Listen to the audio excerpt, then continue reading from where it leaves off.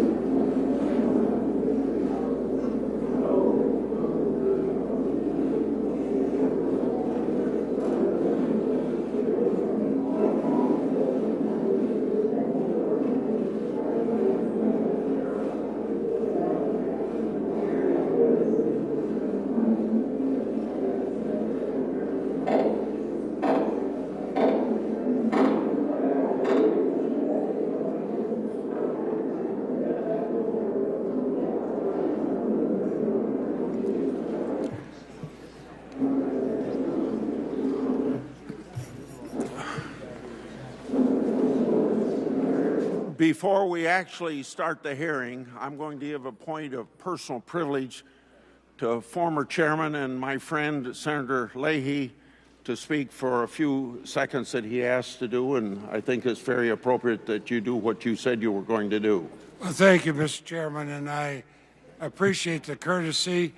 The Senate Judiciary Committee convenes for the first time in the 115th Congress, historic moment in the committee's 200-year history. Last week, Senator Dianne Feinstein was named the committee's ranking member, the first time in American history that a woman has served in this capacity. And having been either chairman or ranking member for the past 20 years, I can't think of anybody better. It is striking that 352 members have served on the committee, and only 5 of those happen to be Democrats, have been women. 3 of those 5 women are proudly serving on this important committee today: Senator Feinstein, Senator Klobuchar, and Senator Hirono. So after these 20 years, I welcome Senator Feinstein. We grapple with some of the most pressing issues facing our country. We Americans can be proud that she's here, and I applaud you for this. Thank you. Thank you. That's nice. Thank you. Thank you, Senator Leahy. Good morning. I welcome everyone to this very important hearing to consider the nomination of our colleague, Senator Sessions, to serve as the 84th Attorney General of the United States. First, I want to set out a couple ground rules. I want to handle this hearing the same way that I handled the hearing for Attorney General Lynch's nomination, and it's also the same way that Chairman Leahy handled previous hearings. I want everyone to be able to watch the hearing without obstruction. If people stand up and block the views of those behind them or speak out of turn, it's simply not fair, is simply not considerate to others, so officers will immediately remove those individuals. Now, before my opening statement, let me explain how we will proceed.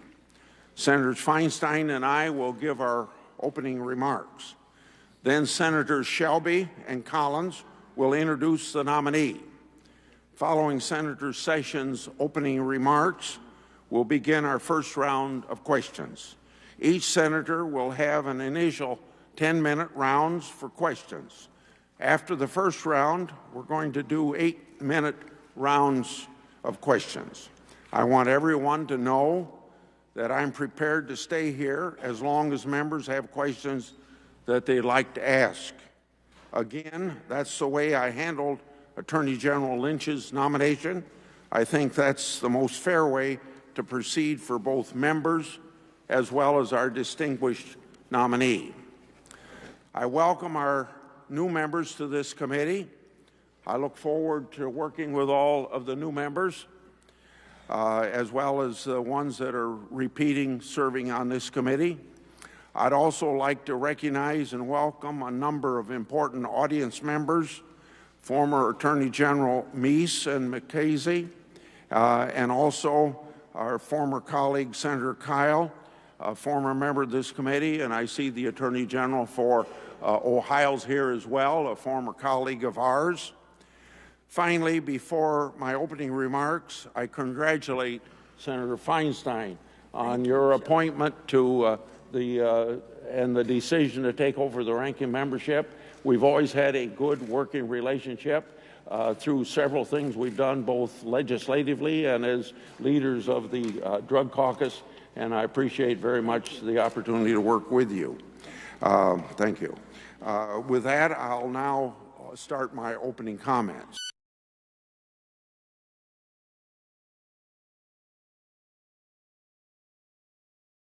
No, we're here today to review the character and the qualifications of a colleague who has served alongside us in the Senate for 20 years. That includes his time as the ranking member of this committee. We know him well. We know the policy positions he's taken as a legislator. I've been on both sides of debates with this distinguished Senator Sessions. Having served with him for so long, we pretty well know whether he supports your policy positions or opposes them. He tells us so with his usual thoughtfulness, humility, and more importantly, respect. As a former chairman of this committee has put it, Senator Sessions is, quote unquote, wonderful to work with. We know him to be, as another senior Democrat on this committee described him, quote unquote, a man of his word. As a third senior colleague put it, a Democrat as well, he is always a gentleman. He is straightforward and fair.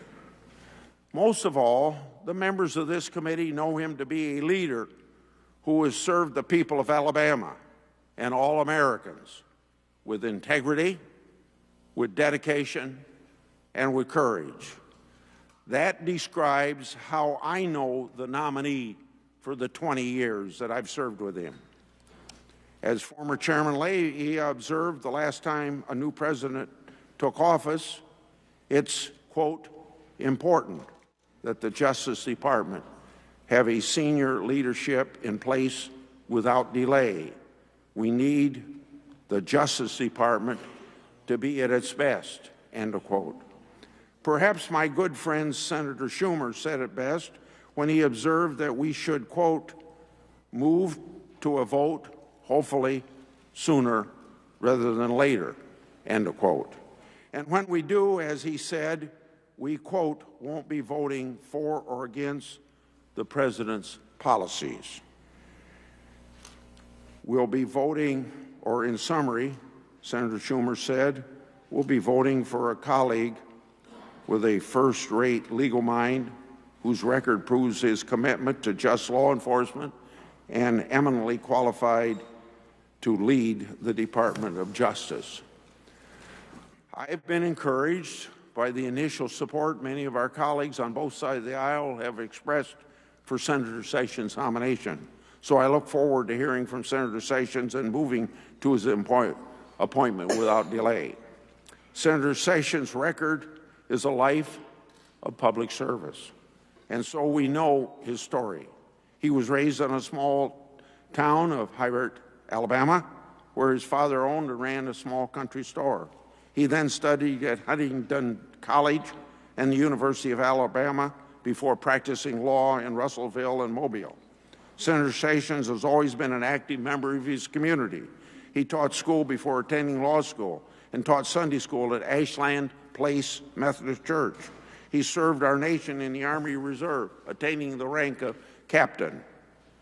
After his time in private practice, Senator Sessions served as an assistant U.S. attorney in the Southern District of Alabama. He then headed that office after the Senate confirmed him for U.S. attorney, a post he held for a dozen years. So all told, this senator, colleague of ours, has served 15 years as a federal prosecutor in the department that he will soon head. It was during that time that he oversaw the investigation of Klansman Francis Hayes for the brutal abduction and murder of a black teenager, Michael Donald. He made sure that case was brought to state court, where the defendant was eligible for and received the punishment that he justly deserved, the death penalty. His office then successfully prosecuted that murders accomplished in federal court. Based on his prosecutorial record, the people of Alabama elected him their Attorney General and then their senator. He has served with us since 1997. And as our former chairman observed, this committee has relied on him for his prosecutorial experience during the course of his Senate service. Throughout his public service, both within the department and outside of the department, he has raised his hand and served when called upon. He has done his duty, enforced the law fairly, and let the chips fall where they may. Reflecting on this record of service, it's no surprise then that Senator Sessions was also an Eagle Scout. Other members of this committee know, as I do, that the Scout's motto, "Be prepared," sits on his desk in his Senate office.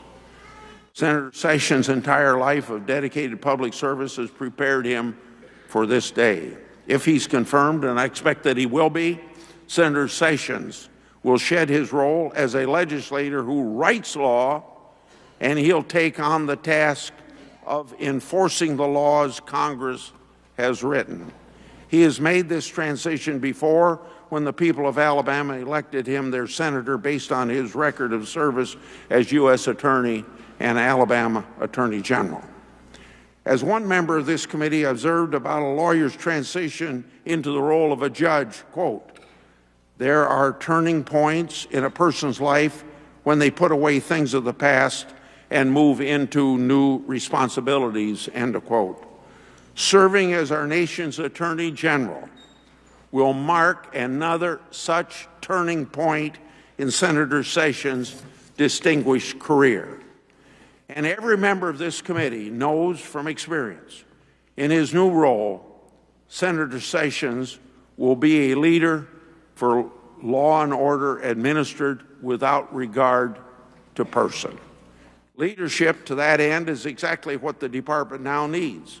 It should go without saying that the department is tasked with the responsibility of enforcing our laws, all of our laws, in a dispassionate and even-handed way. We write the laws. The executive enforces them faithfully. This is simple but very foundational principle. Unfortunately, for the last several years, the department has simply declined to enforce some laws the executive branch found obnoxious. The department's failure to enforce the law has run the gamut of issues from criminal law to our nation's duly enacted immigration laws. It's true that each branch of government has an independent duty to assess the constitutionality of the laws it writes, it administers, and it adjudicates. But it's equally true that the executive has a constitutional responsibility to, as we all know, take care that the laws be faithfully executed. I know our colleague, this Senator Sessions, respects the legislative process and the prerogative of Congress to write the law. As he explained during the confirmation hearing that we held for John Ashcroft's nomination to serve as Attorney General, quote, "The Attorney General is a law enforcer. There is a big difference between a politician and a senator where we vote on policy and executing that policy," end of quote. I look forward to hearing from Senator Sessions on how he will transition from voting on policy matters to enforcing the laws he has labored so long to improve and to sustain. Just as he respects Congress's duly enacted laws, Senator Sessions knows and respects the importance of an independent Attorney General at the department's helm. When he has questioned other candidates for the office of Attorney General, he has made plain the priorities of an Attorney General's independence. He sought assurances on this account during the confirmation hearing for Attorney General Eric Holder, a nominee that happens Senator Sessions and I both supported despite policy disagreements with Eric Holder.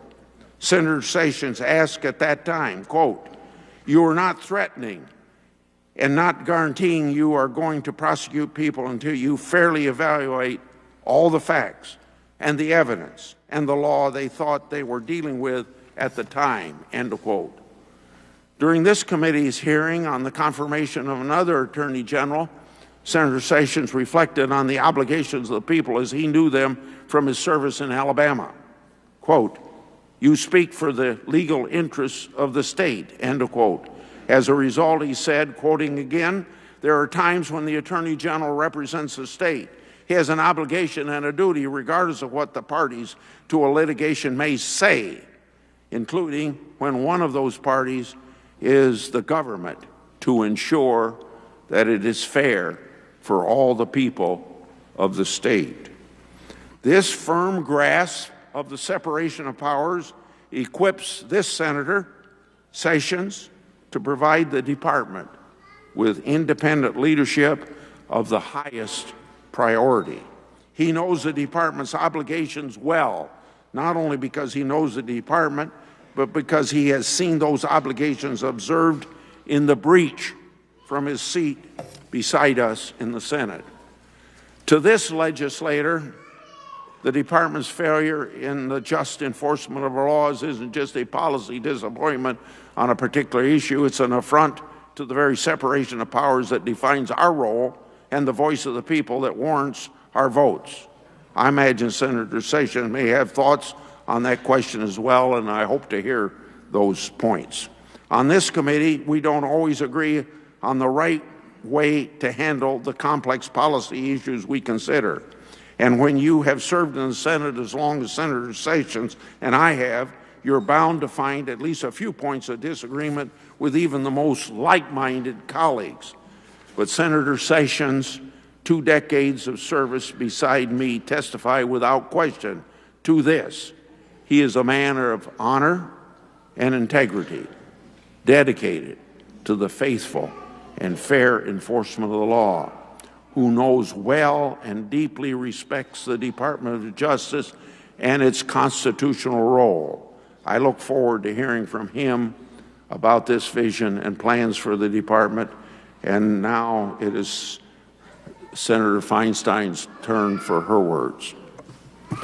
Thank you very much, Mr. Chairman, and I'd like to thank Senator Leahy also for his words.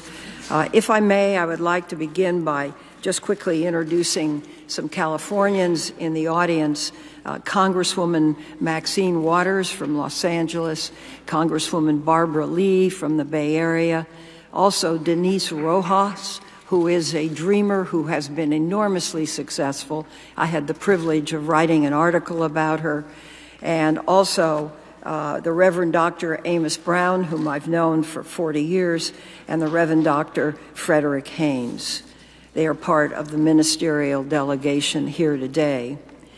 The senator before us this morning is someone that many of us on this committee has worked with for some 20 years, and that makes this very difficult for me.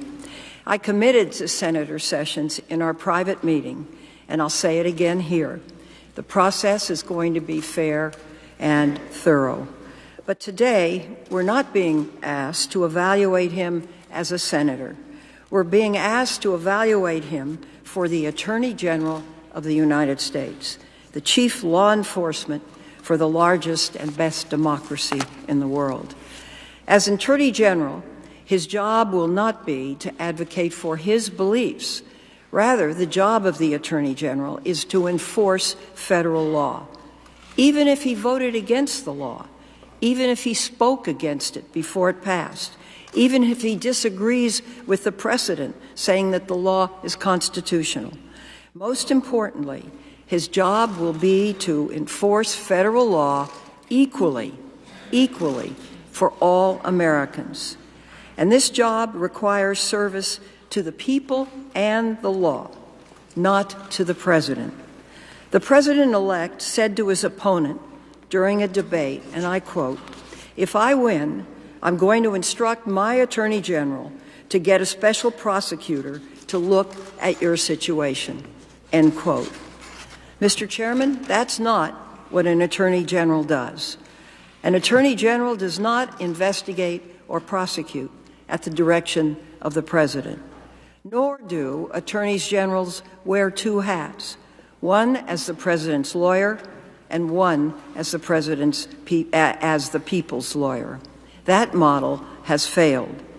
Rather, the Attorney General must put aside loyalty to the President. He must ensure that the law and the Constitution come first and foremost, period. President Lincoln's Attorney General, Edward Bates, I think said it best when he said this, and I quote, "The office I hold is not properly political, but strictly legal, and it is my duty above all other ministers of state to uphold the law and to resist all encroachments from whatever quarter," end quote. That is the job of the Attorney General.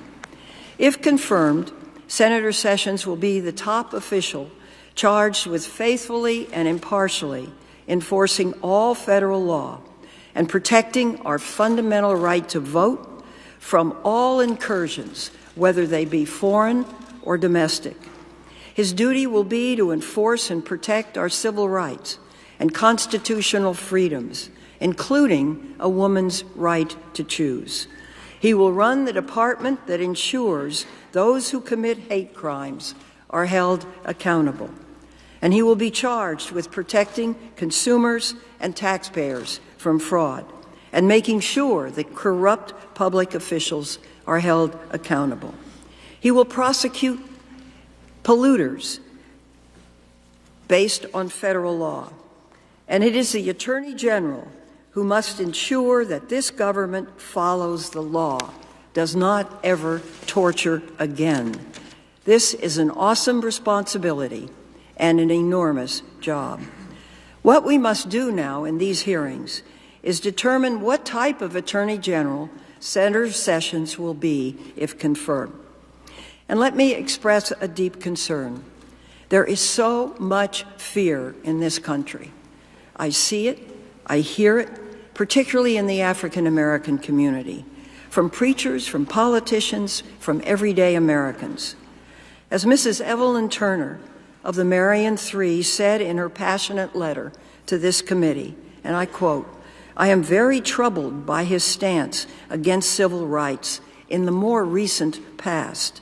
As a U.S. Senator, he supported no laws or causes which suggest that he has changed," end quote. Throughout his Senate career, Senator Sessions has advocated an extremely conservative agenda. For example, he voted no and spoke for nearly 30 minutes in this committee against a Leahy amendment 2 years ago that expressed the sense of the Senate that the United States would not bar people from entering this country based on their religion. He voted against each of 3 bipartisan comprehensive immigration bills in 2006, 2007, and 2013. Twice, he voted against the DREAM Act, the bill for undocumented youth, known as Dreamers, who were brought here as children through no choice of their own, calling it a, quote, reckless proposal for mass amnesty, end quote. He voted against efforts to prohibit the use of waterboarding and other so-called enhanced interrogation techniques, calling them lawful and praising Attorney General Mukasey in 2008 for refusing to rule out the use of waterboarding in the future. These interrogation techniques are and were, at the time, illegal. And thanks to a provision Senator McCain placed in the Defense Authorization Bill this past year, they are now prohibited from use. In addition, Senator Sessions voted against the Matthew Shepard and James Byrd Hate Crimes Act, which, among other things, expanded the hate crimes law to cover sexual orientation and gender identity. Arguing against the hate crimes law in 2009, he said this, "Today, I'm not sure women or people with different sexual orientations face that kind of discrimination. I just don't see it," end quote. Well, this senator regretfully sees it. Hate crimes are happening. The Department of Justice must see it, must investigate it, and prosecute it appropriately. Those are votes that are deeply concerning. They are recent, they are important, and they clearly show this senator's point of view. Now, for all these reasons, this hearing must determine clearly whether this senator will enforce laws he voted against. We, the American people, want to know how he intends to use this awesome power of the Attorney General if he is confirmed. Will he use it fairly? Will he use it in a way that respects law and the Constitution? Will he use it in a way that eases tensions among our communities and our law enforcement officers? Will he be independent of the White House? Will he tell the president no when necessary and faithfully enforce ethic laws and constitutional restrictions? So we will ask questions and we will press for answers. Ultimately, we must determine whether Senator Sessions can be the Attorney General for all of our people. Mr. Chairman, I'd like to conclude with one final point. We cannot ignore that there are deep concerns and anxieties throughout America. There is a deep fear about what a Trump administration will bring in many places. And this is the context in which we must consider Senator Sessions' record and nomination to become the chief law enforcement of America. Communities across this country are concerned about whether they will be able to rely on the Department of Justice to protect their rights and freedoms. These freedoms are so cherished. They are what make us unique among nations. There have been sit-ins, protests, and writings, and the committee has received letters of opposition from 400 different civil rights organizations, 1,400 law professors, 1,000 law students, a broad task force of organizations that oppose domestic violence, 70 reproductive health organizations, and many, many others. All these letters express deep anxiety about the direction of this country and whether this nominee will enforce the law fairly, evenly, without personal bias. So I hope today's questions are probing and the answers are fulsome. Ladies and gentlemen, this is the only way we have to know whether this man can dispatch himself from the president and from his record and vote in full according to the laws of the United States of America. Thank you very much, Mr. Chairman. And thank you, Senator Feinstein.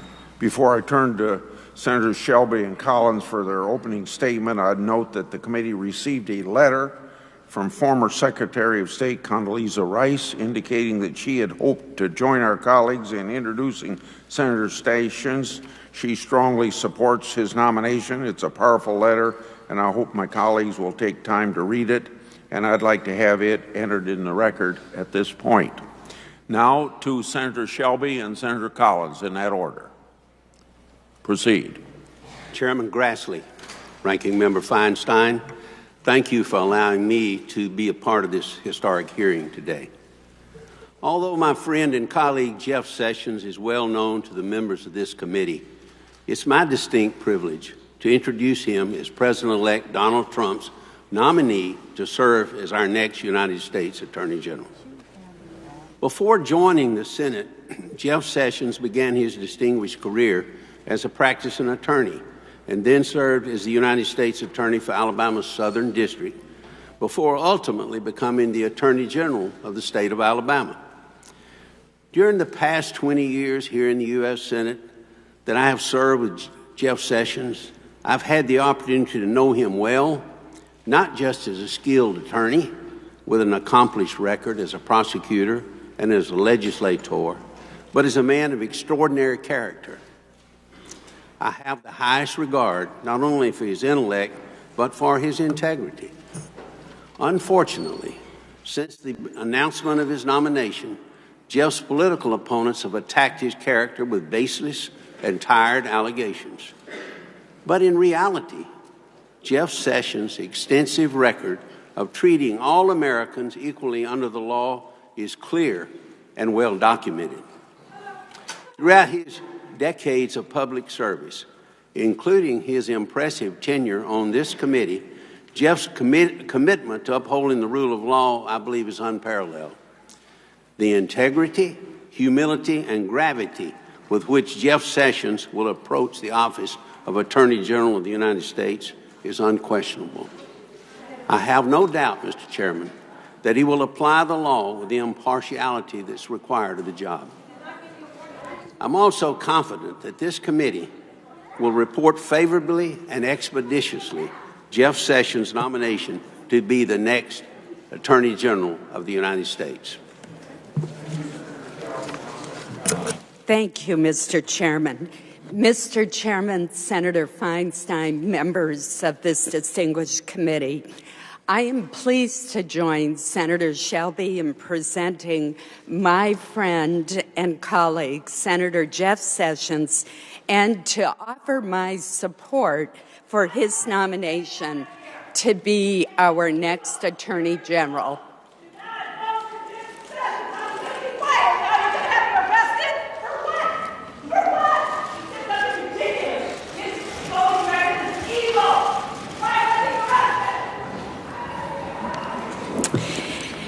Jeff Sessions and I were first sworn into the United States Senate on the very same day. In the 20 years since, we have worked closely on some issues and on opposite sides on others. In fact, it would be fair to say that we have had our share of vigorous debates and policy disagreements. Through these experiences, I have come to know Senator Sessions professionally as a trusted colleague and personally as a good friend. I can vouch confidently for the fact that Jeff Sessions is a person of integrity, a principled leader, and a dedicated public servant. As a senator, Jeff Sessions has worked across the aisle to lead important legislative reforms. He has worked with Senator Dick Durbin to pass the Fair Sentencing Act, a law that addressed the unfair racial disparity in crack cocaine sentencing. He worked with Senator Ted Kennedy to pass the Prison Rape Elimination Act, and with Senator Chris Coons on the reauthorization of the Victims of Child Abuse Act. An area where Senator Sessions and I have worked together is in opposing unfair trade agreements and practices that hurt American workers. What I want this committee and the American people to know is that Jeff Sessions is the same genuine, fair-minded person in unguarded private moments as he is in the halls of the Senate. We first came to know each other during dinners with other members of our Senate class, where we discussed everything from our politics to our families. I have never witnessed anything to suggest that Senator Sessions is anyone other than a dedicated public servant and a decent man. In 1980, long before he ran for the Senate or even dreamed of being Attorney General, Jeff Sessions sponsored the first African American member of the Mobile Lions Club. As U.S. Attorney, he provided leadership in the successful convictions of 2 Klan members who had murdered an African-American teenager. As ranking member of the Senate Judiciary Committee in 2009, he appointed the first African-American to serve as chief counsel to the Republican members. My friends, these are not the actions of an individual who is motivated by racial animus. In spite of this strong record, Senator Sessions' nomination has generated controversy.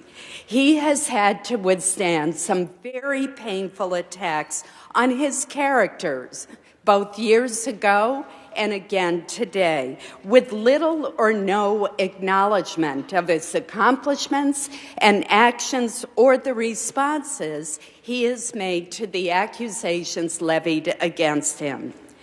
As this committee debates this nomination, I would draw your attention to an important epilogue to Jeff Sessions' nomination 31 years ago to be a federal judge. The late Senator Arlen Specter of Pennsylvania was a member of the Judiciary Committee when the Sessions nomination was considered in 1986. Senator Specter, then a Republican, voted against Jeff Sessions. Years later, in 2009, Senator Specter had switched parties. He was asked by a reporter if he regretted any of the more than 10,000 votes he had cast. Out of all of those votes, then Democratic Senator Specter cited just one.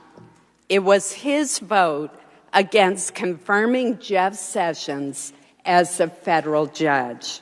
When asked why, Senator Specter replied, quote, "Because I have since found that Senator Sessions is egalitarian," end quote.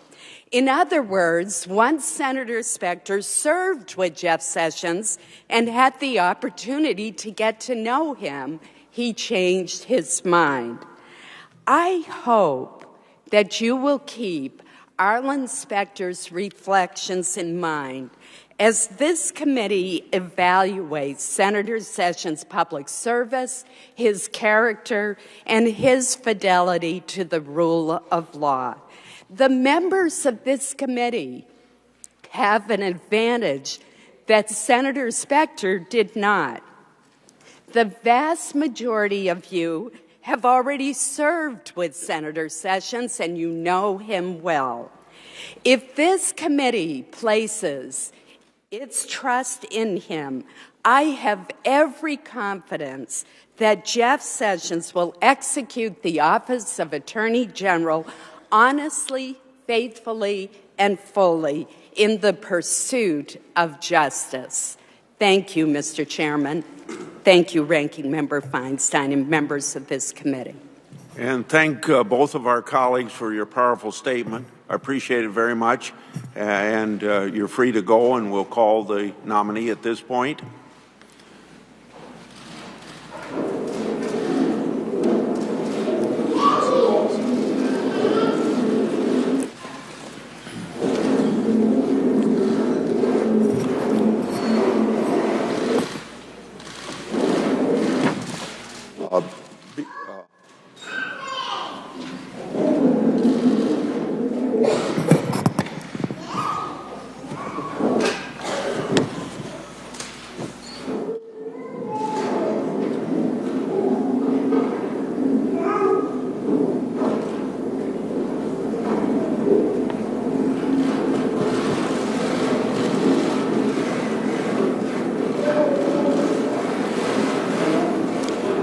Senator Sessions, before you're seated, I'd like to administer the oath.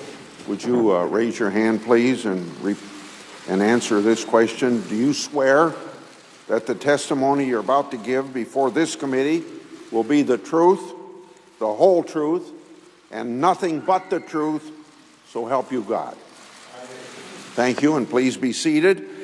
Senator Sessions, it's our normal process, if you desire to introduce people that are with you, including your family, I'm sure you're very proud of. You're free to do that, and then go immediately to your opening statement. Thank you, Mr. Chairman. I believe we've been joined by super grandchildren of mine. It's an honor for me to be here and to have my family with me. First, my wife, Mary, my best friend for 47 years. Without her love and support and sacrifice, none of this would have been possible for me and our family. And we are so proud of our three children, each one of which are here today. Mary Abigail Reinhardt, our oldest, is married to Ray Washington, and they're now stationed in the Pacific. Thank you. They're now stationed in the Pacific Coast. They have two children, Jane Ritchie and Jimbo, and they wish me well this morning. My daughter, Ruth Walk, maybe Ruth, you would stand up, and her husband, John Walk. John is an attorney with the Department of Homeland Security, and they have four children, as you see before you today. Gracie, and Hannah, and Joanna, and Phoebe. Phoebe and Joanna are twins, and we're so proud of them. My son, Sam, is a graduate of Auburn and Alabama Law School. Sorry, Sam, about the game last night. Lindsay, congratulations, wherever he is. Sam is an attorney in Birmingham, and he's married to Angela Stratus. They have 4 children, Alexa, Sophia, Louis, and Nicholas.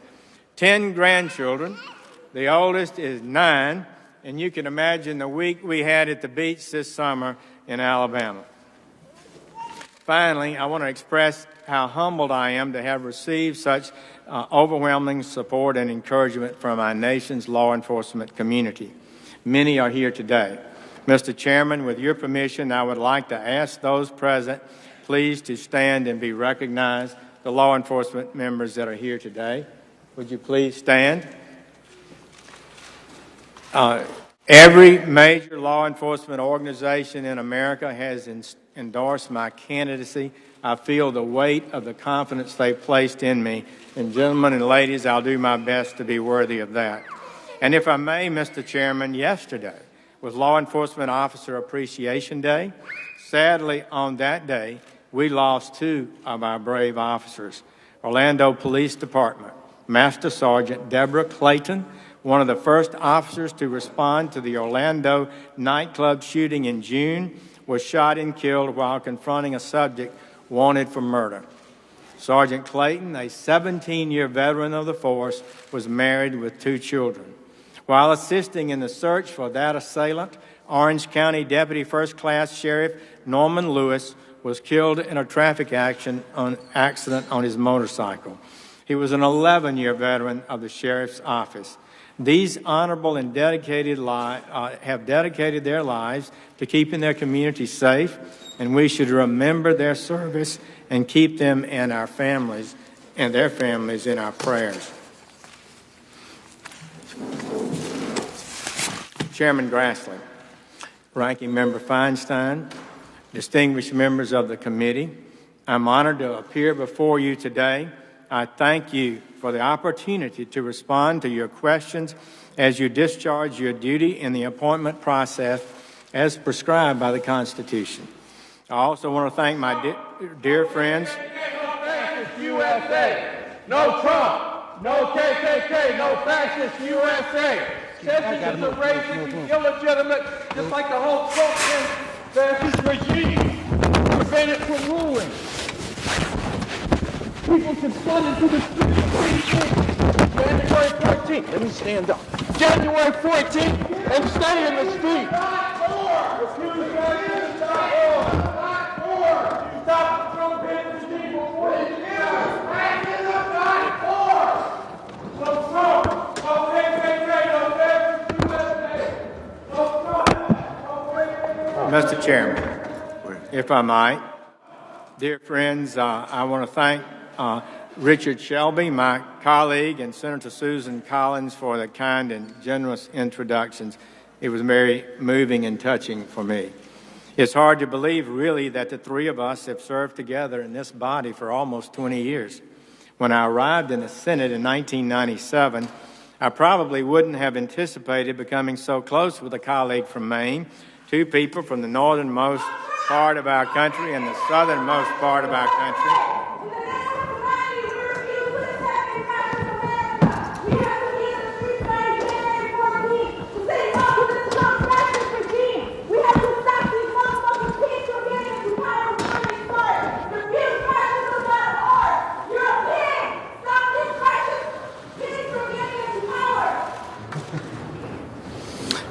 It took us a while to perhaps understand our accents, but once we did, we became fast friends.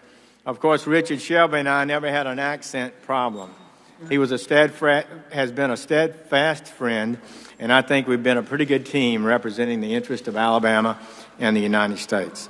I want to thank President-elect Donald Trump for the confidence and trust he has shown in me by nominating me to serve as the Attorney General of the United States. I feel the weight of an honor greater than I aspired to. If I'm confirmed, I will commit to you and to the American people to be worthy of the office and the special trust that comes with it. So I come before you today as a colleague who's worked with you for years, and some of you 20 years. You know who I am. You know what I believe in. You know that I am a man of my word and can be trusted to do what I say I will do. You know that I revere the Constitution, that I'm committed to the rule of law, and you know that I believe in fairness, in impartiality, and equal justice under law. Over the years, you've heard me say many times that I love the Department of Justice. The office of Attorney General of the United States is not a normal political office, and anyone who holds it must have total fidelity to the laws and the Constitution of the United States. He or she must be committed to following the law. He or she must be willing to tell the president or other top officials if he or they overreach. He or she cannot be a mere rubber stamp.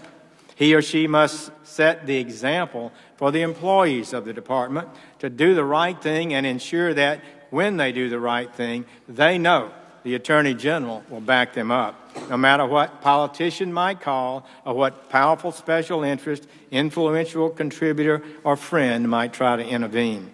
The message must be clear. Everyone is expected to do their duty. That is the way I was expected to perform as an assistant United States attorney, working for Attorney General Meese and part of my career. And that is the way I trained my assistants when I became United States Attorney. And if confirmed, that is the way I will lead the Department of Justice. In my over 14 years in the Department of Justice, I tried cases personally of every kind: drug trafficking, very large international smuggling cases, many firearms cases, other violent crimes, a series of public corruption cases of quite significance, financial wrongdoing, and environmental violations. Our office supported historic civil rights cases and major civil cases. Protecting the people of this country from crime, and especially from violent crime, is a high calling of the men and women of the Department of Justice. Today, I'm afraid it's become more important than ever. Since the early 1980s, good policing and prosecutions over a period of years have been a strong force in reducing crime, making our communities safer. Drug use and murders are half what they were in 1980 when I became a United States attorney. So I'm very concerned that the recent jump in violent crime and murder rates are not anomalies, but the beginning of a dangerous trend that could reverse those hard-won gains that have made America a safer and more prosperous place. The latest FBI statistics show that all crime increased nearly 4% from 2014 to 2015, the largest increase since 1991, with murders increasing nearly 11%, the single largest increase since 1971. In 2016, there were 4,368 shooting victims in Chicago. In Baltimore, homicides reached the second highest per capita rate ever. The country is also in the throes of a heroin epidemic, with overdose deaths more than tripling between 2010 and 2014. Tripling. Nearly 50,000 people a year die from drug overdose. Meanwhile, illegal drugs flood across our southern border and into every city and town in the country, bringing violence, addiction, and misery. We must not lose perspective when discussing these statistics. We must always remember that these crimes are being committed against real people, real victims. It's important that they are kept in the forefront of our minds in these conversations and to ensure that their rights are protected. So these trends cannot continue. It is a fundamental civil right to be safe in your home and your community. If I am confirmed, we will systematically prosecute criminals who use guns in committing crimes. As United States Attorney, my office was a national leader in gun prosecutions nearly every year. We will partner with state and local law enforcement to take down these major drug trafficking cartels and dismantle criminal gangs. We will prosecute those who repeatedly violate our borders. It will be my priority to confront these crimes vigorously, effectively, and immediately. Approximately 90% of all law enforcement officers are not federal, but they're state and local. They are the ones on the front lines. They are better educated, trained, and equipped than ever before. They're the ones who we rely on to keep our neighborhoods and playgrounds and schools safe. But in the last several years, law enforcement as a whole has been unfairly maligned and blamed for the unacceptable actions of a few of their bad actors. They believe the political leadership in the country has abandoned them. They felt they have become targets. Morale has suffered. And last year, while under intense public criticism, the number of police officers killed in the line of duty increased by 10% over 2015. And firearms deaths of police officers are up 68%.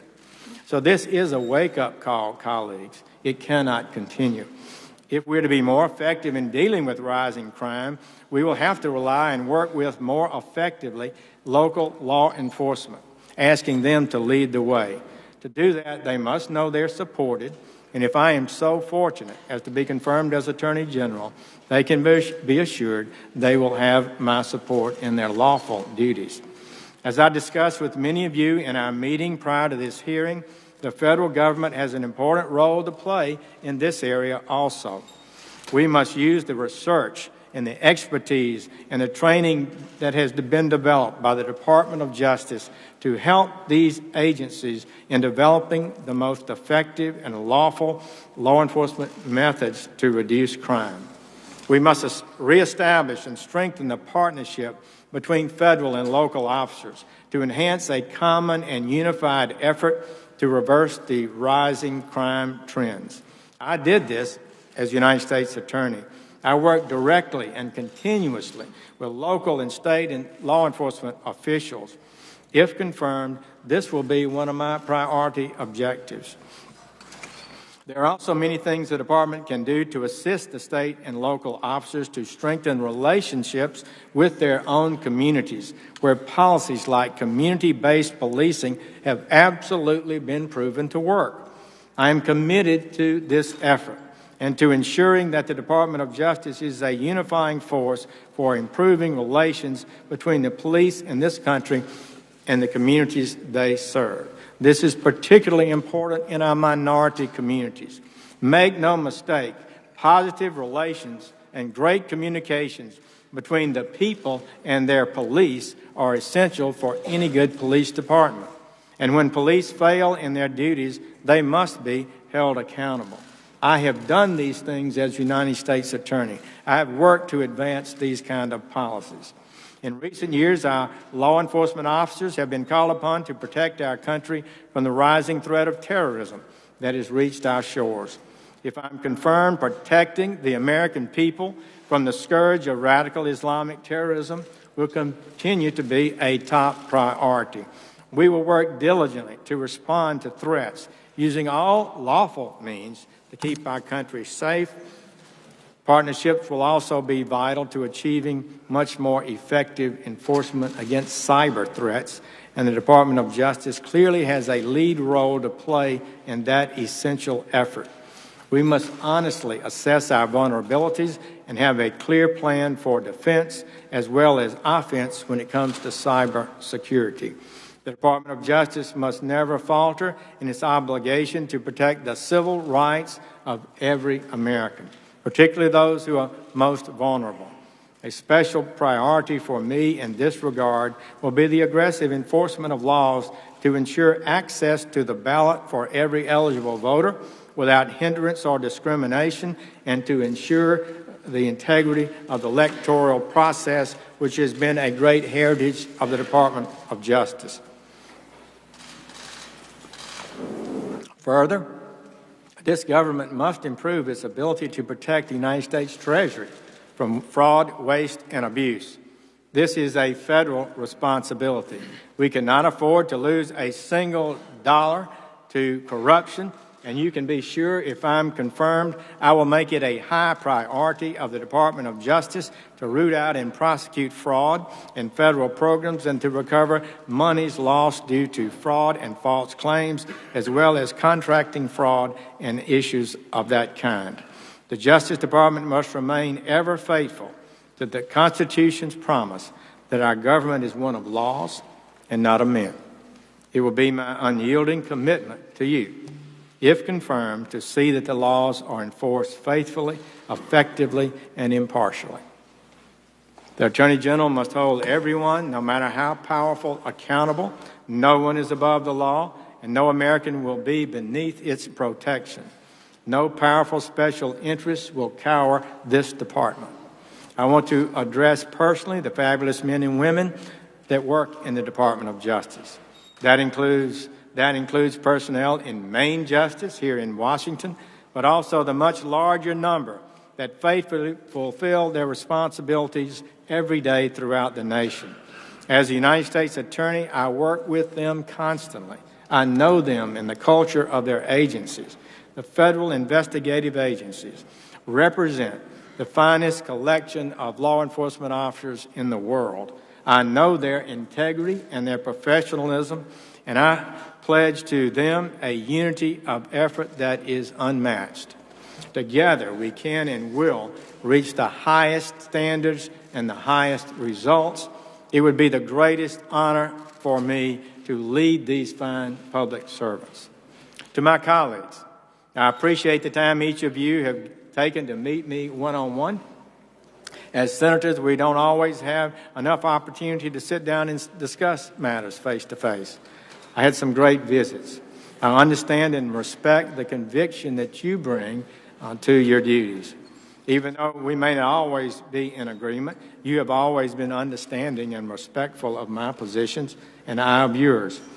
In our meetings over the past weeks, you have had the opportunity to share with me and you're relating to the department from unprosecuted crimes on tribal lands, a matter that is greater than I had understood, to the scourge of human trafficking and child exploitation, to concerns about cuts in grant programs, to the protection of American civil liberties, and the surge of heroin overdose deaths, to just name a few things.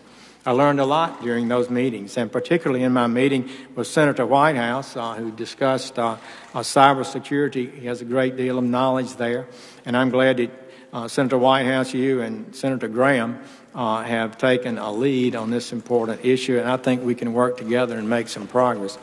Senator Graham, and congratulations on your football victory last night. We'll talk about that later. Pretty thin. So I want to assure all of my colleagues that I have given your concerns earnest reflection and will bear them in mind as I move forward. I will sincerely endeavor to keep these lines of communications open and hope that we can continue our collegiality and friendships.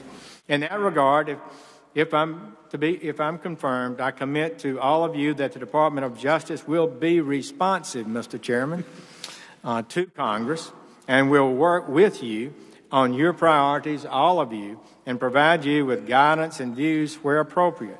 The Department will respect your constitutional duties, your oversight role, and the particularly critically important separation of powers between the executive and legislative branches.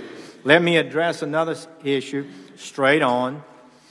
I was accused in 1986 of failing to protect the voting rights of African Americans by presenting the Perry County case, the voter fraud case, and of condemning civil rights advocates and organizations, and even harboring, amazingly, sympathies for the KKK. These are damnably false charges. The voter fraud case my office prosecuted was in response to pleas from African American incumbent elected officials who claimed that the absentee ballot process involved a situation in which ballots cast for them were stolen, altered, and cast for their opponents. The prosecution sought to protect the integrity of the ballot, not the block voting. It was a voting rights case.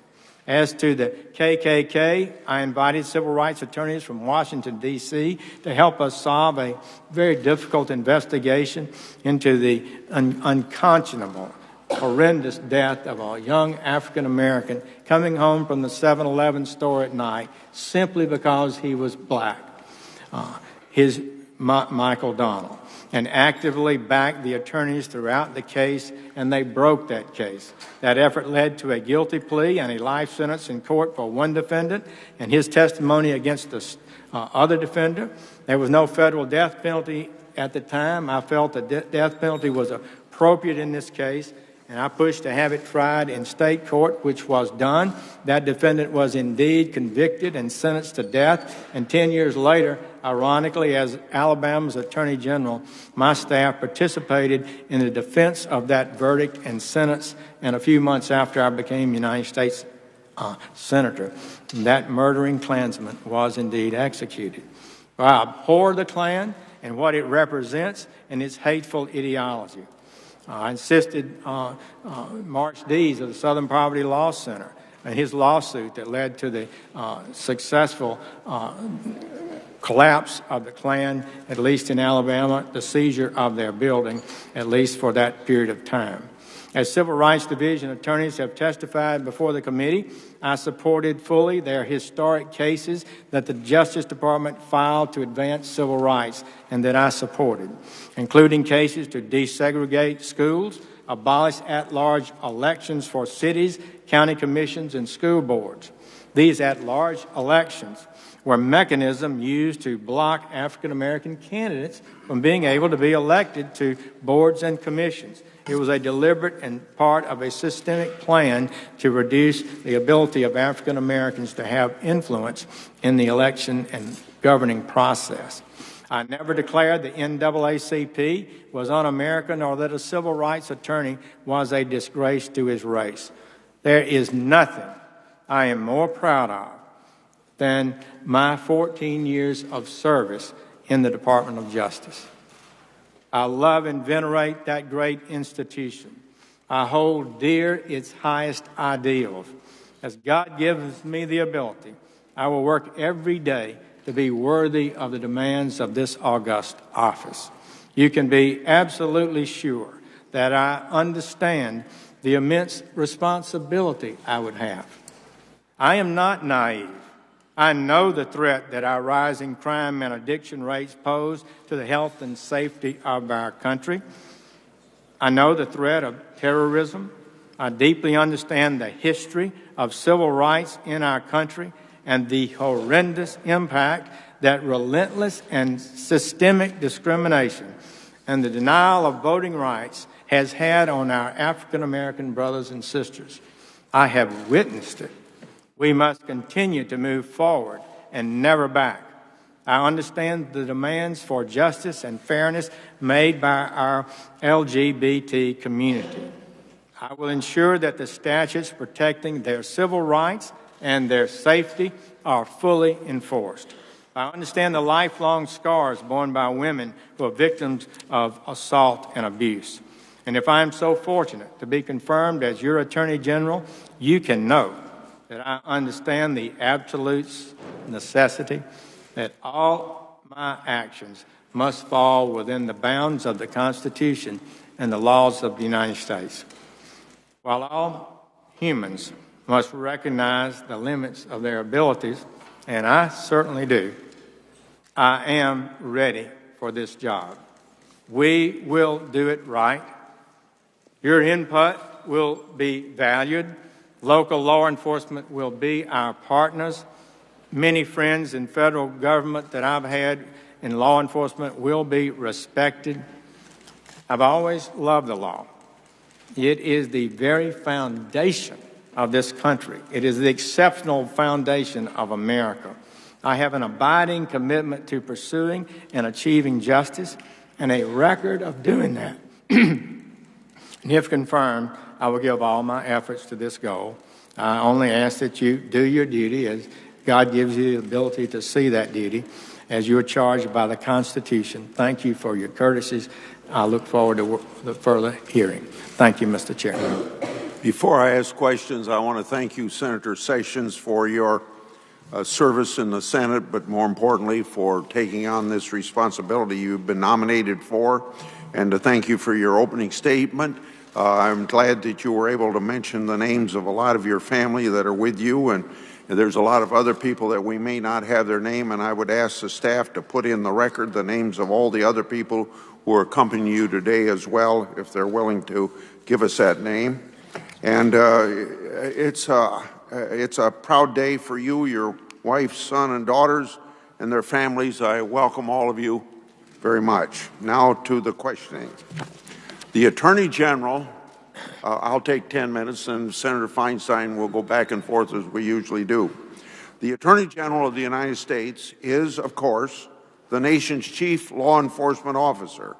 He or she is not the president's lawyer, nor is he the president's wingman, as Attorney General Holder described himself. Rather, he or she has an independent obligation to the Constitution and to the American people. Now, I know you care deeply about this foundational principle, so I'm going to ask you a question. I've heard you ask other nominees for Attorney General.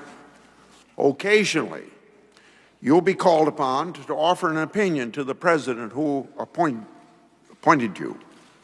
You'll have to tell him yes or no. And sometimes presidents don't like to be told no. So I'd like to know, will you be able to stand up and say no to the President of the United States if, in your judgment, the law and your duty demands it? And the reason I ask that is because I know you work very hard for the President-elect. Mr. Chairman, I understand the importance of your question. I understand the responsibility of the Attorney General, and I will do so. You simply have to help the President do things that he might desire in a lawful way and have to be able to say no, both for the country, for the legal system, and for the President, to avoid situations that are not acceptable. I understand that duty. I've observed it through my years here, and I will fulfill that responsibility. Yeah. Say, just so my colleagues don't think I'm taking advantage of time, somebody didn't start the clock. Oh, it's your clock. Here's my clock. Oh, you got it. Okay. It's just, well, the light isn't working. I'm sorry. I can read it now. So I heard what you said, but just to emphasize, let me follow up. Well, if you disagree with the President's chosen course of action, and you told him so, and he intends to pursue that course of action anyway, what are your options at that point? Mr. Chairman, I think Attorney General should first work with the President. Hopefully that Attorney General would have the confidence of the President and avoid a situation that would be unacceptable. I do believe that if Attorney General is asked to do something that's plainly unlawful, he cannot participate in that, he or she, and that person would have to resign ultimately before agreeing to execute a policy that the Attorney General believes would be unlawful or unconstitutional. I would say, Mr. Chairman, that there are areas that are brightly clear and right. There are areas that may be gray, and there are areas that are unacceptable. And a good Attorney General needs to know where those lines are to help the President where possible and to resist improper, unacceptable actions. Okay. You served in this department for 14 or 15 years. You served as your state's Attorney General. And, of course, you serve on this committee for a long time. And we have oversight over the department that you might head. And you've done that all for 20 years. I've had my share of disagreements with the department's leadership over the last few years. Some of those were purely policy disagreements, but some issues were especially troubling to me in that the department failed to perform fundamental functions to enforce the law. As Attorney General, day in and day out, you'll be faced with difficult and sometimes thorny legal problems. What will your approach be to ensuring that the department enforces the law? And more broadly, what is your vision for the department?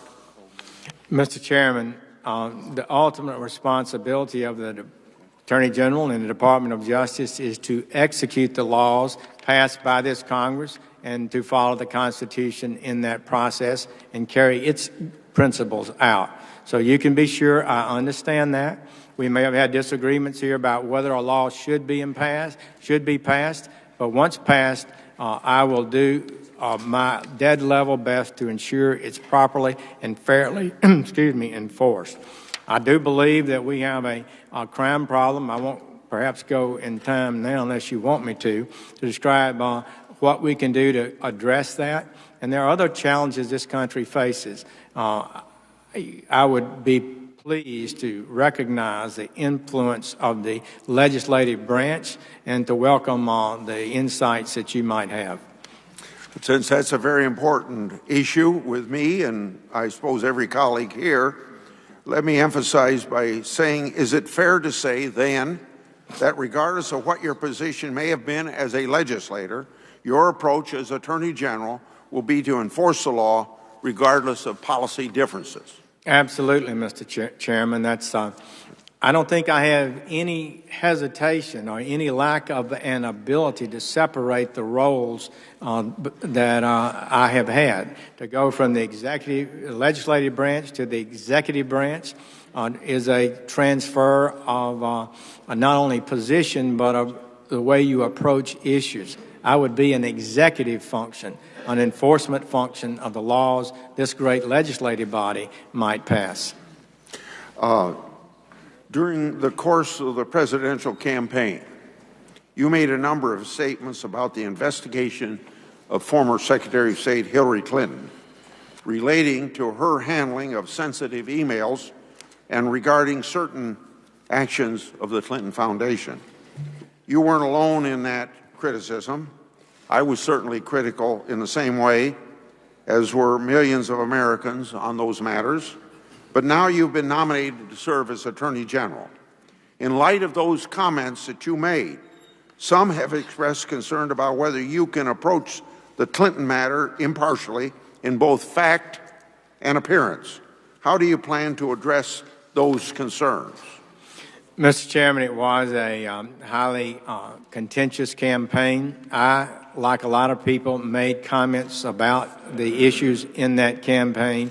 With regard to Secretary Clinton and some of the comments I made, I do believe that that could place my objectivity in question. I've given that thought. I believe the proper thing for me to do would be to recuse myself from any questions involving those kind of investigations that involve Secretary Clinton and that were raised during the campaign, or could be otherwise connected to it. Okay.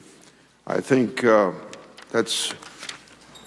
me emphasize then with a follow-up question, to be very clear, you intend to recuse yourself from both the Clinton email investigation and any matters involving the Clinton Foundation, if there are any? Yes. Let me follow up again because it's important. When you say you'll recuse, you mean that you'll actually recuse and the decision will therefore fall to, I assume, a Deputy Attorney General? I ask because after Attorney General Lynch met with President Clinton in Phoenix, she said she would, quote unquote, defer to the FBI, but she never officially recused. No, she did not officially recuse, and there's a procedure for that which I would follow. And I believe that would be the best approach for the country, because we can never have a political dispute turn into a criminal dispute. That's not in any way that would suggest anything other than absolute objectivity. This country does not punish its political enemies, but this country ensures that no one is above the law. You touched on something that's very dear to me, and that's working with having executive branch people work with members of the Congress. And you also mentioned working with us on oversight. But since that's very important to me, let me say that the executive branch has always been one of my top priorities, regardless of who occupies the White House. I've often said I'm an equal opportunity overseer. Now, over the years, I've asked quite a few executive nominees, both Republican and Democrat, to make commitments to respond to oversight. You said you would, but in my experience, nominees are usually pretty receptive to oversight requests during these type of hearings, but after they've been confirmed, oversight doesn't seem to be a high priority for them. As I told you when we met privately in my office, sometimes I think nominees should go ahead and be a little more straightforward during their hearings. And instead of saying yes to everything we ask about oversight, it'd be more honest to say maybe when asked if they would respond to our questions. Now, because you've served on this committee and understand the importance of oversight, I'm hoping you'll be different than your predecessors in response to oversight questions. And so I have with me that I'll give to one of your staff a whole bunch of letters that haven't been answered yet. One of them even you signed with me to the Department of Justice. And I hope that you would go to great lengths to see that these gets answered. So next May or June, if I'm contacting you that they haven't been answered, then the Trump administration might be blamed for it. And these are all a result of not getting answers from the last administration. So I hope you'll help me get answers to these, at least the one you helped me write. Mr. Chairman, you are correct that this committee has oversight, but it goes beyond that. This committee and the Congress funds the various branches of the executive branch, the various departments. And you have every right before you fund our agencies and departments to get responsive answers to questions that are proper. Sometimes the Congress has asked for issues that maybe there's legitimate reason to object to, but they should object and state why.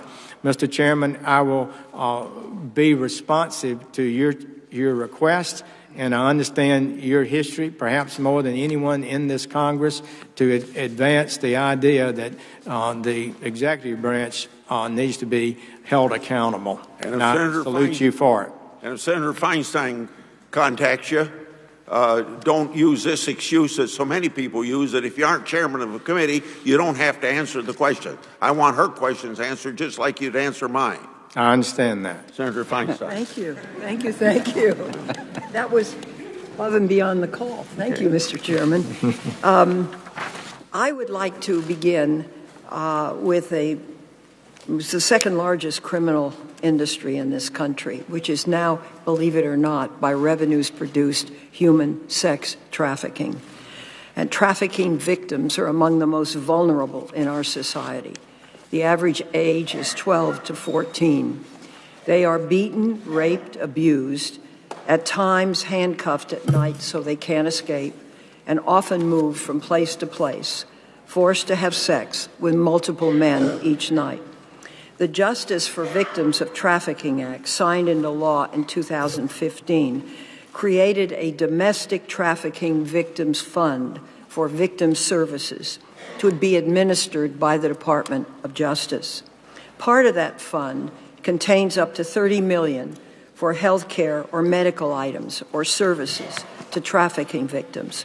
These funds are subject to the Hyde Amendment, which says no appropriated funding can be used to pay for abortion. However, the Hyde Amendment does not apply in cases of rape. On the Senate floor, Senator Cornyn discussed the Hyde language and said, and I quote, "Everyone knows the Hyde Amendment language contains an exception for rape and health of the mother. So under this act, these limitations on spending wouldn't have anything to do with the services available to help those victims of human trafficking."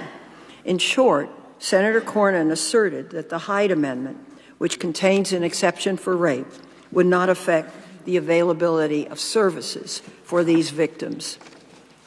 The Domestic Trafficking Victims Fund will be under the jurisdiction of the Department of Justice. Here's the question.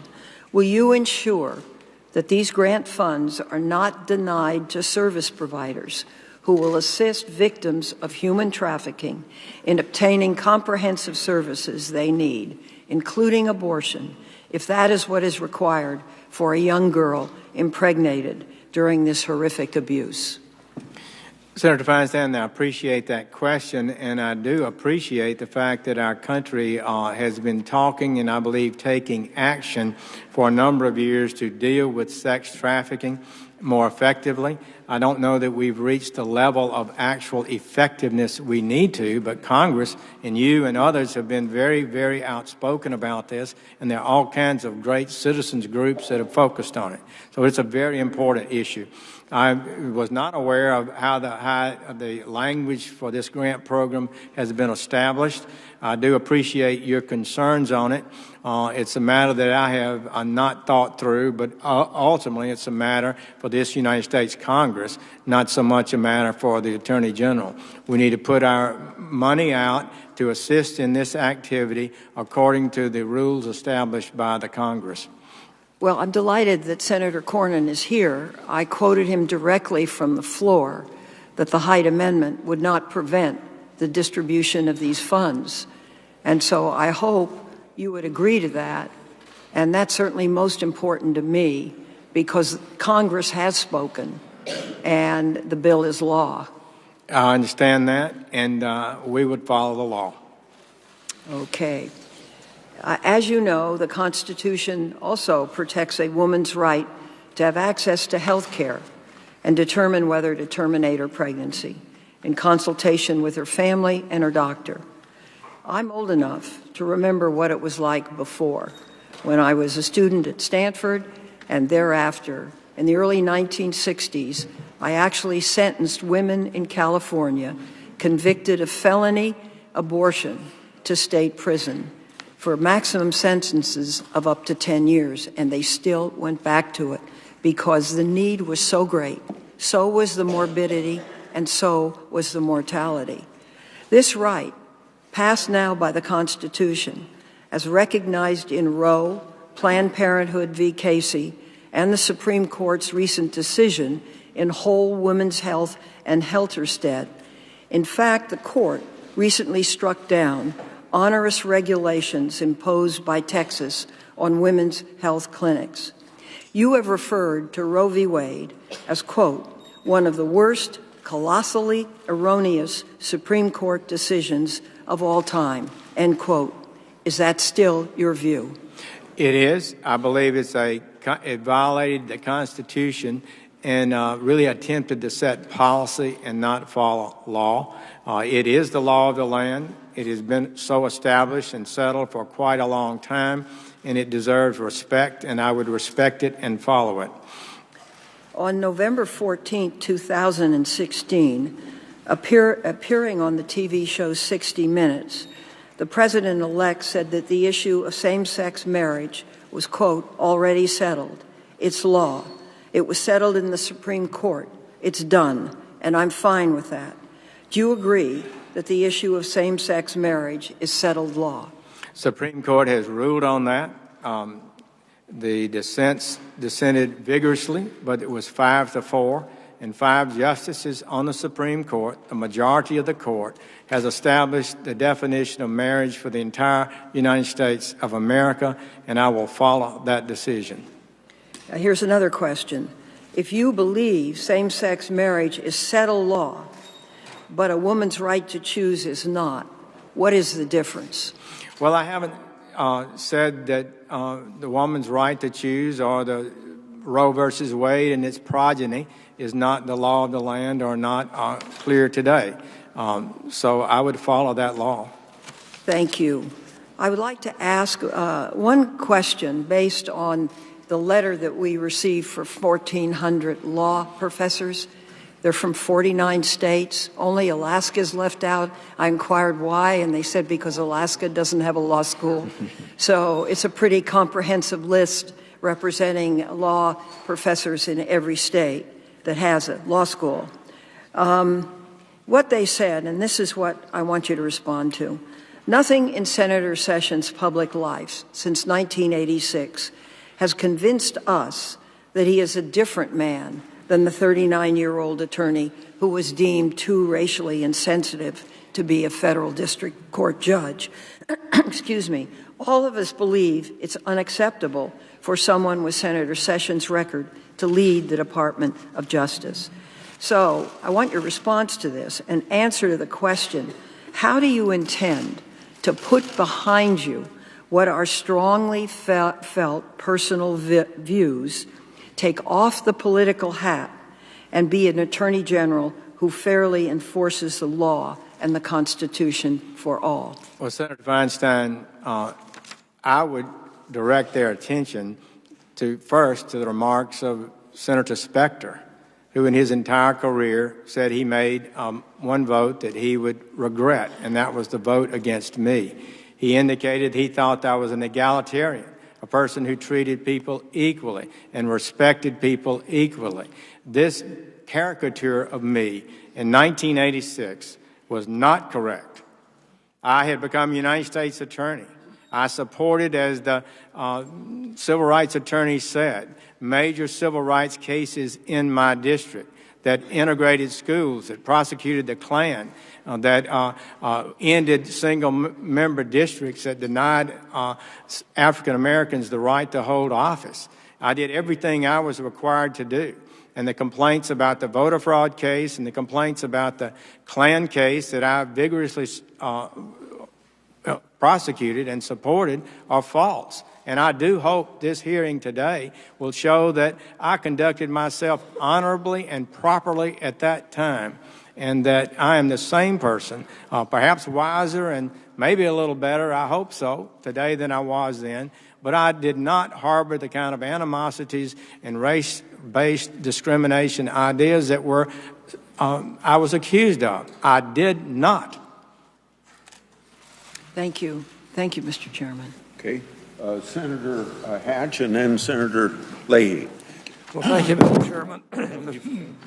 Before your time starts, I'd like to mention that the committee received a letter in support of Senator Sessions' nomination from Attorneys General Ashcroft, Barr, Gonzalez, Meese, and McCasey, as well as a number of former deputy attorney generals. They wrote in part as follows, a sentence from that letter. Based on our collective and extensive experience, we also know him to be a person of unwavering dedication to the mission of the department to assure that our country is governed by a fair and even-handed rule of law. I ask consent to put that letter in the record.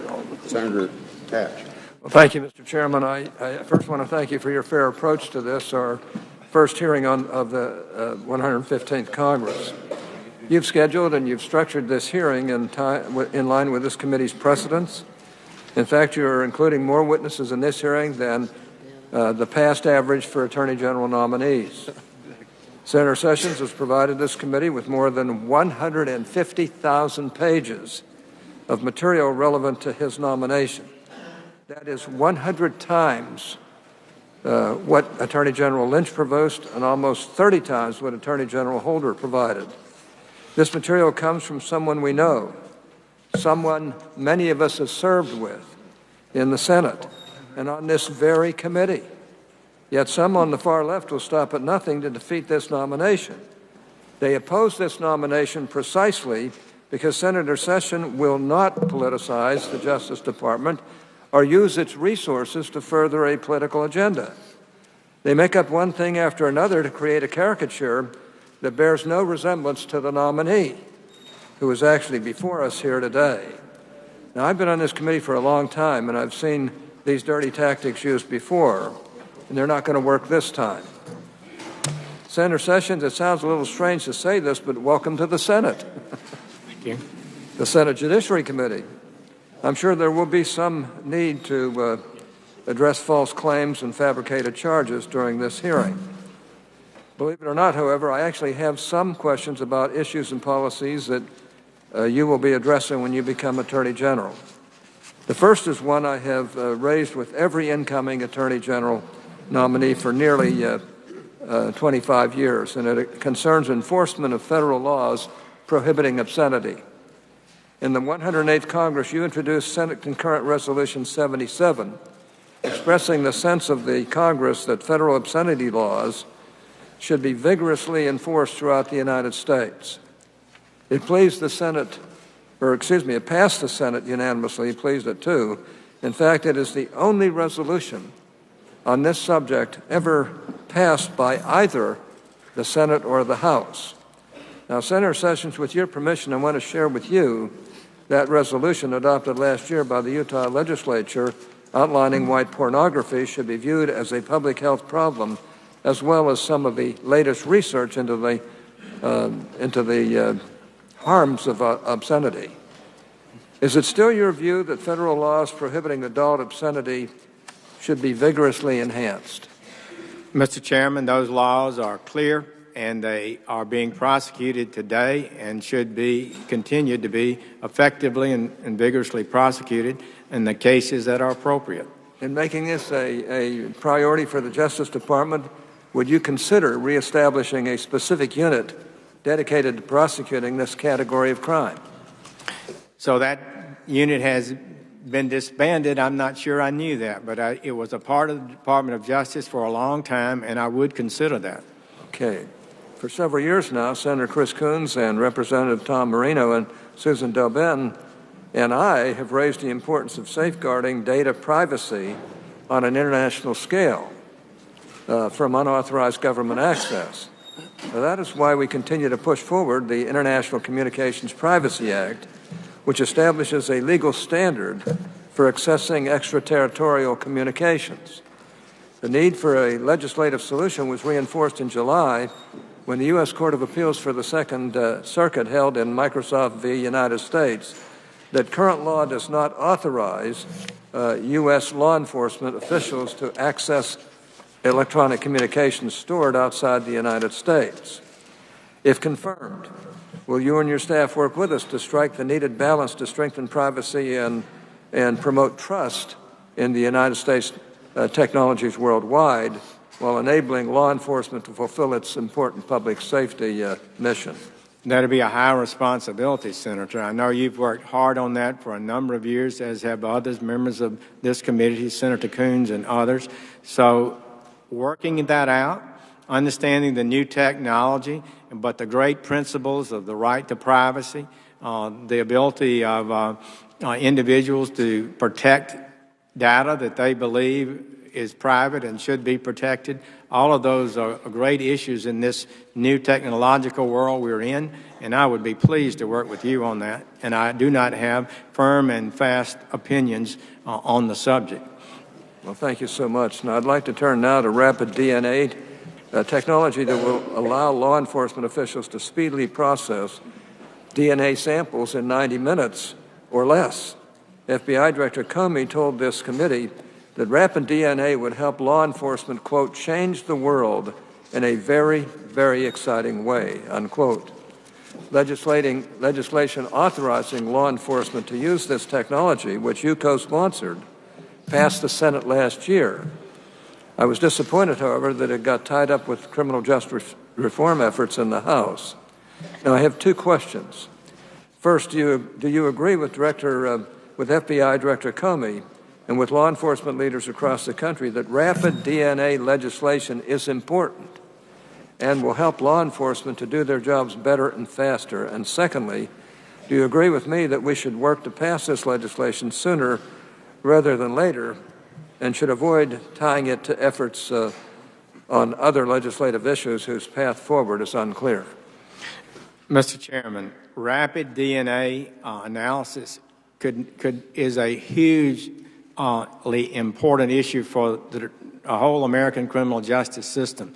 It presents tremendous opportunities to solve crimes in an effective way and can produce justice because it is a kind of thing that you can't fake or mislead. So I am very strongly in favor of that. And my personal view, after many years in the law enforcement community, is that one of the biggest bottlenecks, colleagues, of all of our laws involving prosecutions of criminal activity is the bottleneck of the scientific analysis, the forensic sciences, where we fail sometimes to get DNA back, fail to get back fingerprint analysis, fail to get back drug analysis, chemical analysis, and all of this slows down and stops cases that should long since have been brought forward and disposed of. Okay. I've read that some Democratic senators accuse you of opposing the Violence Against Women's Act. That caught my attention because, like I did, you actually voted to reauthorize it. As I recall, in 2013, there were not one but two bills to reauthorize VAWA, the Violence Against Women Act. One had controversial provisions that had never been received in a hearing, the other did not. Am I right that you supported reauthorizing the Violence Against Women Act? Absolutely. I supported it in 2000 when it passed. I supported it in 2005 when the bill, both of those bills I supported became law. And then in this cycle, Senator Grassley had a bill that I thought was preferable, and I supported his bill that actually had tougher penalties than the other bill. And it is kind of frustrating to be accused of opposing VAWA, the Violence Against Women Act, when I have voted for it in the past. There was some specific add-on provision in the bill that caused my concern, and I think other people's concern. And Mr. Chairman, I ask consent to place in the record an op-ed published in bill that caused my concern, and I think other people's concern. And Mr. Chairman, I ask consent to place in the record an op-ed published in USA Today on this subject by Penny Nance, President included. Now, I have a question about the Justice Department's Civil Rights Division. The division enforces the Religious Land Use and Institutionalized Persons Act, which protects the right of prison inmates to worship and protects churches and religious institutions from burdensome zoning and other restrictions. So I introduced this legislation in 2000. It passed without objection in both the Senate and the House. I would note for the record that next Monday, January 16th, is Religious Freedom Day. I hope that you will make the religious freedom of all Americans a priority under your leadership. The Civil Rights Division also has a unit dedicated to combating human trafficking. It was created in 2007, and one of my former Judiciary Committee counsels, Grace Chun Becker, was its first head. Perhaps you could comment on the significance of issues such as religious freedom and human trafficking and why it's important to include them within the civil rights agenda of the department. Mr. Chairman, religious freedom is a great heritage of America. We respect people's religion. We encourage them to express themselves and to develop their relationships with the higher power as they choose. We respect that. It's mandated in the Constitution. But there are situations in which I believe we can reach accommodations that would allow the religious beliefs of persons to be honored in some fashion, as opposed to just dictating everything under a single provision or policy. So I believe you're correct. We should recognize religious freedom. It will be a very high priority of mine. Well, that means a lot to me. Now, Mr. Chairman, let me close by asking consent to place in the record letters from the National Center for Missing and Exploited Children and the Boys and Girls Clubs of America. They attest to Senator Sessions' work on behalf of the vulnerable children and young people. And I also ask consent to place in the record a letter supporting this nomination from nearly 24 men and women who have served as Assistant Attorneys General in 10 different offices and divisions. They say that as both U.S. Senator and U.S. Attorney, quote, Senator Sessions has demonstrated a commitment to the rule of law and to the even-handed administration of justice. I could not agree more. Without objection, thank you. Those will be included. Thank you. Thank you, Mr. Chairman, and welcome Senator Sessions and Mrs. Sessions. Let me just follow up. You were just asked about Violence Against Women Act and your support. Let's deal with the facts.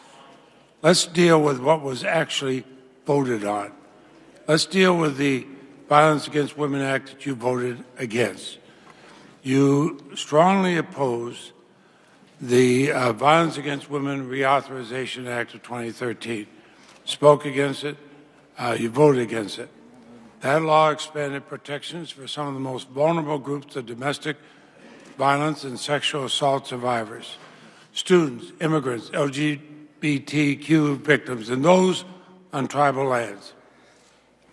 Now, the Justice Department, by all accounts, has done an excellent job implementing and enforcing it over the last 3 years. I believe, and we were both prosecutors, I went to a lot of domestic violence scenes, crime scenes, as a young prosecutor. I believe that all victims of domestic and sexual violence deserve protection. Why did you vote against expanding protections for LGBT victims, students, immigrants, and tribal victims of domestic violence and sexual assault? Why did you vote no? Mr. Chairman, I did indeed support the bill in 2000 and in 2000. I'm talking about the bill that is the law today. I understand the law what you're today saying. was passed in 2013 by an overwhelming margin in the Senate and by an overwhelming margin in the Republican-controlled House, signed into law by President Obama. I'm asking about that. Why did you oppose it? Mr. Chairman, a number of people opposed some of the provisions in that bill, not the entire bill. I'm just asking about you. I'm trying to answer. Go ahead. So when we voted in the committee, 8 of the 9 Republicans voted against the bill. One of the more concerning provisions was a provision that gave tribal courts jurisdiction to tri-persons who were not tribal members. That's contrary, I believe, the only time that's ever happened. That was the big concern that I raised, I believe, primarily on the legislation. So I voted with the chairman and the legislation he had that I thought did the job for protecting women, to reauthorize the Violence Against Women Act, but at the same time did not have other things attached to it that I thought were concerning. Well, on the tribal courts, those have now been prosecuted very carefully. Defendants receive due process rights. They have to. None of the non-Indian defendants who have been prosecuted have appealed to federal courts. Many feel it's made victims on tribal land safer.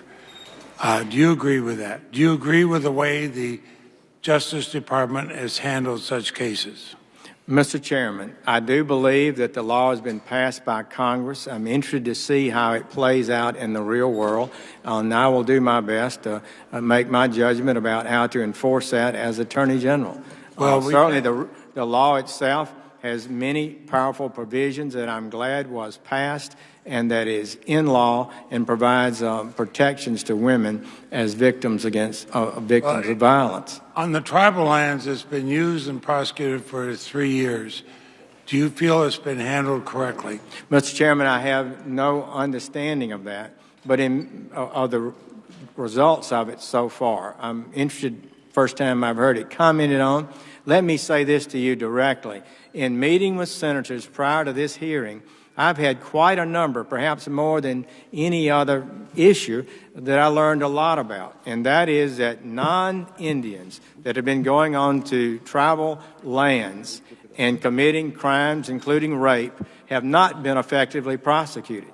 Now, under current law and historically, they would have been prosecuted in the federal government by the United States attorneys. And that has not been happening sufficiently, I am now convinced. So I do think the FBI, particularly maybe the Bureau of Indian Affairs investigators, should be beefed up, and the U.S. attorneys need to do probably a better job of prosecuting cases that need to be prosecuted in federal court. Those were facts that came out pretty clearly in the hearings before you voted against that provision. That is why Senator Crapo and I and others included it in the bill. But let me, there have not been any tests of that. Nobody's appealed this, nobody's objected to it. But would you be able to, if somebody does, would you be able to defend it in court? I would defend the statute if it's reasonably defensible. Yes, it's passed by Congress. It would be the duty of the Attorney General, whether they voted for it or support it, to defend it. And did I call you Mr. Chairman a while ago? I think I did. So well, that's okay. You've been my chairman many years. Listen, I spent 20 years back and forth on this. I'm delighted to turn it over to Senator Feinstein and Senator Grassley. But well, you'll be handling all the money of the United States, I understand, in your new position.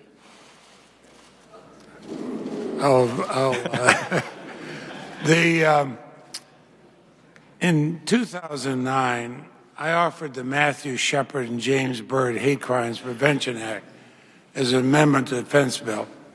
It extended hate crimes protections to LGBT individuals, women, and individuals with disabilities. It passed the Senate overwhelmingly. You opposed it.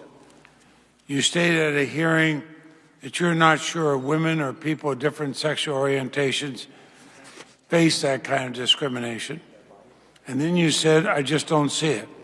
Do you still believe that women and LGBT individuals do not face the kind of discrimination that the hate crimes legislation was passed to prevent?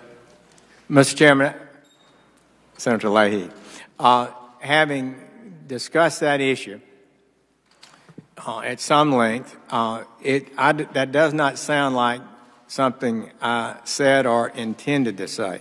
What I did intend... You did say it. Well, I understand, but I've seen things taken out of context and not give an accurate picture. My view is and was a concern that it appeared that these cases were being prosecuted effectively in state courts where they would normally be expected to be prosecuted.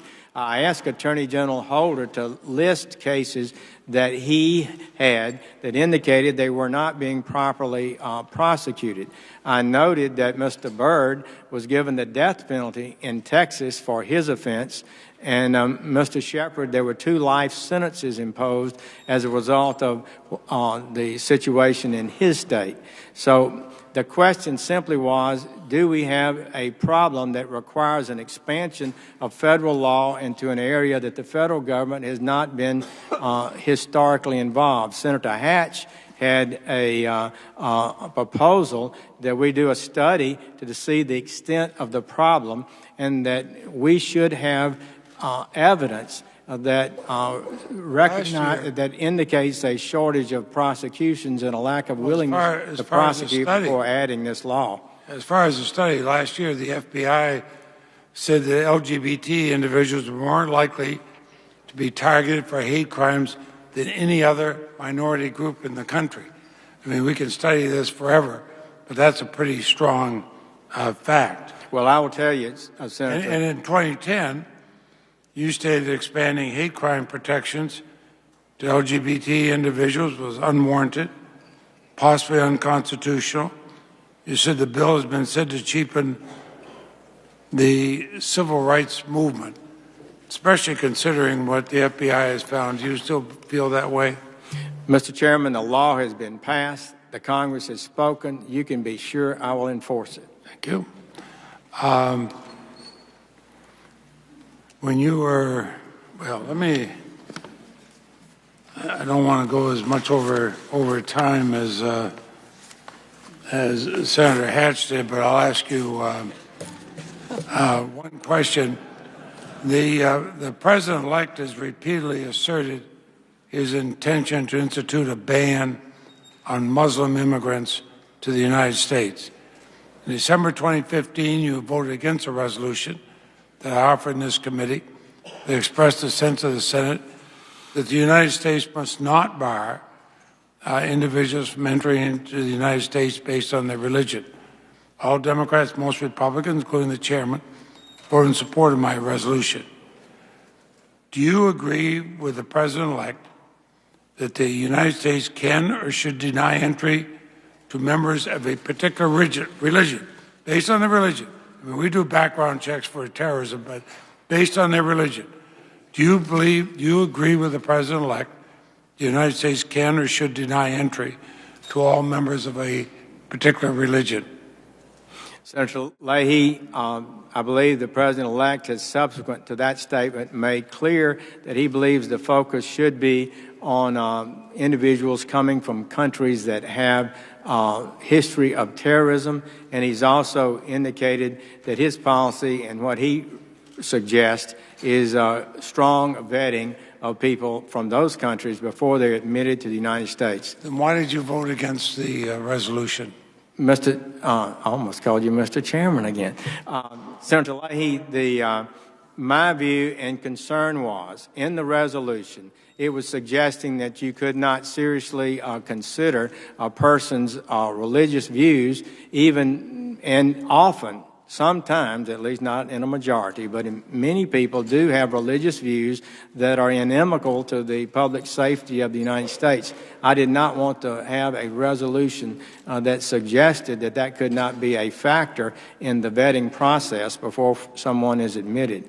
But I have no belief and do not support the idea that Muslims as a religious group should be denied admission to the United States. We have great Muslim citizens who've contributed in so many different ways. And America, as I said in my remarks at the occasion that we discussed it in committee, are great believers in religious freedom and the right of people to exercise their religious beliefs. Thank you. Before I turn to... Consent to put some items in the paper. yes, without objection, your inserts will be included. I have a letter from Solicitor General Ted Olson in support of Senator Sessions, quoting in part, with respect to civil rights, he says, quote, as a lawyer who has devoted years of effort to litigating and vindicating the civil rights of our fellow gay, lesbian, and transgender citizens, I recognize that people of good faith can disagree on legal issues. Such honest disagreement should not disqualify them from holding public office. In particular, I have no reservations about Senator Sessions' ability to handle these issues fairly in accordance with law and to protect the civil rights of these and all of our citizens. I'd like to include that in the record without objection. Senator Graham. Thank you, Mr. Chairman. We're about to get an answer to the age-old question, can you be confirmed Attorney General of the United States over the objection of 1,400 law professors? I don't know what the betting line in Vegas is, but I like your chances. Speaking of football, I want to congratulate the University of Alabama for one heck of a streak. One of the most dominant football teams in the history of college football. And I want to acknowledge the Clemson Tigers, where I live 5 miles from the stadium, that was the finest college football game I think I've ever seen. Yeah. Dabo Swinney and the Tigers represent everything good about college athletics. And while we were on different teams early this morning, I want to let the good people of Alabama know that in terms of their Senator Jeff Sessions, he is a fine man, an outstanding fellow who I often disagree with. I've traveled the world with. I've got to know him and his family, and I will enthusiastically support you for the next Attorney General of the United States. Now, let's talk about issues. Some people believe that the only way you can get justice in this world is for the federal government to administer it. Have you heard such thoughts? Well, I have. Yeah. I think I know what you're talking about. Yeah, I think I do too. I think the whole point is for the federal government to take over an area of law, there should be a good reason. Do you agree with that? Yes. If a state's not prosecuting crimes against people based on their sex, their race, whatever reason, then it's proper for the federal government to come in and provide justice. Do you agree with that? I do. When the state's doing its job, the federal government should let the states do their job. That is correct. That's the general principle, and there's not a general federal crime, federal statute that federalizes all crime in America. To the people who are listening, that's just the way we think.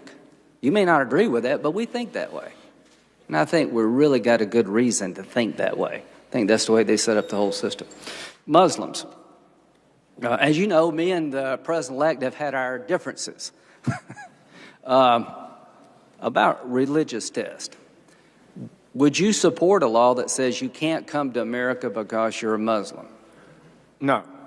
Would you support a law that says that if you're a Muslim, you say you're a Muslim, and when we ask you, what does that mean to you? Well, that means I got to kill everybody that's different from me. It's okay to say they can't come.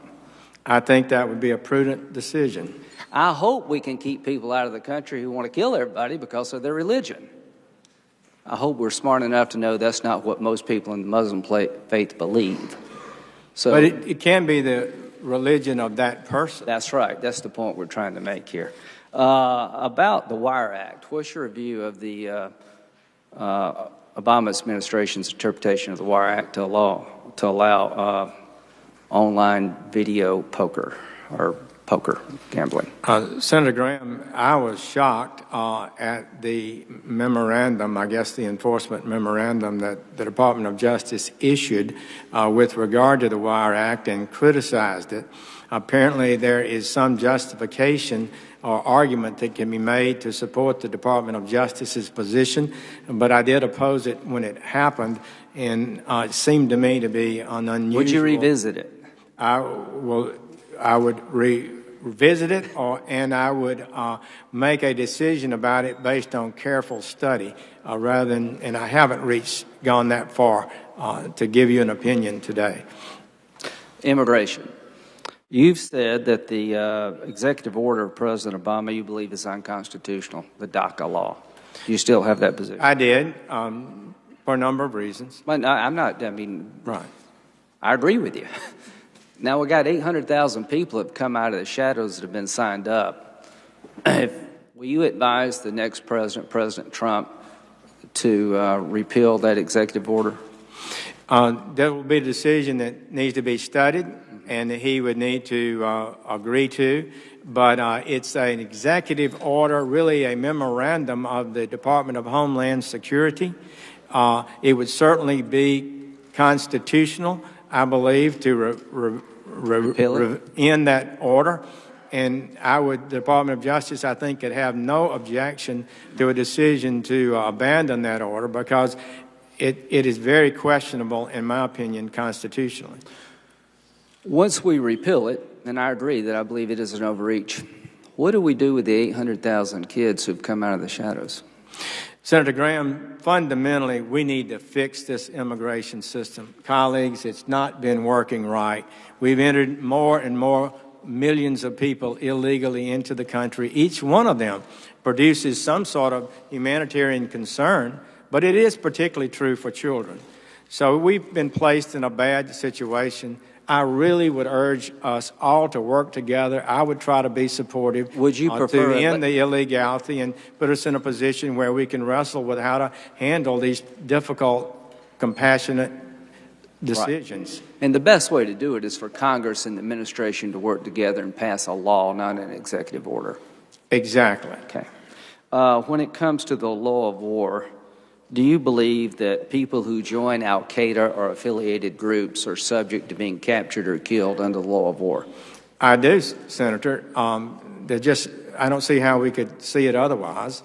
And it's the responsibility of the military to protect the United States from people who attack us. Do you believe the threats to the homeland are growing or lessening? I believe they are growing, and we're seeing that now in Europe, and we're also seeing it right here in America.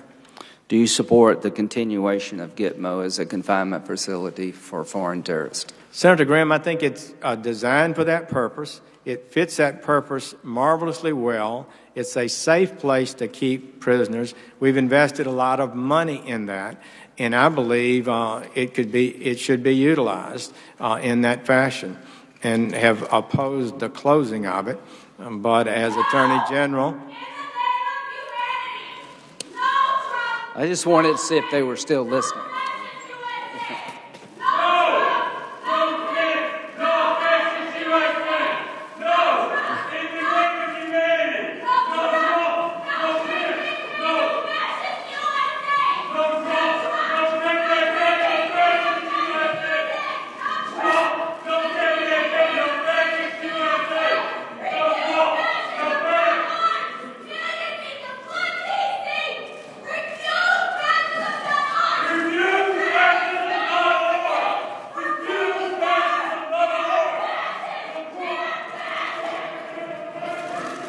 I think they're on the fence about Gitmo, but I'm not sure. Let me tell you, I support this administration's effort to make sure we prosecute terrorism as a military action, not a law enforcement action. They're not trying to steal our cars or rob your bank account. They're trying to destroy our way of life, and I hope you'll go after them without apology, apply the law, and the law is the law of war, not domestic criminal law, and you'll have a friend in Senator Graham if you intend to do that. Cyber attacks. Do you think the Russians were behind hacking into our election? I have done no research into that. I know just what the media says about it. Do you think you could get briefed anytime soon? Well, I'll need to. I think you do, too. You like the FBI? Do I like them? Yeah. Some of my best friends are FBI. Do you generally trust them? Yes. Are you aware of the fact that the FBI has concluded that it was the Russian intelligence services who hacked into the DNC and Podesta's emails? I do understand that. From your point or of at view. least that's what's been reported, and I've not been briefed by them on the subject. From your point of view, there's no reason for us to be suspicious of them. Of their decision? Yeah. I'm sure it was honorably reached. How do you feel about a foreign entity trying to interfere in our election? I'm not saying they changed the outcome, but it's pretty clear to me they did. How do you feel about it? What should we do? Senator Graham, I think it's an insignificant event. We have penetration apparently throughout our government by foreign entities. We know the Chinese have revealed millions of background information on millions of people in the United States. And these, I suppose, ultimately are part of international big power politics. But when a nation uses their improperly gained or intelligence-wise gained information to take policy positions that impact another nation's democracy or their approach to any issue, then that raises real serious matters. It's really, I suppose, goes in many ways to the State Department, our Defense Department, and how we as a nation have to react to that, which would include developing some protocols where when people breach our systems that a price is paid, even if we can't prove the exact person who did it. I agree. I got 20 seconds left. I've known you for, I guess, 15 years now, and we've had a lot of contests on the floor, and sometimes we agree, sometimes we don't. I'm from South Carolina, so I know what it's like sometimes to be accused of being a conservative from the South. That means something other than you're a conservative from the South. In your case, people have fairly promptly tried to label you as a racist or a bigot or whatever you want to say. How does that make you feel? And this is your chance to say something to those people. Well, it does not feel good. This old-fashioned regime needs to be stopped before they start. Refuse fascism.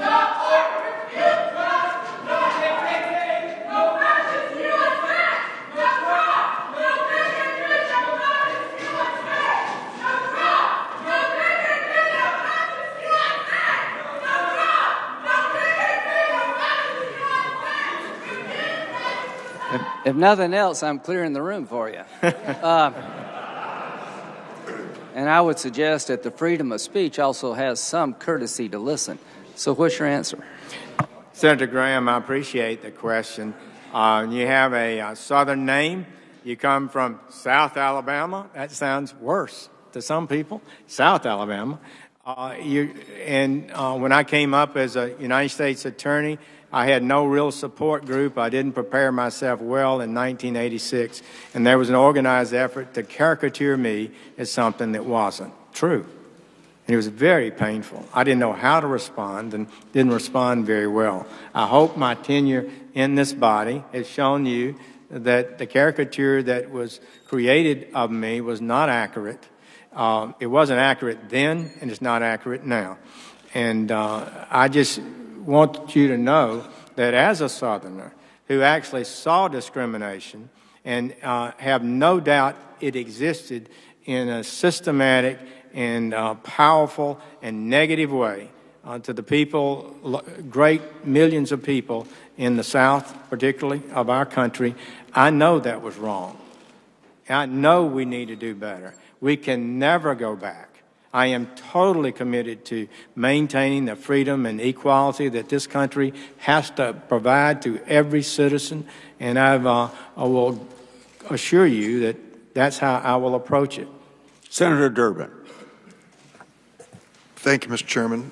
Senator Sessions, let me first say I'm glad that you brought your family with you today. It's a beautiful family with your wife and your son and daughters and those 4 beautiful little granddaughters. And you kept them as quiet as you could for as long as you could. So thank you so much for being here today. I'm sure it was great moral support and part of your effort here today.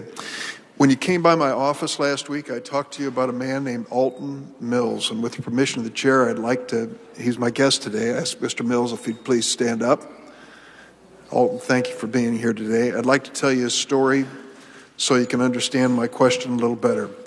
When Alton Mills was 22 years old, unemployed, he made a bad decision. He started selling crack cocaine on the streets of Chicago. He was arrested twice for possession of small amounts of crack cocaine. The third time that he was arrested, the kingpins who had employed him turned on him, and as a consequence, he ended up being prosecuted under the 3 strikes and you're out law. At the age of 24, he was sentenced to life without parole. He had never been in prison before, and as I mentioned, there were no allegations made against him other than possession and sale, no violence, no guns, nothing of that nature. Alton Mills ended up, and despite the sentencing judge's admonition that he believed this was fundamentally unfair and his hands were tied, Alton Mills ended up spending 22 years in federal prison until December 2015 when President Obama commuted his sentence. He was finally able to go home to his family. Senator Sessions, 7 years ago, you and I co-sponsored a bill known as the Fair Sentencing Act, which Senator Collins referenced earlier, and that reduced the brutal sentencing disparity for crack cocaine crimes over powder cocaine. It was originally 100-1. We agreed in the Senate, Jim, I might add, to bring that down to 18-1. Inmates, overwhelmingly African American, were spared thousands of prison years because of our joint effort to end this injustice. Yet when I asked you to join me in appealing to the Sentencing Commission to follow our law, and when I asked you to join Senator Grassley and me in permitting the almost 5,000 still serving under this unfair 100-1 standard to petition individually for leniency, you refused. And you said of President Obama's pardoning of people like Alton Mills, and I quote, "President Obama continues to abuse executive power in an unprecedented, reckless manner to systematically release high-level drug traffickers and firearms felons. So-called low-level nonviolent offenders simply do not exist in the federal system," you said. Senator Sessions, Alton Mills, and many more just like him do exist. So if you refuse to even acknowledge the fundamental injustice of many of our sentencing laws, why should you be entrusted with the most important criminal prosecution office in America? Senator Durbin, I think that's rather unfair based on our relationship and how we work together. In 2001, I introduced legislation very similar to the bill that you and I successfully made law. It would have reduced it to 20-1. Our bill went to 18-1, a little better, but fundamentally that. I was criticized by the Bush Department of Justice. My legislation was opposed by them. It was 7 years later or so, or really longer, before our bill ever passed. So I stepped out against my own Republican administration and said openly on the floor of the Senate that I believe these crack cocaine laws were too harsh, and particularly it was disadvantageous to the African American community where most of the punishments were falling. And it was not fair, and we ought to fix it. So I just want to say I took a strong stand on that, and I did not agree, you and I did not agree on the retroactivity because a lot of these were plea bargain cases, and may not have been totally driven by the mandatory minimums.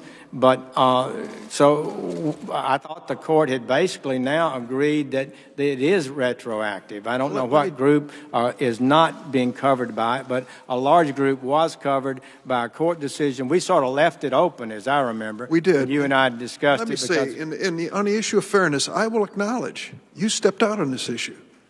And you and I both recognize the brutal injustice of 100 to 1. And we agreed on 18 to 1. That's how laws are made.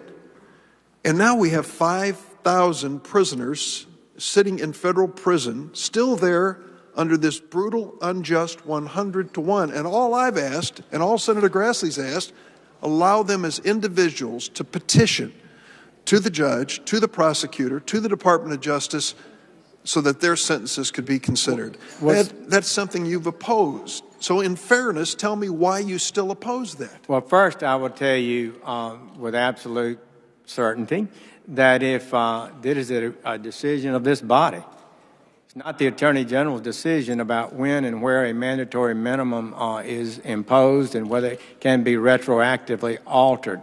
So I will follow any law that you pass, number one. Number two, I understood the sincere belief you had on that issue, and it was a difficult call, and that's why we really never worked it out. So I understand what you're saying, but I did believe that you are upsetting finality in the justice system, that you are suggesting that these kind of factors were not considered when the plea bargaining went down. So it's an honorable debate to have, and I respect your position on it. Senator, you have been outspoken on another issue, and I would like to address it if I could. I have invited here today Sergeant Oscar Vasquez, if he would be kind enough to stand up and be recognized. Sergeant, thank you for being here. I'll tell you his incredible story in short form. Brought to the United States as a child. In high school, he and 3 other dreamers started a robotics club and won a college-level robotics competition. They made a movie out of his story. He graduated from Arizona State University with an engineering degree. The Obama administration granted him a waiver and allowed him to become a citizen and enlist in the United States Army, where he served in combat in Afghanistan. Senator Sessions, since joining the Senate in 1997, you'd voted against every immigration bill that included a path to citizenship for the undocumented. You described the DREAM Act, which I introduced 15 years ago to spare children who are undocumented through no fault of their own, as, quote, a reckless proposal for mass amnesty. You opposed the bipartisan comprehensive immigration reform bill, which passed the Senate 4 years ago. You've objected to immigrants volunteering to serve in our armed forces, saying, quote, in terms of who's going most likely to be a spy, somebody from Cullman, Alabama, or somebody from Kenya. When I asked what you would do to address the almost 800,000 dreamers like Oscar Vasquez, who would be subject to deportation if President Obama's executive order was repealed, you said, quote, I believe in following the law. There is too much focus on people who are here illegally and not enough on the law. Senator Sessions, there's not a spot of evidence in your public career to suggest that as Attorney General, you would use the authority of that office to resolve the challenges of our broken immigration system in a fair and humane manner. Tell me I'm wrong. Well, you are wrong, Senator Durbin. I'm going to follow the laws passed by Congress. As a matter of policy, we disagreed on some of those issues. I do believe that if you can continually go through a cycle of amnesty, that you undermine the respect for the law and encourage more illegal immigration into America. I believe the American people spoke clearly in this election. I believe they agreed with my basic view, and I think it's a good view, a decent view, a solid legal view for the United States of America, that we create a lawful system of immigration that allows people to apply to this country, and if they're accepted, they get in. If they're not accepted, they don't get in, and I believe that's right and just, and the American people are right to ask for it. We have not delivered that for them. Senator Graham asked this question, and I listened to your answer. when he asked you what would happen to those 800,000 currently protected by President Obama's executive order known as DACA, who cannot be deported for 2 years, it's renewable, and can work for 2 years, and you said, let Congress pass a comprehensive immigration reform bill. You opposed the only bipartisan effort that we've had on the Senate floor in modern memory. And what's going to happen to those 800,000 if you revoke that order and they are subject to deportation tomorrow? What is going to happen to them? What is the humane legal answer to that? Well, the first thing I would say is that my response to Senator Graham dealt with whose responsibility this is. I had a responsibility as a member of this body to express my view and vote as I believe was correct on dealing with issues of immigration. That's not the Attorney General's role. The Attorney General's role is to enforce the law. And as you know, Senator Durbin, we're not able financially or any other way to seek out and remove everybody that's in the country illegally. President Trump has indicated that criminal aliens, like President Obama indicated, certainly are the top group of people. And so I would think that the best thing for us to do, and I would urge colleagues that we understand this, let's fix this system. And then we can work together after this lawlessness has been ended, and then we can ask the American people and enter into a dialogue about how to compassionately treat people who've been here a long time. That does not answer the question about 800,000 who would be left in the lurch, whose lives would be ruined while you're waiting on Congress for a bill that you opposed. Well, I thought it did answer it pretty closely to what you asked, and I understand your concerns. Senator Cornyn. Senator Sessions, congratulations to you and your family on this once-in-a-lifetime honor to serve as the head of the Department of Justice.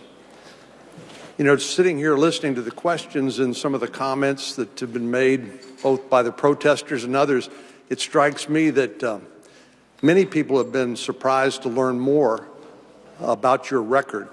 Your outstanding record as a prosecutor, or somebody who treated that responsibility to uphold and enforce the law and the Constitution without fear or favor. I think some people here listening today have been somewhat surprised by your record in complete context.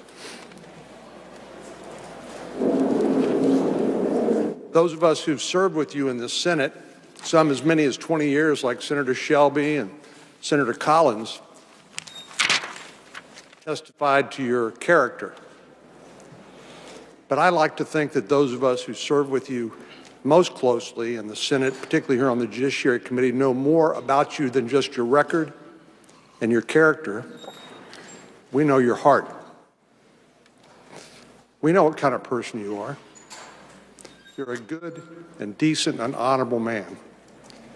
You've got an outstanding record that you should be proud of, and I know you are. And you should be. For example, when somebody says that you unfairly prosecuted some African Americans for voter fraud in Alabama, it strikes me as incomplete, is the most charitable thing I can say, when they leave out the fact that the very complainants in that case were also African Americans. In other words, the people you prosecuted were African Americans, but the people whose voting rights you were trying to vindicate were African Americans. Isn't that correct? That is correct. Does that strike you as a fair characterization of your approach toward enforcing the law, that people would leave that important factor out? It's not, Senator Cornyn, and it's been out there for a long time. If you ask people who casually follow the news, they probably saw it otherwise. And these were good people who had tried. They asked me to get involved in this case in 2002. A majority African-American grand jury with African-American foreman asked the federal government to investigate the 1982 election. I declined. I hoped that investigation would have stopped the problem. But 2 years later, the same thing was happening again. We had African-American incumbent officials pleading with us to take some action. We approached the Department of Justice in Washington, the Public Integrity Voting Section. They approved an investigation, and it developed into a legitimate case involving charges of vote fraud, taking absentee ballots from voters, opening them up and changing their vote and casting them for somebody they did not intend the vote to be cast for. It was a voting rights case. And I just feel like we tried to conduct ourselves in the right way. I never got in the argument of race or other matters. I just tried to defend myself as best I could. I would note, colleagues, and just in the last few days, the son of Albert Turner has written a letter and said I was just doing my job, and he understood the reason and the justification for the prosecution, and that I would be a good attorney general. So that was gratifying to me, and that's the real truth of the matter. Senator Sessions, I know the nature of these confirmation hearings is that people pick out issues that they're concerned about or where there may be some good faith disagreement on policy, and that's what they focus on. But let me just ask you, maybe it's not a great analogy, but let me try anyway. You've been married to your wife, Mary, almost 50 years, right? Well, it hadn't gotten to 50 yet, 47, 47, 48. okay. Well, that's a good run. Let me just ask. Let it continue. I've been blessed. Are there occasions when you and your wife disagree? No, Senator. You're under oath. Wait a minute, I'm under oath. On occasion, we do, yes. Well, do you think it would be fair to characterize the nature of your relationship with your wife based upon those handful of disagreements that you've had with her over time? That's a good point. Thank you for making it. No, I don't. Well, and to your original point, your wife is always right. That is correct. You are under oath. Well, so this is the nature of these confirmation hearings. People are identifying specific issues where there are policy differences. But my point is that does not characterize your entire record of 20 years in the United States Senate or how you've conducted yourself as a prosecutor representing the United States government in our Article III courts. Let me get to a specific issue, a couple in the time I have remaining. I was really pleased to hear you say in your opening statement that many in law enforcement feel that our political leaders have on occasion abandoned them. You said police ought to be held accountable. But do you believe that it is ever, under any circumstances, appropriate for somebody to assault a police officer, for example? There's virtually no defense for that kind of action, and I do believe that we are failing to appreciate police officers who place their lives at risk, as this sergeant was just killed yesterday trying to deal with a violent criminal and vindicate the law, and she was killed. That is the kind of thing that too often happens. We need to be sure that when we criticize law officers, it is narrowly focused on the right basis for criticism, and to smear whole departments places those officers at greater risk. And we are seeing an increase in murder of police officers. It's up 10% last year. So I just could say I could feel in my bones how it was going to play out in the real world when we had what I thought oftentimes was legitimate criticism of a perhaps wrongdoing by an officer, but spilling over to a condemnation of our entire police force. And morale has been affected. And it's impacted the crime rates in Baltimore and crime rates in Chicago. I don't think there's any doubt about it. I regret that's happening. I think it can be restored, but we need to understand the requirement that police work with the community and be respectful of their community, but we as a nation need to respect our law officers too. Well, I, for one, appreciate your comments, because we ought to hold our police and law enforcement officers up in the high regard to which they deserve based on their service to the communities. And your comments remind me to some extent of Chief David Brown's comments, the Dallas police chief, following the tragic killing of 5 Dallas police officers recently, where he said that police ought to be held accountable, but under no circumstances could any assault against a police officer be justified based on what somebody else did somewhere at some time. So I, for one, appreciate that very much.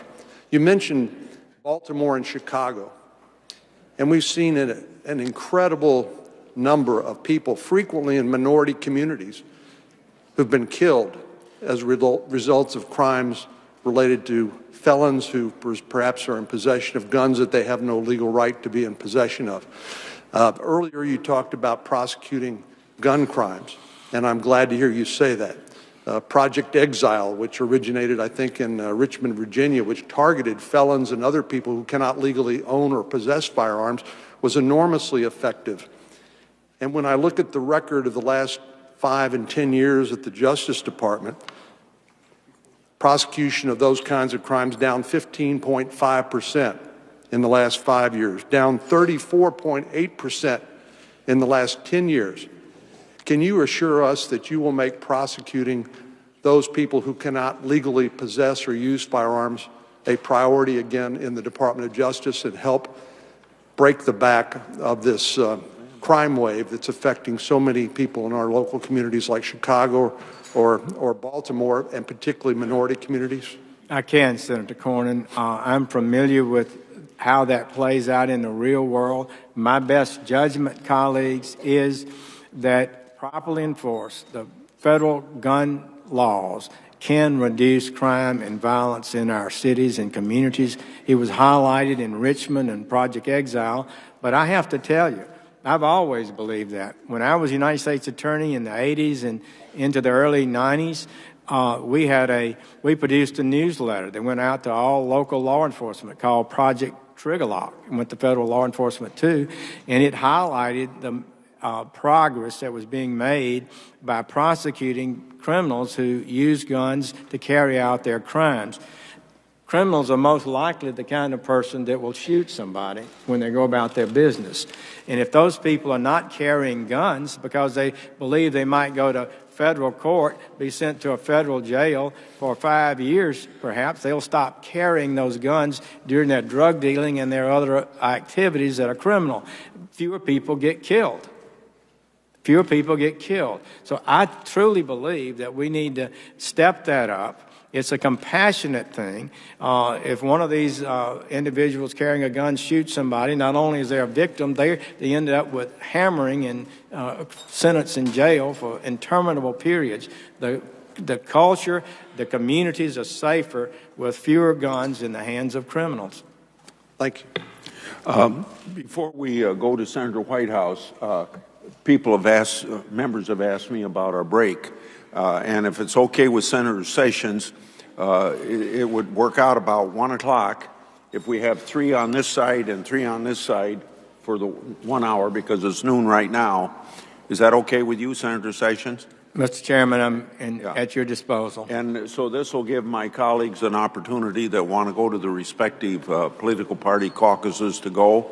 And we would take a recess of about 30 to 40 minutes. It's very fair. Okay. Thank you, Senator. So then now, Senator Whitehouse. Senator Sessions, hello. Thank you, Senator Whitehouse. When we met, I told you that I was going to ask you a particular question, so I'm going to lead off with that particular question. Following the Gonzalez scandals at the Department of Justice, the department adopted procedures governing communications between the White House and the Department of Justice, consistent with constraints that were outlined years ago in correspondence between Senator Hatch and the Reno Justice Department, limiting contacts between a very small number of officials at the White House and a very small number of officials at the Department of Justice. Will you honor and maintain those procedures at the Department of Justice? I will, Senator Whitehouse. You, as an honorable and effective United States Attorney yourself, know how that works and why it's important. Attorney General McCasey issued a firm very and clear about supporting that policy. Yes, maybe still pending. And I would say to you, that's the appropriate way to do it. After you and I talked, I've read the Reno Memorandum, the Gorelick Memorandum, and I think I would maintain those rules. On the subject of honorable prosecutions, when is it appropriate for a prosecutor to disclose derogatory investigative information about a subject who was not charged? That's a very dangerous thing, and it's a pretty broad question as you've asked it, but you need to be very careful about that, and there are certain rules, like grand jury rules, that are very significant. And isn't it also true that it is customary practice, because of the concern about the improper release of derogatory investigative information, that the department customarily limits its factual assertions even after an individual has been charged to the facts that were charged in the information or the indictment? I believe that's correct, yes. That's a standard operating policy in most offices. There may be some exceptions, but I think that's standard operating procedure in the United States Attorney's offices like you and I had. As a question of law, does waterboarding constitute torture? Well, there was a dispute about that when we had the torture definition in our law. The Department of Justice memorandum concluded it did not necessarily prohibit that, but Congress has taken an action now that makes it absolutely improper and illegal to use waterboarding or any other form of torture in the United States by our military and by all our other departments and agencies. Consistent with the wishes of the United States military. They have been supportive of that, and in fact, I just take a moment to defend the military. The military You don't need never to defend them from me. I'm all for our military. But so many people, truly believe, think that the military conducted waterboarding. They never conducted any waterboarding. That was by intelligence agencies. Their rules were maintained. I used to teach the Geneva Conventions and the rules of warfare as an Army reservist to my personnel, and the military did not do that. And General Petraeus sent a military-wide letter disavowing the value of torture, as we both know. Another question as a matter of law. Is fraudulent speech protected by the First Amendment? Well, fraudulent speech, if it amounts to an attempt to obtain a thing of value for the person the fraudulent speech is directed, which is an element of fraud. Absolutely fraud and can be prosecuted. And I think we see too much of that. We see these phone calls at night to elderly people. We see mailings go out that seem to me to be awfully far from truth and seducing people to probably make unwise decisions. So fraudulent corporate speech would also not be protected by the First Amendment. That is correct, and it's subject to civil and or criminal complaint. And speaking of civil complaints, was the Department of Justice wrong when it brought and won the civil RICO action against the tobacco industry? Well, Senator, they won those cases. They took them to court and eventually won a monumental victory. That is correct. And it's hard to say part of the law and firmly established. Hard to say they were wrong if they won, right? That's correct. As you know, the United States has retaliated against Russia for its interference with the 2016 elections. In Europe, Baltic states, Germany, and Italy have raised concerns of Russia meddling in their country's elections.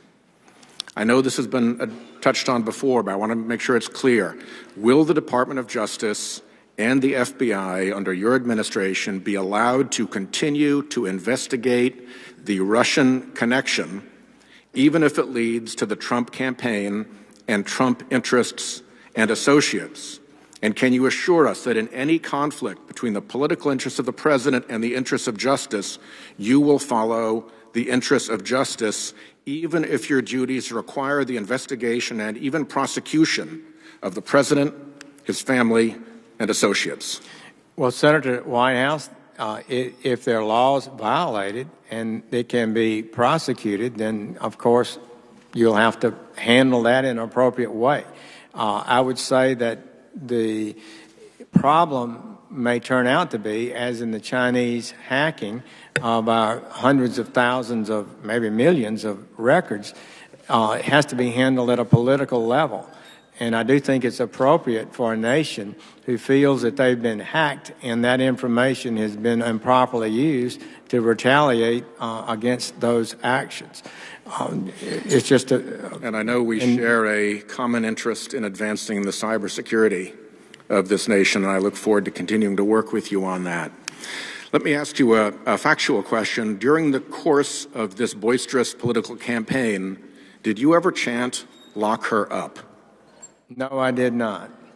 I don't think. I heard it in rallies and so forth, sometimes I think humorously done, but it was a matter that I have said a few things, a special prosecutor. I favored that. I think that probably is one of the reasons I believe that I should not make any decision about any such case. And you understand that the good guy lawman in the movies is the one who sits on the jailhouse porch and doesn't let the mob in. Exactly. Exactly. So I'm from Rhode Island, as you know, Senator. We have NAACP and ACLU members who've heard you call their organization, who've heard that you called their organizations un-American.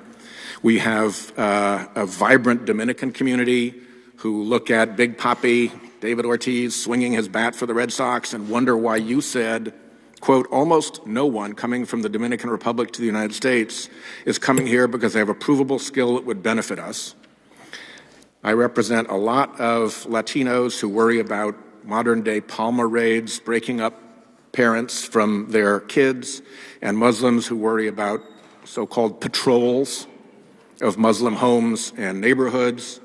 And I've heard from police chiefs who worry that you, as Attorney General, will disrupt law enforcement priorities that they have set out and disrupt the community relations that they have worked hard over years of community engagement to achieve. Time is short, but I noticed that in your prepared remarks, these are not unforeseeable concerns, and your prepared remarks did very little to allay the concerns of those people. Is there anything you'd like to add now in our closing minute? Well, thank you. My comment about the NAACP arose from a discussion that I had where I expressed concern about their statements that were favoring, as I saw it, Sandinista efforts and communist guerrilla efforts in Central America. And so I said they could be perceived as un-American and weaken their moral authority to achieve the great things they had been accomplishing in integration and moving forward for reconciliation throughout the country. And I believe that clearly. And I never said and accused them of that. Number two, so what would you with tell regard Jim Vincent of the NAACP in Rhode Island right now? He's the head of the NAACP. Well, I would say, please look at what I've said about that and how that came about. And it was not in that context. It was not correct.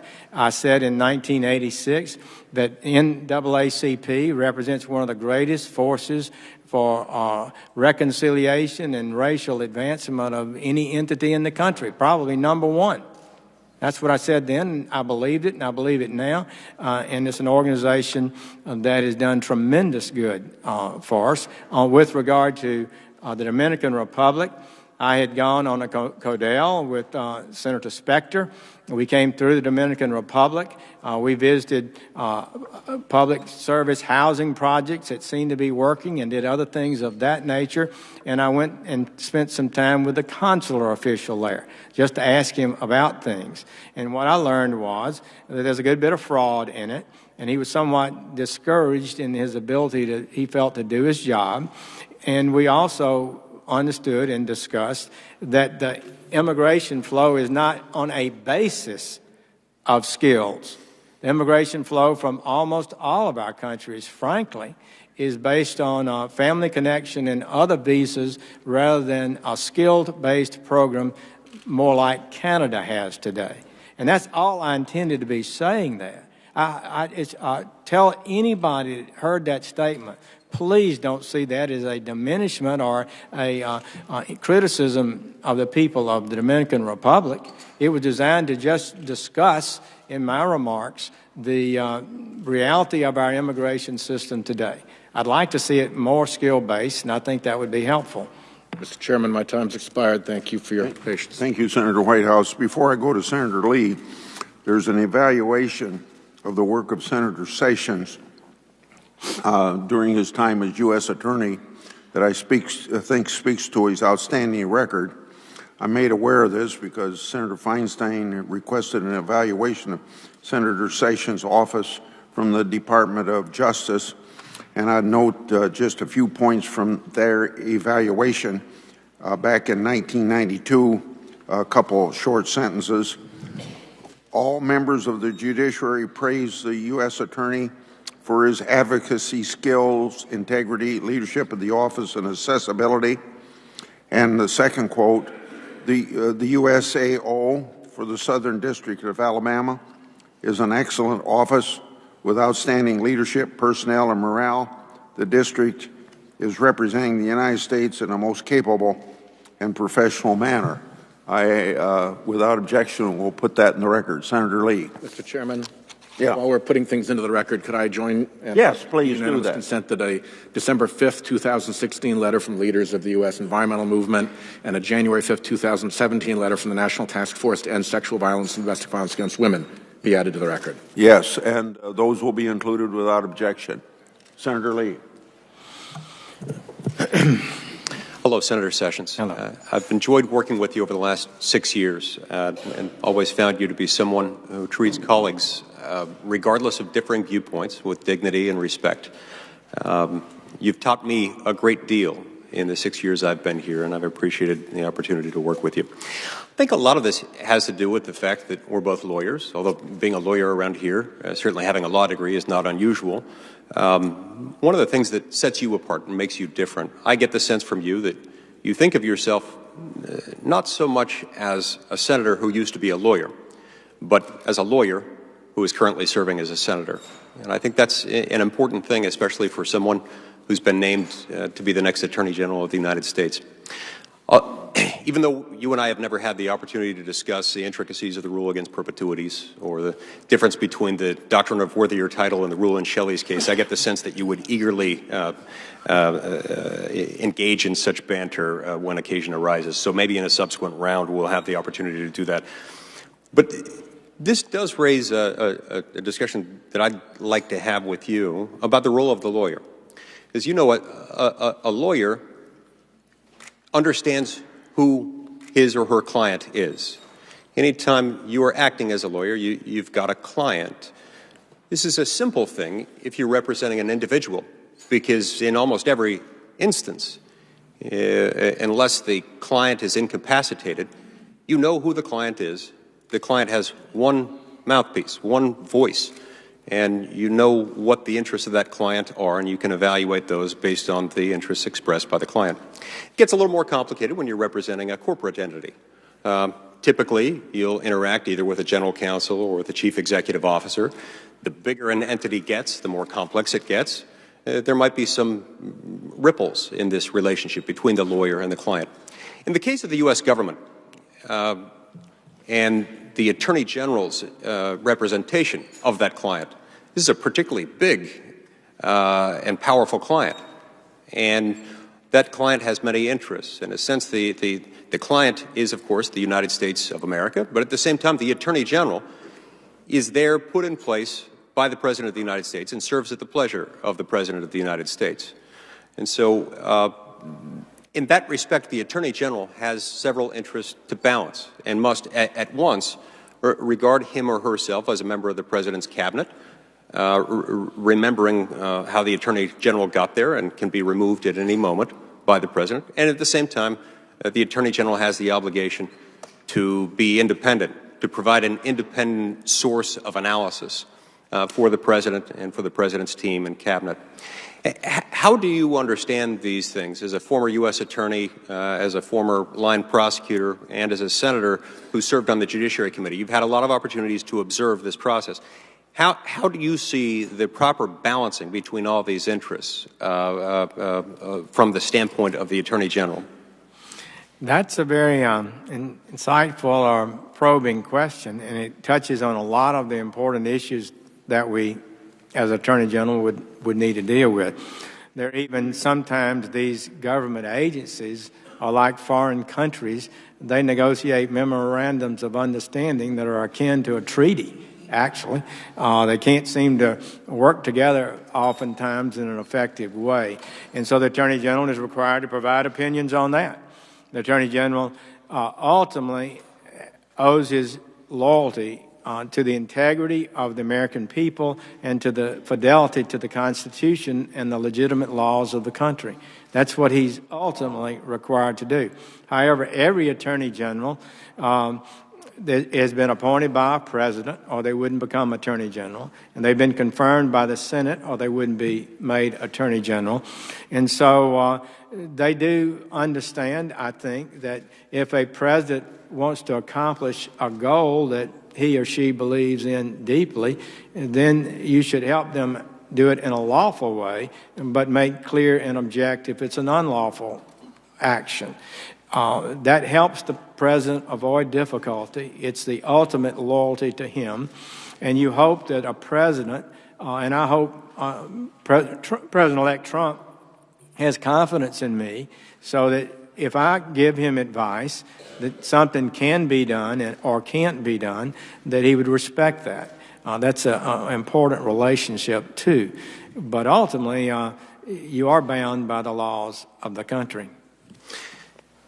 Some of that, I assume, could come into play when you're dealing with a politically sensitive case, with a case that is politically sensitive because it relates to a member of the administration or to the interplay between the executive branch and the legislative branch, for example. In some of those instances, there can be calls for a special prosecutor. On the one hand, this is a way of taking the Attorney General out of the equation so that it can be handled in a manner that reflects a degree of separation between the administration and the case. On the other hand, there are constitutional questions that are sometimes raised, and sometimes people argue that this places too much of a presumption that the special prosecutor will seek an indictment in order to justify the expense and the time put into appointing a special prosecutor. For reasons that relate to the complexity of these considerations, there are, of course, guidelines in place that can help guide the determination to be made by the Attorney General as to when, whether, how to put in place a special prosecutor. But even within these guidelines, there's a lot of flexibility, a lot of discretion in the hands of the Attorney General in deciding how to do that. Do you have anything that you would follow? What can you tell us about what considerations you would consider in deciding whether or not to appoint a special prosecutor? Well, it is not a little matter. It is a matter that's created controversy over the years. I don't think it's appropriate for the Attorney General just to willy-nilly create special prosecutors. History has not shown that has always been a smart thing to do. But there are times when objectivity is required and the absolute appearance of objectivity is required, and perhaps a special prosecutor is appropriate. The Attorney General Lynch, for example, did not appoint a special prosecutor on the Clinton matter. And I did criticize that. I was a politician. We had a campaign on. I didn't research the law in depth. It was just a reaction as a senator of a concern. But there should be great care should be taken in deciding how to make the appointment or if an appointment of a special prosecutor is required. The Department of Justice, you're not required to be a judge, to be a prosecutor. One judge said there's nothing wrong with a prosecutor who likes his work and doesn't think laws should be violated. Is that a bias? I don't think so. I think that's a strength. So I just would say that's kind of the way the best I could give you at this point. Senator Lee. Thank you. No, that's helpful. Another challenging issue that relates to this duty of independence that attorneys general have relates to the Office of Legal Counsel. It's of course the job of the Office of Legal Counsel, or OLC as it's sometimes known, to issue opinions within the executive branch on a wide array of subjects. Some are subjects that a lot of people would find interesting. Others are subjects that only a lawyer could love, and sometimes only a lawyer specializing in something esoteric or specific. There's one recent OLC opinion entitled "Competitive Bidding Requirements under the Federal Federal Highway Aid Program."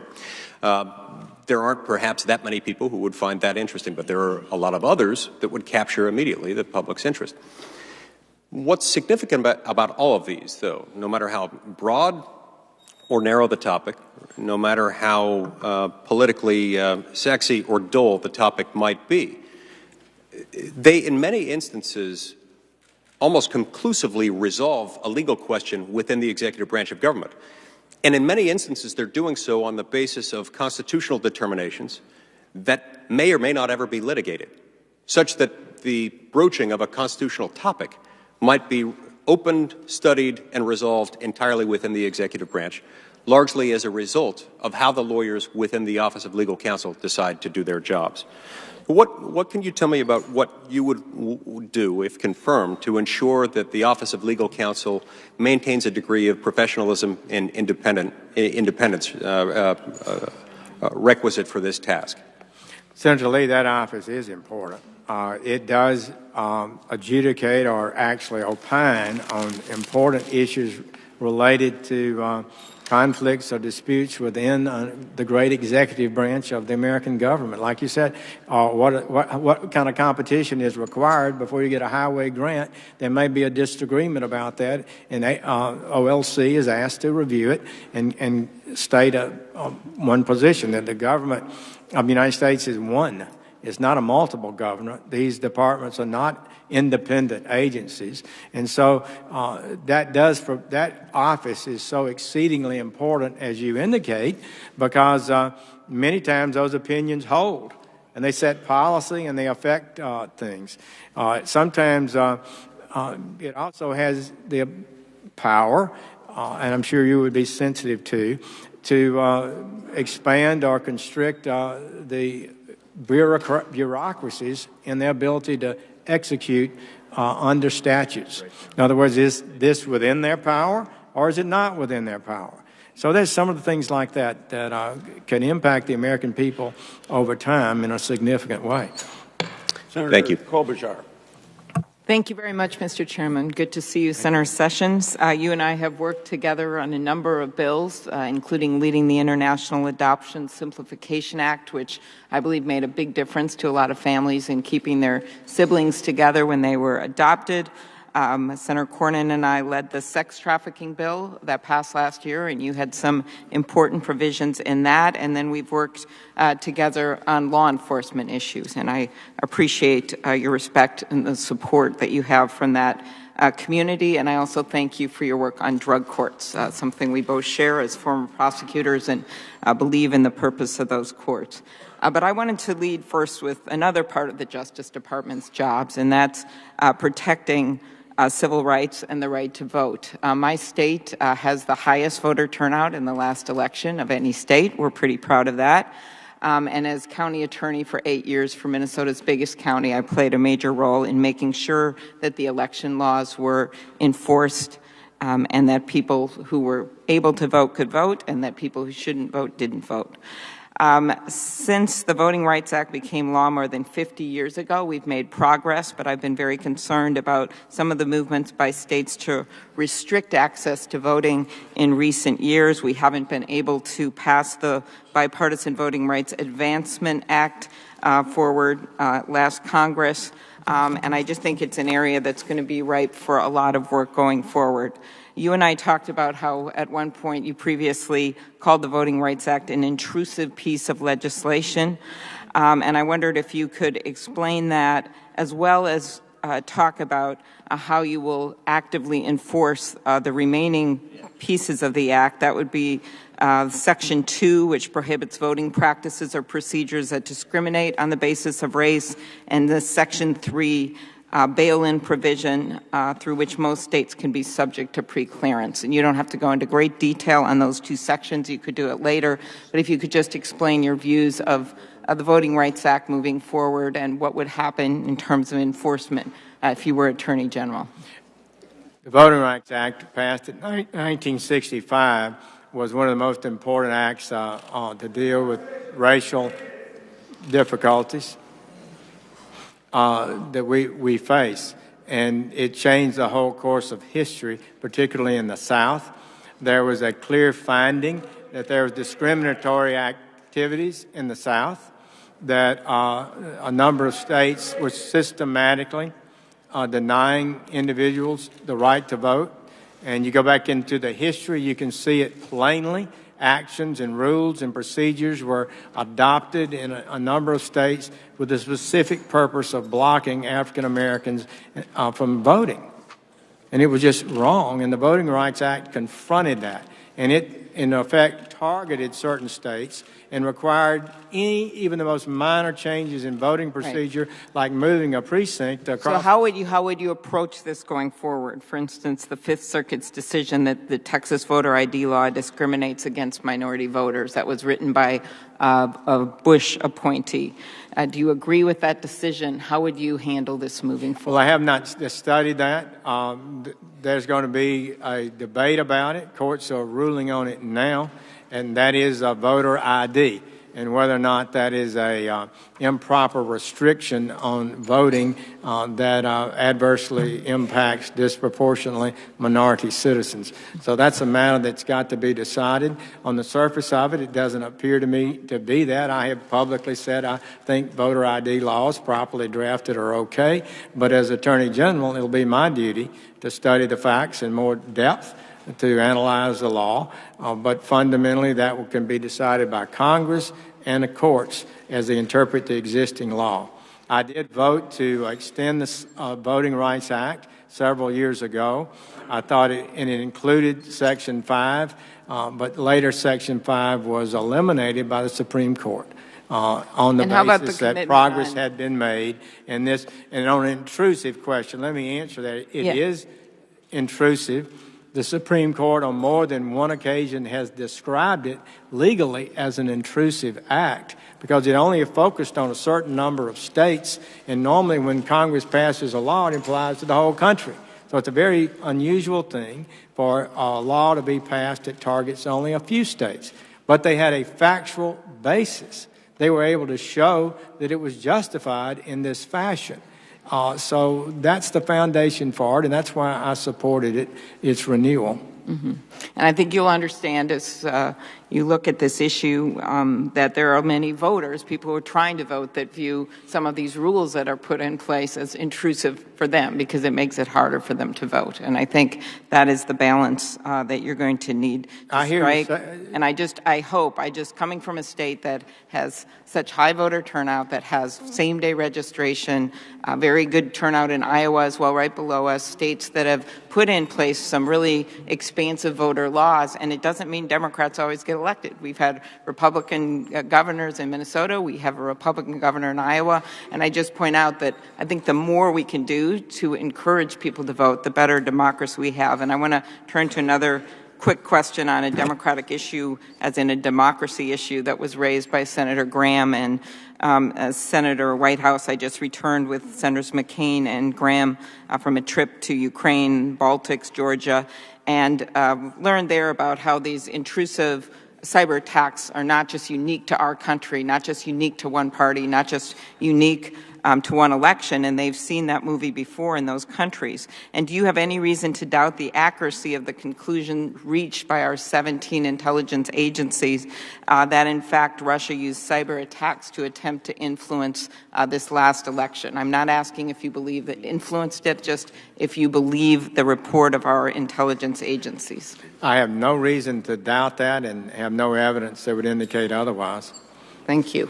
Violence Against Women Act, Senator Leahy asked some of those questions, really important to me. You and I discussed it. I just have one question there. If confirmed, will you continue to support the life-saving work being done by the Office on Violence Against Women? Yes. Okay, thank you.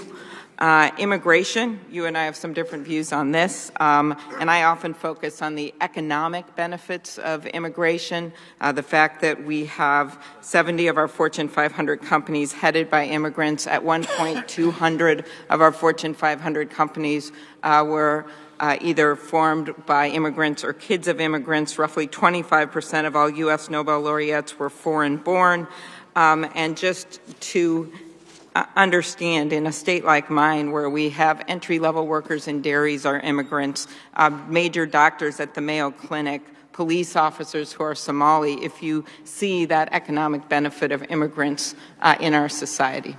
Well, immigration has been a high priority for the United States. We've been the leading country in the world in accepting immigration. I don't think American people want to end immigration. I do think that if you bring in a larger flow of labor than we have jobs for, it does impact adversely the wage prospects and the job prospects of American citizens. I think as a nation we should evaluate immigration on whether or not it serves and advances the national interest, not the corporate interest. It has to be the people's interest first, and I do think too often Congress has been complacent in supporting legislation that might make businesses happy, but it also may have had the impact of pulling wages down. Dr. Borjas at Harvard has written about that. I think he's the world's perhaps most effective and knowledgeable scholar, and he says that does happen. Wages can be diminished, and one of the big cultural problems we have today is middle class and lower class Americans have not, lower class economically, are not having the wage increases that we'd like to see them have. In fact, since 2000, wages are still down from what they were in 2000. Mm-hmm. I just see that we can do a mix of making sure that we have jobs for people here and then understanding that we're a country of immigrants. On that subject, you're familiar with Canada. Okay. And we are people of America. You have actively gone against prohibiting the legislation that would keep my family together. You are anti-immigrant. You are supported by hate groups that have been trying to push racist legislation. You are not a good attorney general. Mr. Chairman, if I could just have another 30 seconds here. I had one last question. Maybe 45 seconds. Mr. Chair, I would just say that you're close to the Canadian system. I think may be some of those policies ought to be considered by the United States. My last question, Mr. Chairman, is on the reporters' issue. Free press, I believe, is essential to our democracy. And I've always fought to ensure that those rights aren't compromised. My dad was a reporter, a newspaper reporter for years, and I'm especially sensitive to the role of the press as a watchdog. You've raised concerns in the past about protecting journalists from revealing their sources. You did not support the Free Flow of Information Act. In 2015, the Attorney General revised the Justice Department rules for when federal prosecutors can subpoena journalists or their records, and he also committed to releasing an annual report on any subpoenas issues or charges made against journalists, and committed not to put reporters in jail for doing their job. If confirmed, will you commit to following the standards already in place at the Justice Department, and will you make that commitment not to put reporters in jail for doing their jobs? Senator Klobuchar, I'm not sure. I have not studied that those regulations. I would note that when I was United States Attorney, we knew, everybody knew, that you could not subpoena a witness or push them to be interviewed if they were a member of the media without approval at high levels of the Department of Justice. That was in the 1980s. And so I do believe the Department of Justice does have sensitivity to this issue. There have been a few examples of where the press and the Department of Justice haven't agreed on these issues, but for the most part, there is a broadly recognized and proper deference to the news media. But you could have a situation in which a media is really not the unbiased media we see today, and they could be a mechanism through which unlawful intelligence is obtained. There are other dangers that could happen with regard to the federal government that normally doesn't happen to the media covering murder cases in the states. All right. Well, thank you. And I'll follow up with that in a written question when you have a chance to look at If you would, I would. Thank you. Thank you. I call for the first time on a new member of the committee, Senator Sass from Nebraska. Mr. Chairman, thank you, and thank you for having me. Before I get started, I'd like to enter into the record a letter of support from 25 current state attorneys general, including Doug Peterson, the Attorney General from my state of Nebraska. The letter reads in part, "No one is more qualified to fill this role than Senator Sessions.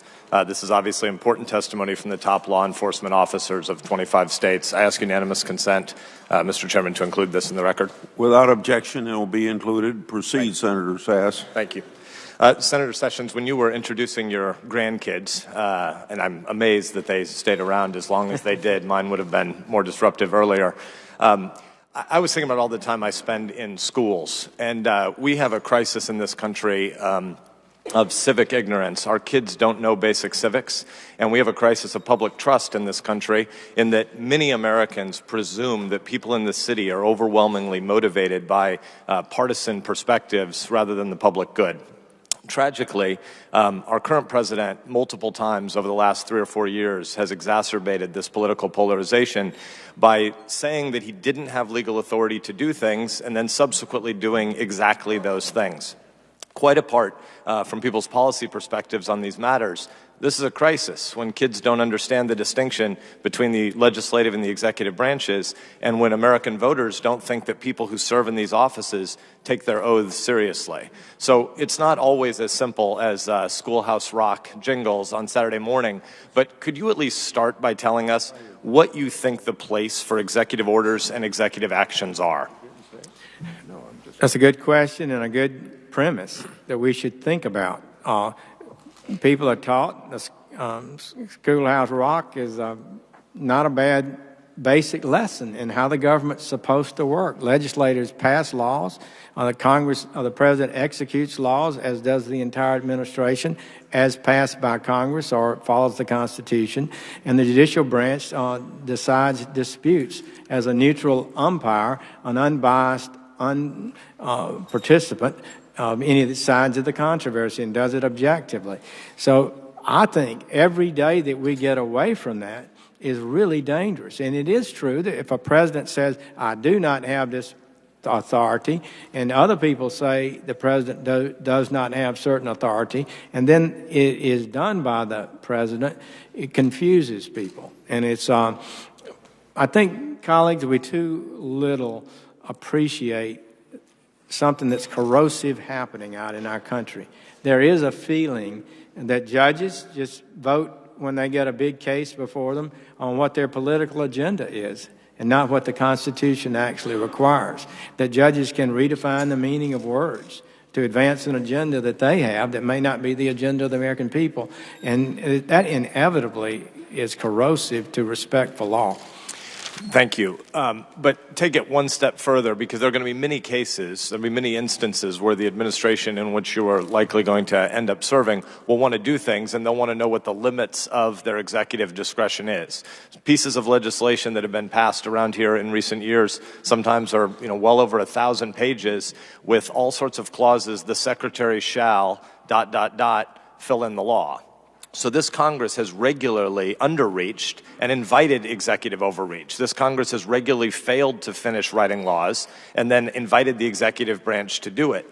What are some of the markers that you would use to help understand the limits where the executive branch cannot go? We really need to reestablish that. Professor Turley, Jonathan Turley, has written about this. It's just powerful. He's certainly an objective voice in American jurisprudence, and he says that Congress has just fallen down on its job. Now, of course, there are two ways. One of them is that it writes laws that are too broad. And I would urge all of you to be sure that when we pass a law, or you pass a law, if I'm confirmed, that that law is clear and sets limits. When it doesn't set limits, then you can have the secretary of this agency or that agency claiming they have certain authorities, and you end up with a very muddled litigation maybe resulting from it. So reestablishing the proper separation of powers and fidelity to law and to limits is an important issue, and I think that's what you're suggesting. Could you tell me under what circumstances, if any, you think the Department of Justice can fail to enforce a law? Well, it can fail to enforce it by setting prosecutorial policies with regard to declining to prosecute whole chunks of cases and, in fact, eliminate a statute. If a new tax is passed and the Department of Justice says it can't be collected, then the law is not followed. You also have the circumstances in which you can redefine the statute or alter. If we're talking about improper actions, it could expand the meaning of the words of the statute far beyond what Congress ever intended. And that's an abuse, too. Not to interrupt you too soon, but the improper, but also what is proper? Because this administration has made the case regularly that they need to exercise prosecutorial discretion because of limited resources. And obviously there aren't infinite resources in the world. So what are some proper instances, in your view, when an administration might not enforce a law? Well, critics of the immigration enforcement, the DAPA and the DACA laws, said that the prosecutorial discretion argument went too far. It basically just eliminated the laws from the books. Secondly, with regard to that, the president's the order came from Homeland Security, not from the Department of Justice, but Homeland Security's order not only said we're not going to force the law with regard to certain large classifications of people, but those people who'd not been given legal status under the laws of the United States were given photo IDs, work authorization, and Social Security numbers, and the right to participate in these government programs that would appear to be contrary to existing law. So that would, to me, suggest an overreach. And in parallel, before the courts, what instances would it be legitimate, if any, for the Solicitor General to not defend a law in court? That's a very good question, and then sometimes it becomes a real matter. In general, the Solicitor General, as part of the Department of Justice and the executive branch, states the position of the Department of Justice. And it has a duty, the Department of Justice does, to defend the laws passed by this body, by Congress. And they should be defended vigorously, whether or not the Solicitor General agrees with them or not, unless it can't be reasonably defended. And so sometimes you reach a disagreement about whether it's reasonably defensible or not. But that's the fundamental question. And the Department of Justice should defend laws that Congress passed unless it's they're unable to do so in a reasonable way. What is the place of independent agencies in a unified executive branch, and do you envision that you will be making any recommendations to the President to rein in independent agencies in an effort to preserve the constitutional distinction between the powers of the Congress and the administrative responsibilities of an executive branch? Senator, it's a good question, a kind of a historic question at this point in time, because it does appear to me that agencies oftentimes see themselves as independent fiefdoms. And sometimes you even hear the president complain about things clearly under his control. I remember President Clinton complaining about the death penalty processes of the Department of Federal Government when he appointed the Attorney General, who had just appointed a committee to make sure the death penalty was properly carried out. So, I mean, like, whose responsibility is this? You're in charge. You can remove the Attorney General if you're not happy. So those kind of things do continue out there that we need to be careful about. And I thank you for raising it. I have less than a minute left, so last question, but going back to something that Senator Lee was asking about, could you just give a top-line summary of what you view the responsibilities of the OLC to be and what the relationship would be between the OLC, the Office of the Attorney General, and the White House? Well, OLC has statutory duties to make opinions. The OLC team reports to the Attorney General, who could reverse, I suppose, or remove the OLC head, the Deputy Attorney General, if he thought that department was not following the law. But essentially, they are given the power.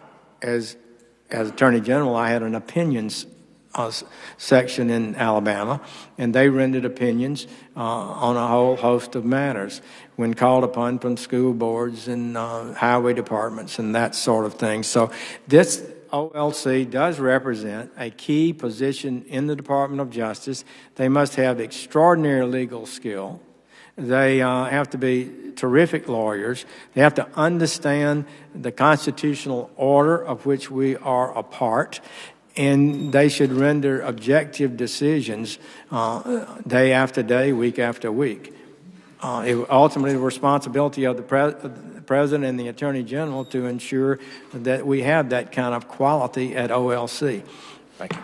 Senator Rankin. Thank you, Mr. Chairman. Senator, congratulations on your nomination. Thank you.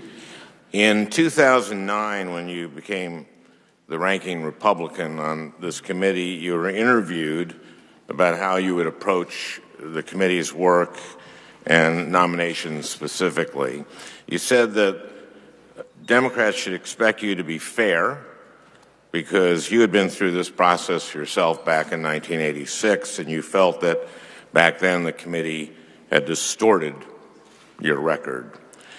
You said that moving forward, quote, "We're not going to misrepresent any nominee's record, and we're not going to lie about it," unquote. And we certainly don't want to do that to our colleague. But I also think it's fair to expect that sitting before us today that you're not going to misrepresent your own record. That's fair to say, right? That is fair. Good. Now, in that same interview, you said, quote, "I filed 20 or 30 civil rights cases to desegregate schools and political organizations and county commissions when I was United States Attorney." So 20 or 30 desegregation cases. Did I misread that quote? I believe that's what I've been quoted as saying, and I suspect I said that. Okay, now that was 2009, but in November of this year, your office said, quote, "When Senator Sessions was U.S. Attorney, he filed a number of desegregation lawsuits in Alabama, not 20 or 30 this time, but a number." So tell me, did you file 20 or 30 desegregation cases, or is it some other number? Well, thank you, Senator Frank, and it is important for us to be accurate. The records don't show that there were 20 or 30 actually filed cases. Some of the cases involve multiple defendants and multiple parties, like a school board and a county commission being sued for racial discrimination, things of that nature. But the number would be less than that, as we've looked at. So, what do you think would have caused you to say I don't know. that you filed 20 or 30 desegregation? Well, we had cases going throughout my district, and some of them were started before I came and continued after I left. Some of them were brought and then settled promptly. And so it was extraordinarily difficult, actually, and I was surprised to get a record by checking the docket sheets to find out exactly how many cases were involved. I heard one lawyer from the Department of Justice agreed with that large number, but the record doesn't justify it. The questionnaire you submitted for today asks you to list and describe the, quote, 10 most significant litigated matters you personally handled. Personally handled. And among the cases that you listed that you personally handled are 3 voting rights cases and a desegregation case. Last week, I should note, 3 attorneys who worked at DOJ and who actually brought 3 of the 4 cases, wrote an op-ed piece in which they say, quote, "We can state categorically that Sessions had no substantive involvement in any of them." Now, you originally said that you personally handled 3 of these cases, but these lawyers say that you had no substantive involvement. Chairman Grassley, I would ask that op-ed from last Tuesday's Washington Post be entered into the record. Without objection, it will be entered. Are they distorting your record here? Yes. In fact, one of the writers there, Mr. Hebert, spent a good bit of time in my office. He said I supported him in all the cases he brought, that I was more supportive than almost any other U.S. attorney, and that I provided office space. I signed the complaints that he brought. And as you know, Senator Franken, when a lawyer signs a complaint, he's required to affirm that he believes in that complaint and supports that complaint and supports that legal action, which I did. We sued. So that's your personal involvement? Was that your name was on it? Well, you can dispute the impact or the import of the questionnaire. Another attorney, Paul Hancock, who brought cases in our district, said, well, the Attorney General claims credit for the cases in the Department of Justice. He saw nothing wrong with my claiming that this was a case that I had handled. Okay, 2 of the... So you can disagree with that, but those cases I want to get through this, have my and I don't want you signature to... I want to get through on this. the docket sheet. My name is listed number 1 on the as Okay, the attorney look, for the case. I'm not a lawyer. I'm one of the few members of this committee who didn't go to law school, and usually I get by just fine, but it seems to me that a lawyer, if a lawyer has just his name added to a document here or a filing there, that lawyer would be misrepresenting his record if he said he was personally handled these cases. 2 of the lawyers who wrote the op-ed have also submitted testimony for today's hearing, Mr. Jerry Hebert and Mr. Joe Rich. Mr. Hebert says, quote, it says he, quote, litigated personally 2 of the 4 cases you listed. He said, I can state with absolute certainty that Mr. Sessions did not participate personally in either. Mr. Rich worked on 1 of the 4 cases you listed. He said, quote, I never met him at that time nor any other time, and he had no input to the case. These represent 3 of the 4 cases that you claimed that were among the top 10 cases that you personally handled. Now, in your 1986 questionnaire, you used phrases like, quote, I prepared and tried the case as sole counsel, and, quote, I was the lead prosecutor on this case, assisted by so-and-so. Why didn't you use the same level of detail in your 2016 questionnaire? In looking at this questionnaire, we decided that was an appropriate response since it was a major historic cases in my office. Let me just reply, Senator Franken, in this fashion.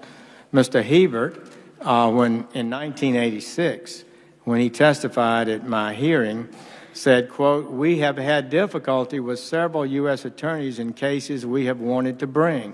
We have not experienced that difficulty in the cases I have handled with Mr. Sessions. In fact, quite the contrary, close quote. He goes on to say, I've had occasion numerous times to ask for his assistance and guidance. I have been able to go to him, and he has had an open door policy. And I have taken advantage of that and found him cooperative. And that is an accurate statement. I don't know Mr. Rich. Perhaps he handled a case that I never worked with. He goes on to say, quote, one of the cases no, I want listed, you've raised this question, Senator one of the Franken. cases that you listed was a case that Mr. Rich handled. So if you don't know him, it's hard for me to believe that you personally handled it. Well, when I found that these cases, I had been supportive of filed. Sure, I was. Mr. Hebert says, quote, "And yet I have needed Mr. Sessions' help in those cases, and he has provided that help every step of the way.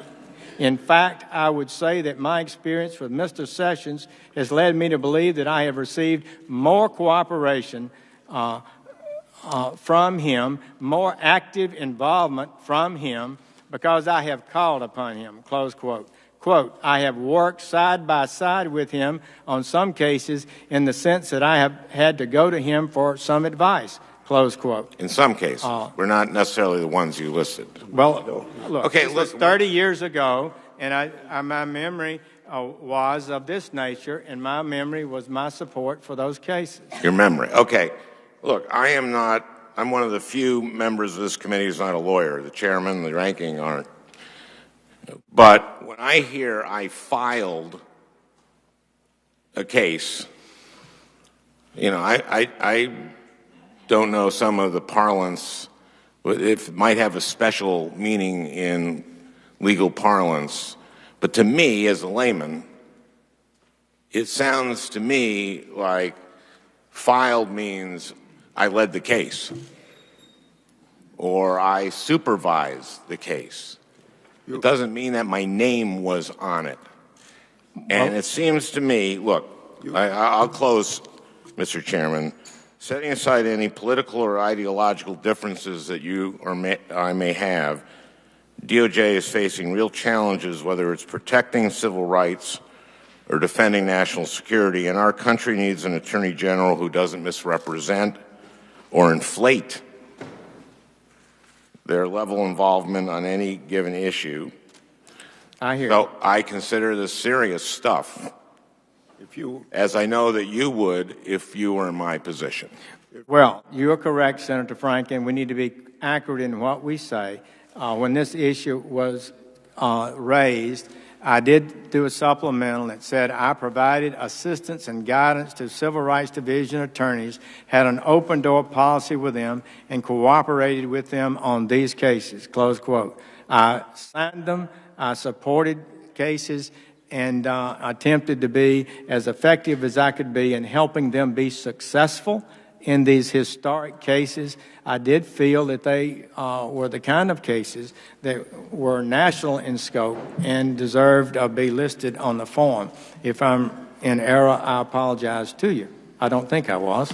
Well, you did. You couldn't find 20 or 30 desegregation cases that you stated you had participated in, and it don't sound like you personally handled cases that you said you personally. Well, I was on a radio interview without any records, and that was my memory at the time. I think you answered the question.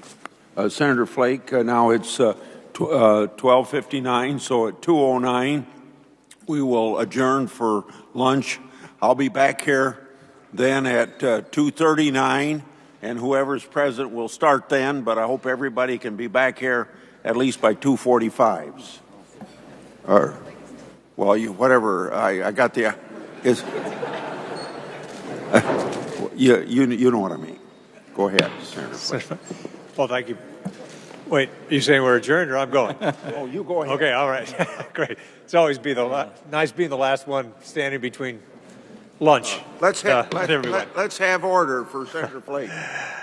Hey, I just want to say at the outset how much I've enjoyed working with you and being your colleague. I appreciate having you as a friend. It's no secret we've had differences of opinion on immigration legislation that we put forward. You've had different ideas, but I have no doubt that as Attorney General, you'll faithfully execute the office. I'm sorry. And I appreciate the answers that you've given today. Let me ask unanimous consent to submit a column written by our own Attorney General in Arizona, Mark Brnovich, for the Hill newspaper this week, supporting without objection, it'll be included. He's supporting your nomination. Let me talk to you about an aspect of immigration that's important in Arizona. As you know, we have a large border with Mexico. We have a program called Operation Streamline that has, over the years, been tremendously effective in cutting down recidivism in terms of border crossers.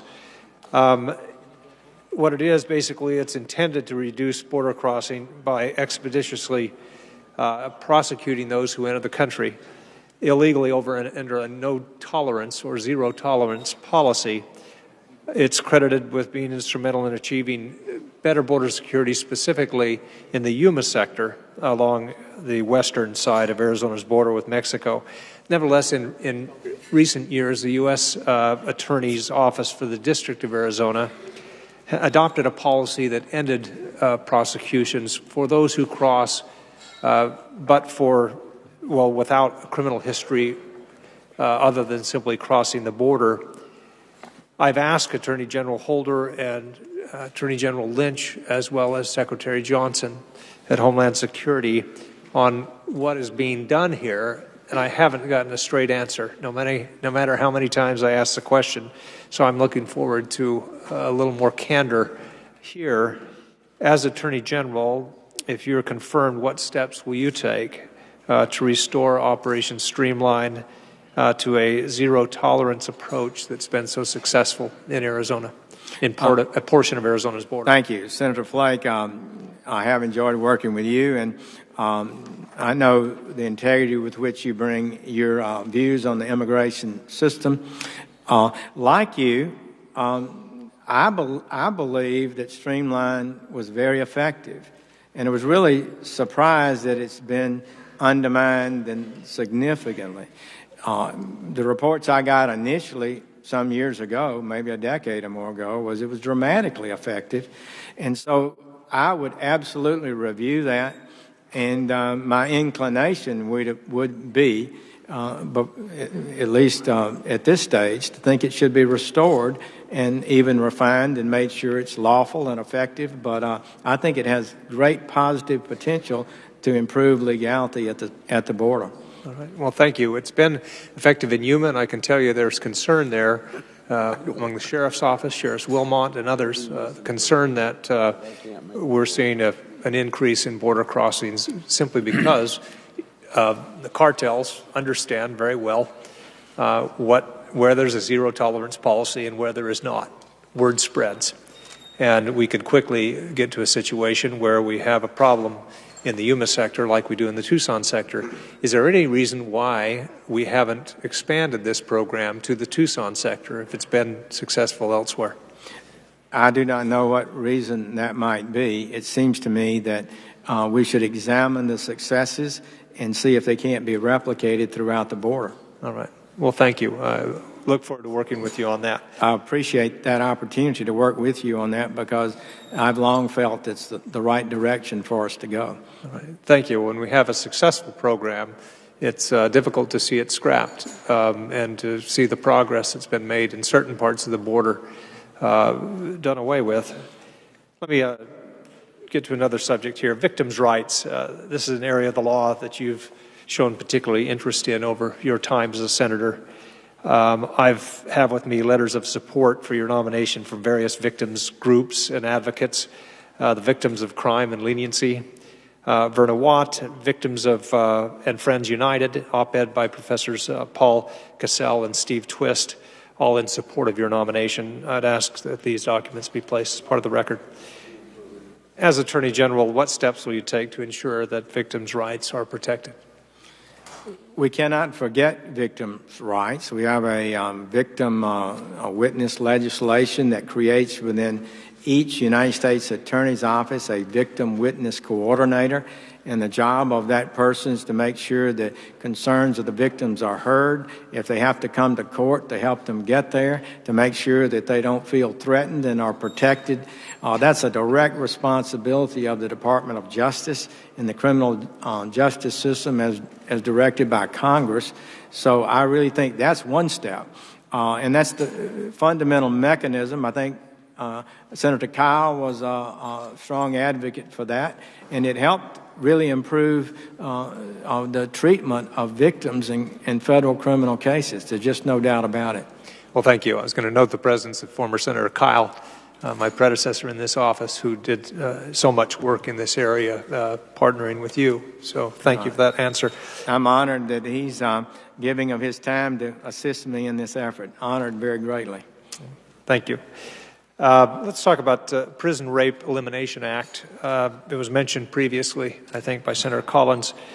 As Attorney General, you not only led the Department of Prosecutors and law enforcement officers, but also the Bureau. You will lead not only the Department of Prosecutors and law enforcement officials, but also the Bureau of Prisons. You'll be responsible for 190,000 federal inmates currently in custody. This is an often overlooked part of the Attorney General's role, but it's an important part of the position that you're being nominated for.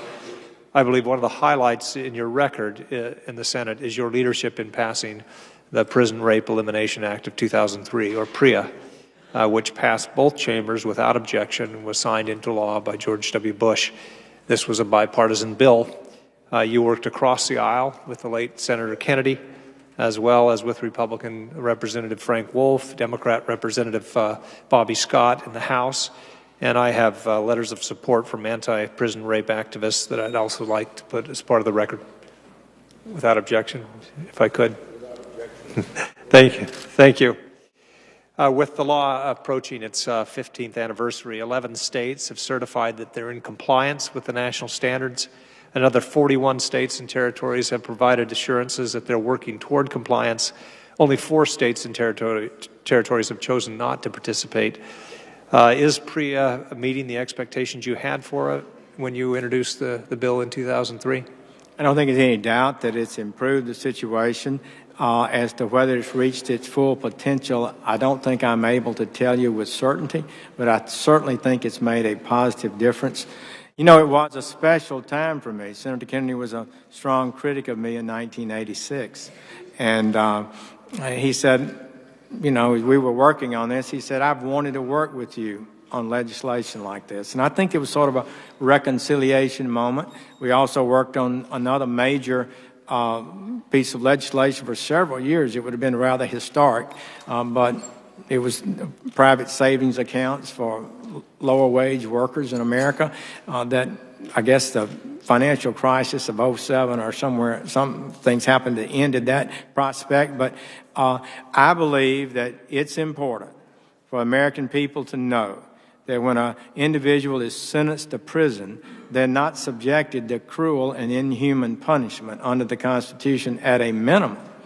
And the idea that was so widely spread that there's routine sexual abuse and assaults in prisons and other kind of unacceptable activities was widespread in our media and widespread among the American people. One of our goals was to establish just how big it was, to require reporting, to and create circumstances that help ensure that a person who should be prosecuted for violence in the prison actually do get prosecuted was a real step forward. We do not need to subject prisoners to any more punishment than the law requires. Thank you. In the just remaining seconds I have, let me just say there's another area that we have worked on and hopefully we can continue to work on, and that's the area of duplicative DOJ grants. As you know, Department awarded approximately $17 billion in grants over the years.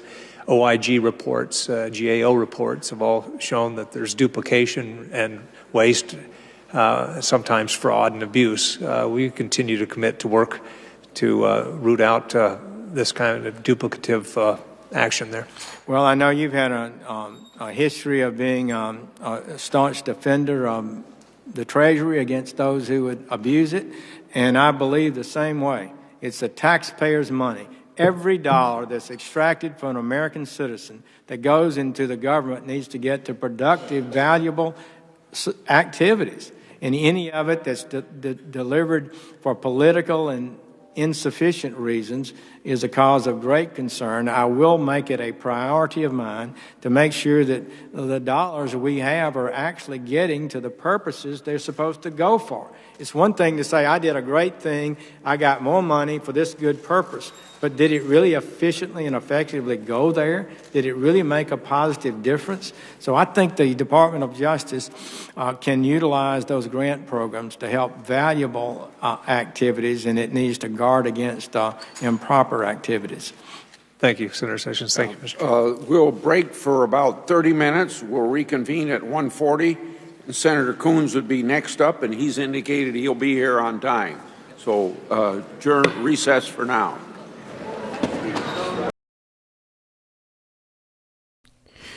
All right, thank you very much, everyone, for joining us. Like they said, we're going to recess. I'm going to keep the stream up so you guys can chat or just chill for 30 minutes. I'll put some music on.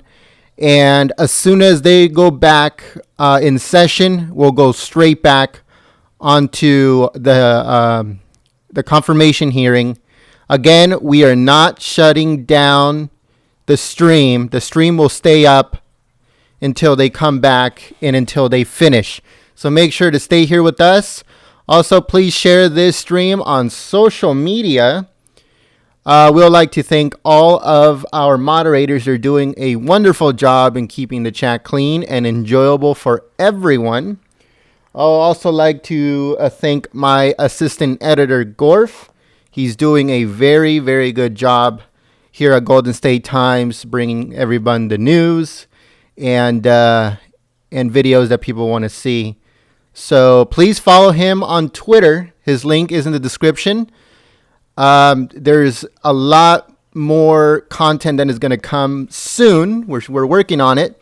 So make sure to follow him on Twitter because you're going to be seeing a lot of Gorf in the future. So yeah, guys, stay here with us. Like I said, I'll put on some music. And when they come back after their recess in 30 minutes, we'll continue.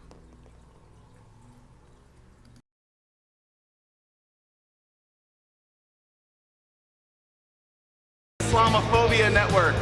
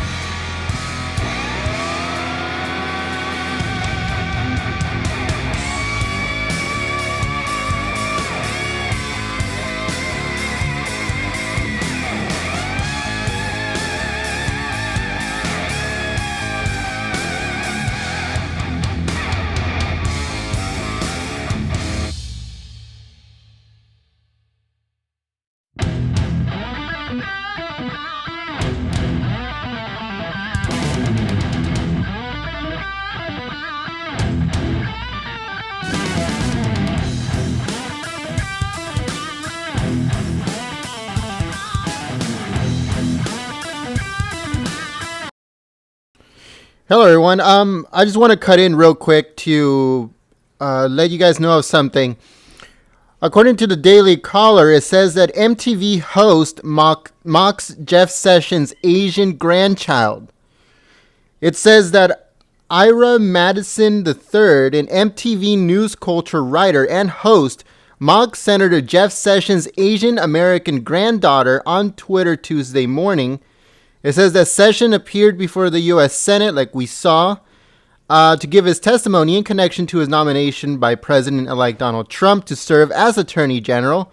Sessions was accompanied by many members of his family, including his 4 Asian American grandchildren.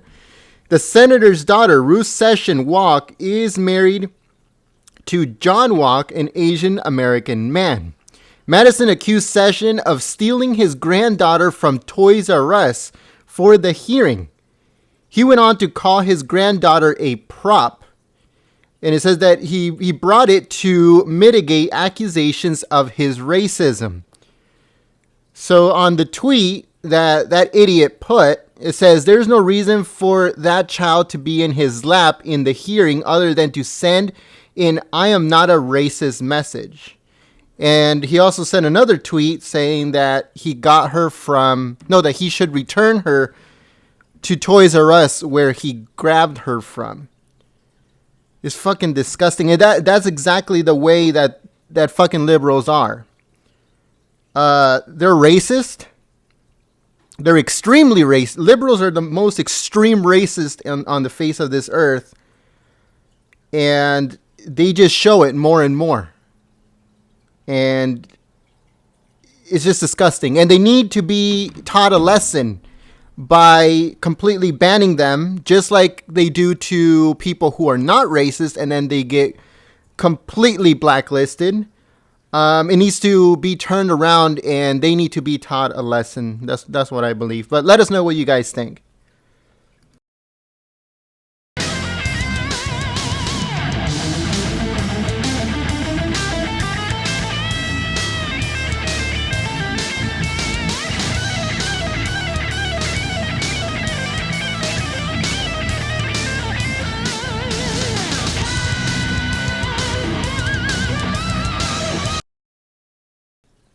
Jeff Sessions, I believe, is a true American. He stands up not for who you are, but for what is going on. If he sees that there is injustice is going on, he is going to turn around and try his best to come up with the best solution. He believes in the rule of law through the Congress. He believes that if it's law, it needs to be followed. But if it's just a moral issue, it needs to be tackled. That's the type of person that Senator Jeff Sessions is, and that's the reason why he's going to be a great attorney general, is because he will follow the law.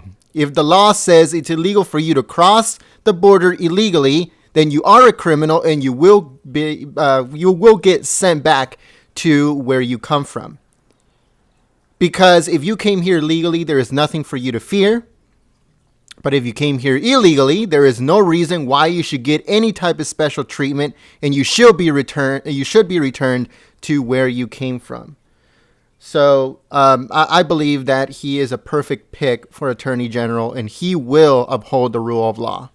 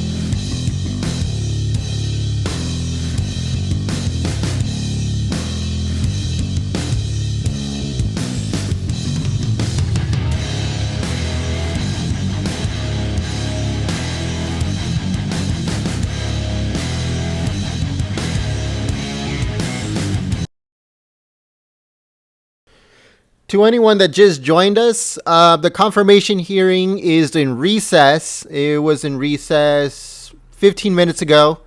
So it will start again at 11 a.m. That's Pacific. So in roughly 15 minutes. So in 15 minutes, they'll be back from recess and they'll finish off the hearing. This is a 3-day event. We will continue the hearings tomorrow with Rex Tillerson. Betsy DeVoe was supposed to be getting her hearing tomorrow too, but something happened and I guess it got postponed. Most likely it will continue on Thursday, but we're not 100% sure. But tomorrow will be the Rex Tillerson hearing along with others, and it'll finish off on Thursday, and the vote will be done right after the third hearing, which will be Thursday. So most likely the confirmation will be also on Thursday. We will just stay tuned for that. Follow us on Twitter. The links are in the description below. For more information, we'll be putting updates and any other information on there. If you can check out our previous news videos, they're on our channel. We'll appreciate it. We upload 2 to 3 times a day if you're new to the channel. So we always stay up to date on all the new news that are coming up. So check them out. Thank you.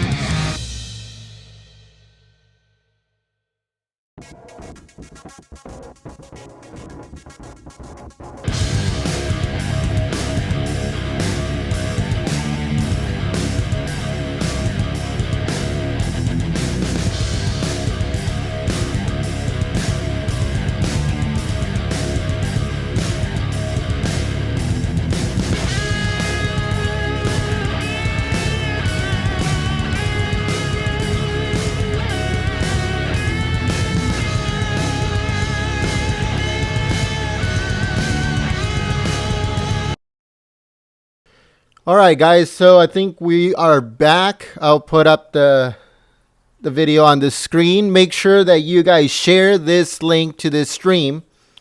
And if you haven't yet, give it a thumbs up. If you're new to our community, we encourage you to subscribe. So the hearing is set to start soon. Give me a minute.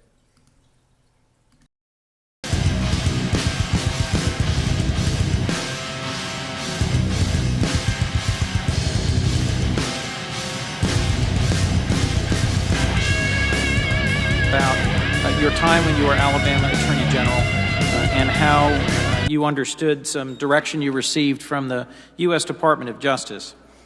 At that point, Alabama was the only state in the country that handcuffed prisoners to hitching posts. And we talked about this when we met before, and I said I would ask you about this in this hearing. A hitching post was used as a punishment for prisoners perceived as being unwilling to work or participate in the daily lives of the prison, whether serving on a chain gang or participating in work. And they would be cuffed by both wrists to a pole at chest height, sometimes for 7, 8, or 9 hours, unprotected from sun, heat, or rain, without access in some cases to water or even a bathroom. And as the Attorney General, you and the Governor received letters from the U.S. Department of Justice telling you that Alabama's use of the hitching post in both men and women's prisons was unconstitutional and unjustified. But as I understand it, the use of the hitching post continued throughout your term, and you did not act to stop it. During this same period, the state of Alabama was sued not just about hitching posts, but also about chain gangs. Prison policies in Alabama said a man could be put on a chain gang if he failed to shave or keep his bed clean, if he disrespected a member of the staff, and would end up doing hard labor, breaking rocks while being chained together in groups of 5, shackled with 8 feet of chain between men. And these practices, the case that was brought demonstrated, were disproportionately affecting African Americans. In later litigation, the practice of using the hitching post was called by an Alabama judge the most painful and torturous punishment in Alabama, short of electrocution. And in 2002, the United States Supreme Court said using the hitching post was clearly unconstitutional when it was used in Alabama. Can you please, Senator, tell me your view today of the use of the hitching post and chain gang in Alabama corrections, and what your view is of what action you would take today if these practices were restored? Thank you very much, Senator. That was an initiative of the governor who campaigned and promised that prisoners should work, and he was determined to make that happen. I believe the litigation occurred after my time as Attorney General, according to my records, but we could be wrong. I'll supplement the records for you. Certainly the decision by the Supreme Court and the federal courts were after I left office, I believe. So working of prisoners is an issue that we've dealt with in the Congress of the United States and by state legislatures. I think good employment of a prisoner is a healthy thing. I do not favor personally this kind of work. I think it should be more productive work that kind of help the individual develop a discipline that they could use when they go on to private life after they leave prison. After the Supreme Court ruling, I think it's crystal clear what the law is. That was disapproved and disallowed and found to be unconstitutional, and I would absolutely follow that as Attorney General. In your view, did it take a ruling by the U.S. Supreme Court to clarify that this constituted torture, that it was not just bad corrections policy, it was actually substantively torture of prisoners? Senator Coons, I don't recall ever personally being engaged in the studying of the constitutional issues at stake. It's perfectly legitimate for prisoners to work, but they should be on decent conditions, and I think it should be the kind of work that's productive and it could actually lead to developing good habits.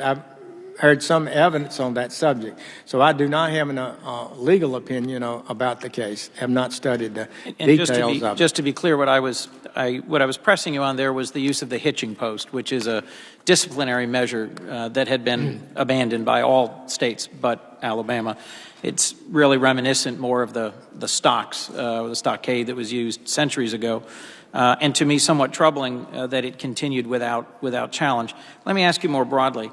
As you know, both Republicans and Democrats on this committee have worked together to address ways in which our criminal justice system is broken and to address the disparate racial impact of over-incarceration that's resulted in the last 30 years. Senator Tillis and I just yesterday published an op-ed that we wrote jointly about the importance of responsible, balanced criminal justice reform. And Senators Grassley and Cornyn, Lee, and Graham and Flake, all your fellow Republicans, have supported meaningful reforms to address excessive mandatory sentences and incarceration. And in my experience here in 6 years with you, you have steadfastly opposed all of these efforts at bipartisan sentencing reform. Help me understand why you've blocked efforts at reducing mandatory minimum sentences, at creating opportunities for the revisitation of sentences that may have been overly harsh when initially imposed, and help me understand whether you think it is ever proper for a prosecutor to charge anything less than the most serious offense available and carrying the longest sentence. Well, there's a lot of questions there, yes, Senator Coons. So the Sentencing Act has one foundational requirement now, and that's the minimum mandatories. The guidelines have been either made voluntary by the Sentencing Commission and the courts and the policies of the Attorney General. So the thing that does stand in place are the minimum mandatories, the minimum that can be sentenced for a certain offense. I offered legislation in 2001. It was opposed by the Bush Justice Department that would have reduced the sentencing guidelines. And in fact, a number of years later, unfortunately, essentially could have been done in 2001. When I made a speech in favor of it, made a speech saying what you are saying, that it was disproportionately impacting our African-American community and we needed to fix it. And eventually that was passed. So I have a record of doing that, number one. Number two, so these other things happened in the meantime. The guidelines were reduced. The Justice Department has reduced its requirements. The Justice Department now allows a prosecutor to present a case to the judge that doesn't fully reflect the evidence that they have in their files about a case. That's a problematic thing. You shouldn't charge. I think it's problematic and difficult to justify a prosecutor charging 5 kilos of heroin when the actual amount was 10, and to get a lower sentence.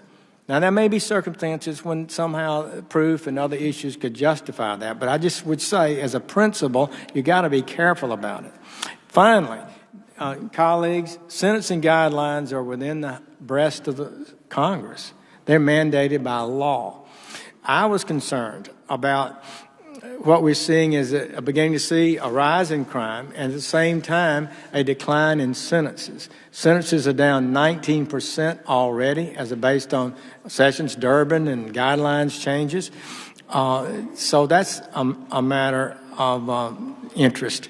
And I felt we should slow down a bit before we go further. Well, if I might, make sure we're not making a mistake, Senator Coons.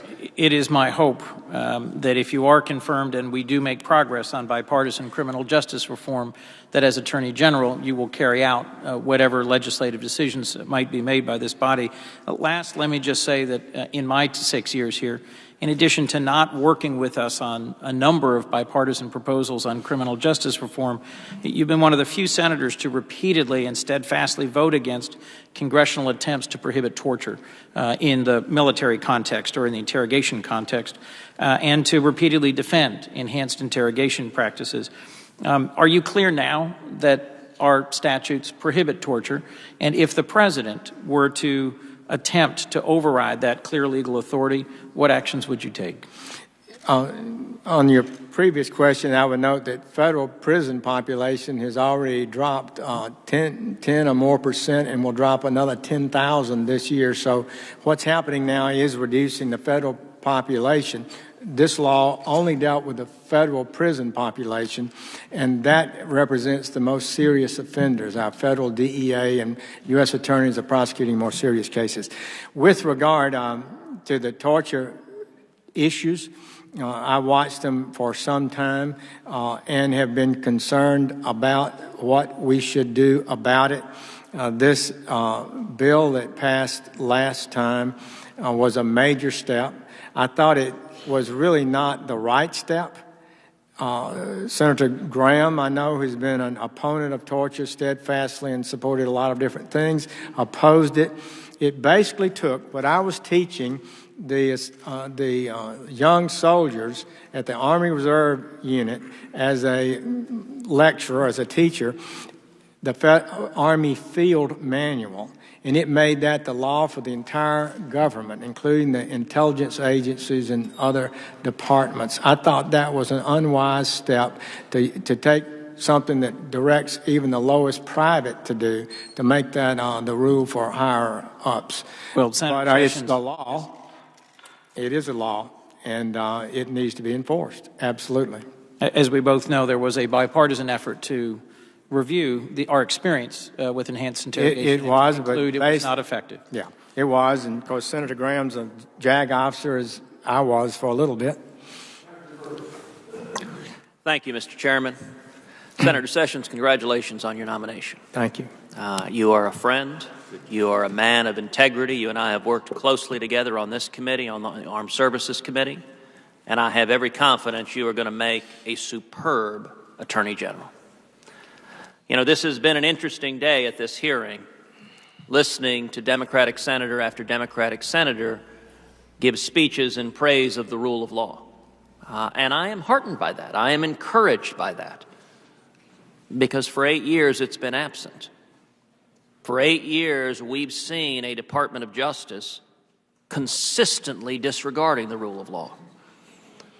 When Eric Holder's Department of Justice allowed illegal gun transactions, illegally sold guns to Mexican gun traffickers as part of Fast and Furious, guns that were later used to murder Border Patrol agent Brian Terry, the Democratic members of this committee were silent.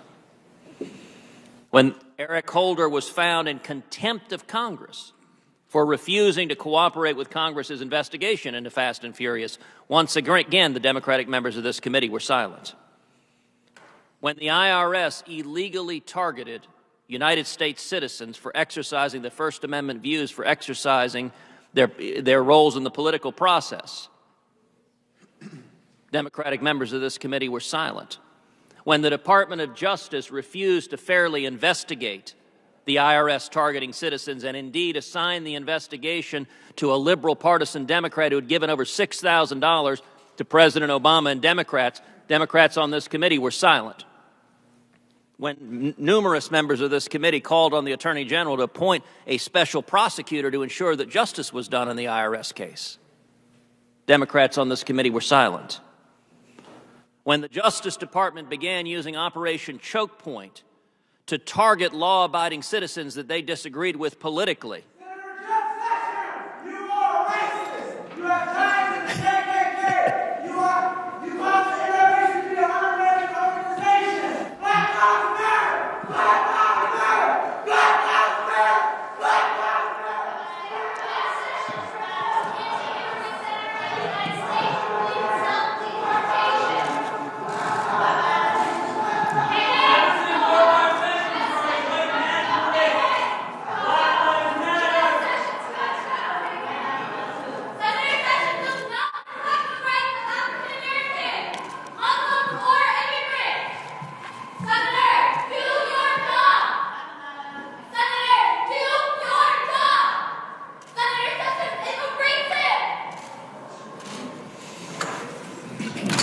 free speech is a wonderful thing. When the Department of Justice used Operation Choke Point to target legal businesses because they disagreed politically with those businesses, the Democrats on this committee were silent. when the Obama Justice Department sent millions of dollars of taxpayer monies to sanctuary cities that were defying federal immigration law, the Democrats on this committee were silent. When the Obama administration refused to enforce federal immigration laws and unilaterally rewrote those laws, the Democrats on this committee were silent. When the Obama administration released tens of thousands of criminal illegal aliens, including rapists and murderers, into the general population, Democrats on this committee were silent. When the Department of Justice signed off on the Obama administration paying a nearly $2 billion ransom to Iran, contrary to federal law, the Democrats on this committee were silent. When the Obama administration ignored and rewrote provision after provision of Obamacare, contrary to the text of the law, the Democrats on this committee were silent. When the Obama administration signed off on illegal recess appointments that the Supreme Court had to strike down unanimously, the Democrats on this committee were silent. And when the Obama administration released 5 Guantanamo terrorists without the required notification of Congress, the Democrats on this committee were silent. That pattern has been dismaying for 8 years, but I take today as a moment of celebration. If once again this committee has a bipartisan commitment to rule of law, to following the law, that is a wonderful thing, and it is consistent with the tradition of this committee going back centuries. Now, if we were to play a game of tit for tat, if what was good for the goose were good for the gander, then a Republican Attorney General should be equally partisan, should disregard the law, should advance political preferences favored by the Republican Party. Senator Sessions, do you believe that would be appropriate for an Attorney General to do?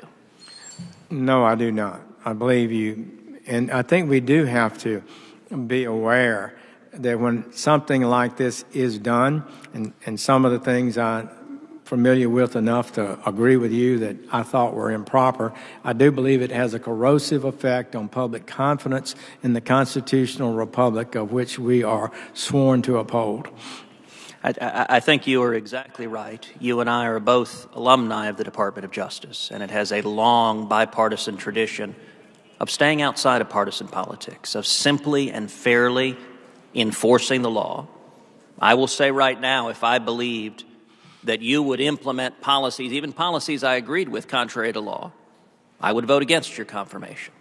And the reason I am so enthusiastically supporting your confirmation is I have every degree of confidence you will follow the law faithfully and honestly. And that is the first and most important obligation of the Attorney General. Now, earlier in this hearing, Senator Franken engaged you in a discussion that I think was intended to try to undermine your character and integrity. And in particular, Senator Franken suggested that you had somehow misrepresented your record. It is unfortunate to see members of this body impugn the integrity of a fellow senator with whom we have served for years. It is particularly unfortunate when that attack is not backed up by the facts. Senator Franken based his attack primarily on an op-ed written by an attorney, Gerald Hebert. There is an irony in relying on Mr. Hebert because, as you well know, in 1986, during your confirmation hearing, Mr. Hebert testified then and attacked you then, making false charges against you. And indeed, I would note in the 1986 hearing, 2 days later, Mr. Hebert was forced to recant his testimony, to say that he had given false testimony to this committee, and indeed to say, quote, I apologize for any inconvenience caused Mr. Sessions or this committee by my prior testimony. So an individual who's testified falsely once before this committee, his op-ed is now the basis for Senator Franken's attack on you. And indeed, the basis of Senator Franken's attack is he claims you were uninvolved in several civil rights cases that were listed on your questionnaire. In 1986, Mr. Hebert testified, this is a quote from him, I have needed Mr. Sessions' help in those cases, and he has provided that help every step of the way. Is that correct, that that's what Mr. Hebert testified? Yes, that's correct. Now, in the 4 cases Senator Franken referred to, you reported all 4 of them in your supplement to the Judiciary Committee. Is that right? That is correct. Mr. Franken didn't mention that. And let me point out, here's how you describe your involvement in your written submission to this committee.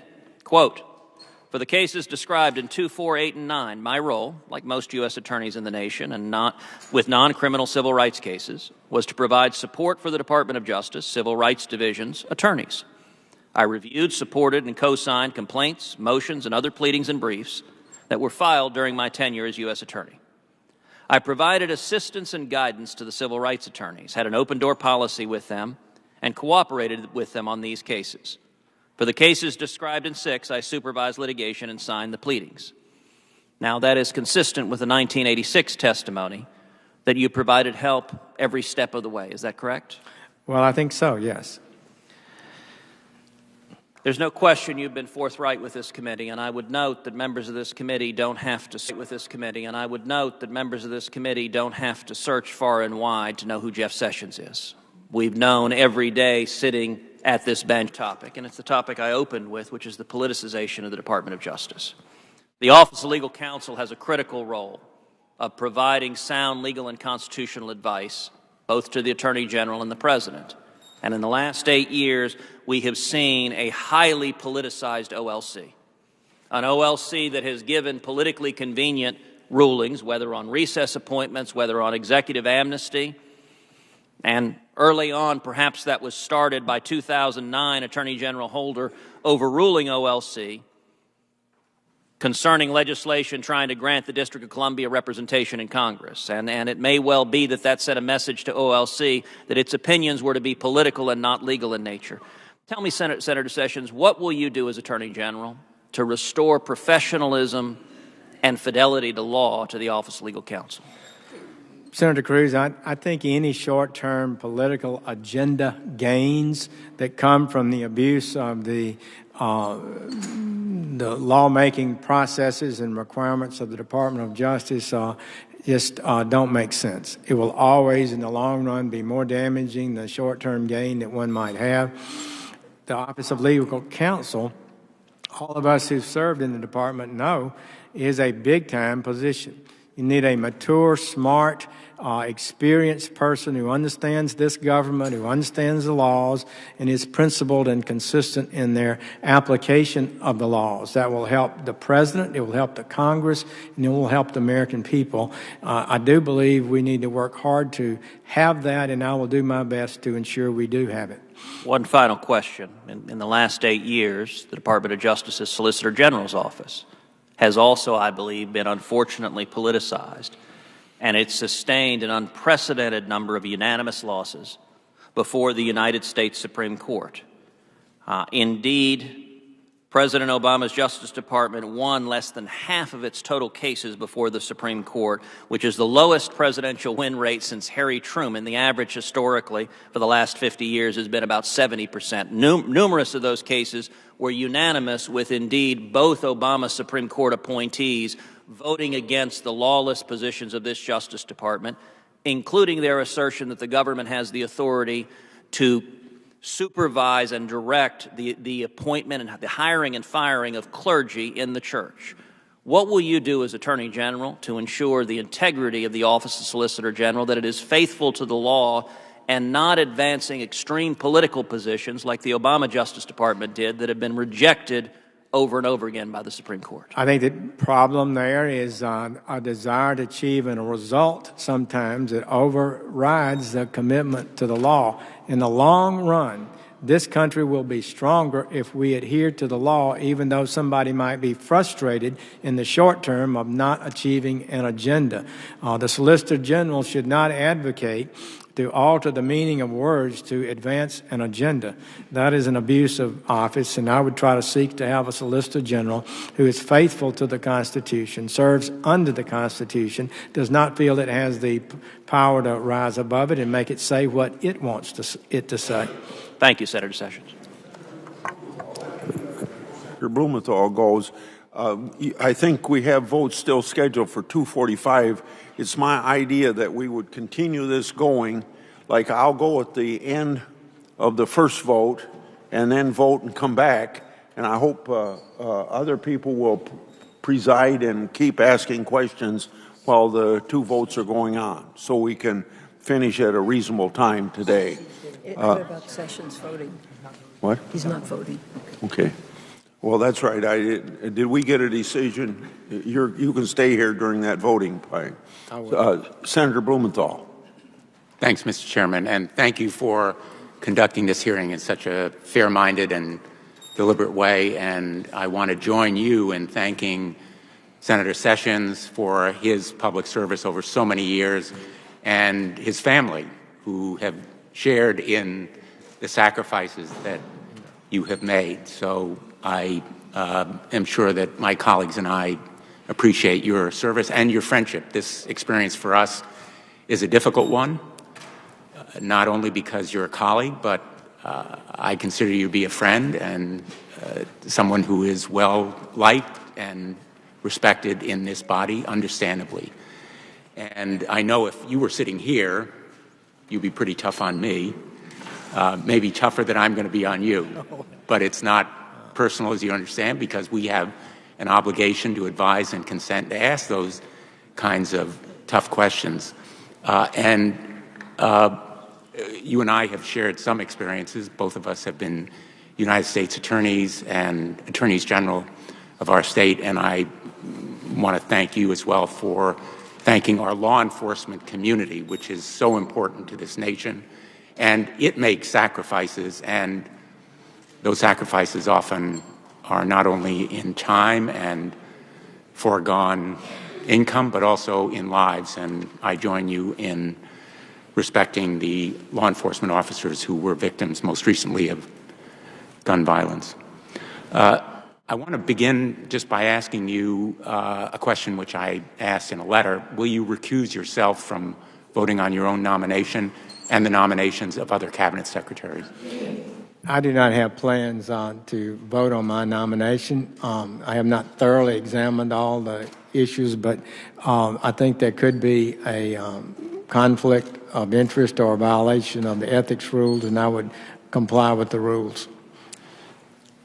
I believe it would be a conflict of interest for you to vote on other cabinet secretaries, as they are nominated by the president, who is also your boss, and I think that I hope you will consider recusing yourself from those votes as well, because I think it will set a tone for what you will do in cases of conflicts of interest. And I want to talk a little bit about conflicts of interest, because I think that the Attorney General of the United States has a unique and special role, especially at this point in our history. He should be a champion, a zealous advocate of rights and liberties that are increasingly under threat in this country. And he's not just another government lawyer or another cabinet secretary. He is the nation's lawyer. And so any appearance of conflict of interest or compromising positions because of political involvement, I think, is a real danger to the rule of law and respect and credibility of the rule of law. So I would hope that you would consider appointing special counsel in cases where there may be a conflict of interest involving the president. And one of those cases involves Deutsche Bank. The President of the United States owes Deutsche Bank several hundreds of millions of dollars. It's currently under ongoing investigation. Will you appoint an independent counsel to continue the investigation of Deutsche Bank? Well, Senator Blumenthal, I'm not aware of that case. I'm not in any way, have not researched it or even read some of the published articles about it. So I'm totally uninformed about the merits or lack of it of the case. I don't know that the president is implicated simply because he's borrowed from a bank.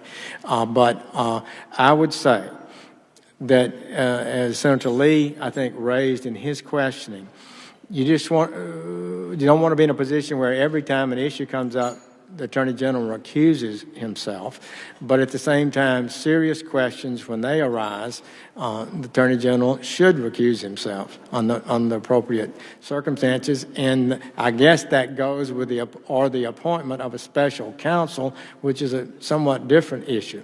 There's been a lot of criticisms of that, but I think it's a useful tool in the appropriate circumstances. Would you agree with me that the Emoluments Clause applies to the President of the United States? Well, the Emolument Clause applies. I guess the dispute is, and the discussion is to what extent does it apply, and how does it apply in concrete situations, If which there's I have evidence, not studied. If there's evidence that the President of the United States has violated or may be violating the Emoluments Clause, will you appoint a special counsel? We would have to examine that. I would not commit to this day, at this time, of appointing a special counsel when I'm not aware of a precise factual situation that would be in play.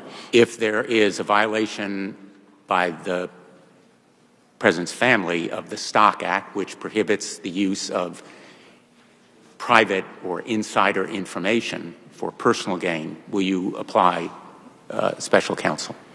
Well, we'll have to evaluate that if such a circumstance occurs, and I would do my duty as I believe I should do it at the time. I would suggest that in those cases, an independent counsel is not only advisable but required to avoid a conflict of interest, and I would hope that you would be sensitive to those concerns. Well, there are reasonable arguments to be made for that. I suggested that Attorney General Lynch should appoint a special counsel in the Clinton matter. I don't know whether you supported that or not. One reason I'm asking the question is that you have advocated a special counsel in other instances where, in fact, the argument for it was weaker than it would be in these cases, and I think it would be appropriate. Well, I will suggest that during a campaign, sometimes we get excited. But as Attorney General, you have to follow the law, you have to be consistent, and you have to be honorable in your decision-making, and I respect the questioning you're raising. Let me ask you about another group. I welcome your condemnation of the Ku Klux Klan. You may be familiar with a group called Operation Rescue. And Operation Rescue endorsed you. In fact, Troy Newman, the head of Operation Rescue, said, quote, "We could not be happier about the selection of Senator Jeff Sessions as the next Attorney General."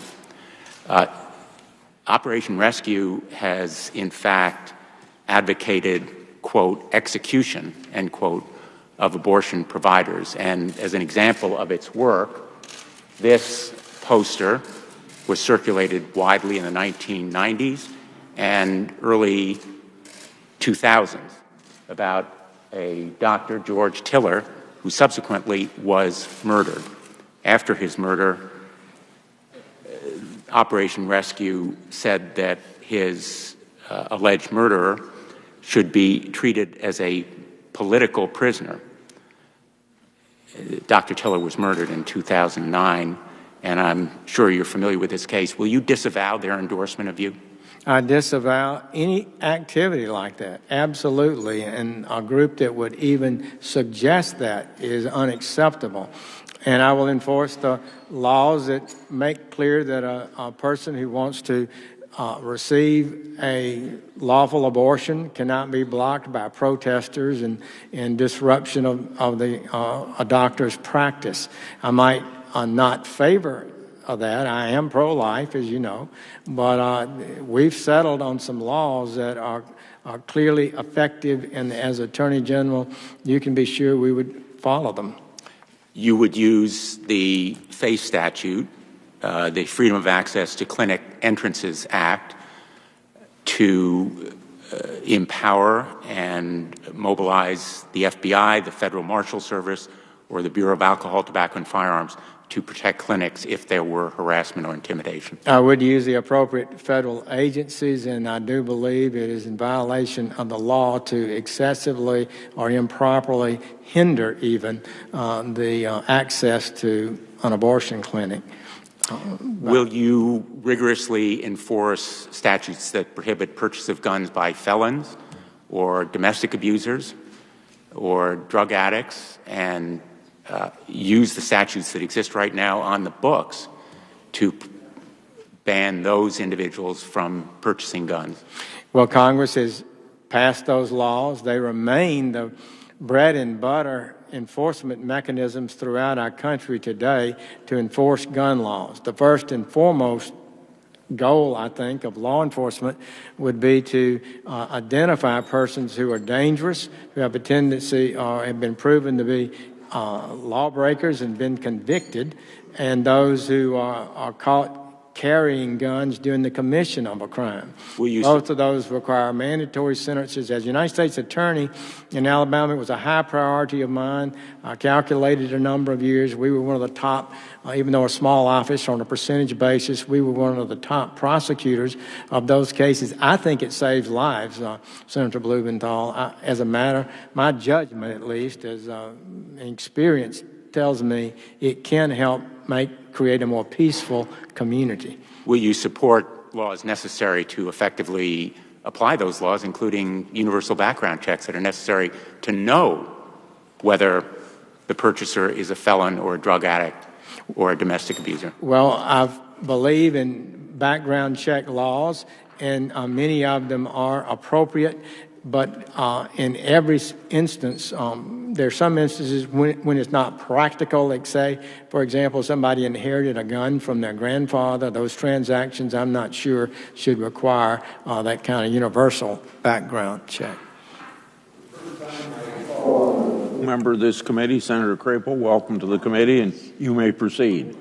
Thank you, Mr. Chairman, and I, too, want to thank you for the way you are handling this hearing and appreciate your service here in the committee. And Senator Sessions, I also want to join those who have congratulated you on your nomination to be the Attorney General of the United States. I am one of those who has had the opportunity to work with you for years and know you very well. I consider you well qualified and look forward to your service as Attorney General of the United States, if you are confirmed, and I expect you will be. I know you to be a man of your word. I know that you're committed to the Constitution of the United States of America, and you are committed to enforcing the law of this country, as you have said multiple times here in this committee. So I thank you for that. I want to go in my questions into just a couple of other areas beyond just the notion of the enforcement of the law, but the manner in which the Department of Justice enforces the law.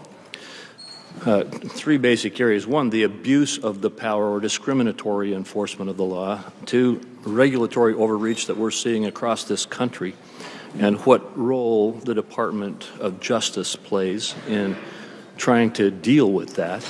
And then finally, cooperation with the states. We live in a union of 50 states, and under our Constitution, there are appropriate roles for the federal government and the states, and the Department of Justice has a very powerful influence on that. So if I could get into those three areas. The first one I'm just going to use as an example of the kind of abusive use of power that I hope you will help stop and prevent from continuing to happen. It was already, this example is one that was already referenced by Senator Cruz, Operation Choke Point. Operation Choke Point, for those that aren't familiar with it, the only appropriate thing about it, in my opinion, is its name. It was a program designed by the Department of Justice to help choke financing away from businesses and industries that were politically unacceptable or, for whatever reason, unacceptable to the administration.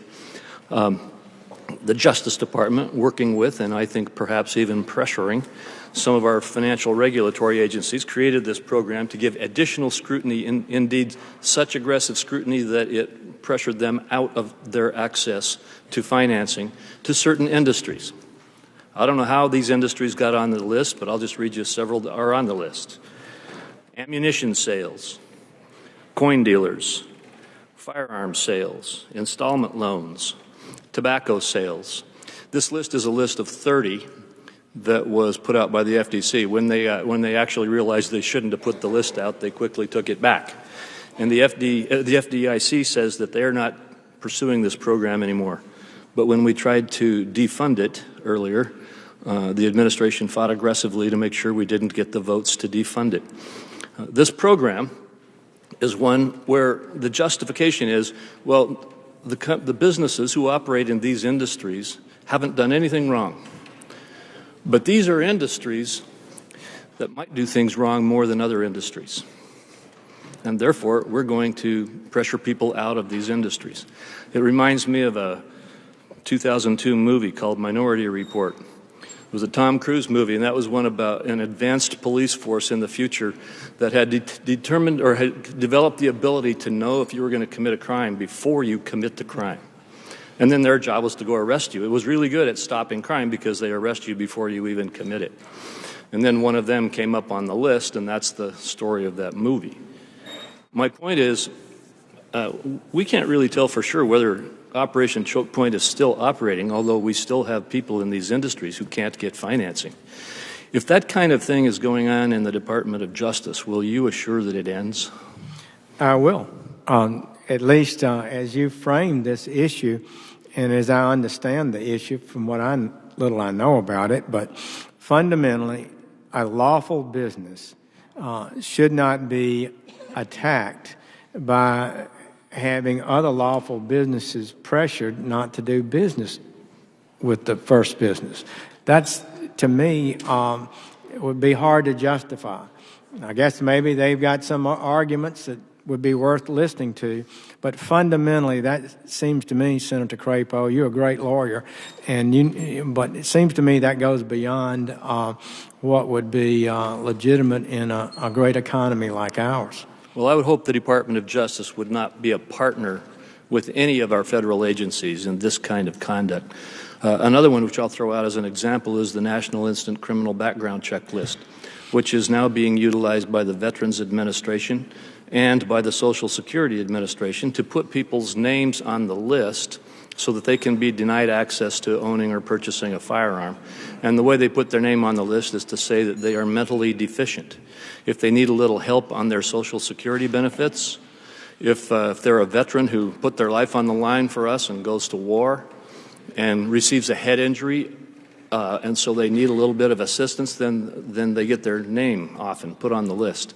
I know that these are not the agencies that you supervise, but I know the Department of Justice supervises the NICS list. And I would just encourage your help, whether it's here or anywhere else in our government, as we see agencies using their power to achieve political purposes or some other discriminatory purpose of the administration, I would hope you would stand solidly against it. Well, thank you, Senator Crapo. I know you've worked on that issue. So I'd be sympathetic and be willing to receive any information that I know you've gathered to form your views about it. All right, I appreciate that. Let me move on to the question of regulatory overreach. I'll just use one example there.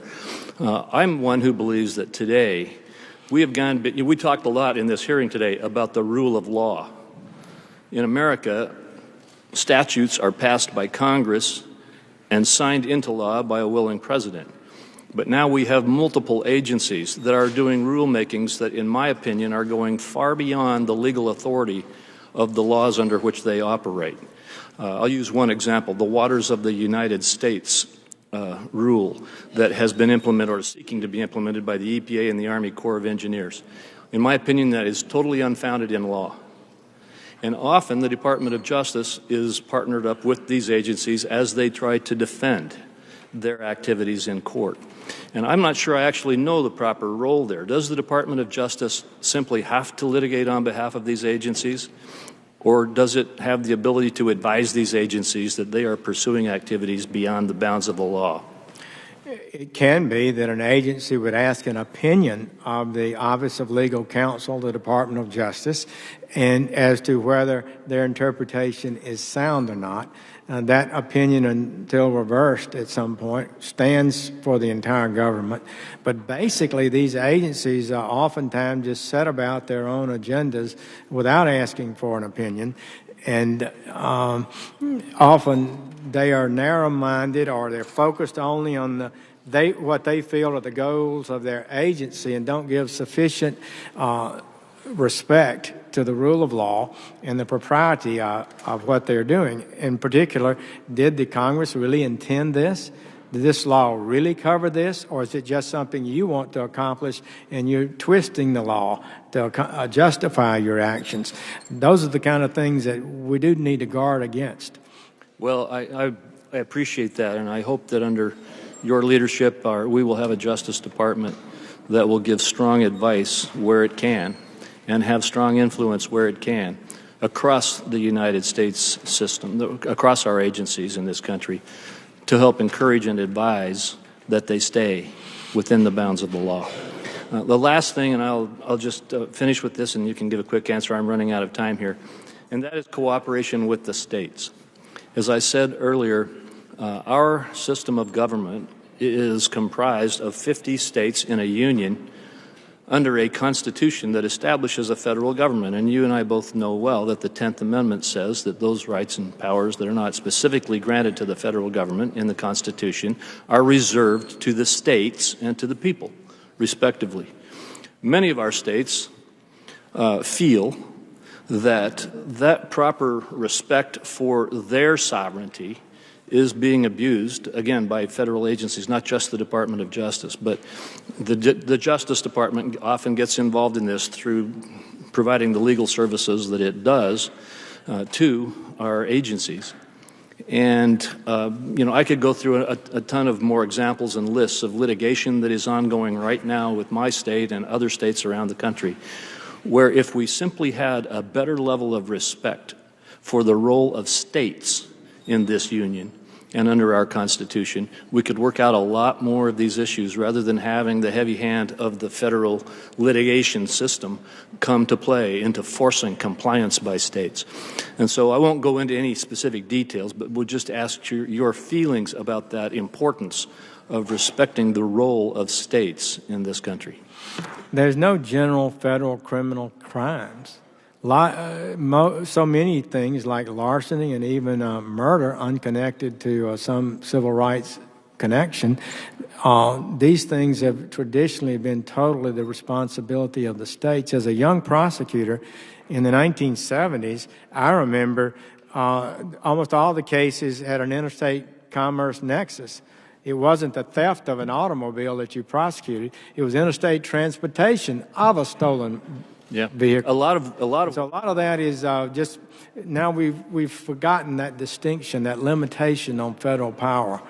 We have, and a lot of what I'm talking about happens in the Environment and Natural Resource Division or in others. There's a lot of litigation out there. I just encourage you. I am out of time. Let me make a suggestion before I introduce Senator Ronald, and she's welcome back to the committee. She's been off 2 years. To make efficient use of our time, when she's done, it would be Senator Kennedy's turn, but you probably have to go vote. So if there's somebody back here that can start the second round, do it. And then we'll call on Senator Kennedy to finish the first round. Senator Hirano. Thank you, Mr. Chairman. It's good to be back on this committee. And aloha to you, Senator Sessions. Aloha. I will do my best to be nice to you. Well, that won't be hard for you. Thank you very much.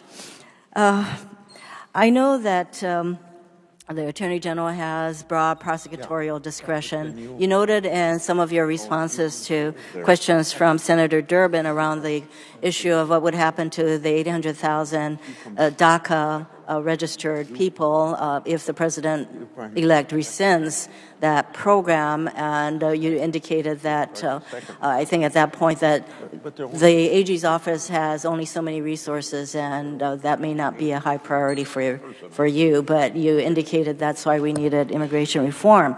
So my series of questions will center around how you would exercise your prosecutorial discretion, which I think you would acknowledge is wide as Attorney General, wouldn't you? Okay.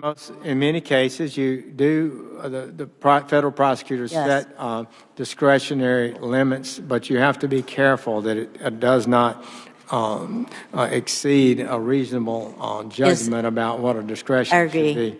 It's not totally unfettered. But why prosecutorial discretion? So my questions will center around how you would exercise prosecutorial discretion with regard to some specific issues.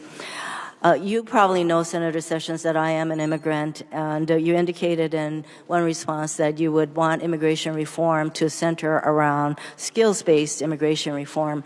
And if that were the case, my mother, who brought me to this country to escape an abusive marriage, would not have been able to come to this country, and she acquired her skills later. But I just want to let you know that this is one of the reasons that issues relating to immigration are very important, not just to me, but to millions of people in this country.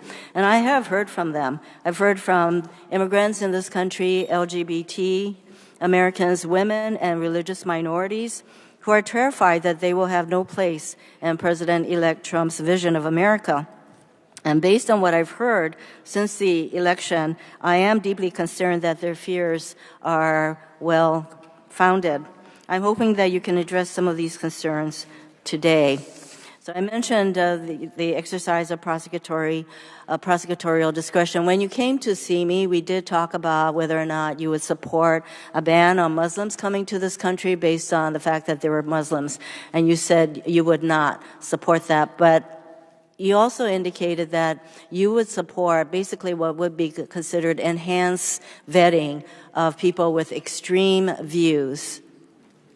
What would characterize an extreme view to you, and how would you go about ferreting out people with extreme views when there are millions of people legally coming into our country?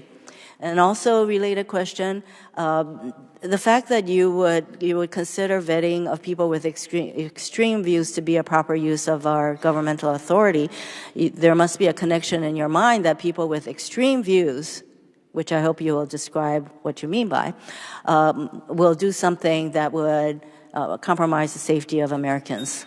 Could you respond to my series of questions relating to extreme views? Well, I do think, first of all, the vetting process is in the hands of the State Department, the consular offices, and those offices that are meeting people abroad and evaluating them for admission to the United States. So the Department of Justice really does not dictate that, as long as it's as long as it's within constitutional order.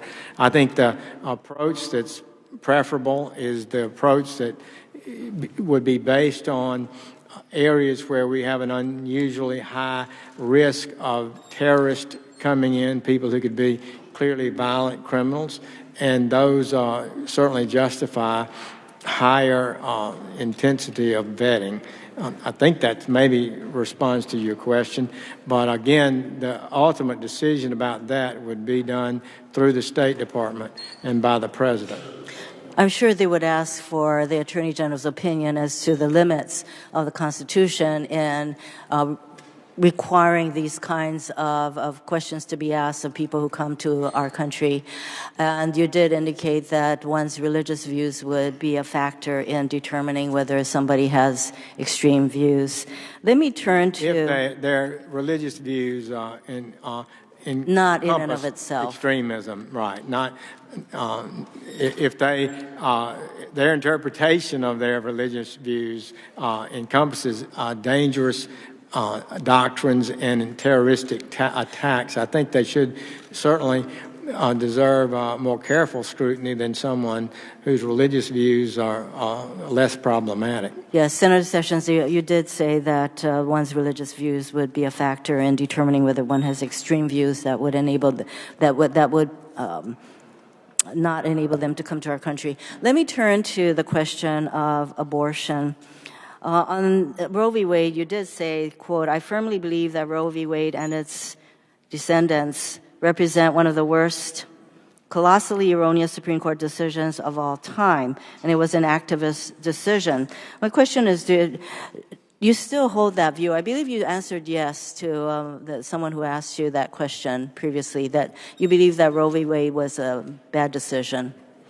Well, I did. You still believe that? Well, I guess I've said that before. I'm a pro-life advocate, but fundamentally, the problem, as I see it, with Roe versus Wade, is that it denies the people the right to make laws that they might feel appropriate. Did the Supreme Court have that power? I concluded they didn't, because the Constitution didn't answer that question. But Senator Sessions, I respect people. I hate to interrupt you, but I have less than 2 minutes, so I don't want to get into the substance of Roe v. Wade. I realize you still believe that that was a bad decision, although it was based on constitutional privacy protections. So we can expect the makeup of the Supreme Court to change, and we can very well end up with a Supreme Court that will be very open to overturning Roe v. Wade. And should you be the Attorney General, would you direct or advise your Solicitor General to weigh in, weigh in before that Supreme Court, which has an opportunity to overturn Roe v. Wade? Would your Solicitor General go in and weigh in to repeal or to overturn, I should say, Roe v. Wade? Well, Roe versus Wade is firmly ensconced as the law of the land, and I don't know we would see a change in that. You're asking a hypothetical question. Those cases seldom come up on such a clear issue. They come up at the margins.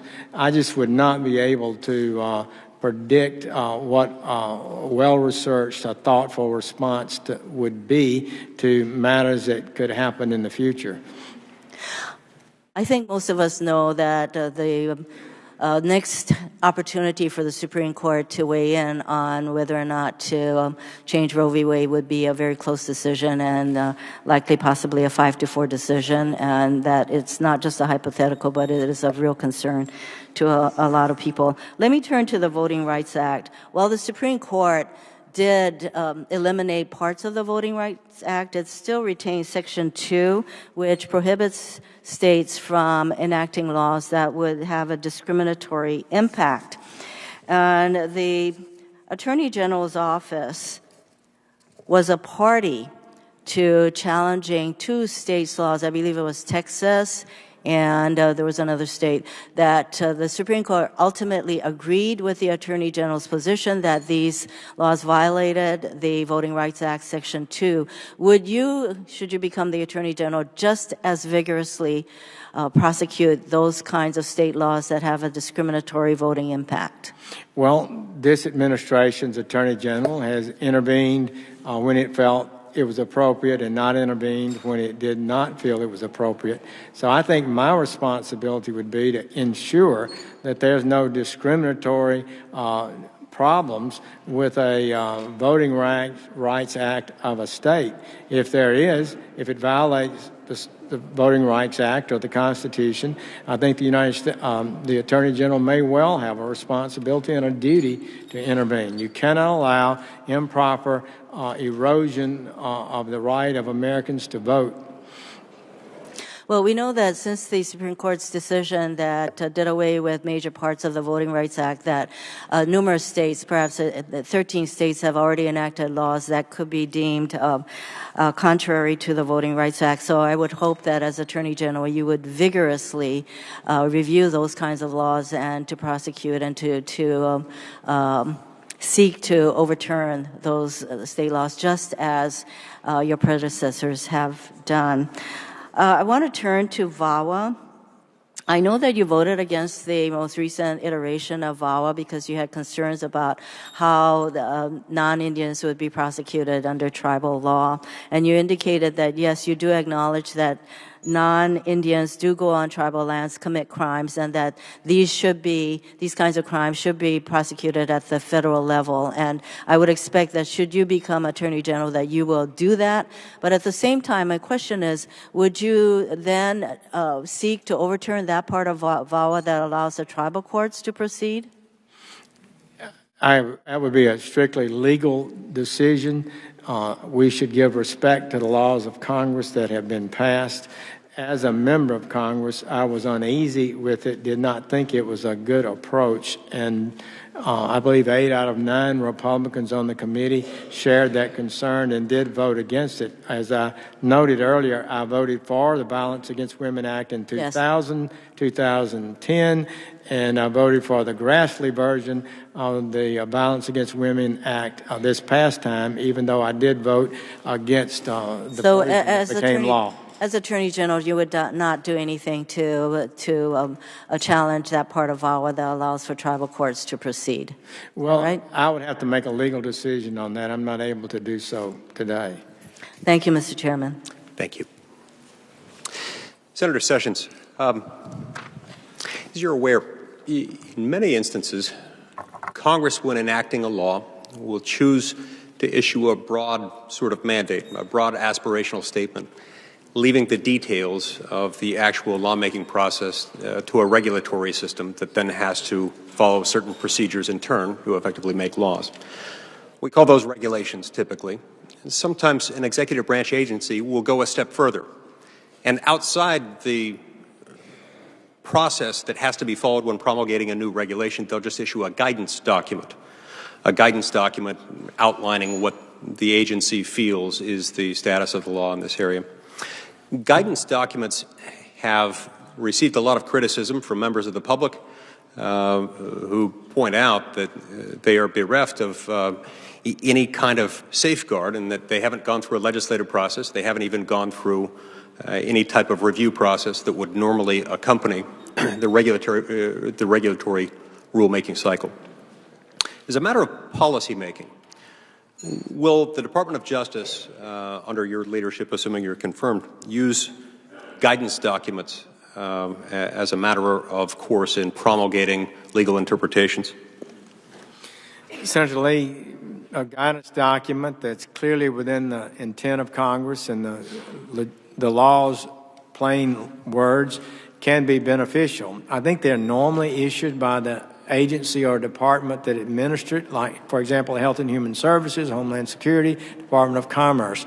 Often or sometimes they ask the Office of Legal Counsel for their opinion about what the proper interpretation of a statute is. But I do think you raise a valid concern. A guidance document cannot amount to an amendment of a law. Bureaucrats do not have, that's a pejorative term, but department and agency attorneys and members don't have the ability to rewrite the law to make it say what they'd like it to say. And if we get away from that principle, we've eroded respect for law and the whole constitutional structure where Congress makes the laws, not the executive branch. What about in the context of litigation, where you're litigating a case involving one of these guidance documents and you're representing the federal agency in question?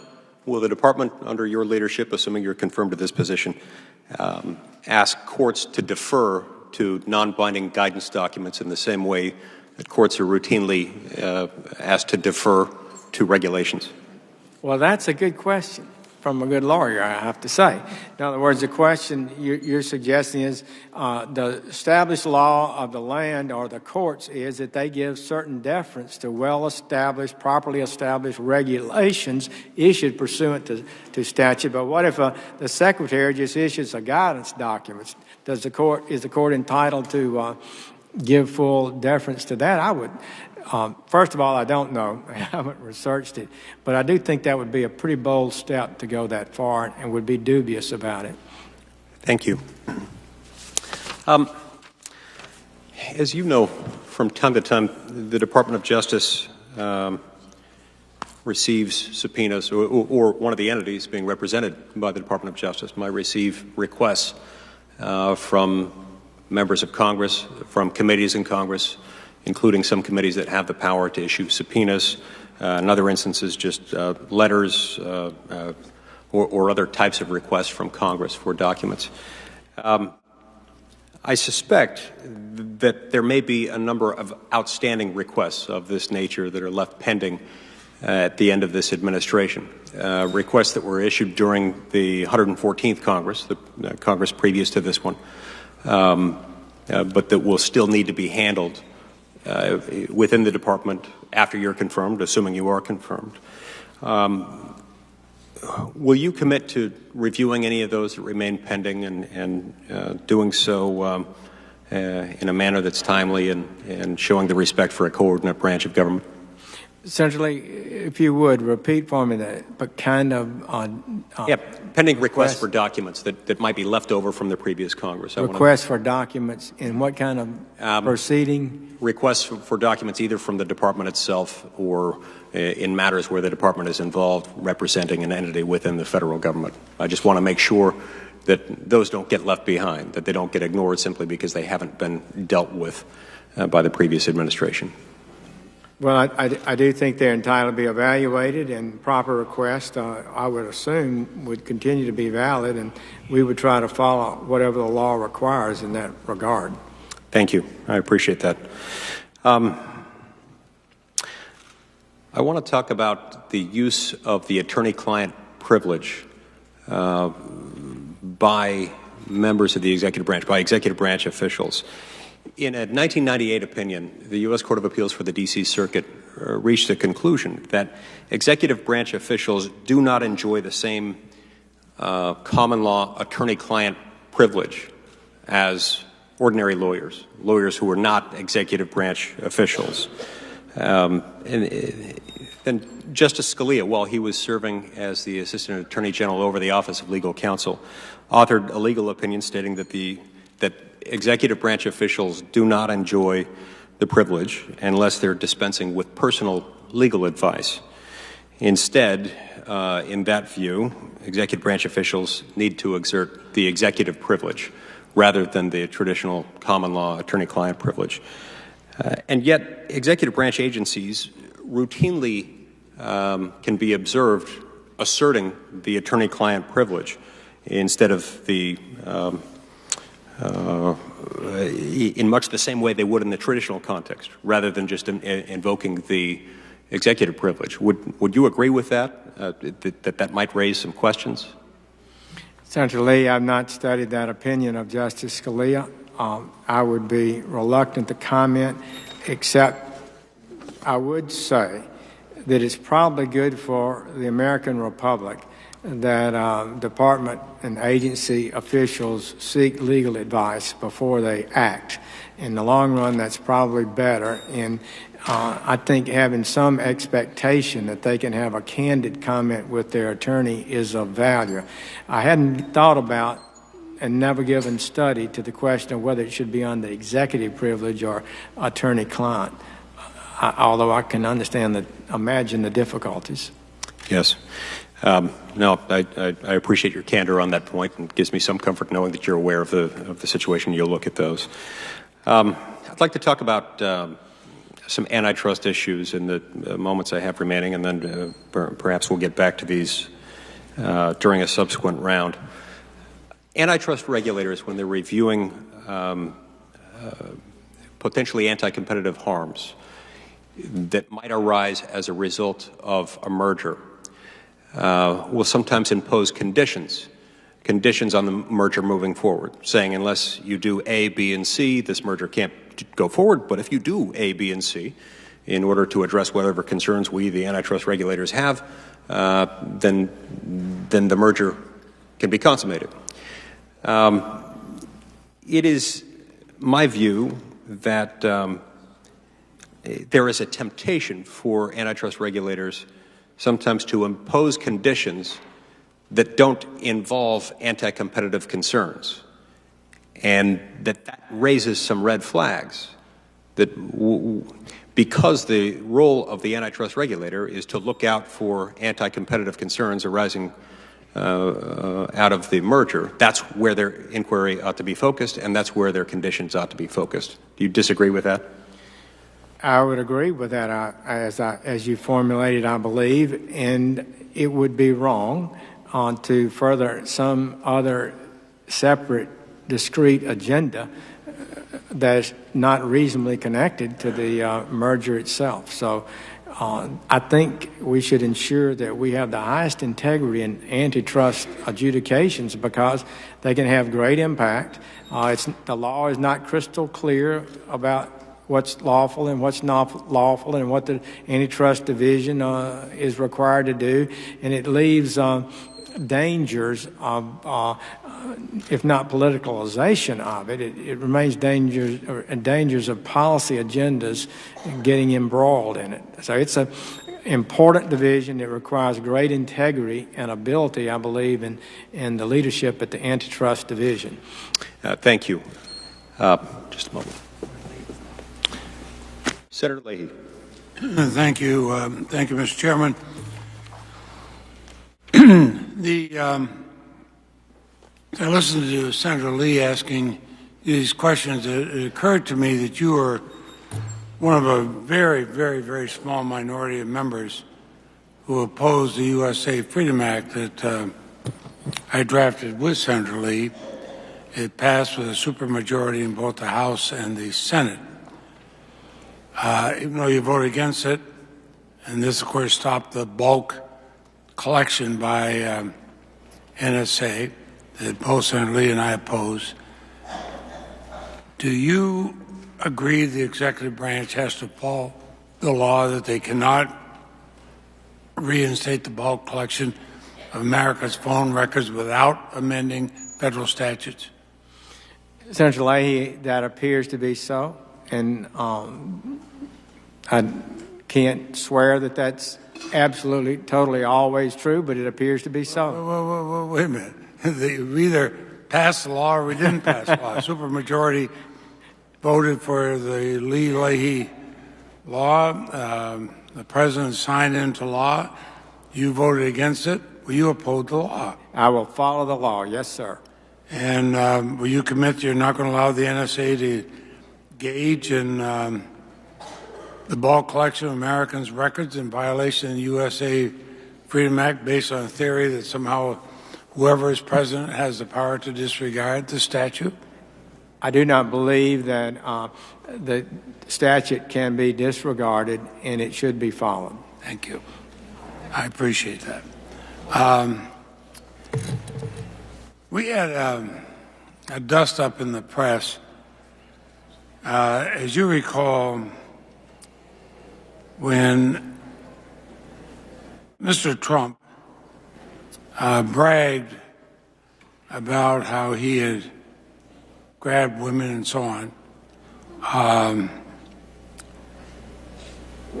you, shortly after the tape came out, and I realize there's an explanation here, you said, I don't characterize that as sexual assault. But then you said later, the weekly standards characterization of comments I made following Sunday's presidential debate is completely inaccurate. My hesitation is based solely on confusion of the contents of the 2005 tape, the hypothetical posed by the reporter, which was asked in a chaotic post-debate environment. Of course, it is crystal clear that assault is unacceptable. I would never intentionally suggest otherwise. That's basically what you said after the confusion on your first comment. Is that correct? I believe that's correct. Thank you. Is grabbing a woman by her genitals without consent, is that sexual assault? Clearly, it would be. Thank you. If a sitting president or any other high federal official was accused of committing what the president-elect described in a context in which it could be federally prosecuted, would you be able to prosecute and investigate?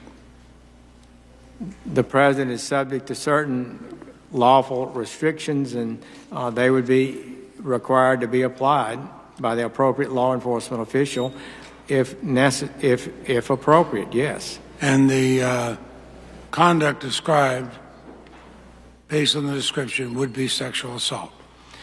Well, the confusion about the question was a hypothetical question, and it related to what was said on the tape. I did not remember at the time whether this was suggested to be an unaccepted, unwanted, would certainly meet the definition. If that's what the tape said, then that would be... My question is very simple. Is grabbing a woman by her genitals without consent, is that sexual assault? Yes. Thank you. Now, you were asked earlier about having called the NAACP and the ACLU un-American. You said that was before you were a senator. But as a senator, you have continued to be hostile to them. You criticize nominees for having what you call ACLU DNA. Now, I remember when Republicans led the Justice Department, as Inspector General found the Bush administration engaged in unlawful, politicized hiring practices. That's the Republican administration's own Inspector General. They said the Ashcroft Justice Department used litmus tests whether applicants would be sufficiently conservative. If they're ever in the ACLU, they couldn't have a job. You said in a radio interview, justice has to be saved from secular, progressive liberals. Okay. Let me ask you a couple simple questions. Are an individual's religious beliefs relevant to their employment at the Justice Department? Not unless it's such that they can't perform their duties in an honorable way consistent with the law. What would be an example of that? Well, if an individual so strongly believed that abortion should be unlawful that they use their position to block constitutionally approved abortions, I think that would make them not subject to being employed in the Department of Justice. Are you going to have a litmus test at the Department of Justice for people who have worked at civil rights organizations? No. Senator Graham mentioned you've long been a champion of states' rights, and certainly you and I have had enough discussions on that, and I realize those are deeply held beliefs. But states have also voted on an issue of marijuana and regulation. I believe your own state of Alabama permits the use of a derivative of marijuana known as CBD oil, legal in Alabama, illegal under federal law. If you are confirmed as the nation's chief law enforcement official, and you know that we have very, very limited federal resources. In fact, we're spending about a third of our budget now just to keep the prisons open because of mandatory minimums and whatnot. Would you use our federal resources to investigate and prosecute sick people who are using marijuana in accordance with their state laws, even though it might violate federal law? Well, I won't commit to never enforcing federal law, Senator Leahy, but absolutely it's a problem of resources for the federal government. The Department of Justice under Lynch and Holder set forth some policies that they thought were appropriate to define what cases should be prosecuted in states that have legalized, at least in some fashion, some parts of Do you agree marijuana. with those guidelines? I think some of them are truly valuable in evaluating cases, but fundamentally, the criticism I think that was legitimate is that they may not have been followed. Using good judgment about how to handle these cases will be a responsibility of mine. I know it won't be an easy decision, but I will try to do my duty in a fair and just way. The only reason I mention it, you've been some very strong views. You even mandated the death penalty for anyone convicted of a second drug trafficking offense, including marijuana, even though mandatory death penalties are, of course, unconstitutional. Well, I'm not sure under what circumstances I said that, but I don't think that sounds like something I would normally say. We're glad to look at it. Would you say that's not your view today? It is not my view today. Thank you very much. Thank you. I perked up when he started talking about federalism. And, of course, everything Senator Leahy said was interesting, but the federalism stuff is particularly interesting. Your legislation. Yes, exactly. I appreciated that, too. That was great.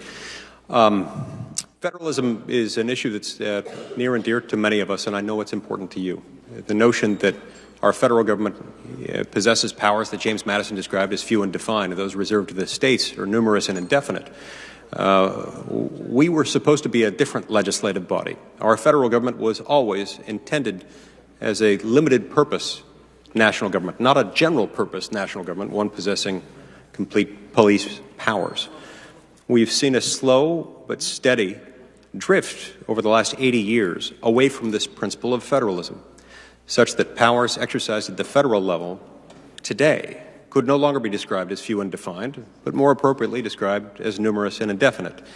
And in light of the supremacy clause in the Constitution, any powers we do exercise through the federal government are, by definition, replaced from the states. In other words, when our action conflicts with state action, it's our action that prevails in light of the supremacy clause. It's one of the reasons why federalism needs to be looked out for so carefully. One of the reasons why a view that I think you and I both share is that U.S. government officials in all three branches of government, whether they wear a black robe or not, are expected, when they swear an oath to uphold the Constitution, to look out for basic structural protections in the Constitution like federalism, so that we don't have an excessive accumulation of power in the hands of the few.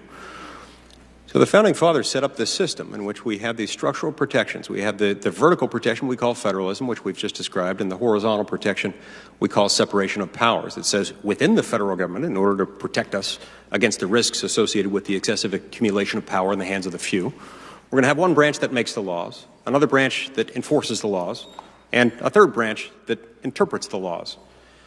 As long as we keep each branch within the same lane, the people are protected from what happens when one person or a group of people gets too powerful. But over the last 80 years, just as we've seen a deterioration of federalism, we've also seen a deterioration of separation of powers. You have an interesting set of circumstances with our laws, our controlled substances laws concerning marijuana, in that for the first time in a very long time, you've seen some attention paid to federalism, but in the limited area associated with marijuana. In other words, there are federal laws prohibiting the use of marijuana, the sale of marijuana, the production of marijuana, that apply regardless of whether a state has independently criminalized that drug, as every state until recently had. Then you had some states coming along and decriminalizing it, sometimes in the medical context, other times in a broader context. The response by the Department of Justice during the Obama administration has been interesting, and it's been different than it has in other areas. They've been slow to recognize principles of federalism elsewhere. They chose to recognize it here. My question to you is, did the way they respond to that federalism concern run afoul of separation of powers? Did the department's approach to this issue that they identified as a federalism issue contravene the understanding that we are the lawmaking body, the executive branch is the law enforcing body? Well, I'm not sure I fully understand the point of your question, but you're talking about separation of powers within the federal government, the Yes. three branches of federal government. Yes. And how does that implicate the marijuana laws? Yes. Are there separation of powers concerns arising out of the Department of Justice's current approach to state marijuana laws? Well, I think one obvious concern is that the United States Congress has made the possession of marijuana in every state and distribution of it an illegal act. So if that's something is not desired any longer, Congress should pass a law to change the rule. It's not so much the Attorney General's job to decide what laws to enforce. We should do our job and enforce laws effectively as we're able. Thank you. I'd like to get back to antitrust issues for a moment. In 2010, you co-sponsored some legislation that extended the Antitrust Division's leniency program and extended it all the way out to 2020. So it was a 10-year extension at the time. You helped move that through. The legislation provided that members of a cartel could receive reduced penalties if they reported cartel activity to the department and cooperated with any investigation the department had in connection with that antitrust cartel. Now, the Antitrust Division within the Department of Justice considers this tool, quote, its most important investigative tool for detecting cartel activity, close quote, because it creates an incentive for cartel members to self-report, to come forward and to identify things that the Antitrust Division needs to be aware of. So I applaud your leadership in this area because it's been very helpful to the enforcement of our antitrust laws of the Department. So I have two questions related to this program looking forward. First, given its importance, do you think the program should be made permanent? And second, are you open to any other ideas that might strengthen the program? Senator Lee, I would not commit to you that I have formed an opinion on that. These are very complex areas of the law. I'm not a member of the antitrust subcommittee, as a number of members of our committee are, and have achieved levels of expertise like Senator Klobuchar and you and others. So I would just have to commit to you that I'm open to hearing the views of this Congress and that subcommittee, and would try to work with you. But I do understand that antitrust policy is an important issue for America, and we need to get it right, and that will be my goal. Thank you. One important question that sometimes arises in the antitrust context relates to what role the Department of Justice should play in communicating with foreign authorities, authorities in other countries that deal with competition laws, deal with things analogous to our antitrust laws in this country. The Department of Justice has typically played a leading role, but in recent years it has also allowed the Federal Trade Commission, the FTC, to become heavily involved. To my mind, this raises some potential concerns because the FTC is an independent agency. As compared to the Department of Justice, of course, which is headed by a presidential appointee who, with Senate confirmation, serves at the pleasure of the President. Do you have any opinion on this, that this point that the Department of Justice, which is more accountable to the President and therefore has some connection to the people, should be more actively involved in communicating with foreign antitrust or competition authorities? I really wouldn't attempt to comment today on that. I would be glad to hear your thoughts on it. I think it can be problematic if U.S. officials encourage foreign officials to join with them against an action of a private company that could put so much excessive pressure on them that they're not able to resist, and when they may have a lawful basis to resist. But so these are big issues, and you have to be sensitive to the power that the Department of Justice has, the Antitrust Division has, and make sure that there's a principled policy and lawful basis for what is done. Thank you, Senator Sessions. I see our chairman's back. Oh, he's not back. Senator Feinstein. It's my understanding that Senator Durbin has not yet had its second round, and so I would like to defer to him. No, you. Yeah. Senator Canada. Oh. I'm going to sorry. defer to Durbin because he somehow got missed. Thank you very much. I want to thank the chairman and my friend, Senator Feinstein. This morning, before the Senate Intelligence Committee, Director Comey of the FBI was testifying on the question of investigating the Russian involvement in this last election. And he was asked if there was any ongoing investigation about contacts between Moscow, the Russians, and any presidential campaigns. And he refused to answer, said he wasn't going to discuss any ongoing investigations publicly. I would like to ask you a question related to recusal. You stated earlier today that you had made the decision, and you haven't given us a real background on it, but made the decision that you would recuse yourself from any prosecutions involving Hillary Clinton or the Clinton campaign and emails.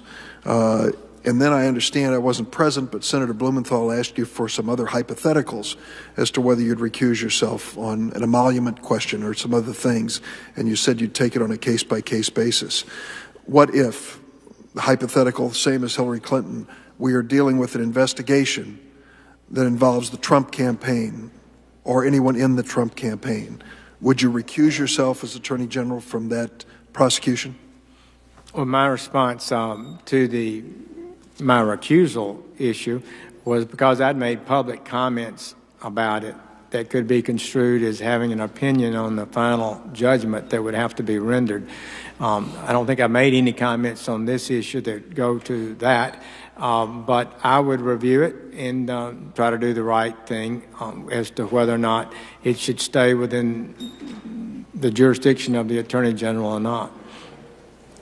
It would strike me that this is an obvious case for a special prosecutor if it involves a campaign leading to a candidate who selected you as the Attorney General. Wouldn't an abundance of caution suggest that you wouldn't want any questions raised about your integrity in that type of prosecution?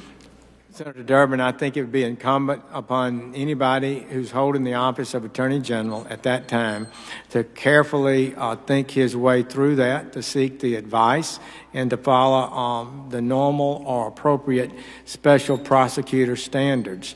And so I would intend to do that, but I have not expressed an opinion on the merits of those issues to my knowledge. Senator Sessions, there's been a lot of controversy about refugees.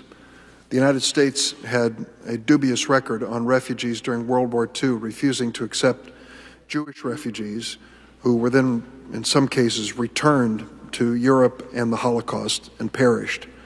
After World War II, a new policy emerged in the United States, a bipartisan policy, and the United States became more open, in some cases generous, to accepting refugees.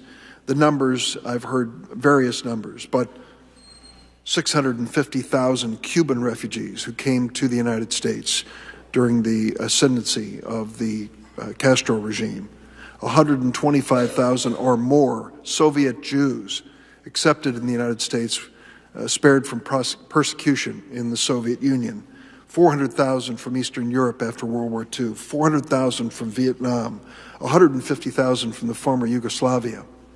In the audience today is Omar al-Muqdad. I don't know if he could please stand here. Mr. Muqdad is a Syrian refugee. His story is a story of a journalist who for more than a decade publicized human rights abuses by the Assad regime, arrested 7 times, imprisoned for 2 years. When he refused to stop writing after that, the prison guards broke his hands. After his release from prison, he continued to write about the abuses of the Syrian security forces. When he was again pursued by the regime, he fled to Turkey. He was resettled in the United States by Catholic Charities after receiving refugee status. There have been some strong words spoken about Syrian refugees. In fact, during the course of the campaign, there were some who said we should accept none, and many who've questioned whether we should accept any refugees from anywhere. Despite the lengthy vetting process and background checks, some have said, no refugees, we're finished with that business. One of your responsibilities as Attorney General will be the involvement of prosecutorial discretion, decisions that have to be made about the fate of men like Alton Mills I introduced earlier, who had served 22 years of a life sentence for the possession of crack cocaine. Cases of Oscar Vasquez, a man who was a dreamer and wanted to serve the United States in uniform, and this case involving Omar al-Muqdad. The American Bar Association standards say the duty of a prosecutor is to seek justice, not merely to convict. It is an important function of the prosecutor to seek to reform and improve the administration of criminal justice. When it comes to cases like these, in your role as the leading prosecutor in the United States of America, what is your feeling about your discretion to make the decision as to whether or not to spare individuals like those I've described? I've been made aware in the last several years how this process works. It's really the Secretary of State, usually through consultation with the President, that decides how many refugees should be admitted to the country. And there's little Congress can do other than getting into a funding argument with the President about that. So Secretary Kerry met with members of the Judiciary Committee to announce what he planned to do on refugees. That will be how it would be decided, and legally the President appears to have that power, but it would be my responsibility, I think, to make sure that it was exercised within the bounds of law. But you have a responsibility too. You oversee the Office of the Pardon Attorney, which recommends that sentences like those of Alton Mills be commuted. You oversee the immigration courts, which are responsible for interpreting how our nation's immigration laws apply to dreamers and refugees like Mr. Muqdad. So this isn't another agency, it is the Department of Justice, and you will be the leader of that department. You will have the authority and prosecutorial discretion. You can't point to Congress and you can't point to the State Department. There's a responsibility within your own department. Well, a refugee is admitted or not admitted to the United States on the approval or disapproval by the Secretary of State and its consular officials. It's not a trial or not a litigation. So that's how that would be determined.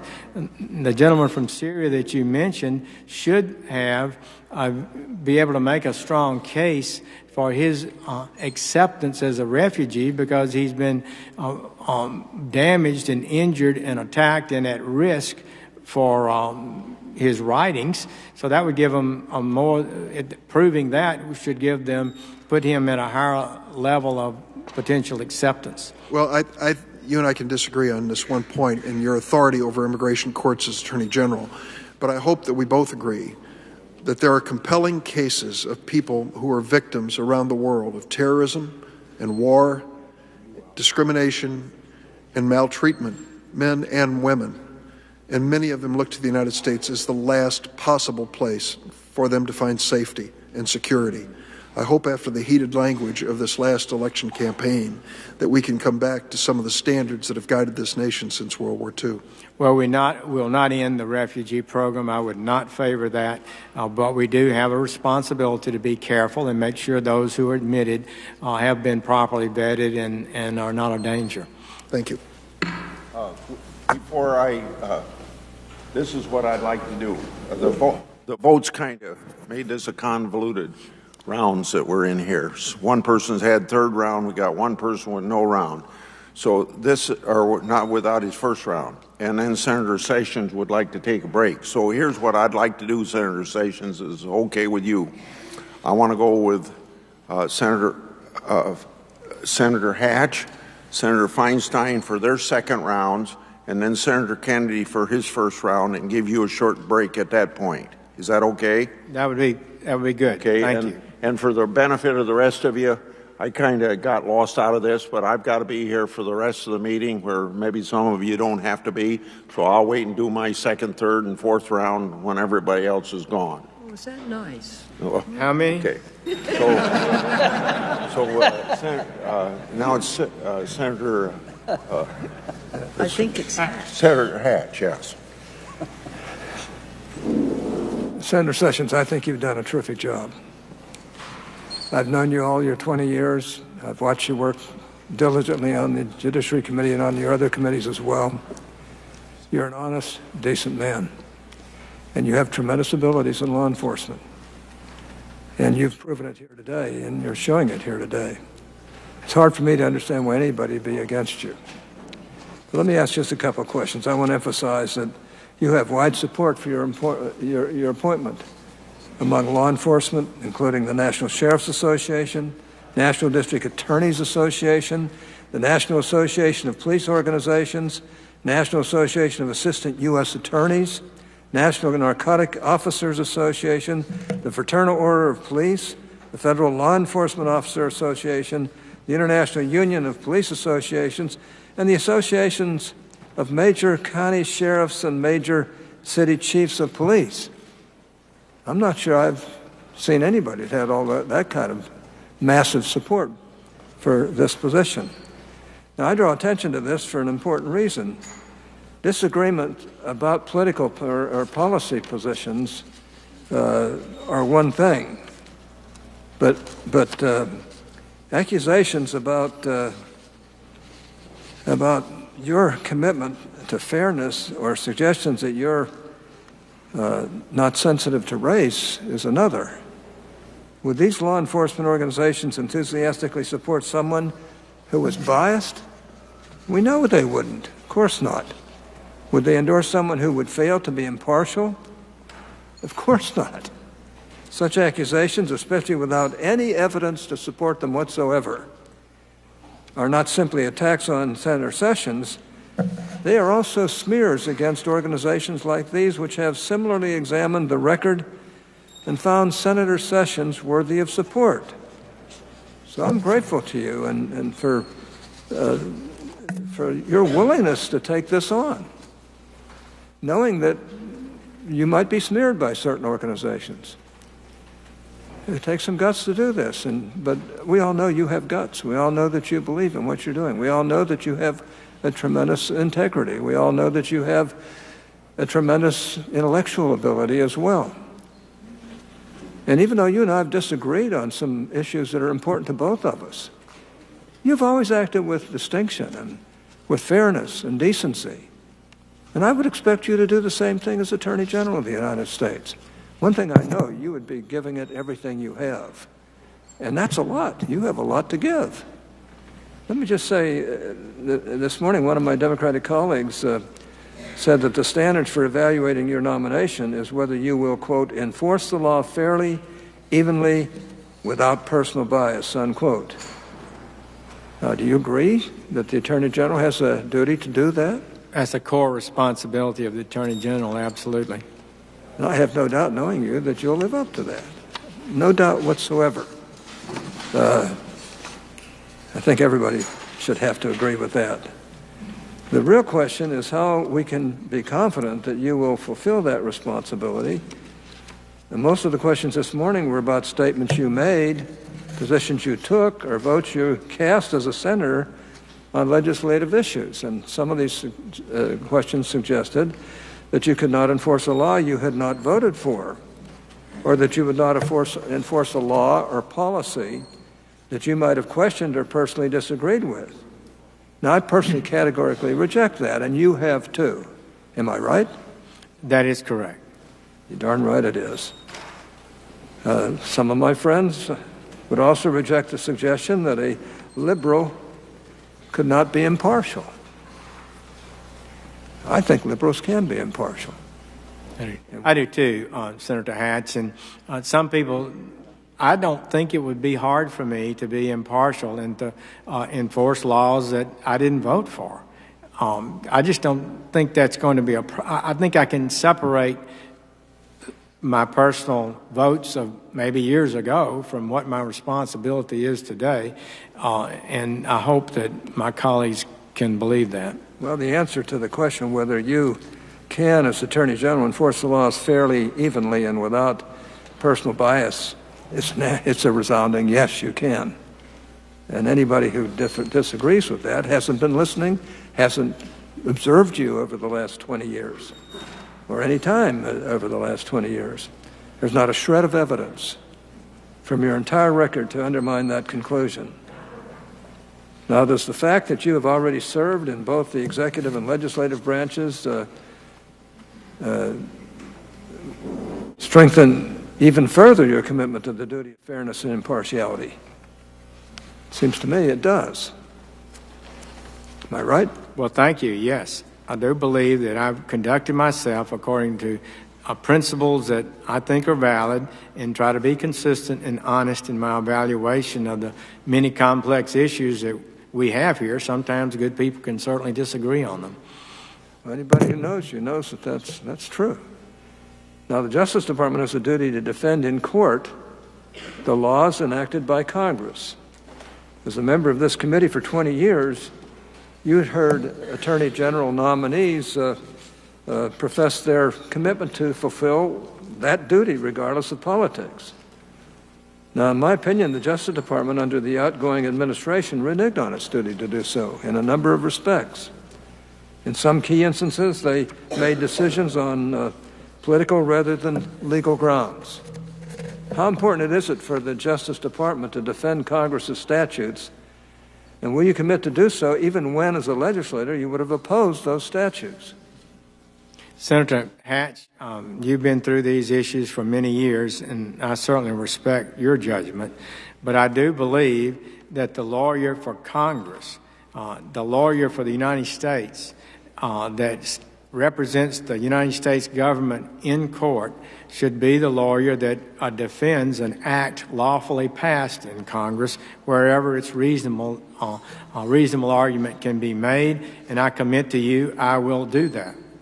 Well, I believe you, and I know that's true. And I have a rough time seeing why anybody would find any real flaws or fault with your nomination. I just want to personally thank you for being willing to go through this, for your willingness to be able to do this, and for your integrity that you have shown and exhibited and demonstrated over the last 20 years. I can personally testify about you and about what a fine, really good person you are. And we've differed on some pretty important issues from time to time. I have respect for you because you stand up for what you believe, however wrong you may have been. And no, just kidding. I heard my wife laugh at that. Well, I have a lot of respect for you, and I hope that the rest of this proceeding goes really well and that we can get you confirmed as soon as possible, because I know you'll do a terrific job, and I'm very proud of you for being willing to accept this. Thanks, Mr. Chairman. I'm honored to have your support, Senator Hatch. Thank you. You have it. Senator Feinstein. Thanks very much, Mr. Chairman. Just to begin, I would like to ask unanimous consent that all statements and written testimony sent to the committee concerning Senator Sessions be made part of the record, and I have some testimonies and letters. Without objection, so ordered. Thank you very much. Senator Sessions, when I was a small child, it was during World War II, and my father took me to a racetrack south of San Francisco called Tanforan, and it had become a detention camp for Japanese American citizens. And during the length of World War II, well, thousands of families were held in this compound. And we checked with CRS, who says no Japanese American was ever convicted of any sabotage against the United States during that period of time.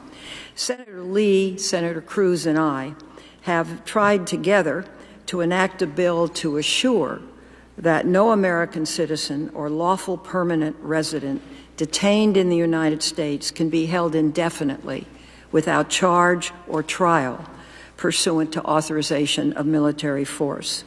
So here's the question. Do you believe that the government can, pursuant to a general authorization to use military force, indefinitely detain Americans in the United States without charge or trial? Senator Feinstein, that's an important question. Classically, the answer is yes. Classically, if you captured a German soldier, they could be held until the war ended.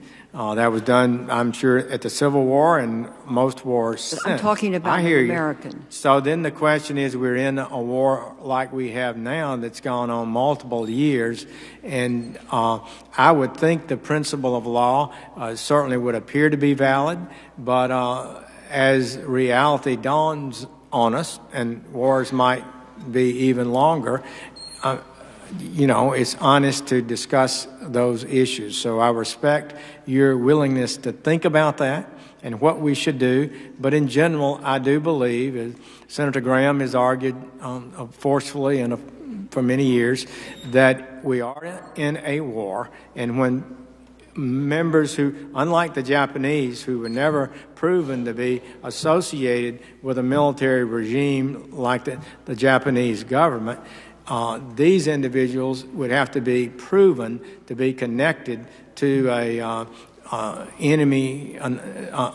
designated enemy of the United States. So I probably explained more than I should, but that's basically the arguments and the issues we're facing. I respect your concerns, and I'm sure they will continue to be debated in the future. Well, let me just say a few things about that. I've served on the Intelligence Committee for 15 years. I read all of it. I think I know as much as anybody about what's happening in the United States.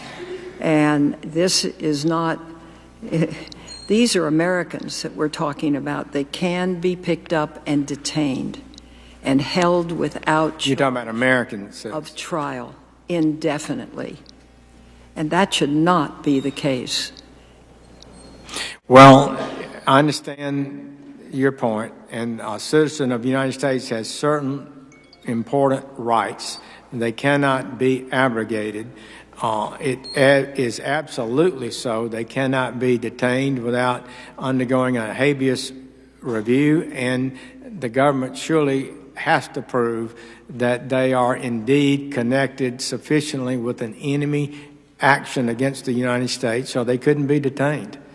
And well, I appreciate that. Let me go on to another subject.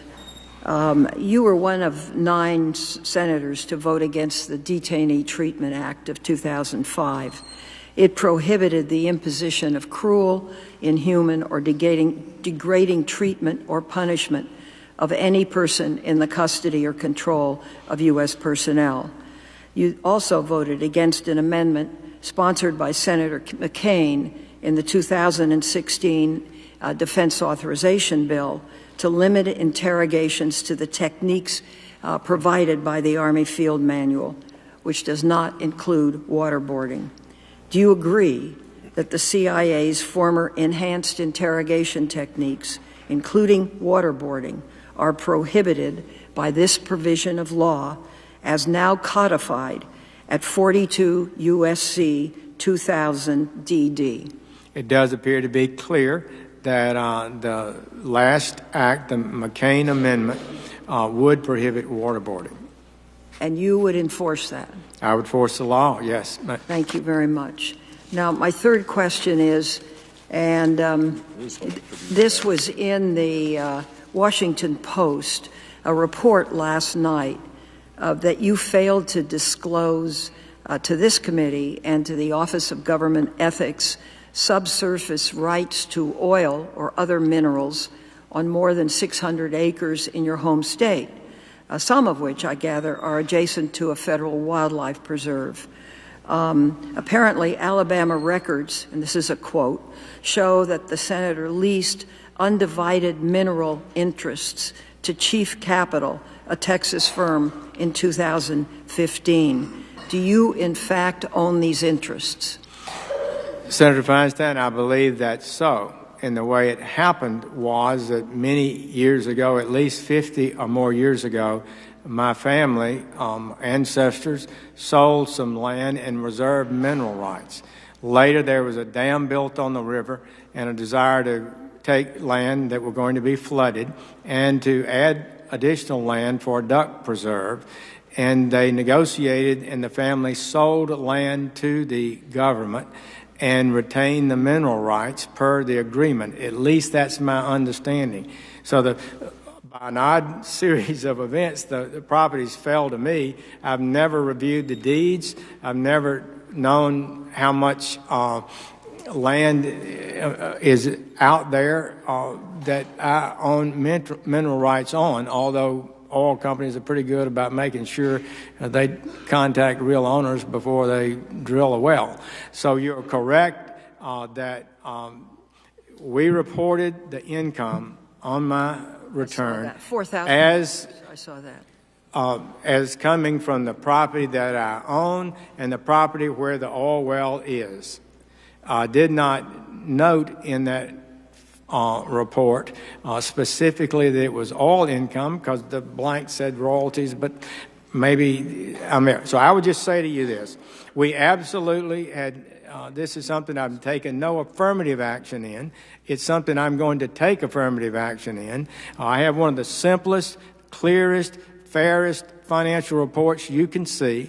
My assets and my wife's assets are almost entirely Vanguard funds and municipal bonds. I've owned no individual stocks because I want to be sure that I don't have conflicts of interest. I want to adhere to high standards. We're going to find out what we did or didn't do and correct it. Good. Thank you. I welcome a brand new Senator Kennedy, not only to this committee but to the Senate as well. Senator Kennedy, you're allowed 10 minutes now. Just so you'll know, I used to have a law partner named Jose Canseco. Oh, is that interesting? Would caused a lot of confusion when we'd go to meetings together. I guess. I have been impressed in preparing for the hearings with the deep support you enjoy from law enforcement. In fact, one of my sheriffs from Louisiana, I don't know if Greg is still here, Sheriff Greg Champon, who also happens to be a lawyer, came all the way up from Louisiana to lobby other senators on your behalf. Way down. And I've noticed that a lot of the organizations that are supporting you are organizations that have not always agreed with your positions on the issues. And that impressed me. I just wanted to read you one quick excerpt. This is from a statement by the Sergeants Benevolent Association from the NYPD, New York, about as far away from Mobile as you can get. This is what the letter said. Quote, as a union representing law enforcement officers over the years, the SBA, that's the Sergeants Benevolent Association, has worked as both an ally and a respectful opponent of Senator Sessions. This experience has shown us that Senator Sessions is a man of unquestionable integrity, devoted to the rule of law and the best interests of our nation. It's for these reasons and many others that we believe Senator Sessions is the absolute right choice to serve as America's chief law enforcement officer. Now that impressed me. I'd like to know what you intend as Attorney General to do to further partner with state and local law enforcement. That is so important. And the United States attorneys throughout the country, as in Louisiana and Alabama, are key players in this. All United States attorneys' colleagues are funded to have law enforcement coordinating officers. I had two in my small office. We had regular meetings. In the early 80s, this is when it started. This is when the first time. And so instead of having a law enforcement plan produced in Washington, D.C., the U.S. attorneys were directed to get all the federal agencies and all the state and local agencies to sit down and identify what their main threats are and to direct their resources to deal with these real threats in that district, and they would be different in different districts around the country. I sense that that's been eroded somewhat, so we need to go back to a lot of that. The Department of Justice has great resources for identifying tactics and strategies that work on crime. We ought to be able to always help the state and local police officers have the best data on what works and how to create safer and better communities. The federal government cannot dictate to these agencies. It would be a disaster. They wouldn't accept it, number one, and any influence you might have would be eliminated. We need to be partners. The federal government, through its power internationally and nationally, can help a local investigative agency solve a complex criminal case that they don't have the subpoena power, or they don't have a Louisiana U.S. attorney or a sheriff doesn't have power to have investigations conducted in Texas or Denver. So these are the things that are all important. And I truly believe that from a matter of public policy, we need to see the big picture. And we're all in it together. We're all in it together. And 90% of the law officers in America are state and local. And they're the ones that are the eyes and ears of law enforcement. So I really think, Senator Kennedy, you're correct that we need to do this. I think there's a feeling among law enforcement that that's not been happening sufficiently. I think you're right, Senator. And I sense that that's one of and the fact that I think I understand that I've had as much strong and enthusiastic support as I've had. You know, when a radical Islamist terrorist drives a truck into a group of people and kills them, we're told that we should not judge all Muslims by the act of a few.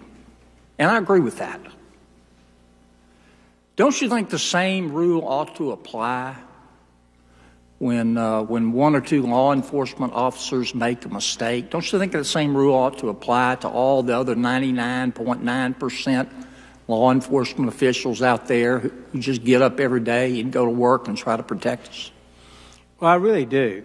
And I think those of us in high public office do need to be cautious about demeaning whole departments and whole groups of people, because within those, most any departments you can find in America, surely most of the people are just wonderful servants, public servants trying to do the right thing. So when we say these things, we can increase risk for them. We can make it harder for them to have relationships with the constituents where they're serving, and actually result in an increase in crime and ineffectiveness in law enforcement. So, boy, these issues we can't miss these issues. Yeah. You cannot make big mistakes like we may be making now. And so I commit to doing my best as a law officer to engender the kind of unity and comprehensive effort, state, local, federal, that will be the most effective engine to fight crime and make our communities safer. In Louisiana, Senator, we believe that love is the answer, but we also believe that we have the right under the Constitution to own a gun just in case. Could you share with me your thoughts on the Second Amendment? Well, I do believe the Second Amendment is a personal right. It's a historic right of the American people, and the Constitution protects it and explicitly states it. It's just as much part of the Constitution as any of the other great rights and liberties that we value. So my record is pretty clear on that. However, if people can forfeit their right to have a gun, and it can be a factor in receiving sentences and being prosecuted if you carry a gun, for example, during the commission of a crime. That can add penalty and convictions to you. I think that's a legitimate and responsible restraint on the Second Amendment right to keep and bear arms. I think they believe this in Alabama too, but in Louisiana we also believe that nothing makes it easier to resist temptation than a good upbringing, a strong set of values, and witnesses. I'd like to know your thoughts on the Freedom of Information Act. Well, the Freedom of Information Act is law, and I would say it's carried out, and the policies of the country need to be followed. Okay. I've got one final question. I read the Inspector General's report about the Department of Justice. I think it came out in about the middle of 2016, last year. The Inspector General talked about problems with the department's massive grant programs. And the Inspector General said that approximately $100 million over the last 5 years went for, quote, questionable expenditures or funds that, quote, could have been put to better use. Now, this is taxpayer money. It didn't just fall from heaven. We thank heaven for it, but it came out of people's pockets. I'd like to know your thoughts about the IG report, if you're familiar with it, and what you plan to do once you're confirmed, and I believe you will be confirmed, to help our friends at the Justice Department prioritize their spending a little bit.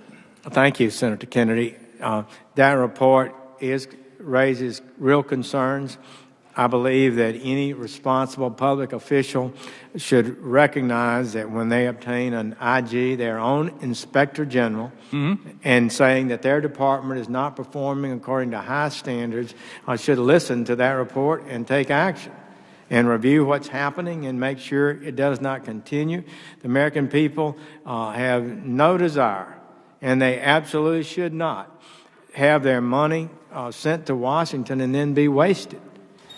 We can do a lot more with the money that we have, having been ranking member of the Budget Committee, and I know that how difficult it is, but one way to get extra money, free money, is to use the money you've got wisely for things that are valuable.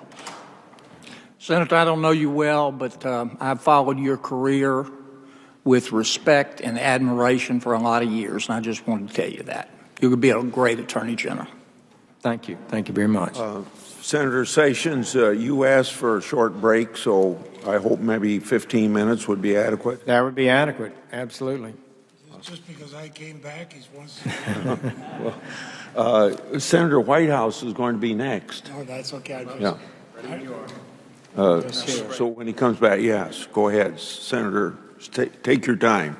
We'll stand in recess. What's the?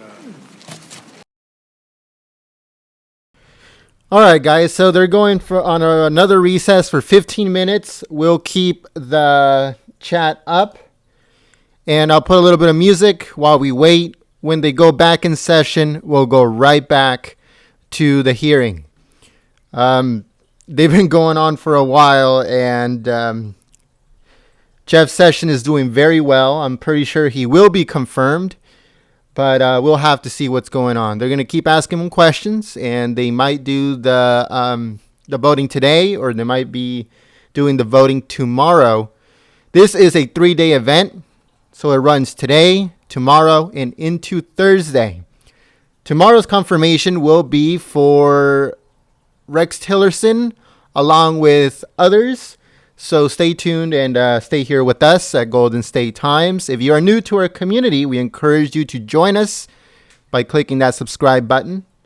But like I said, we'll put on some music and we'll go on recess for 15 minutes. We won't...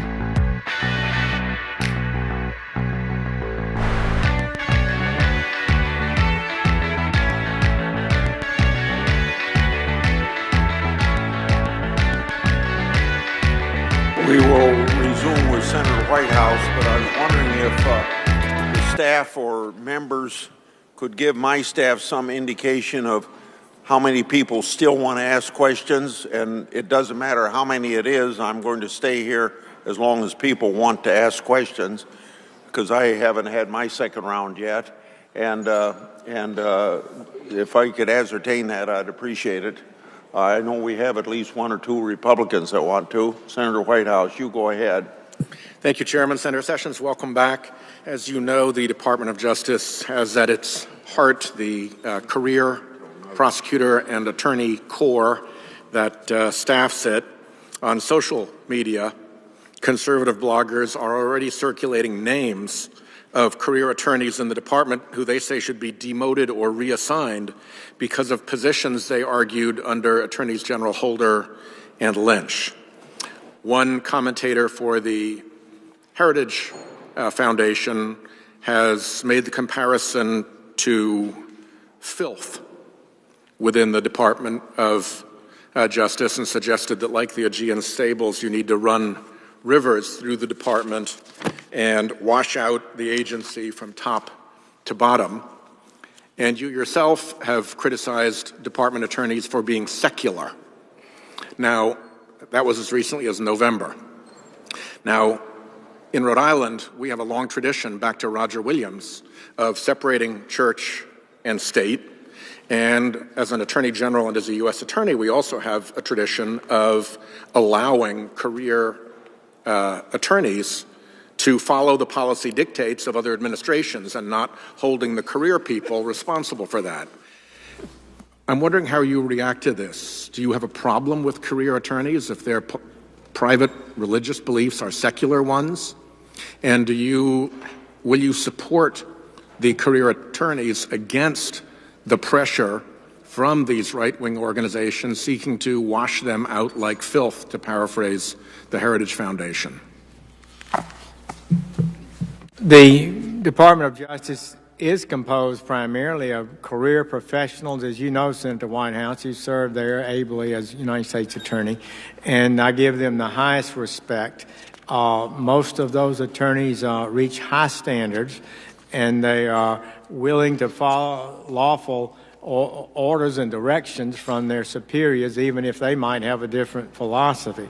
I do think it's often they're put into non-career spots and can go back to career spots, but I don't know how exactly that works.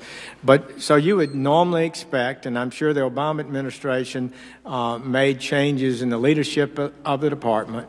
They put career people in positions that they thought would be most advantageous for them to advance the causes they believed in.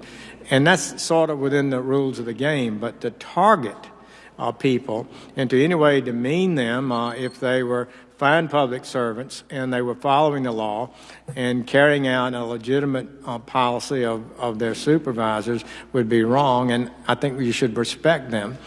Does a secular I would do that. Does a secular attorney have anything to fear from an Attorney General Sessions in the Department of Justice? Well, no, and I use that word in the 90,000-foot level of a little concern I have that we as a nation, I believe, are reaching a level in which truth is not sufficiently respected, that the very ideal, the idea of truth is not believed to be real, and that all of life is just a matter of your perspective and my perspective, which I think is contrary to the American heritage. So that's just a kind of a criticism of mine. But we are not a theocracy. Nobody should be required to believe anything. I share Thomas Jefferson's words on the memorial over here. I swear eternal hostility over any domination of the mind of man.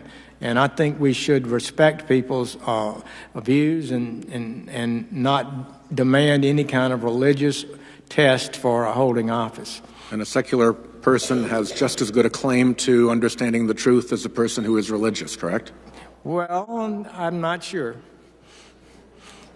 In what method? Is it less objectively committed to... the methods that an attorney would bring to bear. Well, let me just say, we're going to treat anybody with different views fairly and objectively. And the ideal of truth and trying to achieve the right solution, to me, is an important goal of the American jurisprudential system, actually our legislative system. What is the right thing, what is true, and let's act on it and do the right thing. That's so all on the subject of what is truth, you may... So the age-old question. You may be in a position as Attorney General to either enforce laws or bring actions that relate to the problem of carbon emissions and the changes that are taking place both physically and chemically in our atmosphere and oceans as a result of the flood of carbon emissions that we've had. It is the political position of the Republican Party in the Senate, as I have seen it, that this is not a problem, that we don't need to do anything about it, that the facts aren't real, and that we should all do nothing whatsoever. That's the Senate. You, as Attorney General of the United States, may be asked to make decisions for our nation that require a factual predicate that you determine as the basis for making your decision. In making a decision about the facts of climate change, to whom will you turn? Will you, for instance, trust the military, all of whose branches agree that climate change is a serious problem of real import for them? Will you trust our national laboratories, all of whom say the same? Will you trust our national science agencies? By the way, NASA is driving a rover around on the surface of Mars right now. So their scientists, I think, are pretty good. I don't think there is a single scientific society. I don't think there's a single accredited university. I don't think there's a single nation that denies this basic set of facts. And so if that situation is presented to you, and you have to make a decision based on the facts, what can give us any assurance that you will make those facts based on real facts and real science? That's a good and fair question, and honesty and integrity in that process is required. And if the facts justify a position on one side or the other on a case, I would try to utilize those facts in an honest and appropriate way.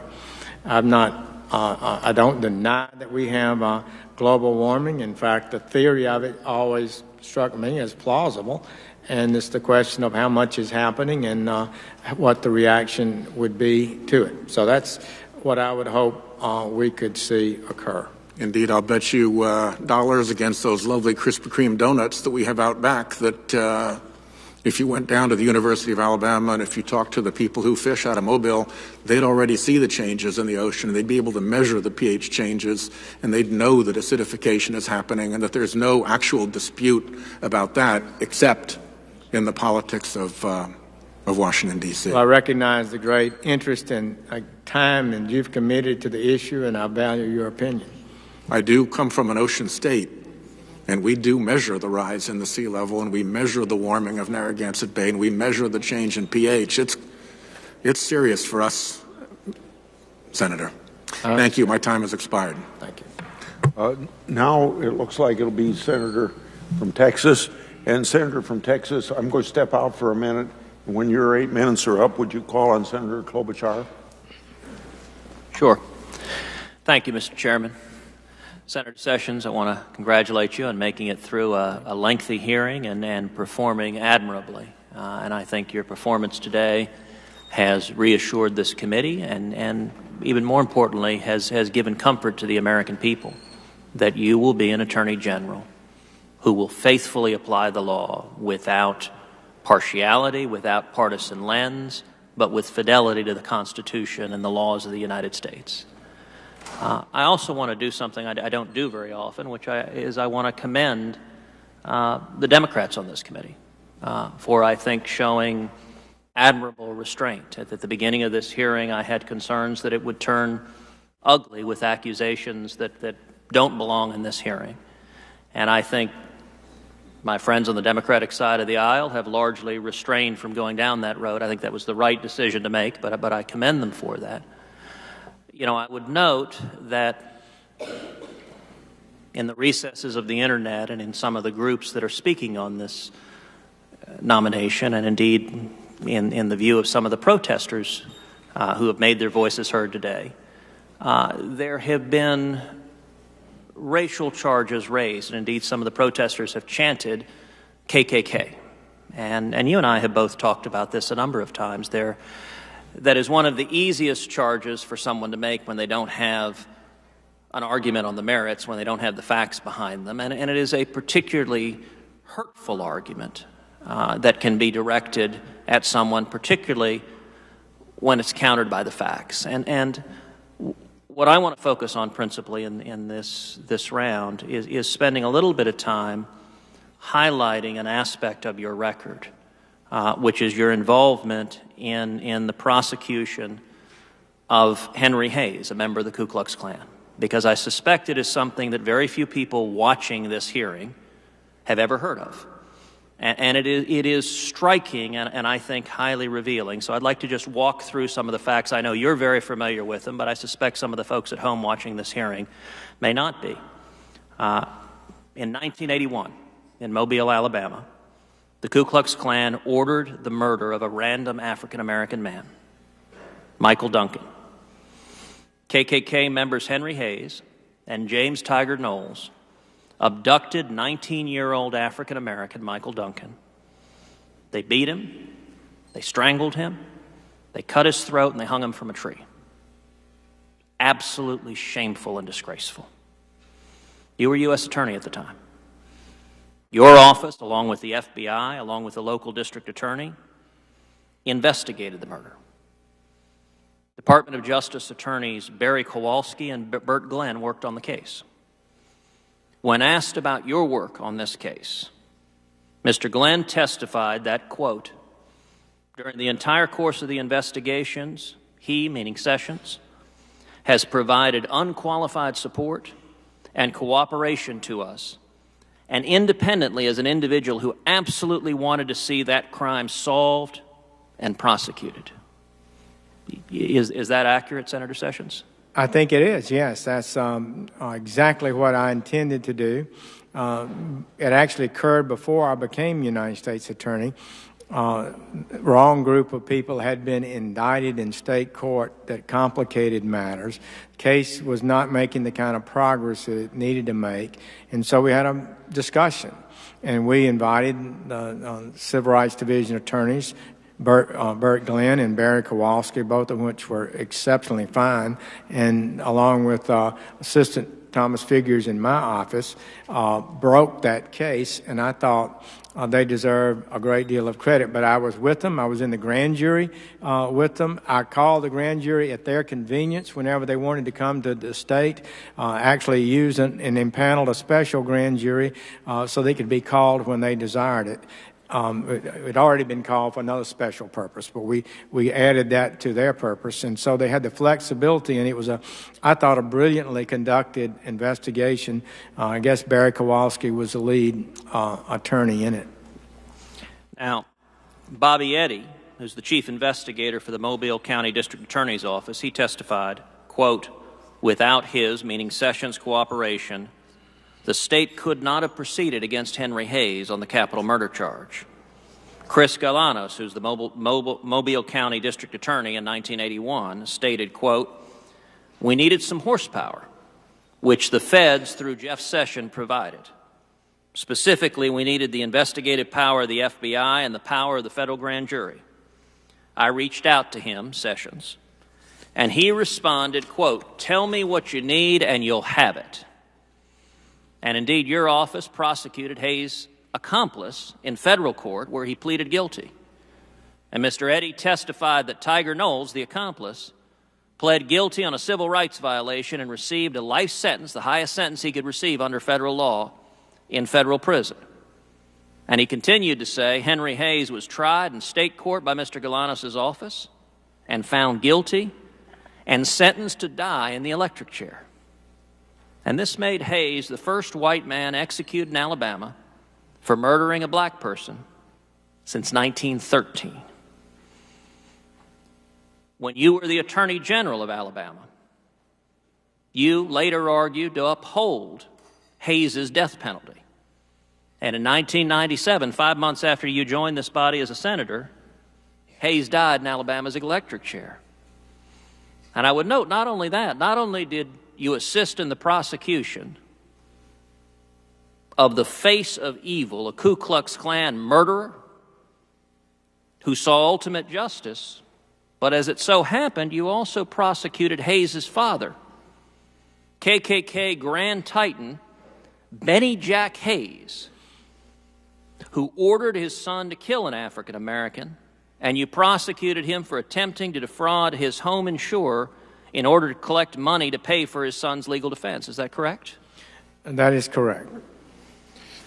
And beyond that, your office cooperated with Morris Dees and the Southern Poverty Law Center to bring a civil suit against the KKK. And Mr. Galanos explained, quote, after the criminal cases were over, the Southern Poverty Law Center took the evidence we had developed and gave to them, and they sued civilly and got a $7 million verdict on behalf of Ms. Donald.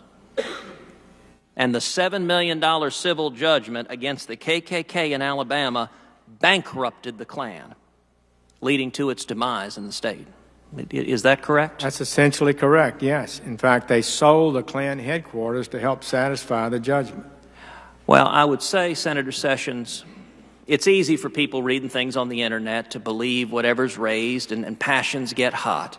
And I know the protesters who stand up and chant KKK, they in all likelihood believe what they're saying because they're reading and being encouraged on the internet. But I have not seen any appointee to the cabinet, Democrat or Republican, who has a record like you do of prosecuting Klansmen, putting them on death row, bankrupting them and putting them out of business, and doing so as you had. I'll tell you, I admire your doing so, and I'll issue a challenge to our friends in the news media. I noticed every time a protester jumped up, all the photographers took pictures of the protesters. I suspect we're going to see them in all the papers. I would encourage the news media, cover this story. Tell the story on the 6 o'clock news about Jeff Sessions helping prosecute a Klansman who had murdered an innocent African-American man and putting him on death row and helping bankrupt the Klan in Alabama. That's a story that needs to be told. And Senator Sessions, I thank you for your record. I thank you for your service. Thank you, Senator Cruz. And I would say it has been very disappointing and painful to have it suggested I think the Klan was okay when we did everything possible to destroy and defeat and prosecute the Klan members who were involved in this crime. And it was a good joint effort. I was supportive of it every step of the way, and some great lawyers worked very hard on it. Thank you, sir. Thank you very much, Mr. Chairman. Senator Sessions, just this week, Backpage.com announced that it was taking down the adult services section of its website. Senator Cornyn and I led the bill on the Judiciary Committee. You contributed to it, which we appreciate. And then we also had work by Senator Portman and Senator McCaskill and Heitkamp and others on this issue. We had 48 arrests around the towns of New Ulm and Mankato, Minnesota alone, where Backpage was part of the operation. And so this was a good result. They took the fifth today in front of Homeland Security while you were testifying. But I wanted to know what your plans would be. The Justice Department finally came out with the National Strategy on Sex Trafficking, which was part of our bill.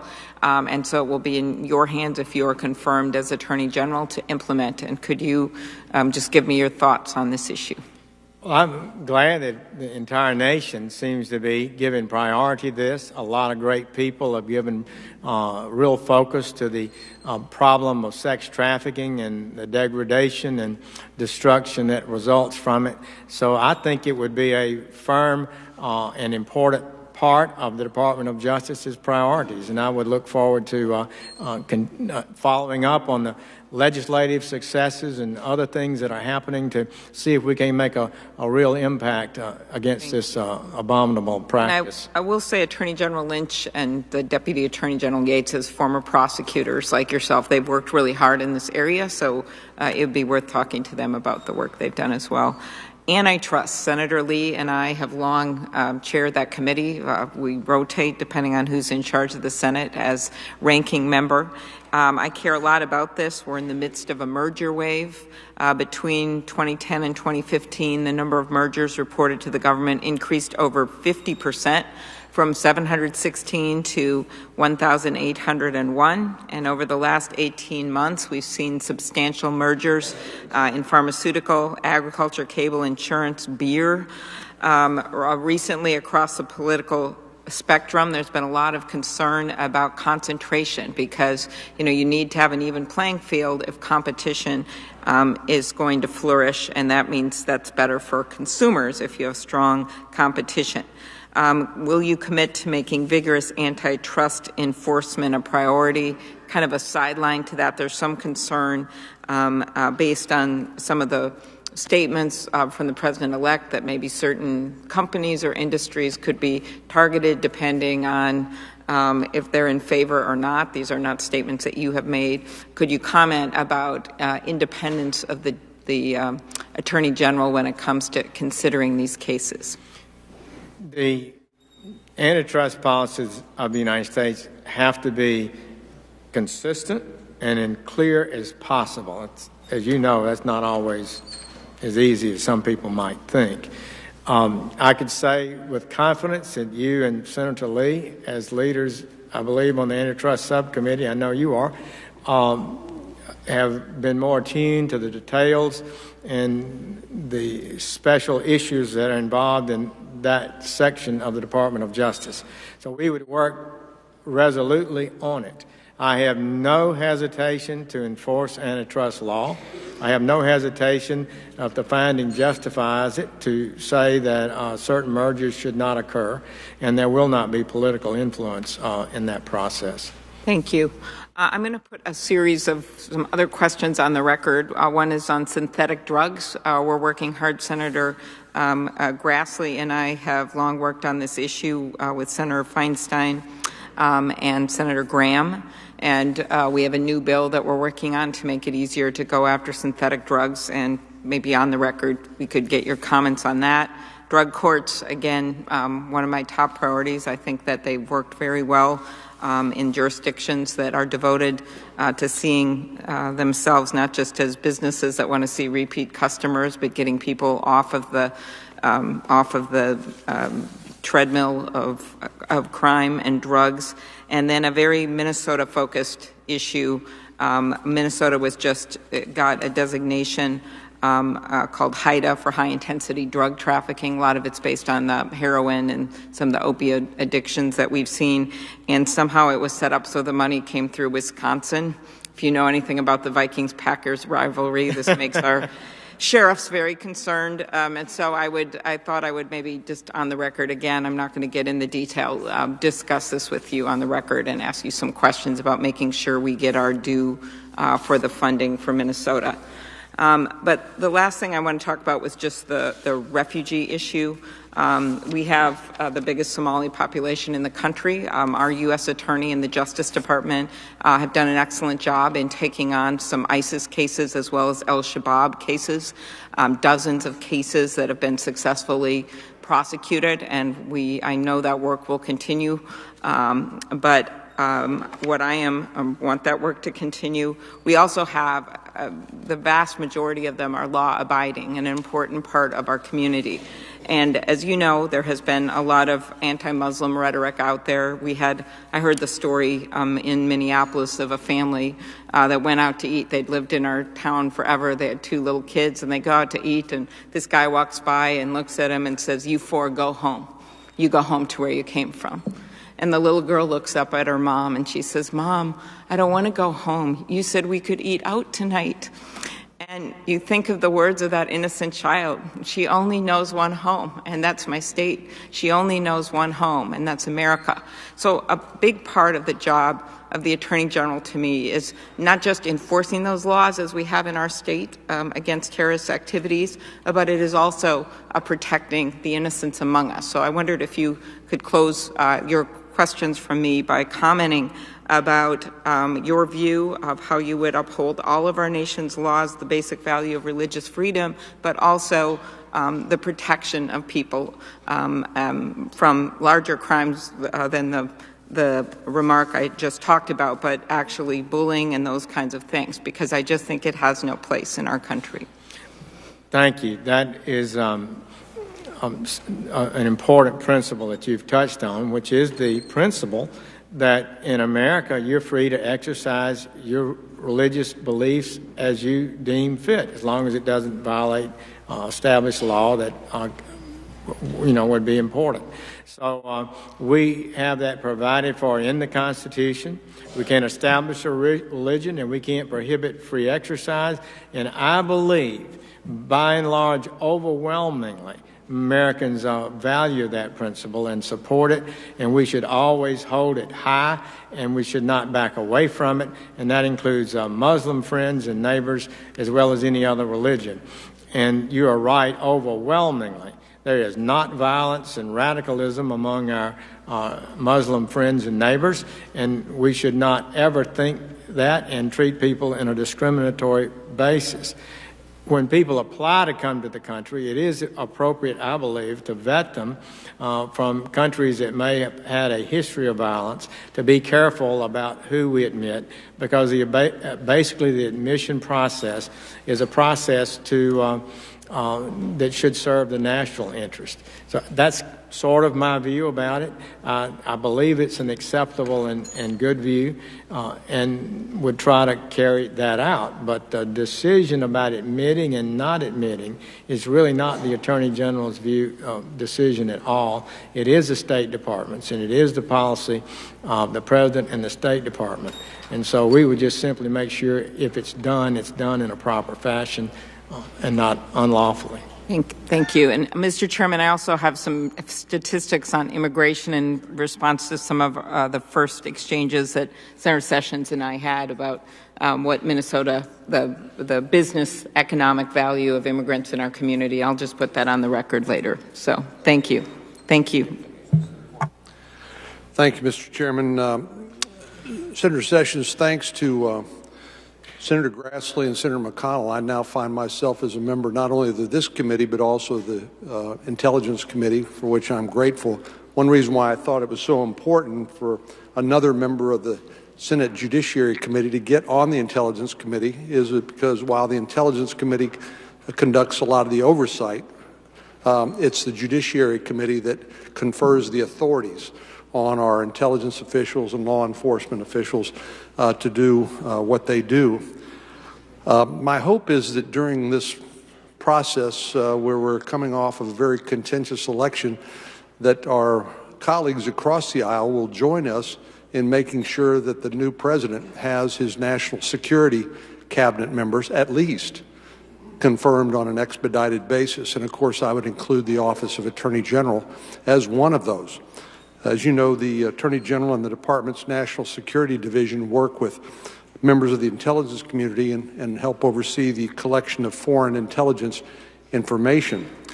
I know earlier Senator Leahy and perhaps Senator Lee asked you a little bit about the USA Freedom Act and the National Security Agency, but I want to highlight something you're well aware of, and that's the sunsetting of Section 702 of the Foreign Intelligence Surveillance Act.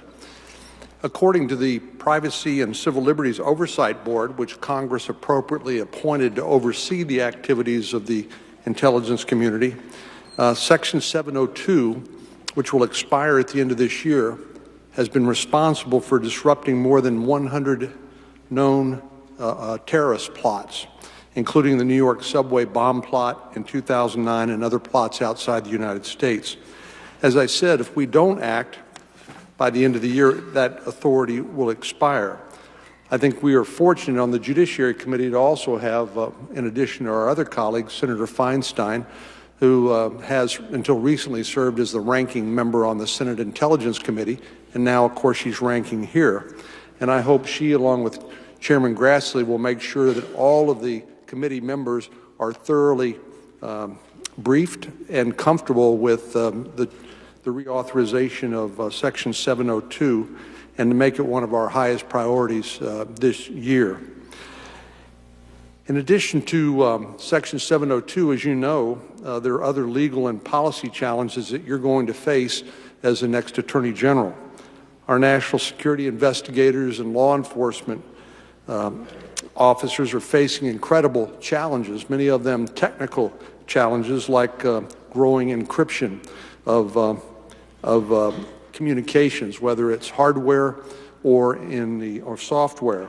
We saw that being relevant to what happened in San Bernardino, where the FBI had to pay third parties a substantial amount of money to get at the communications contained in the telephones of the actors in the San Bernardino attacks, or in Garland, in my home state of Texas, where the last time the FBI director came before this committee said there were still a multitude of communications on the devices of the two shooters in Garland that they still had not been able to get access to. So the FBI director said this is a part of the tradecraft now of terrorists, and he referred to it as going dark. And thankfully, Chairman Grassley held a hearing on that just this last year. We know there are other statutes, including the Electronic Communications Privacy Act, things like the Electronic Communications, the so-called ECTR fix, which would allow the use of national security letters to get IP addresses, not content without a warrant, but IP addresses or metadata, which is important to these national security investigations. I think I know the answer to this, but as Attorney General, I just would like your verbal commitment here to continue to do what you have always done, and that's put the safety and security of the American people first. And you'll continue to work with us in a cooperative fashion to make sure that all the needs of all the stakeholders are being met, including the brave men and women who defend us each and every day in the intelligence and law enforcement community. Will you do that? I will, Senator Cornyn, and thank you for your hard work and leadership on these important issues. Let me ask you about the Freedom of Information Act. I don't know whether Senator Grassley had a chance to ask you about this or not. As you may know, Senator Grassley and I are, Leahy and I are kind of the odd couple on Freedom of Information Act reforms. As a conservative, I've always felt that the best antidote to abuse or waste is sunlight where possible. And you don't have to pass another law or another regulation where people change their behavior because they know people are watching. And Senator Leahy and I have worked closely together to see a number of reforms passed and signed into law, many of which I know you have supported and consulted with us on. It's not a blank slate. It's sometimes you have to be careful about disclosing information that ought not to be public information, or is law enforcement sensitive or classified or the like. But I just would hope that you would continue to work with us, and I'm confident you will, but I just like to get your verbal commitment to continue to work with us to make sure that the public's right to know is protected. I'm not suggesting that the public has a right to know everything because, frankly, as I said, classified law enforcement sensitive information needs to be protected for important policy reasons. But will you continue to work with us to make sure that we protect the public's right to know to the extent feasible?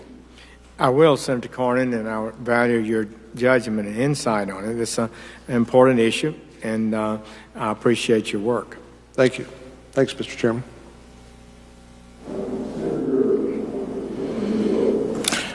Thank you, Mr. Chairman. Before I move on to my questions, I'd like to respond very briefly to what Senator Cruz said earlier. It is important, in my view, that the members of this committee get clarity with regard to the nominee's record. That's our job, and it's important. Now, let's be clear. Senator Sessions said in his questionnaire that he, quote, personally handled 4 civil rights cases. Some of the lawyers who worked on those cases disputed that characterization, and Senator Sessions himself, after his questionnaire was in, felt a need to file a supplement in which he clarified that he merely provided, quote, assistance and guidance to Civil Rights Division attorneys on these 4 cases. Now, if that's a distinction without a difference, I'm not sure why Senator Sessions felt the need to clarify. But I want to move on.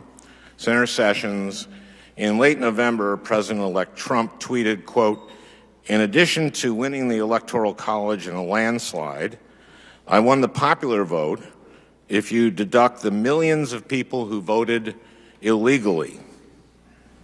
Now, let's be clear.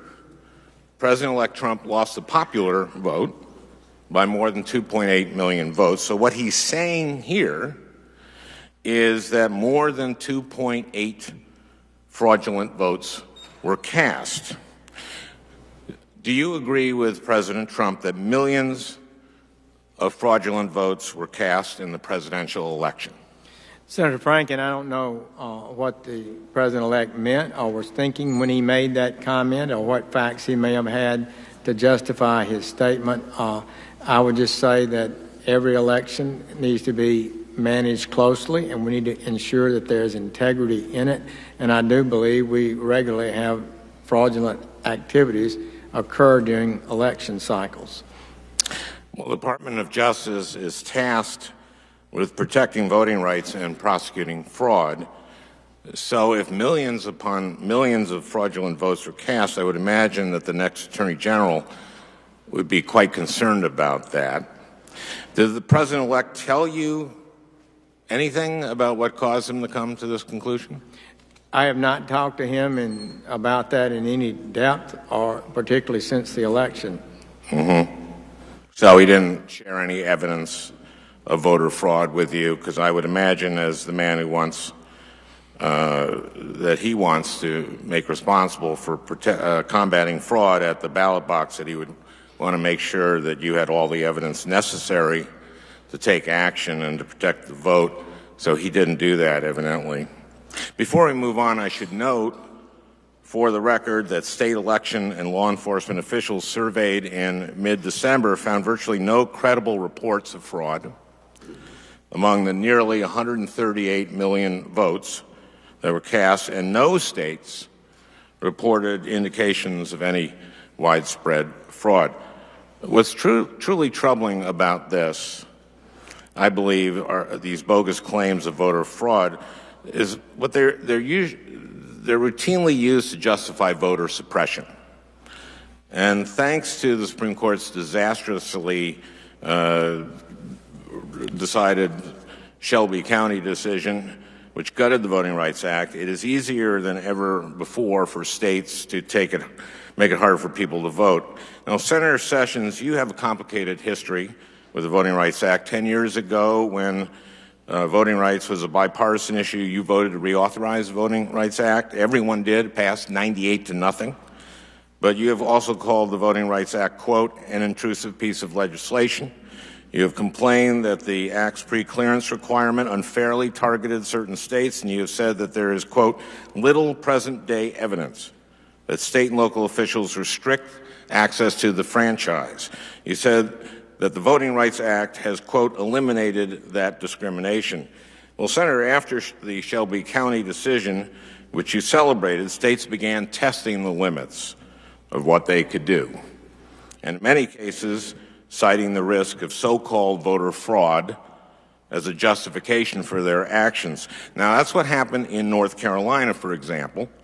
Just a few months after Shelby County, the state enacted one of the nation's strictest voter ID laws and enacted other restrictions. Without any evidence, the state described these changes as necessary to prevent fraud. Well, the courts disagreed. North Carolina's restrictions were challenged, and in July, the Fourth Circuit found the primary purpose of the restrictions wasn't to fight fraud, but to make it harder for black people to vote. Here's what the court said, and I quote, "The new provisions target African Americans with almost surgical precision. They constitute inapt remedies for the problems assertedly justifying them, and in fact impose cures for problems that did not exist."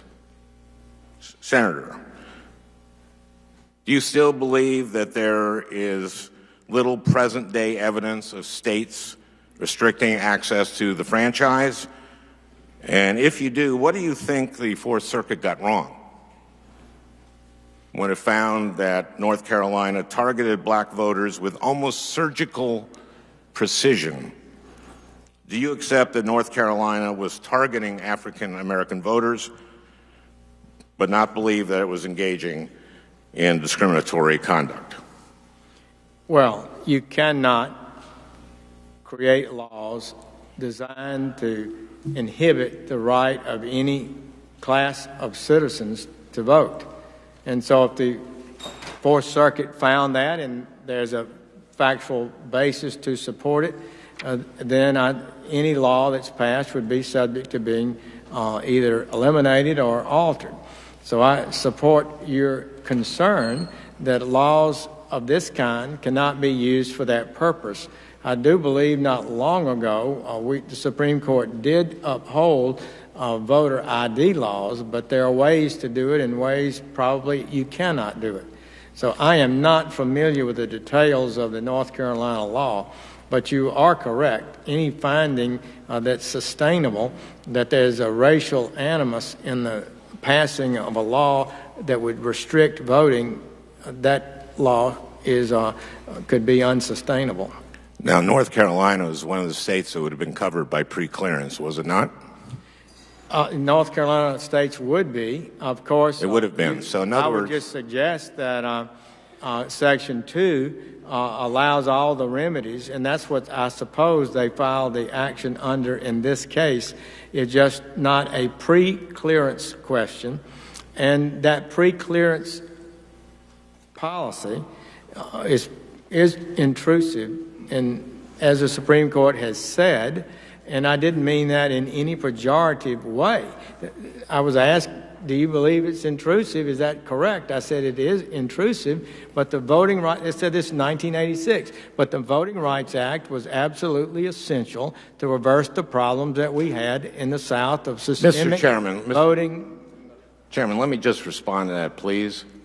Okay, here's the thing. Well, okay, because we had this debate after Shelby, and Chairman Leahy tried to introduce something to substitute so that we could have pre-clearance again, which was fought by you.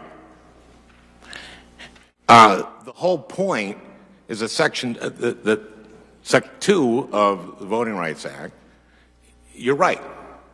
But how many years after North Carolina did that? So how many times, how many elections were conducted in North Carolina where African Americans' votes were suppressed?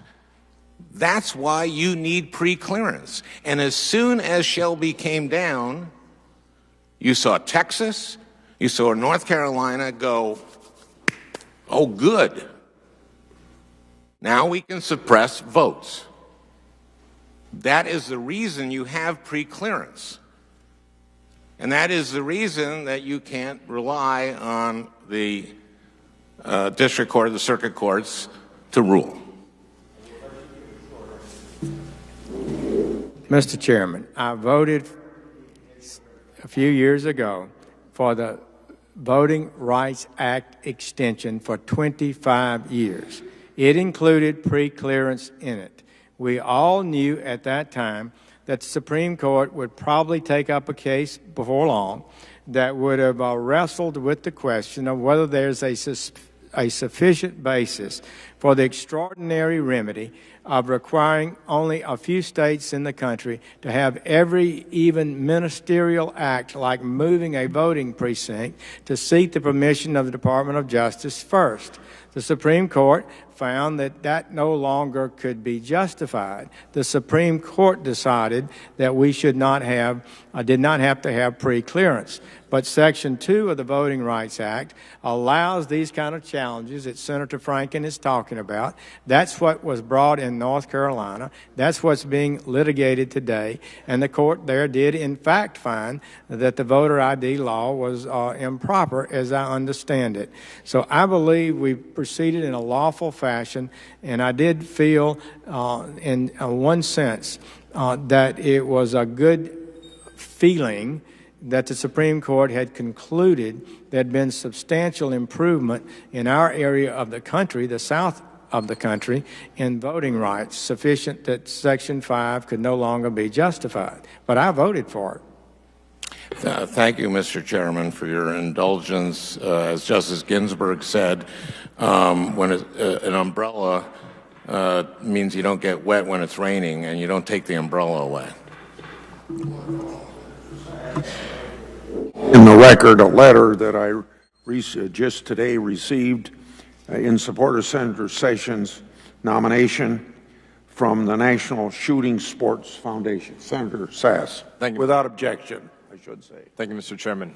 Senator Sessions, I'd like to talk a little bit about the Sarah Root case. I know that you and I have discussed it briefly last summer. Sarah Root was a woman who was killed a year ago this month in Omaha. She had just graduated from college, and she was killed by a drunken street racer. Omaha authorities believe that this guy had been engaged in similar activity many times in the past. He was an illegal immigrant. He ran into her car, killed her right after her graduation. He was detained by Omaha police. They ultimately notified the Department of Homeland Security. This guy is a flight risk. He was able to post a fairly insignificant bond, and he disappeared. The Department of Homeland Security did nothing to detain the guy, despite the fact that the Douglas County Sheriff and the Omaha Police Department asked that he be detained. The Obama administration determined that it wasn't an enforcement priority. I don't want to hold you to specifics on this case here, but I want to get your pledge in this context. I want to hear you talk generally about the coordination between state and local law enforcement on illegal immigration activities, and in particular in cases where serious crimes have been committed. But I wonder if you would pledge now that if I send you a letter the day after you're confirmed, would you give expeditious attention to responding with some of these details about how enforcement priorities are set inside the federal government? Thank you, Senator Sass. I certainly will, and it does represent important failures that we're seeing too often in our system today. Do you have any top-line thoughts on the way local and state officials interact with federal officials on immigration cases? Well, the immigration enforcement procedures the courts have held are exclusively the power of the federal government. But it's also clear that a state official has the right to arrest somebody for the offense of crossing the border illegally. They have the right to arrest people who have entered the country illegally or repeatedly entered the country illegally for any kind of offense, including the offense of re-entering illegally. And the cooperative system should work in a way that the federal government then evaluates whether or not they want to put a hold on in order not to release that person until they can take them and see them be deported. And it's failing in a whole number of ways. You've got the sanctuary cities who refuse to tell Homeland Security that they've got somebody that's committed a serious crime so they can be deported. They refuse to honor detainers. On the other side, we've got Homeland Security too often having standards or failing to follow up on serious offenses of people who should be deported. So in both aspects, I think, Senator Sass, we can do much better. And if this country has every right to deport persons who are here unlawfully, who violate our criminal laws in some other aspect, and they should indeed be promptly deported. Thank you. We'll follow up with a letter, because this guy, Edwin Mejia, who killed Sarah Root, it was obvious to everybody engaged locally, lots of law enforcement and the family whose daughter was killed, that this guy was a flight risk. And everyone was screaming to the feds, please don't let this guy disappear before he can stand trial. He's now on the top 10 most wanted list, and nobody thinks he's ever going to be found. Everybody believes he left the country, and this kind of case isn't an isolated case. It's a kind of handoff between federal and local law enforcement that could happen repeatedly if you don't have a federal government that has any clear policies. So I would like to send you a letter right after your confirmation asking for clarity about how enforcement discretion and enforcement actions are prioritized. And Senator Sass, I would note that fundamentally that will be a Homeland Security issue initially, and they need to set the standards of what they should and should not do. And I would think that General Kelly would be quite willing to also talk with you about it, as will I. I will likely be addressing the letter to both you and General Kelly, so thank you. Completely different line of questioning. This morning, you were asked some hard and appropriate questions about the responsibility of a chief law enforcement officer for the federal government when you have, there are cases where there might be a conflict between your oath of office to the Constitution of limited government and a separation of executive and legislative authorities and the people that you report to when you work inside an administration. You said in the course of that answer that there could ultimately be cases where someone might have to resign because they were being forced to do something that conflicted with their oath. I wonder if you could unpack that a little bit and talk about, the Justice Department's responsibilities and attorneys general past over the past few decades. Can you name instances where a resignation might be in order, and what kinds of lines would you envision being crossed, and ways that you as the Attorney General might push back on an administration if asked to do things that you regarded as inconsistent with your oath to the Constitution? It'd be difficult to speculate on that. We saw that during the Nixon administration, but there could clearly be a circumstance in which there's such a relationship breach that an Attorney General wouldn't be an effective member of a president's administration. Maybe the chief executive could even be correct, and the Attorney General could be wrong. But if the Attorney General's duty is to give the best judgment that the Attorney General can give, and therefore, if it's rejected on a very fundamental area, then that causes great concern. Maybe in another area of less importance, you could afford to disagree. But I just think that that result should be very rare, has not happened very often in the history of this country. Actually, I can only know of one. And therefore, the reason is that usually the chief executives, and I would expect with President Trump, that when confronted or advised that certain policies are not acceptable, would accept that advice. I'm confident that he would. But you raise a hypothetical, and I've at least given you my thoughts about it. Just to conclude, because I'm inside my last minute, but going back to the connection between this question and the OLC line of questioning that Senator Lee posed this morning, if a head of OLC, if the Assistant Attorney General from OLC was coming to you and saying, I've been asked to try to justify a certain position, I've been asked to write a memo to support this position, and I don't think we can get there. I don't think that the Department of Justice has considered wisdom and insight into the law is that we can ultimately write the memo that will authorize certain actions. How do you, as the Attorney General, envision that conversation going? Just tell us the parts between an OLC, an Attorney General's office, and the White House. Well, Attorney General Mukasey, who I think is still here, yes, who I'm honored to have here today, he issued a memorandum about how the communications could be effectively carried out. And it restricted communications from the political officials to the Justice Department in a way that guaranteed integrity. But there's nothing wrong, as I understand it, through the proper chain of command, that a request for an OLC opinion on a certain subject. There's nothing wrong with the White House asking for that. Indeed, you want that. You don't want the White House acting. You want him to seek legal advice. And generally, historically, things get sort of worked out. If the OLC comes back and says, Mr. President, you can do this, but you can't do it this way. Maybe you can do it that way. Maybe it won't give you everything you want, but that's safe, that's legal, that's within the realm of action that the president can take. This, we believe, is not. And usually, in having an attorney general who has the confidence of the president, who the president knows was giving him the best advice, also advising him what he cannot do, which is part of good advice, is the way it's historically resulted.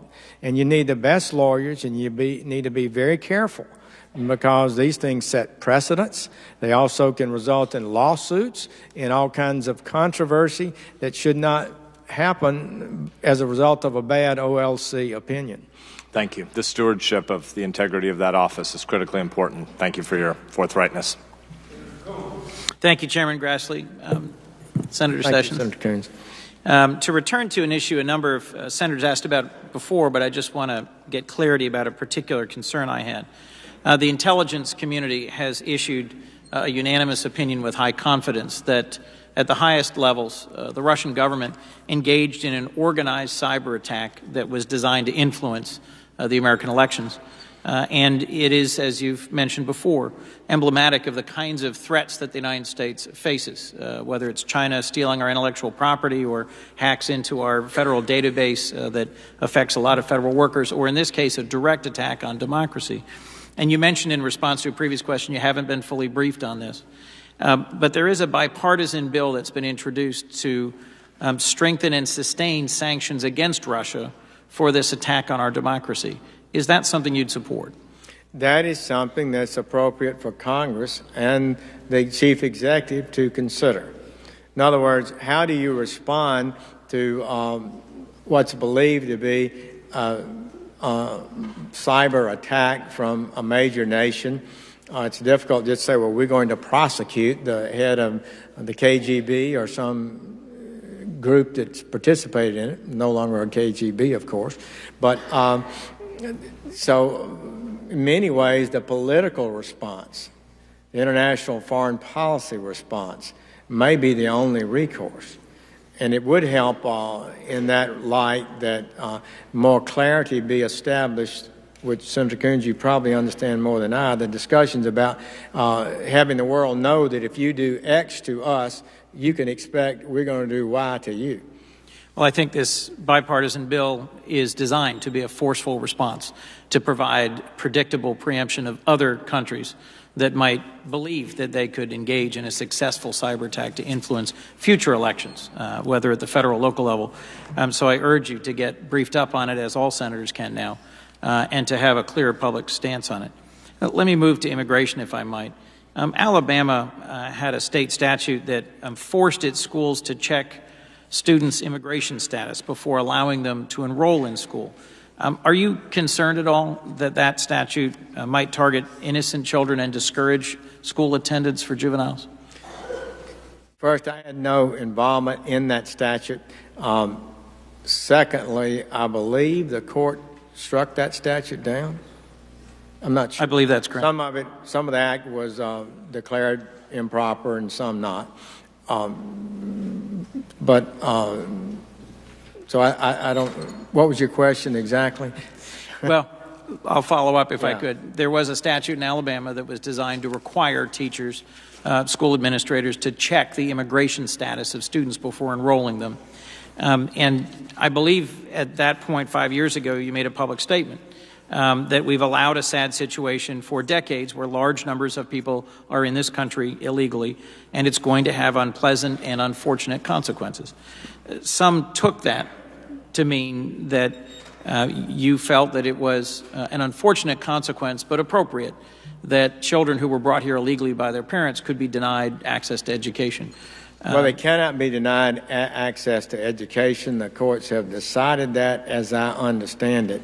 The question is, could you even ask if you're lawfully in the country or not? And I don't know what the law is on that subject.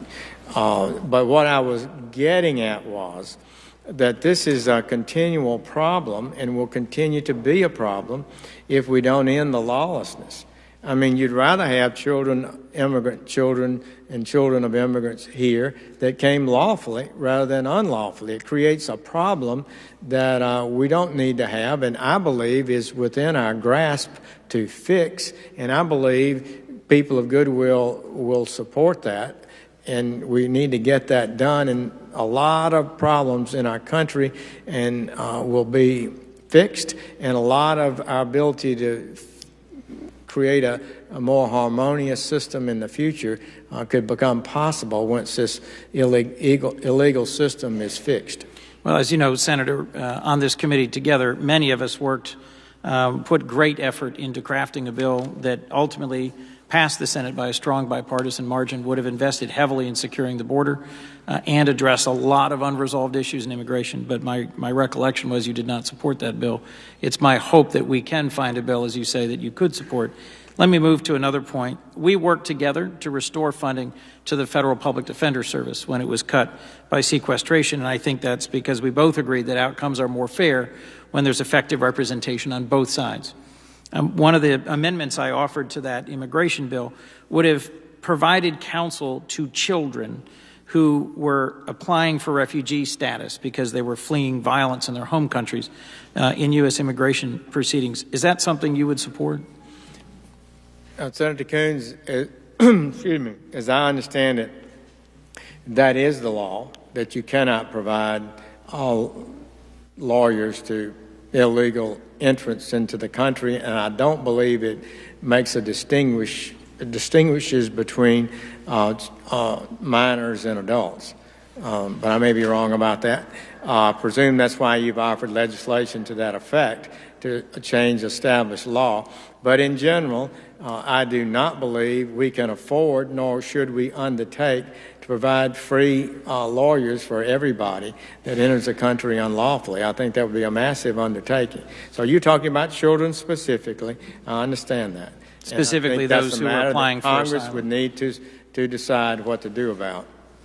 Let me ask you another question, if I might. There was a lot of discussion in the course of the campaign.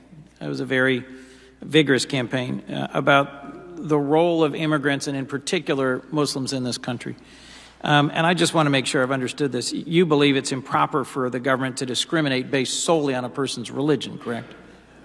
That's incorrect. I believe that religion as practiced by and understood by an individual could make that individual subject to being denied admission if that individual's practice of their religion would present a threat to the country. So we have no requirement to admit somebody who claims to be religious who would present a threat to the United States, and I strongly think we have every right to inquire into those kind of radical and dangerous ideas that some might possess. So there's about 3 million Muslims in the United States today. There have been Muslims in America since its founding.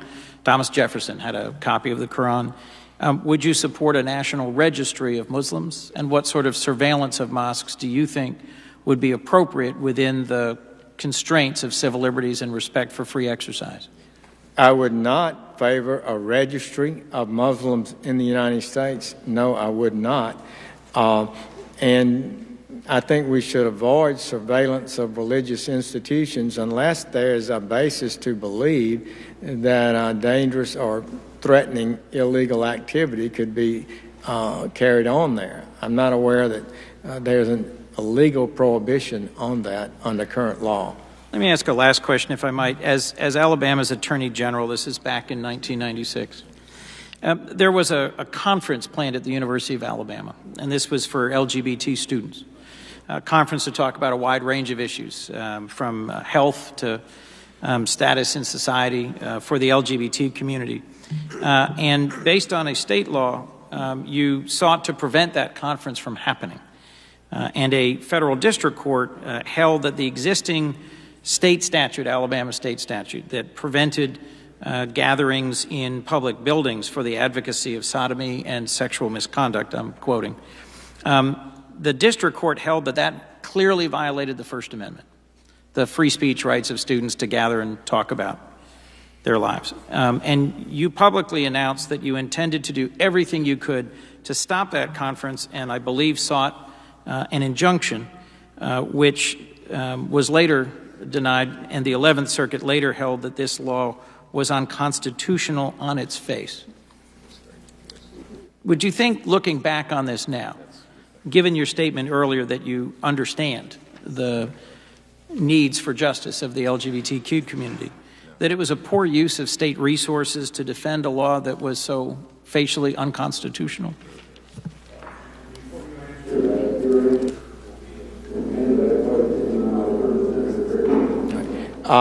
Senator Coons, that statute, the litigation started in another university before I became Attorney General. It was going on for about a year, and I believe the litigation arose from the group filing a declaratory judgment against the law, and as Attorney General, I felt I should attempt to defend the law, and the court ruled against it. And it would have been better we hadn't passed the law, and it would have been better the controversy hadn't occurred. Before I go to Senator Crapo, I have a letter here from a former colleague, Senator Lieberman of Connecticut. And in that letter, he makes an important point, two sentences I'd like to repeat. Do I agree with everything he, meaning Senator Sessions, has ever said or done? Of course not. But I don't agree with everything anyone I know has ever said and done, including myself. If I were in the Senate today, I would vote aye on his nomination. I ask consent to put that in the record. Senator Crapo. Thank you, Mr. Chairman. Senator Sessions, one issue that's been gone over a lot today, which I'm going to return to, is the question of the rule of law and whether you would honor it. Many times an administration will not agree with a particular statute, even though the language and intent of Congress are crystal clear. And in addition, many times the individual who has been appointed to enforce the laws doesn't personally agree with a law that's on the books. Yet as Attorney General, it will be your job, as you have already indicated, to enforce and defend the laws as written by the legislative branch, regardless of your own personal philosophical views. And I know that you've done this. Let me talk about a few examples. Even though you support the death penalty, you agreed to drop the death sentence of a defendant when you determined that the aggravating circumstances standard in the statute for applying the death penalty didn't apply to their particular convicted double murder. Even though you had supported a Republican governor when you were Alabama's Attorney General, when this governor violated the ethics laws, you agreed and argued to uphold his conviction.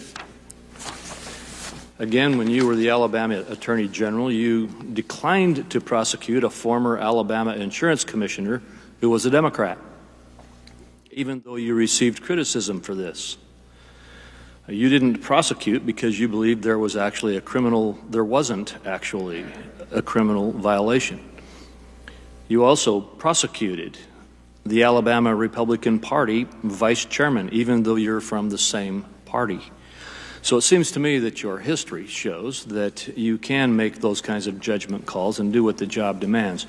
I already know the answer to this question because I've seen it in your record and because I've known and worked with you for a number of years, but I ask anyway, again, if you're confirmed, will you commit to enforce and defend the laws and the Constitution of the United States, regardless of your personal and philosophical views on the matter?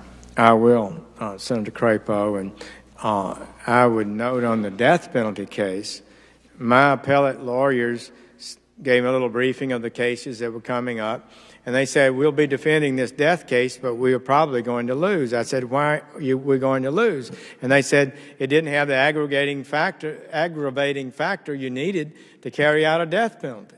And I said, we can't go before the Supreme Court and argue for a death penalty if it doesn't meet the standard for a death penalty, to which the lawyer said, well, the local people are really fired up about it, and we usually just do what they want.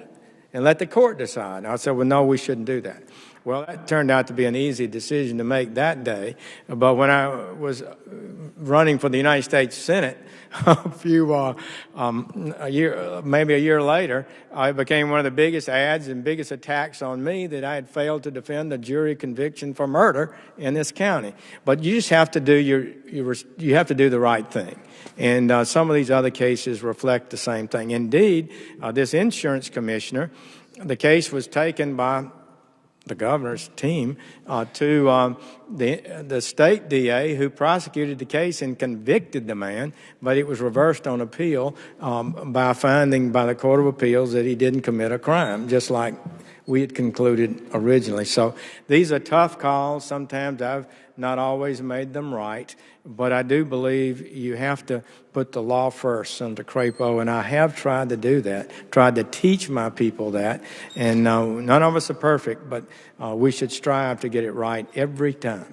Well, thank you, Jeff, and I knew that answer, as I said, before I asked the question. But one of the other senators here today said that it's important to get your record out, and I think it is important to get your record correctly understood. And I think that there, unfortunately, is too much inaccurate reporting about your record. Another instance in that context, as you know, I am the Republican sponsor of the Violence Against Women Act that we passed recently here in the U.S. Senate and the Congress. You've been criticized for not supporting that act, but I want to give you a chance again to correct the record and to fully state the record. If I understand it right, you voted for the original and supported the reauthorization of that act at least twice, and your objection to the act that did pass this last time, the reauthorization, was not at all based on the question of whether to have the statute in place. It was instead based on an issue with regard to jurisdiction on tribal lands and other related matters. Could you again restate your position on the issue?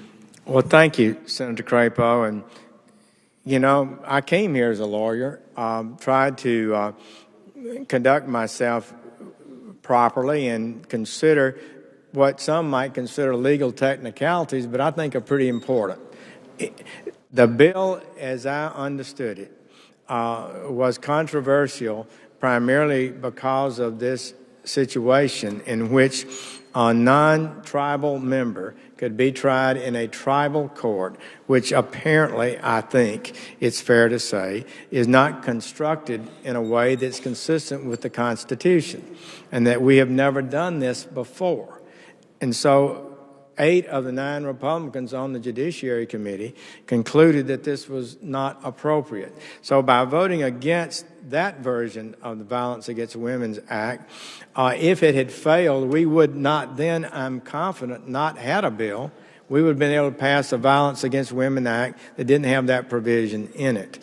So that's sort of where we were in the political process. And one of the bad things about modern American politics is if you take that position, you're not portrayed as being wrong on the tribal issue. You're portrayed as being against a bill that would protect women from violence. And I think that is unfair, and thank you for giving me the chance to respond. Well, thank you, and I appreciate that, and I can again confirm because, as I said, I am the Republican sponsor of that bill, and that description you have given is exactly of one of just a couple issues which were being seriously litigated, if you will, here, and which we were trying to resolve. And those of you who took that position, again, were not in any way objecting to the act. You had multiple times before supported it, and you were trying to help resolve one specific issue on the bill. And so I just want to clarify that with you, and again, get the record straight about where you stand on the issue. I see my time's pretty much gone, Mr. Chairman. I won't go to my next question. I call on Senator Blumenthal. Out of consideration for you, I want to explain what I think we have left here, and if you need a break, tell me. We've got 2 Democrats and 2 Republicans to do a second round besides the chairman, but I'm going to wait until later to do my second round. We got 2 Democrats, I've been told, at least want a third round. And so what I would like to do is first of all, if you need a break, we'll take a break whenever you say so now. And in the meantime, I'd like to have my colleagues take into consideration something I want to do. I want everybody to get over here that wants to ask questions, and I'm not going to take up anybody's time until everybody else is done, and then I want to take about maybe 15 or 20 minutes of your time to do the equivalent of a couple rounds with questions I haven't asked yet. So what's your desire? I'm ready to go. Okay. Senator.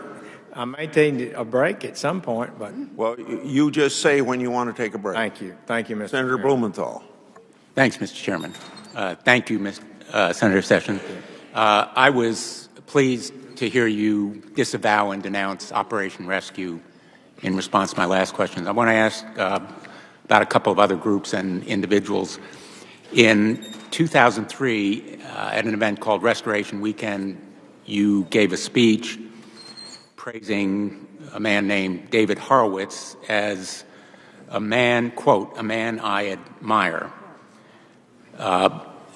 David Horowitz has said, among other things, that, quote, all the major Muslim organizations in America are connected to the Muslim Brotherhood and, quote, 80% of the mosques are filled with hate against Jews and Americans. He's also made a number of statements about African Americans, as in, quote, too many blacks are in prison because too many blacks commit crimes. You praised him as a man I admire. That statement was omitted from your response to the committee. Did you omit it because you were embarrassed about praising David Horowitz? No, and I didn't know David Horowitz had made those comments. I read his brilliant book. What's the name of it? I have a hard time remembering. But it was his transformation, having grown up in a, as he described it, communist family. He was editor of Ramparts magazine, the Radical magazine, and I believe Radical Sun was the name of his book. And it was a really powerful and moving story of how he moved from the unprincipled totalitarian radical left to a more traditional American person. He's written a number of other books that I've read, I think, one of them. But he's a most brilliant individual and has a remarkable story. I'm not aware of everything he's ever said or Well, these statements have been reported publicly repeatedly over many years. You first came to know him in 2003.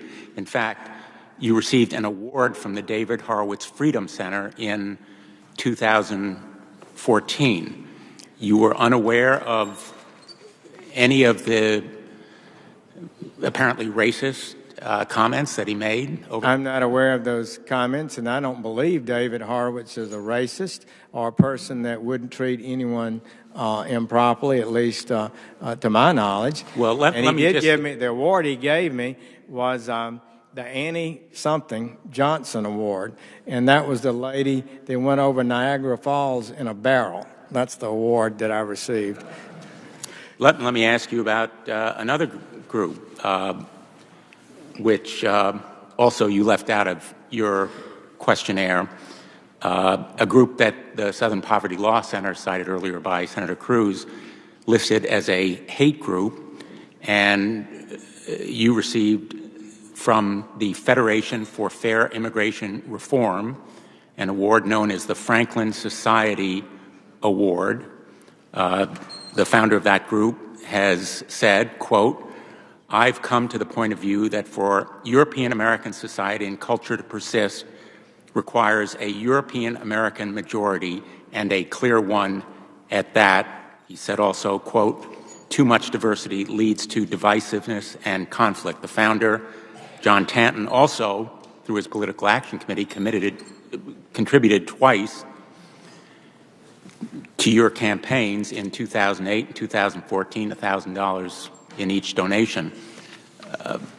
Will you denounce those statements and disavow that award and that support from that organization? I don't accept that statement. I believe the United States should have an immigration policy that's fair and objective and gives people from all over the world the right to apply, and those who should give preference to people who have the ability to be prosperous and succeed in America and could improve their lives and improve the United States of America. And that's sort of my view of it. I do not accept that kind of language. Will you return the award? It's be contrary to my understanding of the American vision of life.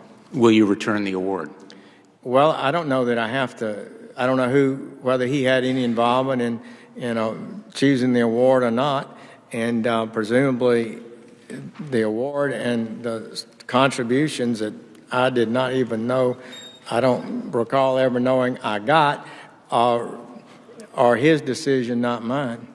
This award similarly was left out of your response to the questionnaire, and I guess the question, Senator Sessions, is how can Americans have confidence that you're going to enforce anti-discrimination laws if you've accepted awards from these kinds of groups and associated with these kinds of individuals, and you won't return the awards? Well, first of all, I don't know that I defer to the Southern Poverty Law Center as the final authority on who's a radical group. So I would first challenge that.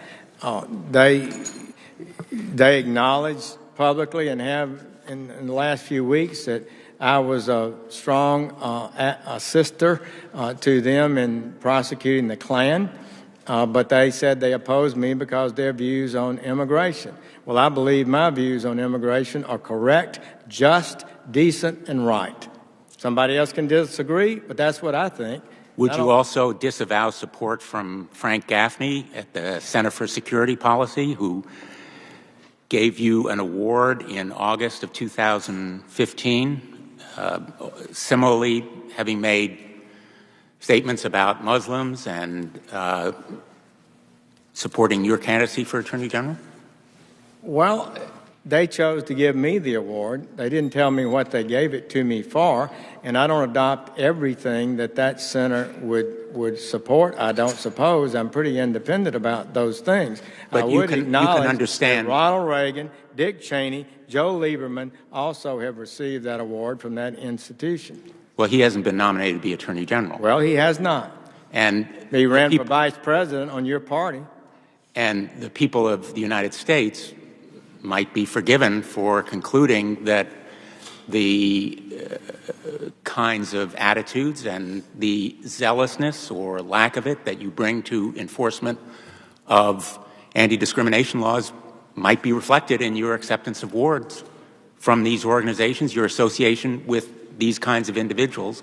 So I'm giving you the opportunity to completely repudiate and return those awards. Senator Blumenthal, I just feel like the reason I was pushing back is because I don't feel like it's right to judge me and require that I give back an award if I don't agree with every policy of an organization that gave the award.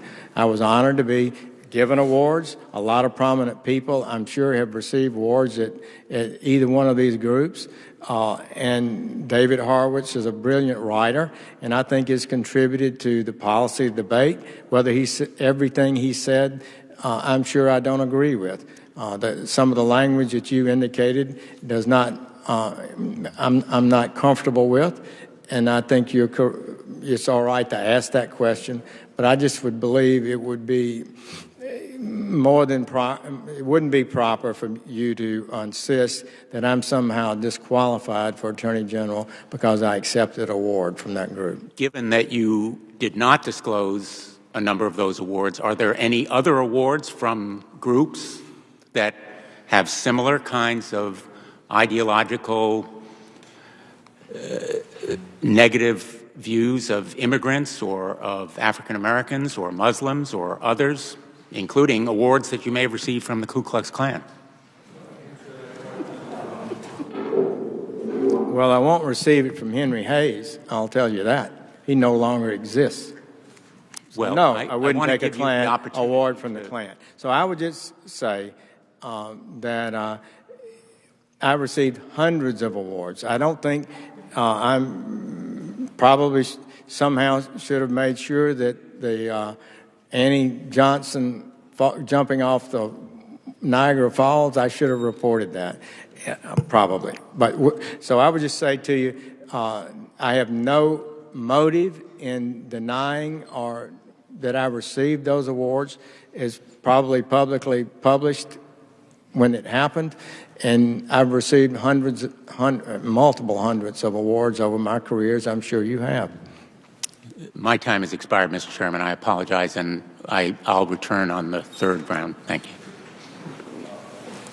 I don't find any fault with the questions you're asking, except for this business that somebody that's in the United States Senate ought to remember what awards we get. I don't know about you, but I'll bet every other week somebody's coming into my office to give me some award. And you take these plaques or whatever they give you, and you don't even have a place to hang them. You store them someplace. I don't know whether even if I went down to that storage place and I could tell you all the awards I got. I don't need any more awards. It's kind of a problem that they give you the awards. And obviously, I'll bet Senator Sessions feels that way right now. I don't differ with you, Mr. Chairman. I don't differ with you that sitting here, none of us on this side of the table could probably recall every single award we've ever received.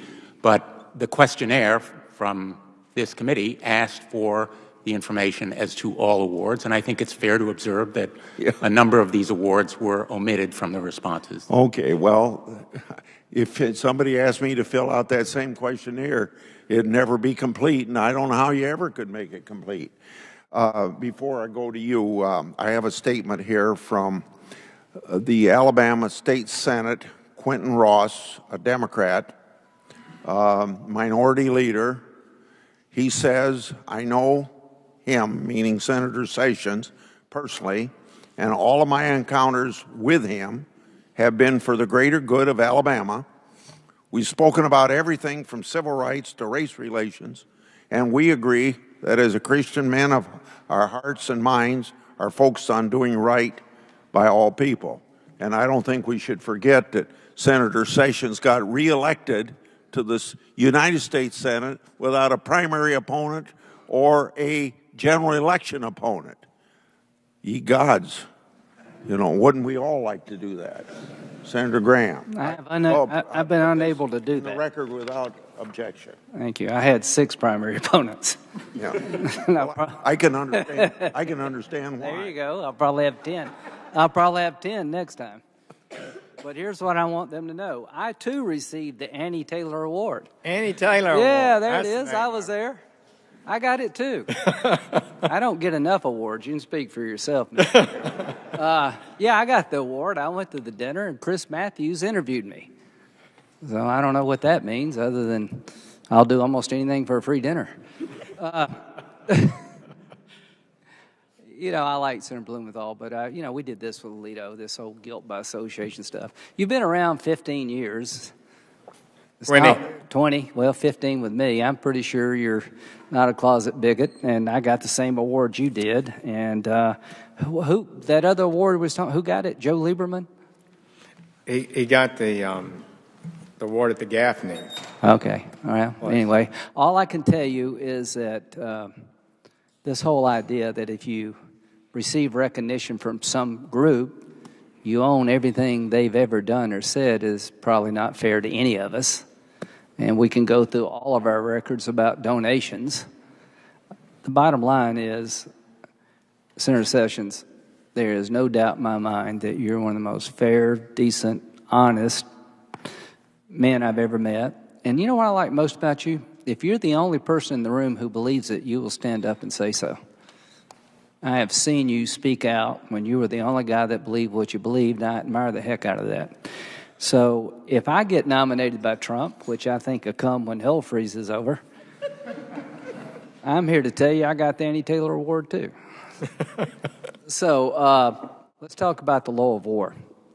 I think you were asked by Senator Feinstein about the indefinite detention.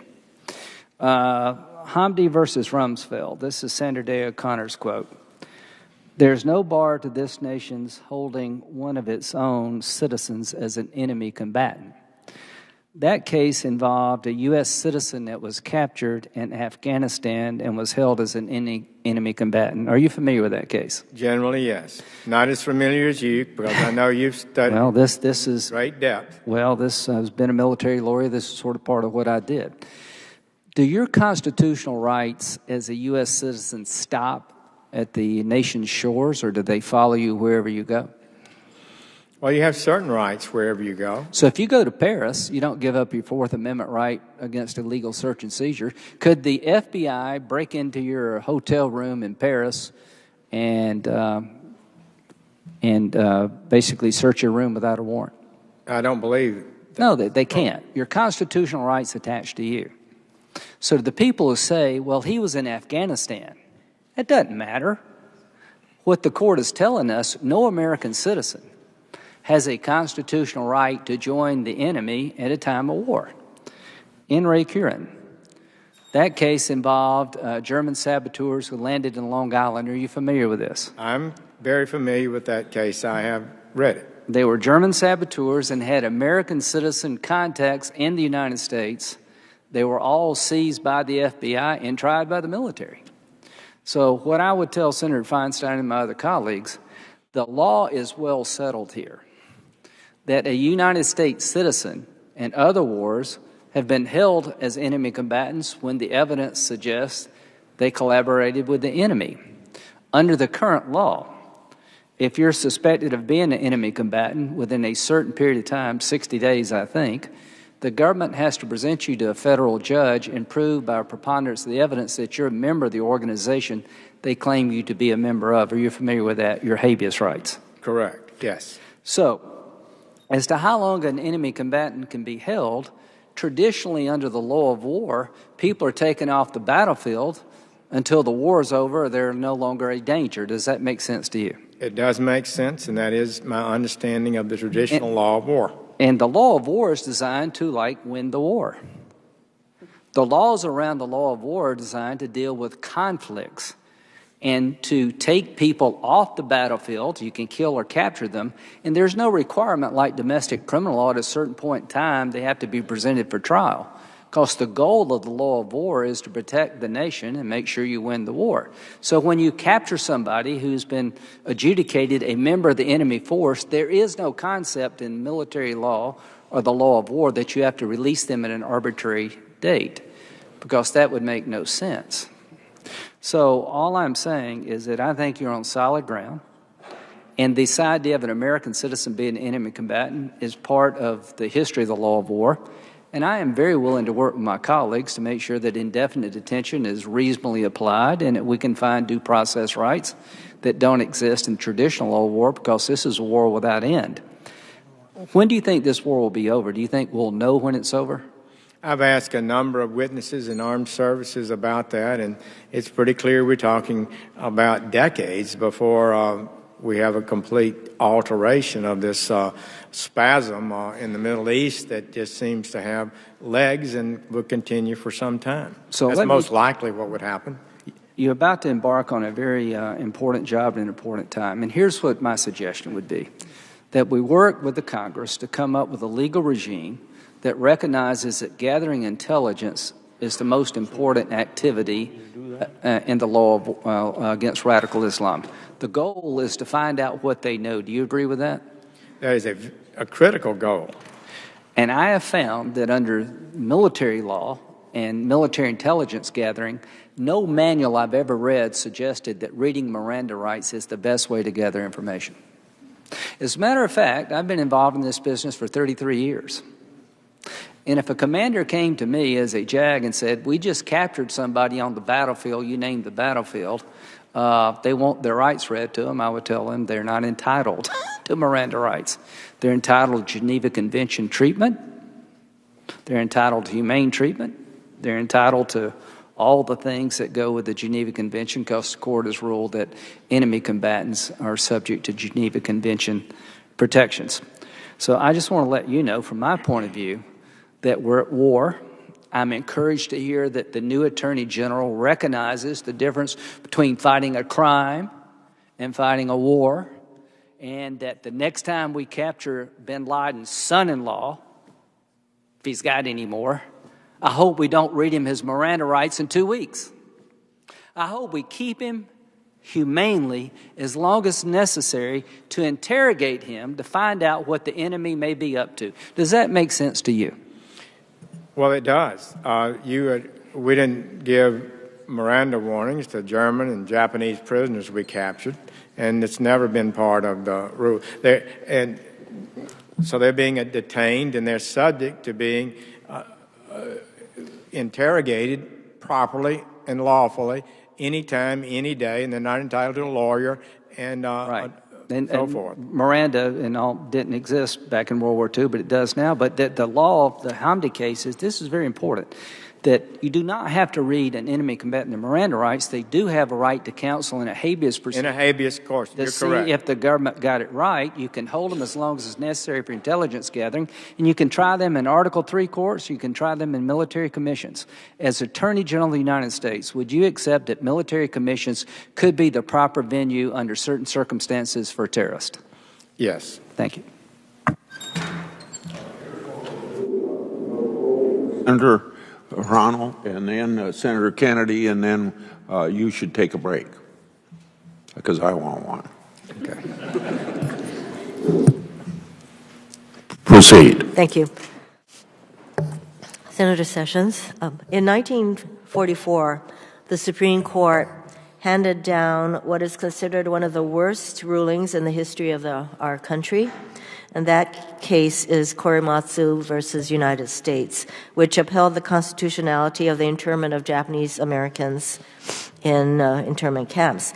Despite the near universal condemnation today of the court's ruling, this past November, Carl Higbee, a spokesman for a pro-Trump super PAC and a surrogate for President-elect Trump, cited Korematsu as precedent for a program which would require Muslims in the United States to register with the government. Here are my questions. First, would you support such a registry for Muslim Americans? In other words, U.S. citizens? I do not believe we need a registration program for U.S. citizens who happen to be Muslim. Is that the question? Yes, my question is whether you would support such a registry for U.S. citizens who happen to be Muslims. No. Thank you.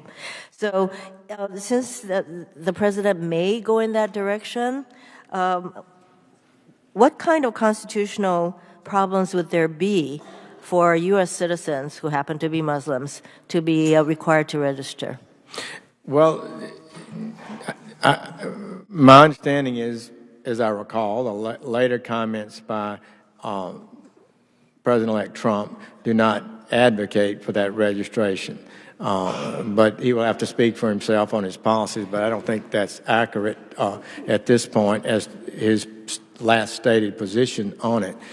Since you don't support such a registry for U.S. citizen Muslims, is that because you think that there are some constitutional issues involved with such a requirement for U.S. citizen Muslims? It would raise serious constitutional problems because the Constitution explicitly guarantees the right to free exercise of religion.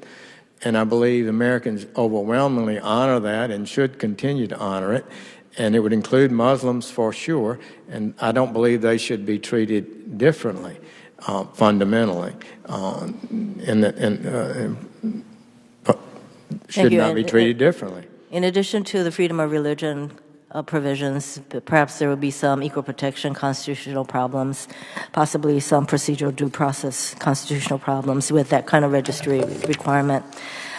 Turning to consent decrees, there are more than 18,000 law enforcement agencies in the United States. America's police officers are the best in the world, and that is due in large part to their bravery, skill, and integrity in what they do. Our Constitution ensures that the government is responsible to its citizens and that certain rights should not be violated by the government. But that does not mean that things always work perfectly. as you noted in one of your responses in the real world. So while the vast majority of police officers do exemplary work and build strong relationships with their communities to keep the public safe, there have been specific use of force, deadly incidents that have sparked nationwide outrage. Some of these incidents have led the Attorney General's Civil Rights Division to do investigations into whether individual police departments have a quote-unquote pattern of practice, unquote, of unconstitutional policing, and to make sure police departments are compliant with the law. And when these investigations find that police departments are engaged in unconstitutional policing, they are frequently resolved through consent decrees with the Department of Justice, which requires police departments to undertake certain important reforms that are overseen by independent monitors to ensure that necessary changes are being made in these departments.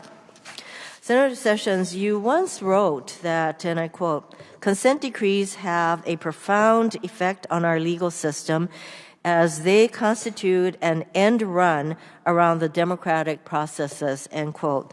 Currently, more than 20 police departments around the country are engaged in consent decrees with the Justice Department. In Maryland, Baltimore Mayor Catherine Pugh said Monday she expects her city to finalize a consent decree with the Justice Department this week, as noted in the Baltimore Sun. My question is, will you commit to maintaining and enforcing the consent decrees that the Justice Department has negotiated during this administration?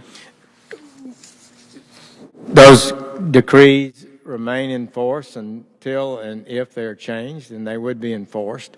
The consent decree itself is not necessarily a bad thing. It could be a legitimate decision.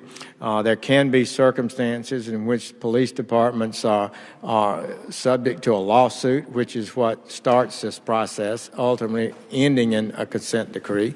But I think there's concern that good police officers and good departments can be sued by the Department of Justice when you just have individuals within a department who have done wrong, and those individuals need to be prosecuted. And these lawsuits undermine the respect for police officers and create an impression that the entire department is not doing their work consistent with fidelity to law and fairness, and we need to be careful before we do that. That's what I would say to you, because of filing a lawsuit against a police department has ramifications sometimes beyond what a lot of people think, and it can impact morale of the officers. It can impact and affect the view of citizens to their police department. And I just think that caution is always required in these cases. Senator I wouldn't Sessions, prejudge a specific case. I understand that, but showing of a pattern of practice needs to be shown. So these are not just a rogue police officer doing something that would be deemed unconstitutional. So are you saying that with regard to negotiated consent decrees that you will revisit these consent decrees and perhaps give police departments a second bite at the apple so that they can undo some of the requirements on them? Well, presumably the Department of Justice under the Holder-Lynch leadership always would be expecting to end these decrees at some point. So I just wouldn't commit that there would never be any changes in them. And if departments have complied or reached other developments that could justify the withdrawal or modification of a consent decree, of course I would do that. Well, usually consent decrees require when they end, it's because they have complied with the provisions of the consent decree. So I'm just trying to get a simple answer. Well, I'll give you a simple answer. It's a difficult thing for a city to be sued by the Department of Justice and to be told that your police department is systematically failing to serve the people of the state or the city. And so that's an august responsibility of the Attorney General and the Department of Justice.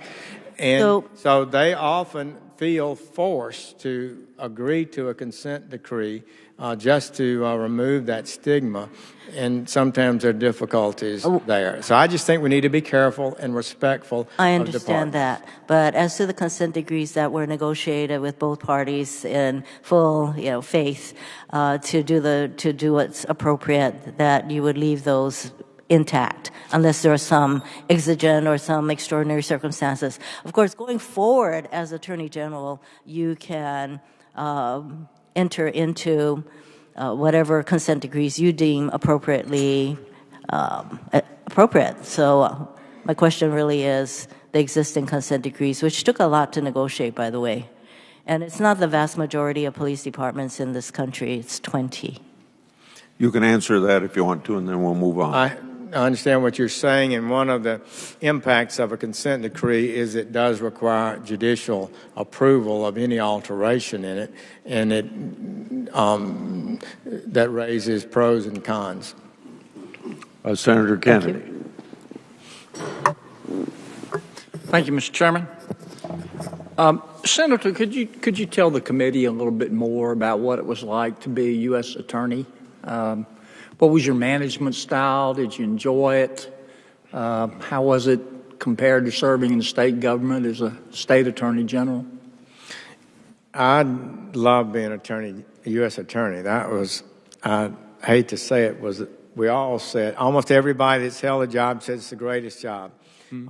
If you like law enforcement and trying to protect citizens and prosecuting criminals, it was just a fabulous job, and we had great assistance, and I loved it, and our team did. It was Camelot days for me, and so I did feel that. I only had 2 years as Attorney General. We had this monumental deficit when I got elected, and we had to lay off a third of the office because we didn't have money to pay the electric bill. And it was just one thing after another, and then I was running for the Senate. So I didn't get to enjoy that job, but the United States Attorney's job was a really fabulous experience. And I believe in the course of it, I worked with FBI, DEA, U.S. Customs, Marshal Service, all the federal agencies, ATF, IRS, Postal Service, and their inspectors, and you get to know their cultures and their crimes that they investigate, the officers and what motivates them, and how a little praise and affirmation is so important for them. They get the same salary, If they're not being appreciated, they feel demeaned, their morale can decline. So that kind of experience was wonderful, and I do think it would help me be a better Attorney General. I've made up my mind.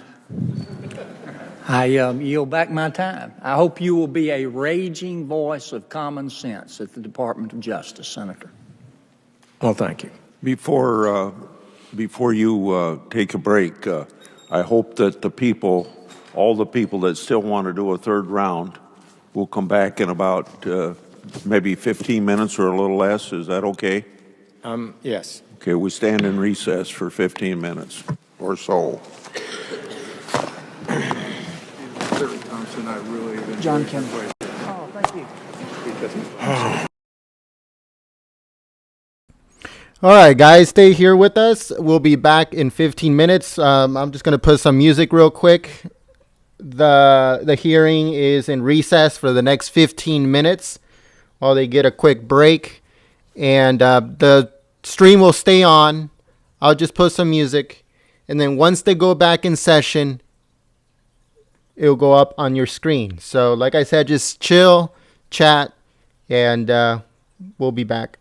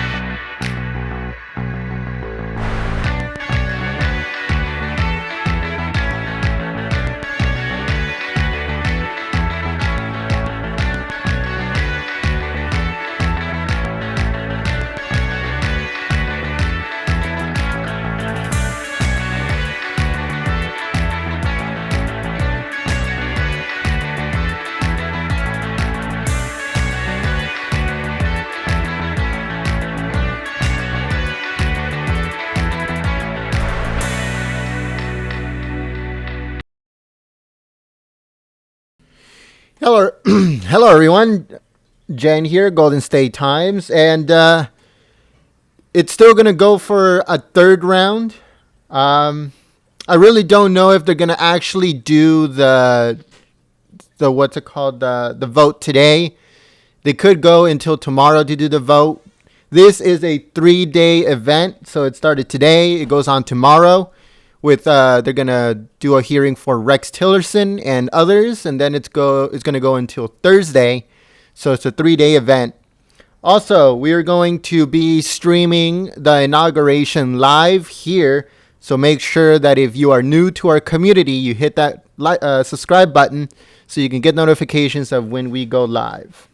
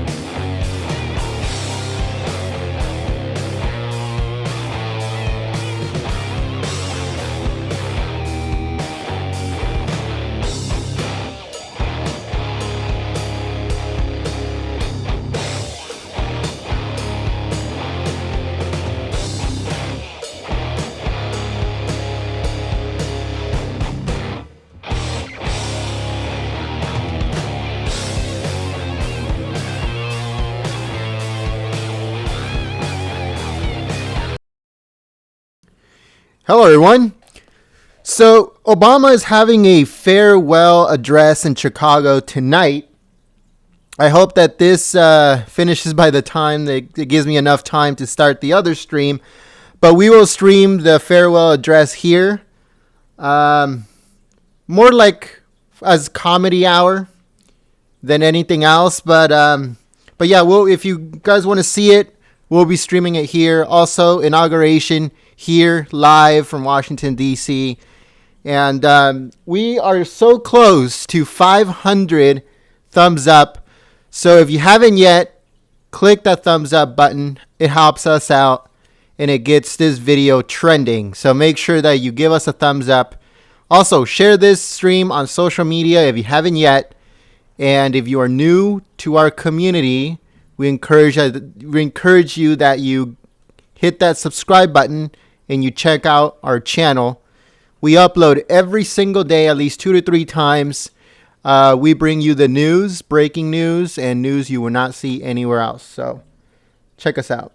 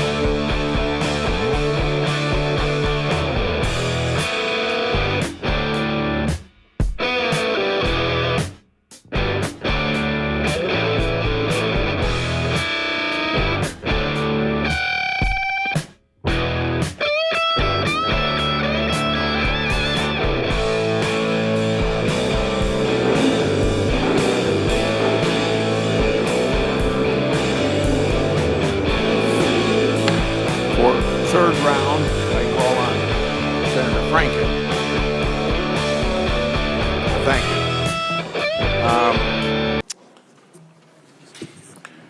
Senator, last Friday, the Director of National Intelligence, and we've covered this a little, representing 16 agencies, released a declassified intelligence report stating, and quote, we assess Russian President Vladimir Putin ordered an influence campaign in 2016 aimed at the U.S. presidential election, unquote. And yet, despite the consensus among our intelligence agencies, President-elect Trump has remained persistently skeptical. During the first presidential debate, he wondered aloud whether the responsible party could be China or, quote, somebody sitting on their bed that weighs 400 pounds. Last month, he called reports of Russian hacking, quote, ridiculous, and, quote, another excuse for the democratic loss. He said, quote, it could be somebody sitting in a bed someplace, again. I mean, they have no idea. And even after the release of the declassified report, the president has really yet to acknowledge Russia's role in the hacking. You said earlier that you accept the FBI's conclusion. To my mind, it's absolutely extraordinary to see a president-elect so publicly refuting and without evidence, so far as I can tell, the assessment of our intelligence agencies. Why do you think President-elect Trump has been so unwilling to acknowledge Russian involvement in the hacking? I did mean to indicate I respect the FBI, and I respect the fact that if they give a conclusion, they believe it's accurate. But I'm not able to comment on the president-elect's comments about it. Okay. CNN has just published a story, and I'm telling you this about a news story that's just been published. I'm not expecting you to know whether or not it's true or not. But CNN just published a story alleging that the intelligence community provided documents to the president-elect last week that included information that, quote, Russian operatives claimed to have compromising personal and financial information about Mr. Trump. These documents also allegedly stated, quote, there was a continuing exchange of information during the campaign between Trump surrogates and intermediaries for the Russian government. Now, again, I'm telling you this as it's coming out, so, you know.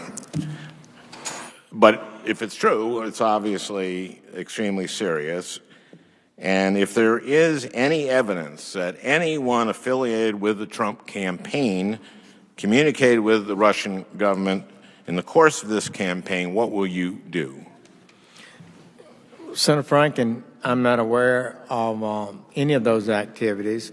I have been called a surrogate at a time or two in that campaign, and I did not have communications with the Russians, and I'm unable to comment on it. Very well.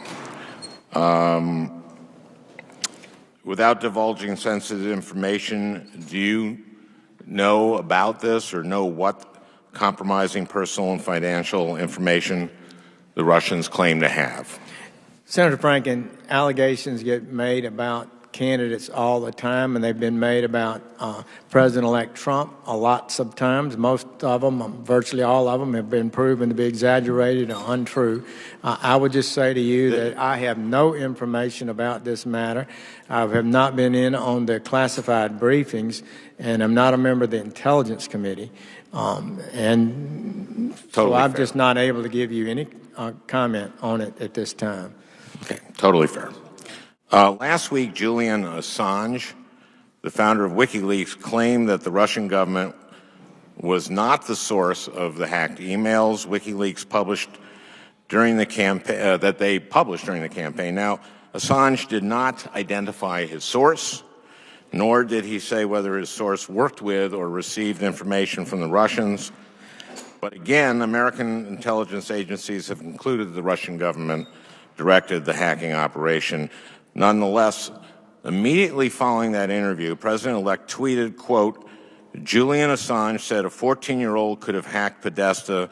Why was DNC so careless? Also said Russians did not give him the info, exclamation point. Senator Sessions, does it concern you that our future commander-in-chief is so much more willing to accept what Julian Assange says instead of the conclusions of our intelligence agencies? And why do you think President Trump finds Assange trustworthy?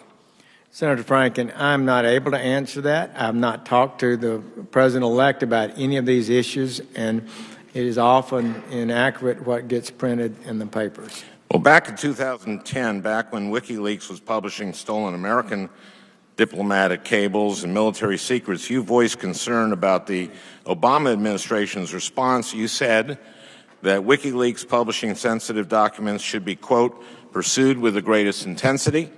You said, quote, the president from on down should be crystal clear on this, and I haven't seen that. I mean, he comes out of the left, the anti-war left.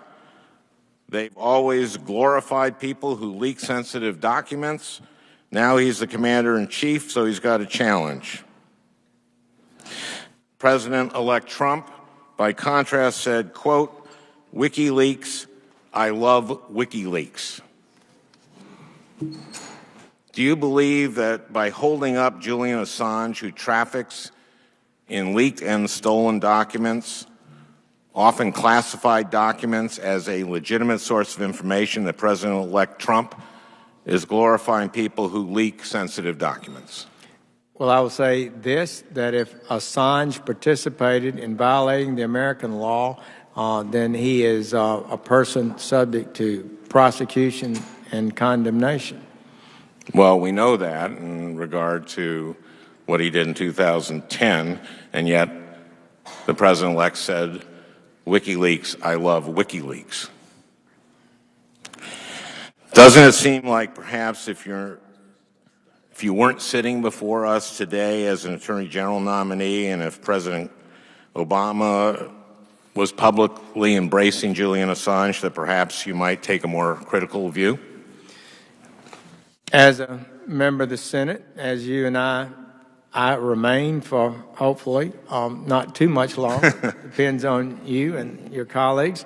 But I feel it's a lot easier to be vigorous and outspoken. If you begin to think about the awesome responsibility of serving as an Attorney General with the possibility of having to handle certain cases, you need to be more cautious about what you say. So I think it's just not appropriate for me to be the person for you to seek political responses from. Senator Okay, Cruz. I am out of time. I will try to stick around for one more quick round. Okay, Senator Cruz. Thank you, Mr. Chairman. Mr. Sessions, thank you for your endurance today. Thank you. Let's turn to a different topic, one that's been addressed some in this hearing, but one that I know is a particular passion of yours and one on which you built a remarkable record, and that's immigration. And I want to focus in particular on the problem of criminal aliens in the United States and this administration's non-enforcement of the laws. And take a moment just to review some of the numbers, which you know very well, but I think it's helpful to review for those watching this hearings. We have had an administration that consistently refuses to enforce our immigration laws. So in October 2015, ICE admitted that there were 929,684 aliens present in the United States who had been ordered to leave the country, but who hadn't done so. And of those over 929,000 aliens with removal orders, 179,027 had criminal convictions. In addition to the 179,027 criminal aliens with final orders of removal, there were at least 194,791 known criminal aliens who were at the time in removal proceedings. And we also know that 121 criminal aliens released by ICE between fiscal year 2010 and 2014 went on to commit homicides. And between fiscal year 2009 and fiscal year 2015, ICE released 6,151 aliens with sexual offense convictions from its custody. My question for you, Senator Sessions, is can you commit to this committee and to the American people that as Attorney General you will enforce the laws, including the federal immigration laws, and you will not be releasing criminal illegal aliens into the public, especially those with violent convictions such as homicide or sexual assault convictions? Senator Cruz, you and I have talked about this, and you know that I believe we have failed in dealing with criminal aliens. President Obama set that as a priority, but I don't think they've been as effective as needed. I believe that should be increased and stepped up, the priority of that. The actual policies, as you know, are Homeland Security policies. The Secretary of Homeland Security will determine those policies. There are ways in which the Department of Justice can fulfill a role in it, but the overall policies and priorities would be set by Homeland Security. I just believe that as we go forward and we reduce the flow of illegal immigrants into America, then there are few people illegally per investigative officer, and you get a better handle. You're in a virtuous cycle instead of this dangerous cycle that we're in today where things tend to get worse. So I believe we can turn that around. This is one of the policies that has to be given priority. Donald Trump has also said that he believes criminal aliens obviously should be the top priority. And all of us, I believe this government will work effectively to deal with it. I would do my part. You know, there are few issues that frustrate Americans more than the refusal to enforce our immigration laws. And not too long ago, I was down on the border in Texas, visiting with Border Patrol officials, visiting with law enforcement, local sheriffs. And I'll tell you, it was after the election, and there was a palpable sense of relief that finally we would have an administration that didn't view the laws as obstacles to be circumvented, but rather an administration that would be willing to enforce the laws in the books and stop releasing criminal aliens in communities where the citizens are at risk.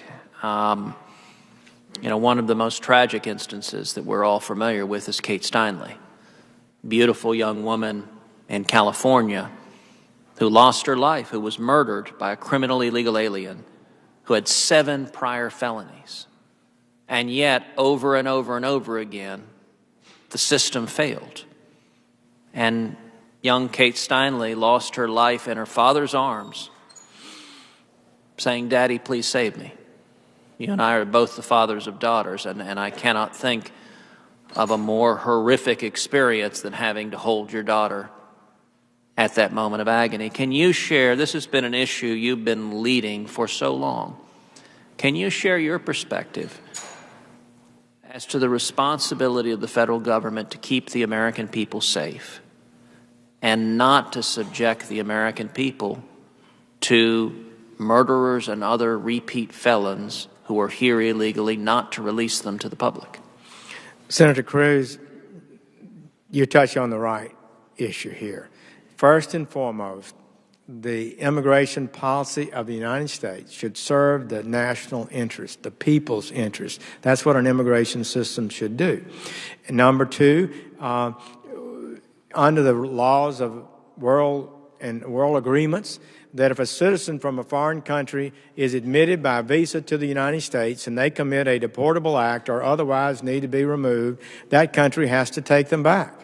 And when they cease to do that, then you have a serious breach of collegial relations between the two countries. And no country, particularly the United States, should ever allow so many individuals who committed crimes here, often when they entered illegally and not even coming on a lawful visa, and they need to be deported promptly.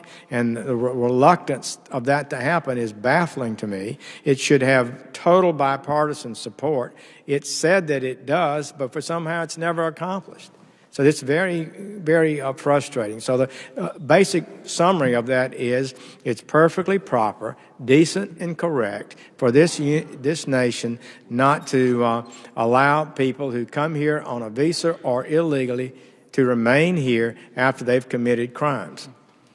Well, thank you, Senator Sessions. And as you know, I've introduced legislation in the Senate, Cates Law, which would provide for those who illegally re-enter with a violent criminal conviction a mandatory 5-year prison sentence. This past Senate that failed to pass. It is my hope that Congress will pass that legislation and give additional tools to the administration to keep the American people safe.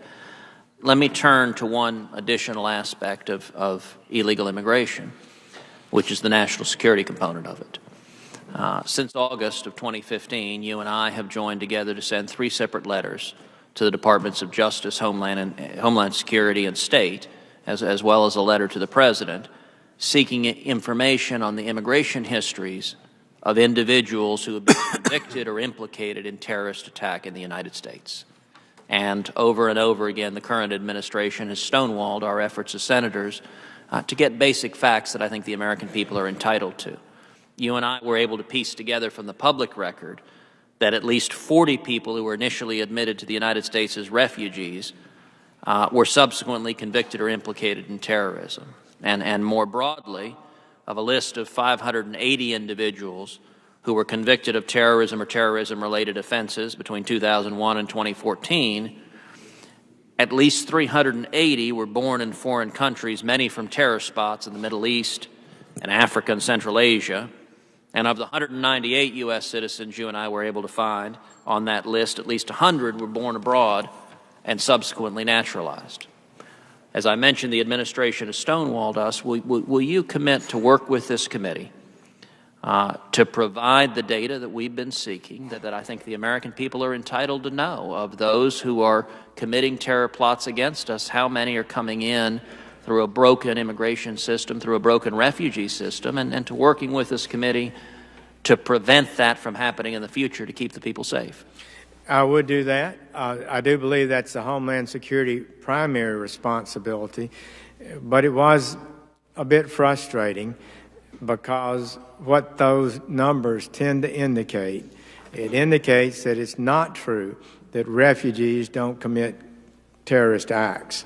There is a danger even in the refugee population, and good vetting is critical in that process. Thank you, Senator. Senator Coons. Thank you, Mr. Chairman. Senator Sessions, if I might, I'd like to take us to an area I don't think has been explored much today, but of grave concern to me, which is disability rights.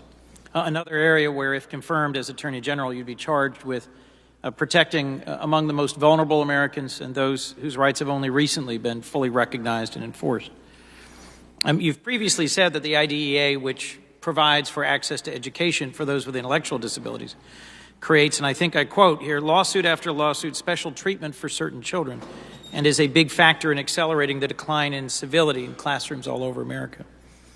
And in a different setting, you were critical of the Supreme Court's decision in Atkins versus Virginia in 2002, which held that executing individuals with intellectual disabilities violates the Eighth Amendment.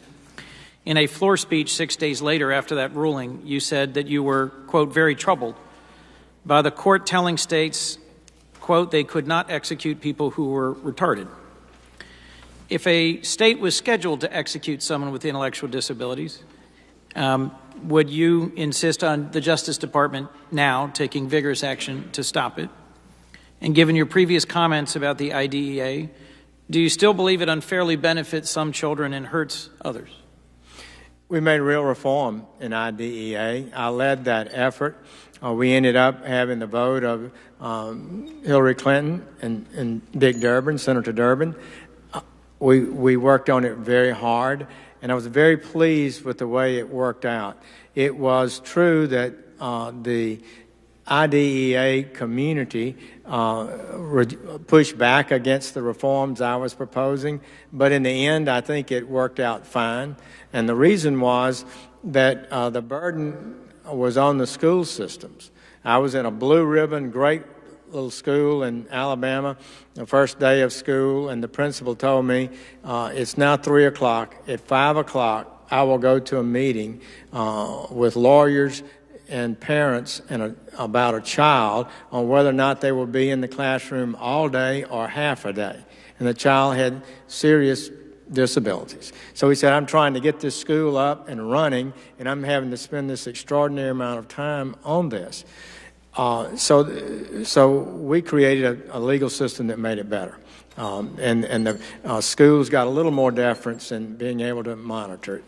And it was a big issue. It was a disruptive force in big city schools in New York and Chicago and other places like that. So on the question of intellectual disabilities, I suppose we can disagree as a matter of policy. Perhaps I was questioning the legal mandate, but it depends. A person with intellectual disabilities, that should be considered as a factor in the sentencing jury or the judge's opinion before they go forward. But obviously, if a person knows the difference in right and wrong, historically they would be held to the same standard, even though their intellectual ability would be less. Let me revisit a question about consent decrees that Senator Hirono was asking about previously, because consent decrees have been used in this area in disability rights to make sure that folks with intellectual disabilities have access to services and education, but also in policing.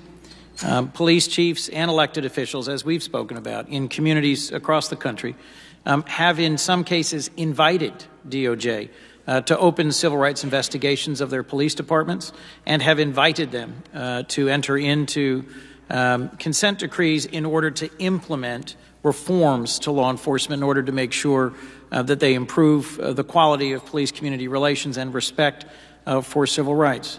Do you plan to continue to assist cities with these investigations when asked, if Attorney General? And under what circumstances would you commence a civil rights investigation of a law enforcement agency that may have violated federal law? Well, those are difficult questions for me to answer explicitly today. But I would note on the consent decrees or the language Senator Hirono quoted, I believe was in a booklet of which I simply wrote the forward on. I don't believe that was my language. Consent decrees have been criticized in a number of areas, but with regard to the disabilities community and the police departments, I guess you're asking about, I'm not familiar with how they've worked out in the disabilities arena, but with regard to police departments, I think it's a good thing that a police department might call on federal investigators and a team to work with their police department to identify any problems and to help select remedies that the community might feel were more valid because the Department of Justice validated them and agreed to them. So as I think you and I talked, it really is important that the people trust the police departments, and the police departments have respect from the communities. And when you don't have that, crime is people's safety is at risk.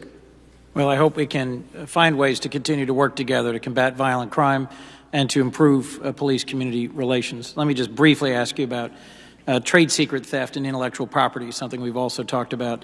There is a significant problem for American inventions, companies, entrepreneurs of having their innovations stolen, sometimes by cyber hack, by intrusion, sometimes physically or through industrial espionage. The Obama administration has made real progress in increasing enforcement and in going after those who would steal America's inventions. Is that something that you would intend to continue, vigorous enforcement to protect American inventions? I do. I think a lot of that may be through the U.S. Trade Representative. It could be done through Commerce Department and other departments, and the Department of Justice may have a role in criminal activities or civil enforcement. I would not, excuse me, say for certain what that role would be at this point. But my view, as you and I have talked, is that you're correct about this. When we enter into a trade agreement with a foreign nation, what we have to understand is that's just a simple contract. And if we'll comply, we'll deal with you on this basis. And if your partner to that contract is not acting honorably, then you have every right to push back. And if it ultimately means you have to pull out of the agreement, then you pull out of the agreement if it's serious enough. I don't think we've been as aggressive as we should have been in those agreements. Let me ask one last question, if I may, Mr. I just wanted to reflect on something you said in your opening and something we have talked about. You were born in Selma roughly 70 years ago. I've been to Selma several times with Congressman Lewis and a number of others. And last year, many of us joined Congressman Lewis for the 50th anniversary of that famous march across the Edmund Pettus Bridge when he faced violence, and the response, the conscience of the nation was stirred by this horrible event, and it spurred Congress to pass the Bipartisan Voting Rights Act. There's been a lot of questioning back and forth about your comments about whether the Voting Rights Act was intrusive and the Shelby County decision. And I just wanted to make sure I came back to an important point, which was that Senator Leahy and I and a number of others tried hard to find Republican partners to advance the Voting Rights Advancement Act, which would have replaced the now 50 years old, roughly, pre-clearance formula with a new one that would be national in scope, would not disadvantage any region, and would be simply based on enforcement actions. Previous questioning by, I think, Senator Franken and others focused on recent enforcement actions. The Fourth Circuit finding that North Carolina's post-Shelby voter ID law violated the law because it targeted African Americans. You said in your opening statement that you witnessed the civil rights movement as it happened near you, that you witnessed the depredations of segregation. And in a ceremony last year during the presentation of the Congressional Gold Medal to the foot soldiers of the civil rights movement, you said, "I feel I should have stepped forward more." What more do you think you perhaps could have done or should have done in recent years as a senator to take more active action so that folks from around the country could have confidence in your commitment to continuing the journey of civil rights in this country? Well, I don't think we have to agree on everything. Just because you think this was a necessary thing, you may be right, and if I don't think so, I don't know that I'm wrong, not necessarily wrong. I would say that I did sponsor the Congressional Gold Medal Act that gave the gold medal to the Selma and Montgomery marches with Senator Cory Booker. Yes. We were the two lead sponsors on it. I was at that event and have a wonderful picture I cherish with John Lewis and other people on the bridge celebrating that event. It changed the whole South. Voting rights were discriminating, African Americans were being discriminated against systematically. They were being flat denied through all kinds of mechanisms, and only a very few, in many instances, were allowed to vote, if any. So this was an unacceptable thing. As I said at the hearing in 1986, I was asked about it being intrusive. Please, Senator Coons, do not suggest in any way that that word means that I was hostile to the act. And I said then, and I say now, it was necessary that the act be intrusive because it had to force change, and it wouldn't have happened without the power of the federal government. That is a plain fact. Senator, what I'm suggesting is an alternative path forward for the Voting Rights Act that would not have been singling out one region or one state or one history, but that would have allowed the Voting Rights Act to continue to be effective in the face of the recent record showing ongoing discrimination, ongoing denial of the right to vote in different states across the country, now no longer isolated to the South. When presented with an opportunity to continue and strengthen the Voting Rights Act post-Shelby, you didn't take that step. Well, Senator Sessions, if you need to answer that, go ahead and answer it. I'll be short. I want to go to Senator Blumenthal. As I said, I supported the reauthorization of the Voting Rights Act with Section 5 in it. When the Supreme Court said it was no longer necessary that Section 5 be in it, I did not support the language that you offered that would basically put it back in, you and Senator Leahy. So I don't apologize for that. I think that was a legitimate decision. And with regard to the question of voter ID, I'm not sure it's been conclusively settled one way or the other whether a properly conducted voter ID system is improper and discriminatory. Indeed, the Supreme Court has held that voter ID is legitimate, at least under certain circumstances. Okay, before Senator Blumenthal, I have another thing that has come to our attention, so I would put this in the record without objection, a letter that we received from some lawyers about the IDEA issue. These lawyers litigate cases on this issue. They say certain stories about the issue took Senator Sessions' comments out of context, and then they go on to note that Senator Kennedy and others later reached an agreement with Senator Sessions on the issue. Senator Blumenthal. Thanks, Mr. Chairman. Senator Sessions, I want to pursue this conversation about voting rights. In October of 2015, there was a report, widely reported, that the state of Alabama intended to close a number of DMV offices. Congresswoman Terry Sewell wrote to the Attorney General, Loretta Lynch, urging an investigation, stating, I'm quoting, "This decision will leave 8 out of 10 counties with the highest percentage of non-white registered voters without a Department of Motor Vehicles, DMV, to issue an Alabama driver's license." She noted that, quote, "an estimated 250,000 Alabamians who do not have an acceptable form of photo identification to cast a ballot," end quote. As you know, subsequently, the Department of Transportation initiated an investigation under Title VI of the Civil Rights Act, and that year-long investigation found that Alabama's conduct caused, quote, "a disparate and adverse impact on the basis of race," end quote. Did you believe, or do you believe now, that it was a problem that 250,000 estimated citizens of your state did not have the requisite ID to vote? There's a system, I understand, that makes those IDs available. The driver's license offices were part of a budget-cutting process within the state, which I had absolutely nothing to do with and did not advise and know about until it was done.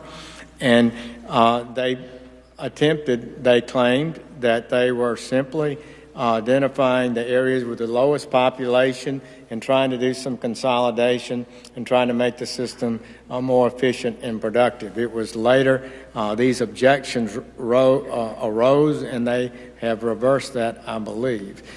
So that's the way that went. I hope and think there was no intent at the time to do an to be racially insensitive, but indeed many of the closures were in counties with large African-American populations. Did you believe then that there was a problem in denying 250,000 people an access to photo identification they needed to vote? Well, it didn't deny 250,000 people the right to vote. That would be utterly wrong and should be stopped immediately. It just simply, maybe the closest driver's license office would be in the next county, and it would be closer for you to go to that one than the one that was closed. But it was, in general, perceived as detrimental to African Americans, and included within that detriment was the possibility of an ID for voting. So you are correct. It was controversial, and it was fixed.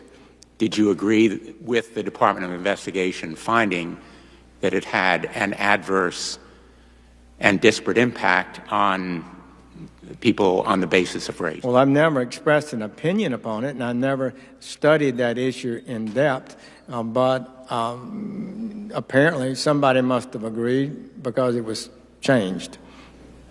Did you agree with that conclusion? Well, yes, I was happy that solution was reached, yes.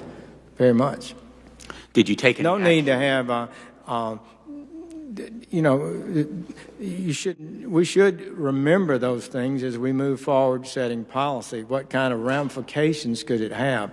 I don't think they had voting in their mind at all, but it did impact voting to some degree, for sure. But you took no action at the time. You expressed no conclusion at the time, despite what was found to be a disparate and adverse impact on the voting rights of 250,000 members of the citizens of your state. Well, they didn't ask my opinion before they did it. and it was purely a state matter, and I did not actively intervene. You're correct. I want to ask you about the DACA young people, the Dreamers, who have submitted information to the federal government about their whereabouts, their identities, a lot of personal details. And I know that your response, I think, to a question about it was that Congress must act. But wouldn't it violate fundamental fairness, whether due process or some standard of constitutional due process, to use that information, in effect, against them? Obviously, we're not talking about a criminal proceeding, so there's no double jeopardy. But I guess I'm asking for your commitment as a prospective Attorney General, your respect for the Constitution, to make a commitment that those young people will not be deported, that you will continue that policy that has been initiated. Certainly you're correct that that cohort of individuals should not be targeted and given a priority. Anything like the priority should be given to criminals and people who've had other difficulties in the United States, those who've been ordered deported and had final orders of deportation. So I understand what you're saying there. I think until I've had a chance to think it through and examine the law and so forth, I would not opine on it myself. Number two, importantly, this is a policy of Homeland Security. They've got to wrestle with the priorities of their agents, what they should spend their time with, and try to do that in the most effective way. So General Kelly will have to think that through. I'm simply would be, if some matter were litigated, we would try to be supportive of the litigating position if possible. So it's really a Homeland Security question. I understand that Homeland Security may be involved, but ultimately orders to deport are the responsibility of the Department of Justice to enforce. You are the nominee to be the nation's chief law enforcement officer.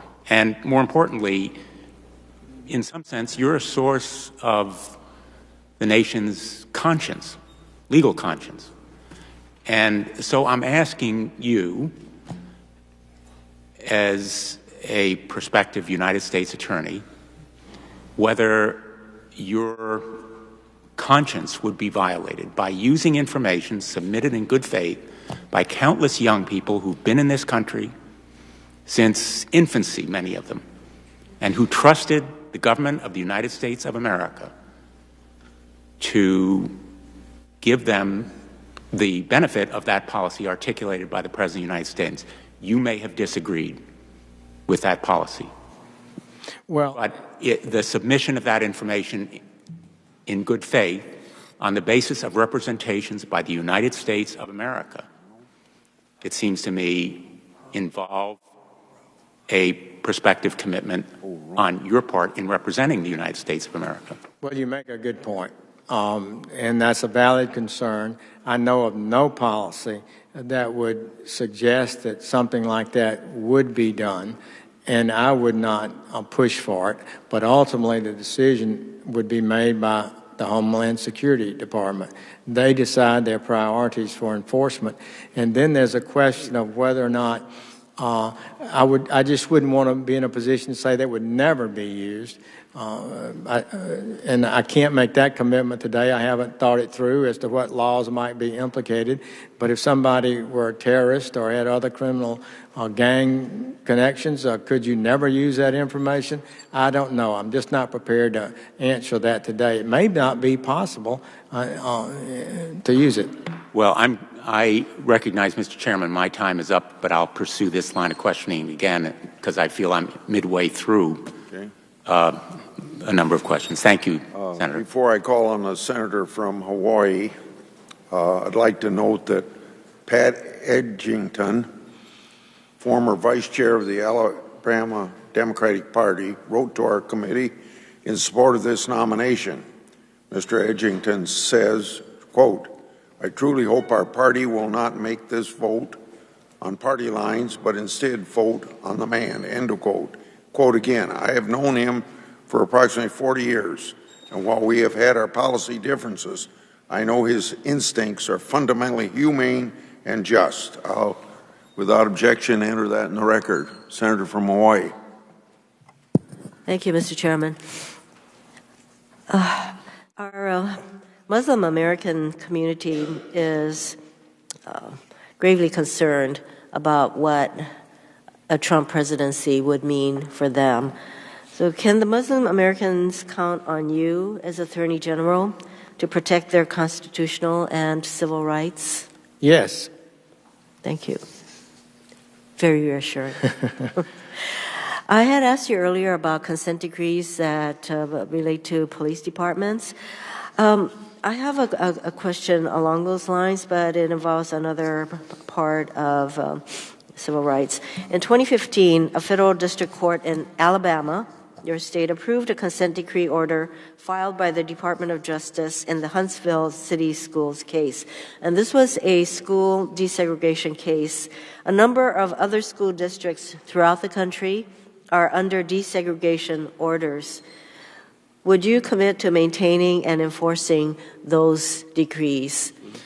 Those decrees still remain in effect in a number of districts. Huntsville is a very strong, healthy, and well-managed school system. I'm actually, I believe they have good leadership.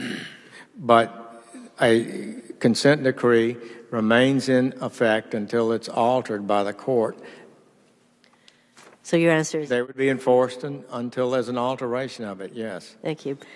I have a question about violence and the increasing number of threats against providers of healthcare services and abortion services to women. Since the November election, the number of threats online, many of them online, against the providers have more than tripled. Given the increasing numbers of violence targeting abortion providers, how high of a priority will it be for you to prosecute violence targeting abortion providers under the Freedom of Access to Clinic Entrances Act? They deserve the same protection that any entity, business or otherwise, or a healthcare entity is entitled to when people violate the law and carry out improper threats or blockades of their business.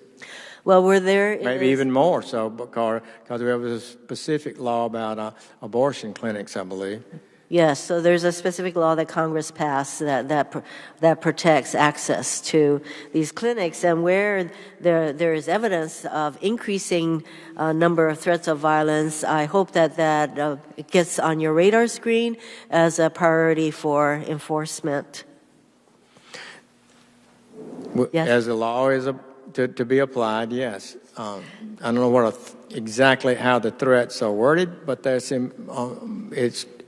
improperly done. They can be subject to criminal prosecutions, and they would be evaluated properly in my administration.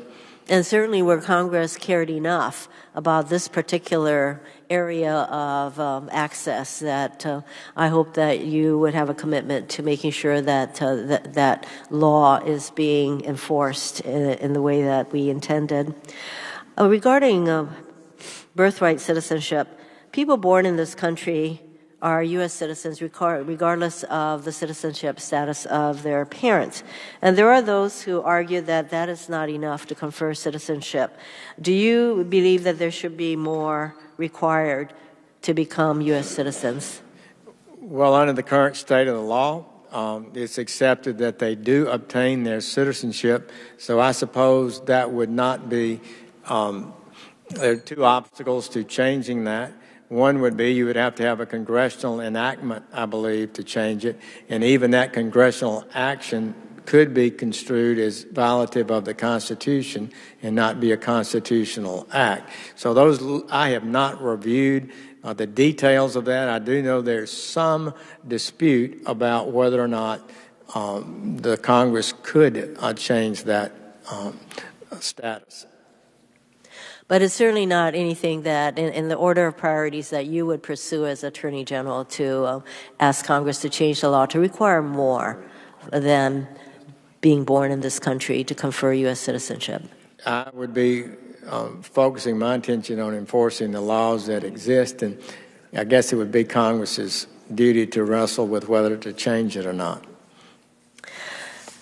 On turning to a change in the law that came about after the Lilly Ledbetter case. It's the Lilly Ledbetter Act, and I know you're familiar with the factual circumstance in which Lilly Ledbetter did not know that she had been given disparate pay. That was illegal, and she didn't find out about it, and the Supreme Court said you only have 180 days in order to find this out in order to have your day in court. So Congress had a bill which you voted against, and I'm wondering why you voted against that bill, because in making that decision, the court basically abrogated years and years of legal precedent. And it was a surprise to a lot of us that suddenly they were imposing 180-day, you must know kind of a requirement. But you voted against that bill. Can you tell us briefly why? We had a hearing on it in the Judiciary Committee. A number of witnesses testified, and the testimony, as I understood it, was that she did, in fact, have notice, and the court found that she had notice, and that's why they had that statute of limitations was enforced. You need a statute of limitations of some kind, and if they don't know, then you can allow it to continue indefinitely. But as I understood, that was the ruling, so it was less problematic for future cases than was discussed. But my recollection is not perfectly clear on that issue. But that was one of the factors I remember being involved in my decision. My recollection of the holding in that case is different from yours, because often in these pay discrimination cases, unlawful pay discrimination, the victim is not aware and has no way of finding out that such discrimination is occurring. And that's why the law made it very clear that every instance of a disparate paycheck would constitute a new violation. And that's all this bill did. Otherwise, the Lilly Ledbetters of the world would really be foreclosed from their day in court. So you obviously have a different understanding of the holding of the case. So, as the well, I'm reluctant. My memory is not that good. But if you have explicit notice, hypothetically, should the every paycheck for the next 20 years be told the statute of limitations? So that's was the legal question. However, my recollection is not perfect. I was very concerned about that case, and so I'd say that perhaps my recollection of the holding is more accurate than yours. Let me turn to corporate wrongdoing. When I just met with you, you indicated that nobody is above the law, and there is, I think, an ongoing investigation on the part of the Department of Justice on what Wells Fargo did and basically defrauding millions of their customers. So would you continue to pursue this kind of investigation, and would you also hold accountable individual corporate office holders for should there be found to have been a violation of law? Corporations are subject as an entity to fines and punishment for violating the law, and so are the corporate officers. And sometimes it seems to me, Senator Rono, that the corporate officers who caused the problem should be subjected to more severe punishment than the stockholders of the company who didn't know anything about it. I couldn't agree with you more. Thank you, Mr. Chairman. Senator Franken, you said you had one more question you wanted to ask. Could I ask two? Go ahead. Oh, hey, by the way, the chairman, I must compliment you. You have deferred your time to us all, and I thank you. I haven't given it up. I've just given effort. No, you deferred it. Please proceed. You're taking time. Okay. Senator, I'd like to briefly return to something you said earlier about your opposition to VAWA in our courtesy visit. The second item of substance that we discussed was violence against Native women. I told you how important the issue is to me and to tribes all over the country. They've highlighted it for me time and time again. And when I provided with you with a statistic demonstrating just how prevalent violence against Native women is and at the hands of non-Indians, you expressed shock and said that you didn't realize the extent of the problem. Over 84% of Native women experience domestic or sexual violence. Over 97% of them are victimized by non-Indians. That's a recent stat. But in 2012, all you had to do was talk to one tribe, and you have learned that women in an Indian country are regularly abused by non-Indians who go unprosecuted and unpunished. If you take the issue of domestic and sexual violence seriously, I think it's incumbent upon you to visit at least one tribe. I think Alabama has 9 tribes that are recognized in the state. Is that correct? Well, only one tribal group that I believe only one tribal group that has properties, tribal lands. Porch Creek. Yeah. We used to be in my district. I've had good relations with them, been on that small tribes, tribal lands a number of times and visited their clinics. And okay, good. Well, I would, if you are Attorney General, and even if you're not, but certainly if you are Attorney General, when you're back home, you might take some time to talk to them about this issue. Earlier, you told Senator Hirono that you can't commit to not challenging VAWA on these grounds, but you've also admitted that you didn't understand the gravity of the problem of violence against Native women when you voted on it in 2013, or the extent of non-Indian violence. Would you just commit to me to spending a little bit of time with the Porch tribe? Thank you. That'd be good. They've been supportive of me, and thank you. I want to talk one last thing. You got one more question. Okay. Thank you. Thank you, Mr. Chairman. The day before the election, candidate Trump came to my state for his only rally during the campaign.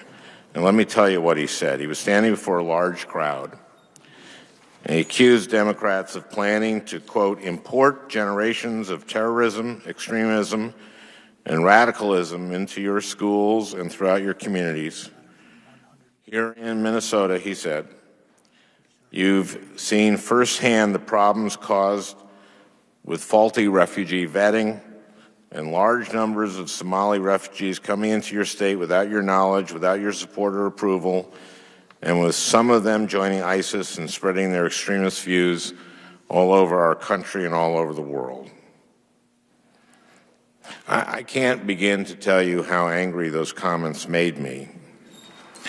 To see candidate Trump hold his only rally in Minnesota at an airport where about 1,000 Somalis immigrants work, Somali Minnesota immigrants work and earn a living, refugees, really. And to stoke that kind of fear and hatred was an insult, I believe, to every Minnesotan. It was offensive, it was irresponsible, but it wasn't really surprising. Candidate Trump made scapegoating immigrants and refugees and banning Muslims from entering our country a centerpiece of his campaign. Now, some of his advisors tried to spin or walk back his comments on the so-called Muslim ban, but you, Senator, you said that the idea was, quote, appropriate to discuss. And in June, you said, quote, we must face the uncomfortable reality that not only are immigrants from Muslim-majority countries coming to the United States, radicalizing and attempting to engage in active terrorism, but also their first-generation American children are susceptible to the toxic radicalization of terrorist organizations. You said that our nation was, quote, has a, quote, unprecedented assimilation problem. Senator, part of what makes that assimilation challenging is when people seeking to lead this country exploit fear and anxiety and redirect that fear toward our immigrant and refugee communities. Right after the election, my office got a call from a middle school teacher in St. Paul. Her school has a very sizable population of Somali American, Somali Minnesotan kids. Now, they're smart kids, so they've been paying attention to the election, and they were terrified. The teacher called my office and said, please have Senator Franken come to the school and give them some assurance. These kids did not know what to make of a country, their country, electing a leader who describes them and their families as worthy of hatred and suspicion. So I did my best to alleviate their fears that day. I told them, you're Americans. I said, you kids, you're Americans. Don't be afraid. And a couple weeks later, I talked to the French ambassador to the United States. I said to him, tell him who's defined as a Frenchman in France? And he said, somebody who can trace back a couple centuries to their family in a French village. Well, these kids are Americans, and we consider them American. And what we saw in Paris, and what we saw, which was caused by Belgians, is because they take that attitude in Europe. We don't take this attitude, and it's dangerous to take it. One of the most beautiful events I've been to was the graduation, high school graduation in Wilmer, Minnesota in June. And I invited myself there because one of our pages, our Senate pages, was from Wilmer, and she's Somali, a Somali Minnesota girl. And I saw her on election day. I was at the University of Minnesota. She graduated, went to the University of Minnesota. She told me her sister, her younger sister, was named the Wilmer Homecoming Queen. In Europe, they don't assimilate people. Here in the United States, we vote them Homecoming Queen. Thank you. Senator Tiller. They are Americans. Oh, Senator Sessions, if you want to respond, go ahead. Well, I think Senator Franken makes some important points, and I appreciate his comments. Senator Tiller. Thank you. Thank you, Mr. Although Chair. I do believe my comment was unrelated to the event in your state.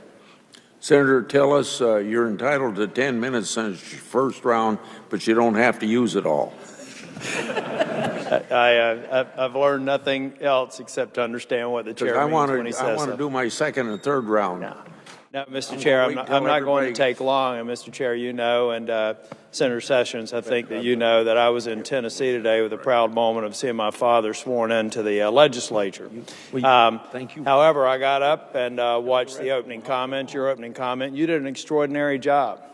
And to be honest with you, I think you've demonstrated more stamina today than the Crimson Tide did last night against a worthy adversary. But Senator Sessions, I'm not going to ask a lot of questions. I'm going to tell you I thank you for your leadership. I think you and I have talked about this before, but I want to thank you again publicly about your leadership as a balanced chair, and I think, as the late Arlen Specter said, an egalitarian. I've seen you sit on the Immigration Subcommittee, And you've seen me come to every one of those meetings, and you know you and I have a difference of opinion on that matter. What's remarkable about you is you bring balanced panels to discuss the issues so that both sides can be heard, and you never, ever hesitated to let me speak as long as I want to, which I'm sure was a lot longer than you wanted me to. And I really appreciate your leadership, because that's what's missing oftentimes up here in the Senate. And we're going to miss you. And I'm going to look forward to voting for you and for your confirmation. I asked the same question of the Attorney General that was before this committee last year. I want to ask you because it's very important to me. I think that the Department of Justice has issues. I think that the Inspector General's report is a good example back in 2014 when I simply said an Inspector General's report that says that they need to increase accountability in the Department of Justice, and I'll get to a specific question in a minute, that we should act on it. I got a non-answer to that question. In fact, I got a better answer to a deputy who came back in, which is why I supported the deputy and I didn't support the AG nominee. Can you tell me if you've had an opportunity to take a look at those recommendations and to what extent those recommendations would be instructive to you now that you become the chief, when you become the chief executive of that agency?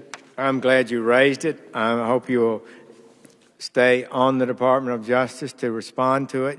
I have not studied it. I had some time ago, I believe, a briefing on the nature of it when it came out. But it does appear to me to raise fundamental questions about the good management of the people's money. And that money needs to be managed, every single dollar, effectively to get positive results, not wasted. And I will be glad to hear any suggestions you have, and it will be a priority of mine. Thank you. You're the second or third person that's raised it, and so I think what we need to do, and I will do, is to do an immediate analysis of it if I am so fortunate as to be confirmed. Thank you, because we'll be following up on it. This is something I think is very important to me, and really a specific question in that regard. I hope you look at it, and when you get confirmed, make it a priority to look into. As a part of the report, I believe it was said that some DOJ employees engaged in prosecutorial misconduct and who perjured themselves in court. If you find that to be substantiated, what would you do with the people in the DOJ who were guilty of such actions? The Department of Justice is a great institution. Most of the people are people of the highest character, without a doubt, ability. However, we've had a series of problems over time that seem to me to be worthy of concern broadly, and I think it would be important for the next Attorney General to try to revitalize and reemphasize the absolute commitment that a federal prosecutor must have to do justice and not just win a case. And also, it is hard for lawyers in Washington who get sent out to the field to try a big, important, high-profile case. They don't know the community very well. Maybe they haven't tried as many cases as assistant United States attorney in the field that's doing every day, and sometimes their skills don't meet their academic levels that you might think they would have, and things kind of go wrong. We need to do better. Well, thank you for that. Also, just by way of comment, the chair lifted a stack of letters that remained unanswered by the current Attorney General and the DOJ. He did cite that he expects you to respond at least to the one that you signed.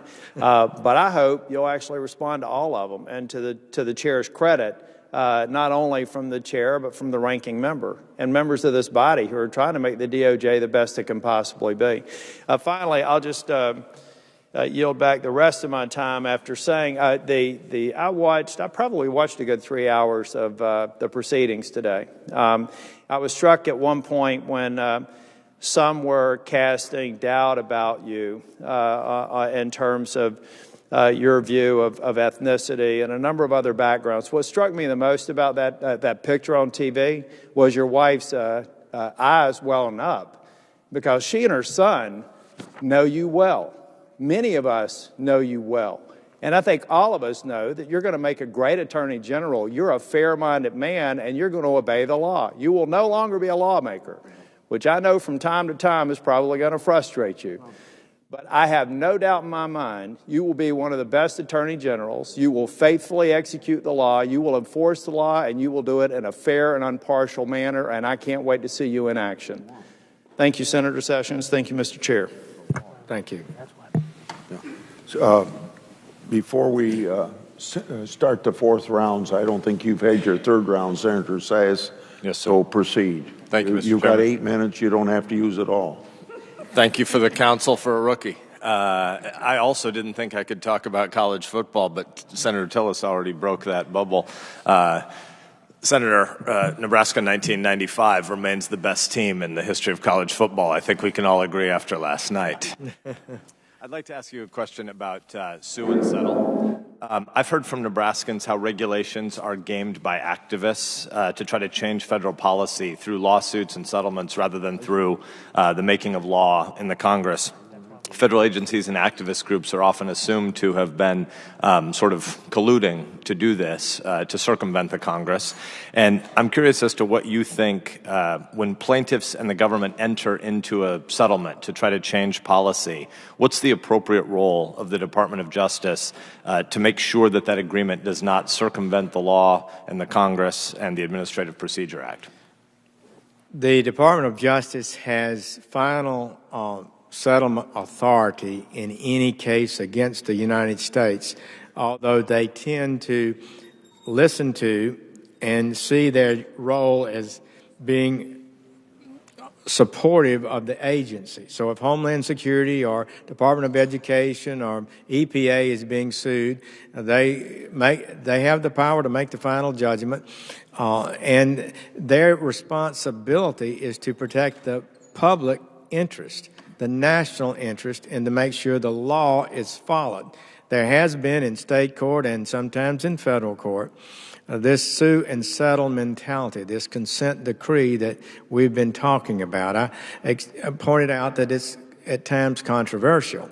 So if the agents or the officials at the Environmental Protection Agency believe that a law should be expanded, and they're sued by a group that wants to expand the law in the same way, and it may be unacceptable to expand it that far, but if the Department of Justice goes along with the agency and agrees to a settlement and get a court to order this to occur, then the government is bound by their settlement agreement, and the people's interests do. The democratic process is eroded because a decision is being made by unelected people and not the legislature. So you understand that, and I think that was a fundamental part of your question. I do believe a good Department of Justice needs to be alert to that and should not feel obligated to settle a case on the terms that any agency might think, but make sure the settlement is in the legal and justified and in the national interest.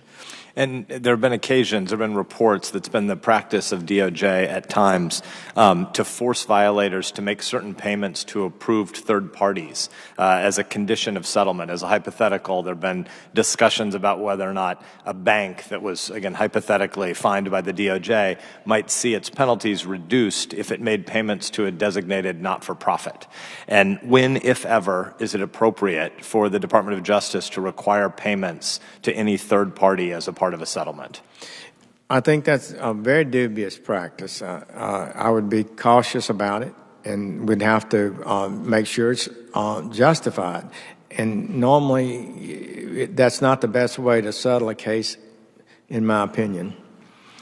And finally, the judgment fund that the Department of Justice administers is a general fund that's available to compensate those who sue the government and win. Unfortunately, how this money ultimately gets used is not fully known by the Congress. Will you commit to making public the use of these funds? The funds that are not paid out are funds that are paid out as part of a litigation. In the judgment fund, the department has discretion to determine how to settle these cases and what payments to make. But the Congress and the public often don't know where this money goes. Would you commit as Attorney General to being transparent with where the funds go out of the judgment fund? I would be surprised that it's not public, and it should be available to the public. They should know how a lawsuit is settled and where the money went. Absolutely. Thank you, Senator.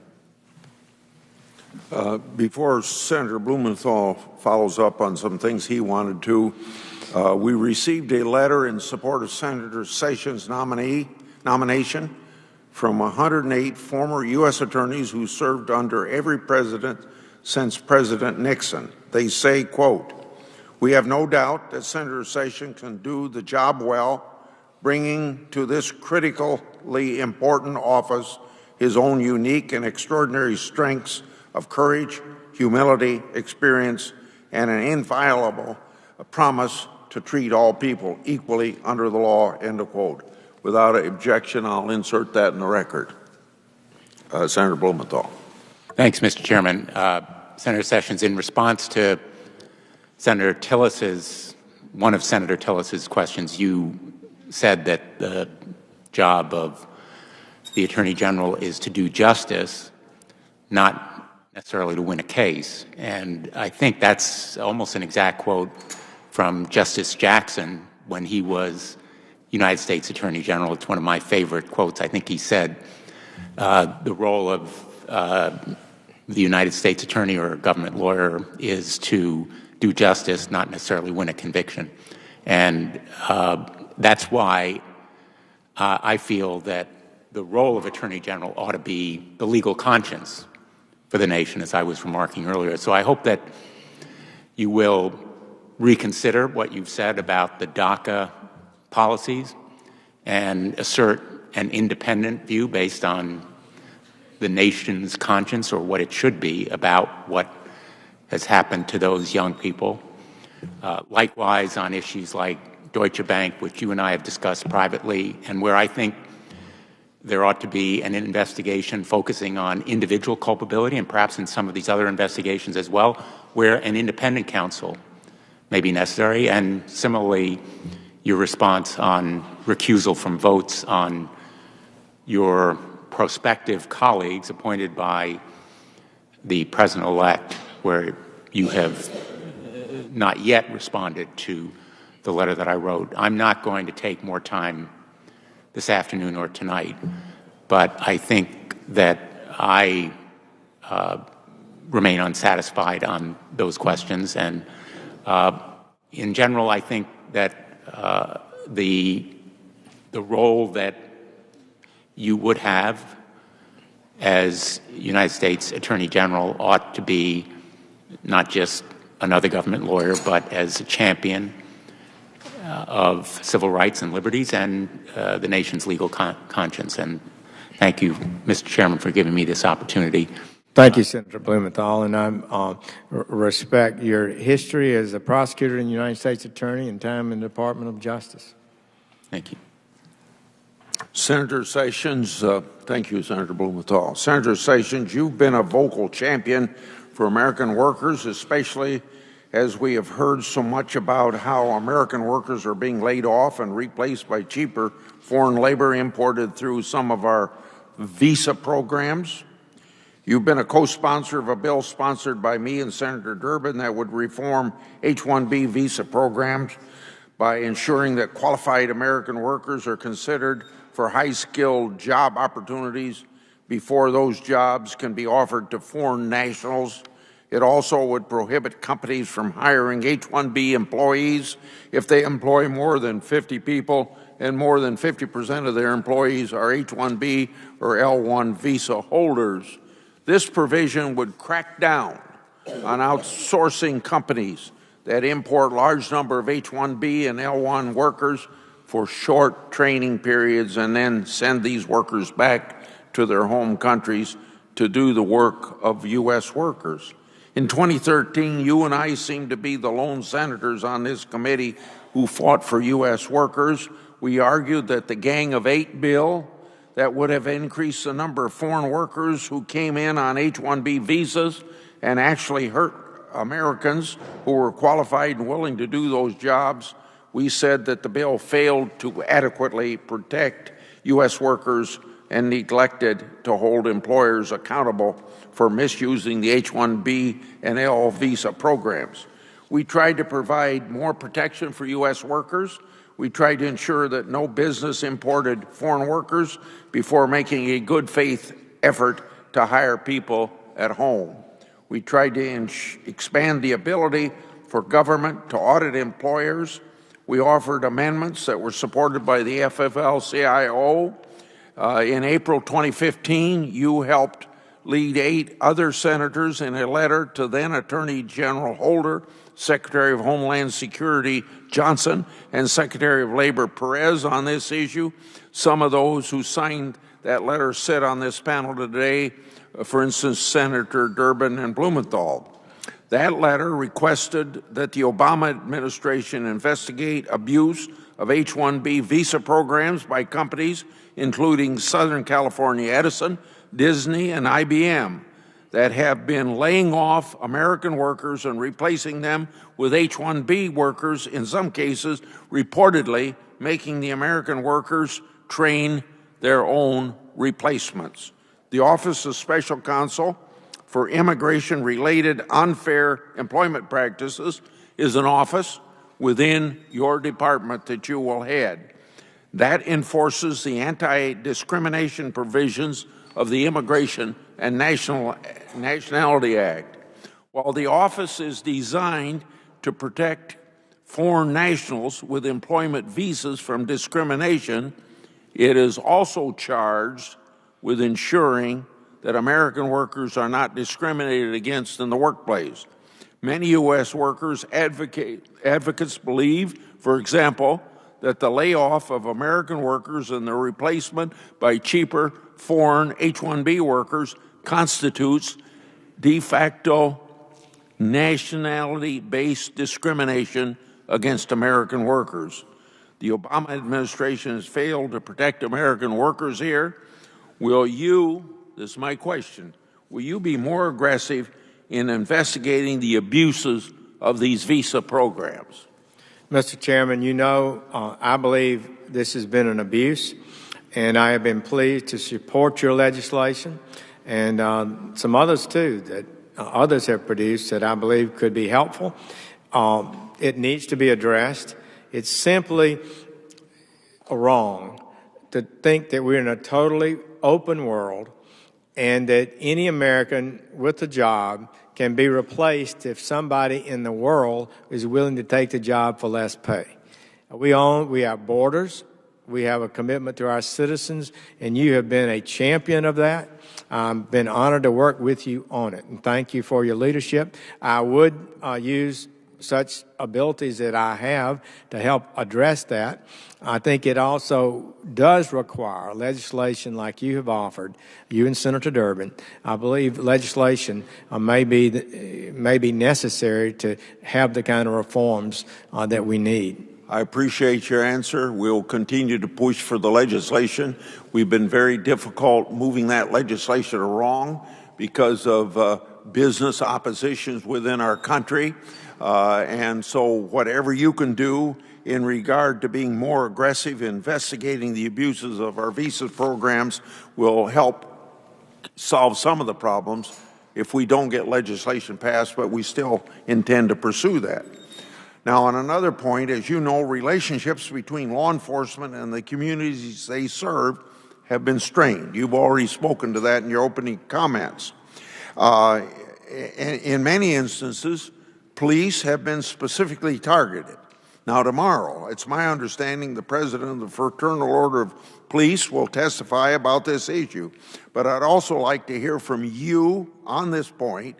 We obviously need to figure out a way to fix these relationships and restore mutual trust and respect for law enforcement.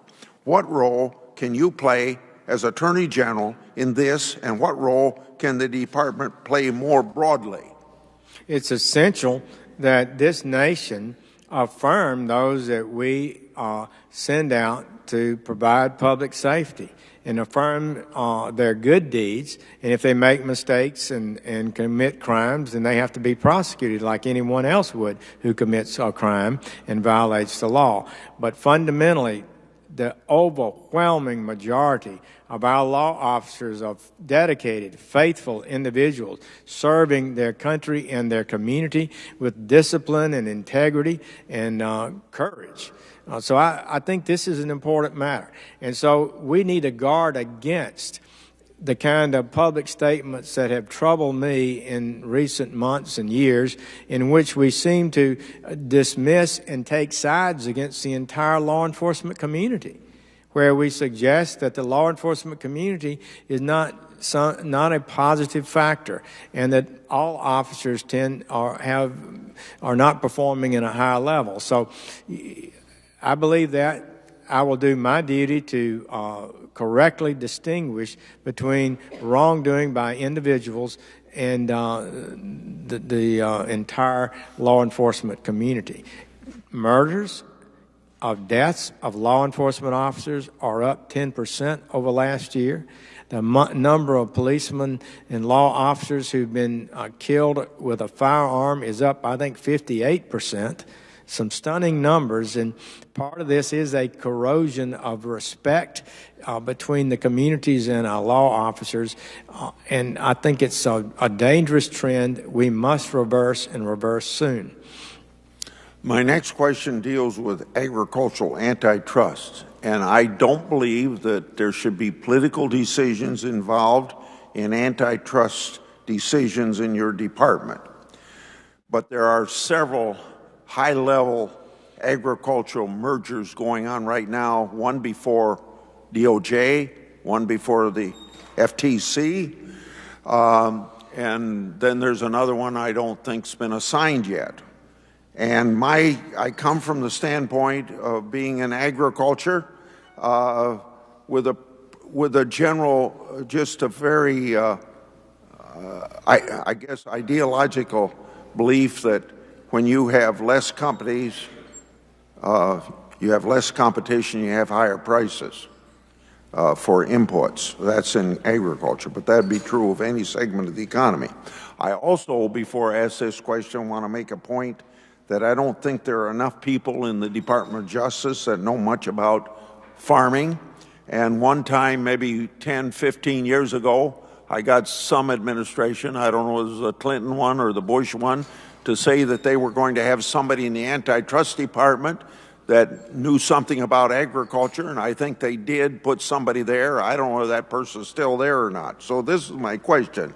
I'm concerned about increased consolidation and possible anti-competitive business practices in the agricultural industry. Currently, the antitrust significant mergers and acquisitions in the agricultural sector. Do I have your commitment that the Justice Department will pay close attention to agribusiness competition matters and carefully scrutinize proposed agricultural mergers and acquisitions? And can you assure me that the agricultural antitrust issues will be a priority for the Justice Department if you're confirmed as U.S. Attorney General? There's been controversy on a number of those issues over the years that I'm generally aware of. Without committing and commenting on any particular case, I will, Senator Grassley, be pleased to honor your request. In 1986, 10 years before you came to the United States Senate, I got the False Claims Act passed. It has brought $53 billion back into the federal treasury since then. If you're confirmed, will you pledge to vigorously enforce the False Claims Act and devote adequate resources to investigating and prosecuting False Claims Act cases? And the key TAM provisions that are part of that, I'm aware of those. I think they are a valid and effective method of rooting out fraud and abuse. I even filed one myself one time as a private lawyer.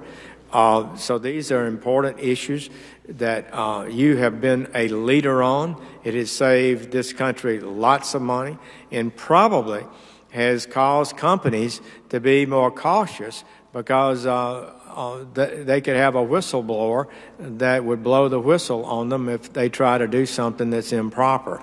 So I think it's been a very healthy thing, and you're to be congratulated for that, and I do support that act. You took care of my second question I was going to ask you on key tam, and you said that whistleblowers are very important. I'm glad to hear you say that. I don't know whether they get enough support. I hope you give priority to that, because a great number of the key cam places come from the outside, not from the inside.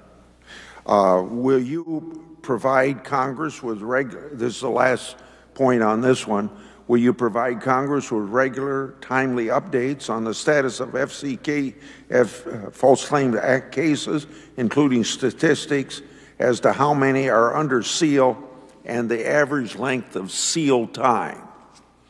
I would do that. And my experience is sometimes they're awfully long time.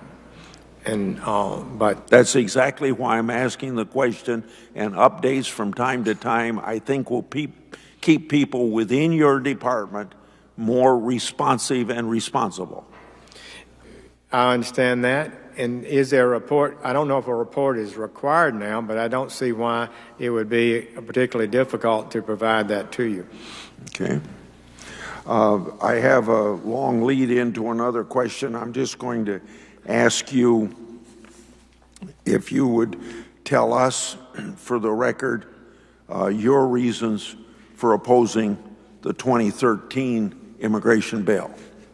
Mr. Chairman, fundamentally, I believe that it would not end the lawlessness and it would grant the amnesty. That's the position that fundamentally caused you concern, because in 1986 there was an amnesty given and a promise of enforcement in the future, and it didn't happen.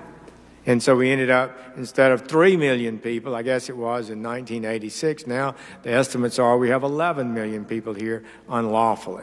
This is not the kind of policy a great nation must have. We need to have a lawful system that we can be proud of, that the world knows works, that people stop coming illegally because they don't think they'll be successful in the attempt, and we could see a dramatic reduction in illegality, and we could all be pleased to see that result occur. And we'll have to call on Congress to help some. But and you understand the issue and you've been supportive, but we may have to pass some legislation. Not a lot can be done with current law, but I would love to be a part with this committee of restoring the immigration system to the high level it ought to be. I want to return to the issue of Violence Against Women Act. I know that for me, that bill didn't do enough to fight fraud and abuse. That's why I introduced a substitute amendment that would have given more money to victims by fighting fraud and abuse that was discovered in the program. It would have ensured that no money under the program was used to lobby Congress. It also would have had limited the amount of funding in the program that could be used for administrative fees and salaries. In addition, my substitute amendment developed harsher penalties for federal conviction of forcible rape, which the bill that passed weakened. It also addressed child pornography and aggravated sexual assault, neither of which were addressed in the bill that is now law. Finally, my substitute amendment combated fraud in the award of U visas to ensure true victims were protected. My question, as you mentioned, you voted for my substitute amendment that was stronger in many respects than the bill that was passed. Will you enforce the law that was passed? Yes, I will, Mr. Chairman. That's probably the 10th time you answered that today, but thank you for being with me. I want to speak about the Board of Immigration Appeals. It's the highest administrative body for interpreting immigration laws, hearing appeals rendered by immigration judges. This board, which is under the Attorney General's purview, has published some very problematic precedent decisions the past several years. The Board of Immigration Appeals decisions are binding on all immigration officers, including Homeland Security officers and immigration judges, unless overturned by the position you're seeking or a federal court. Will you or someone on your team commit to taking a hard look at all precedent decisions made by this board? Mr. Chairman, that does appear to be a power or an ability of the Attorney General, which I have not thoroughly studied. Any changes would need to be carefully done and thought out in a principled and honorable way. I would do that, and if changes need to occur, and I have the ability to do it, I will try to conduct myself properly in making those changes. 2 more points. Oversight by Congress is important. You've already said that, and I'm glad you know the necessity of that. But Congress cannot do all the oversight needed on its own. We need to rely on strong inspectors general to provide another independent assessment on the operations within the executive branch. That's why that position was set up in 1979, I believe. Do you agree that independence is a hallmark of an inspector general's integrity and effectiveness? And if you do, please elaborate. And the reason I ask the question is probably it happens in more departments, but I pay a lot of attention to DOJ, and I think there's been some problems within DOJ of recognizing and cooperating with the independence of the Inspector General. Yes, the independence should be respected and should be had. I'm familiar with some cases in which the independence of the Inspector General is less than that in general throughout the Congress, and I've tried to strengthen, been willing to and interested in strengthening their independence. It's a challenge. The Inspector General is appointed by the agencies for the most part, I believe, but if they're not seen as independent, then they can't be the effective body that we'd like them to be. They have staffs. They have a ability to contribute to saving money, and I believe in the Inspector General's process. Yeah. Before I ask the last question, whatever reputation I have for investigation and oversight, probably maybe even 90% of the leads we get come from whistleblowers. And whistleblowers within an agency are generally treated like skunks at a picnic. And I hope that I don't know how many thousands or tens of thousands of employees you're going to be administering over. You can't possibly know what goes on with all those employees. I hope you will give encouragement to whistleblowing and that you will listen to them. Once in a while you have a crank, but for the most part, these are just patriotic people that want the government to do what the government's supposed to do or spend money the way the government's supposed to spend it. And then when they don't get anything going up the chain of command, that's when they become whistleblowers and they come to us. And by that time, even if they're protected under law, they still ruin themselves professionally. And so I hope that you see them as a source so you can administer a better department and do what government's supposed to do. But in regard to that, I would appreciate it if you would provide Congress with accurate and timely information regarding any action taken, administrative or criminal, against individuals who retaliate against whistleblowers, because it's against the law to retaliate. You are correct about that, and it's not acceptable to retaliate against a whistleblower. Some have been known to be cranks, as you indicated, but you cannot effectively manage this government without good citizens and good employees speaking up when they see wrongdoing. You've established a reputation as someone willing to receive that information and act on it and then defend the individual who had the courage to come forward. And we need more of that in this government. Yeah. I thank you very much. I would like to have you and other people listen to a couple points I want to make at the tail end. I want people to know that we'll keep the record open until Monday for questions, and you know what to do with those when you get them. I want to thank everybody who participated, including those in the audience, but most importantly, thank you for your testimony today and for answering our questions and doing it very thoughtfully and very thoroughly. You performed, I think, admirably and showed this entire country what we all know from serving with you. You're eminently qualified to serve as Attorney General, and I have every confidence that you're going to do a superb job. Senator Sessions, you're excused. We will reconvene tomorrow morning at 9:30 for panel 2.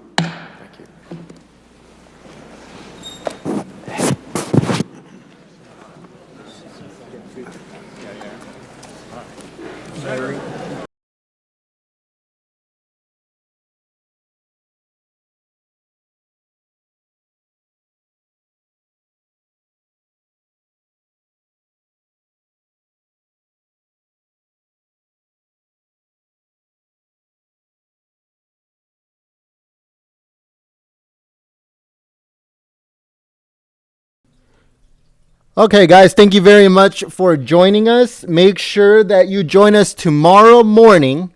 We're starting at 6 a.m. Pacific, 9 a.m. Eastern for the second part. Jeff Sessions' vote will be tomorrow morning. After that will be Rex Tillerson's hearing along with others, and the vote for them will be on Thursday. So like I said before, this is a 3-day event, so make sure that you guys stay here with us. Hope that you guys join us tomorrow, and I hope that you guys join us on Thursday. Now, when it comes to tonight's Obama speech, I am not 100% sure if we're going to stream it or not. So make sure that you subscribe. If we do stream it, then you'll get a notification. Also, follow us on Twitter. I'll put all the information on there, or on Gab or Facebook. I'll put it on everything. So make sure you guys follow us. Make sure that you guys like us and rate us on Facebook. Also, follow our assistant editor, Gorf. The link for his Twitter is on the description also. Like I said, tomorrow is going to be Jeff Sessions' vote. So make sure you do not miss that. And thank you very much for everyone that have been joining us the last few hours. Give us a thumbs up, and I hope to see you guys here first thing tomorrow morning.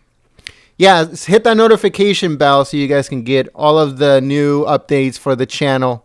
Thank you very much to all of the moderators. Let me give them a shout out real quick. They changed YouTube here, so I got to figure out where it is. Where is it? All right, here we go. So we got Gorf, Tyler, Sazzy, Billy the Kid, and Brian Knight. Thank you very much, moderators. I hope to see you guys here tomorrow. But until then, peace and have a good night. Just in case I don't stream, good night.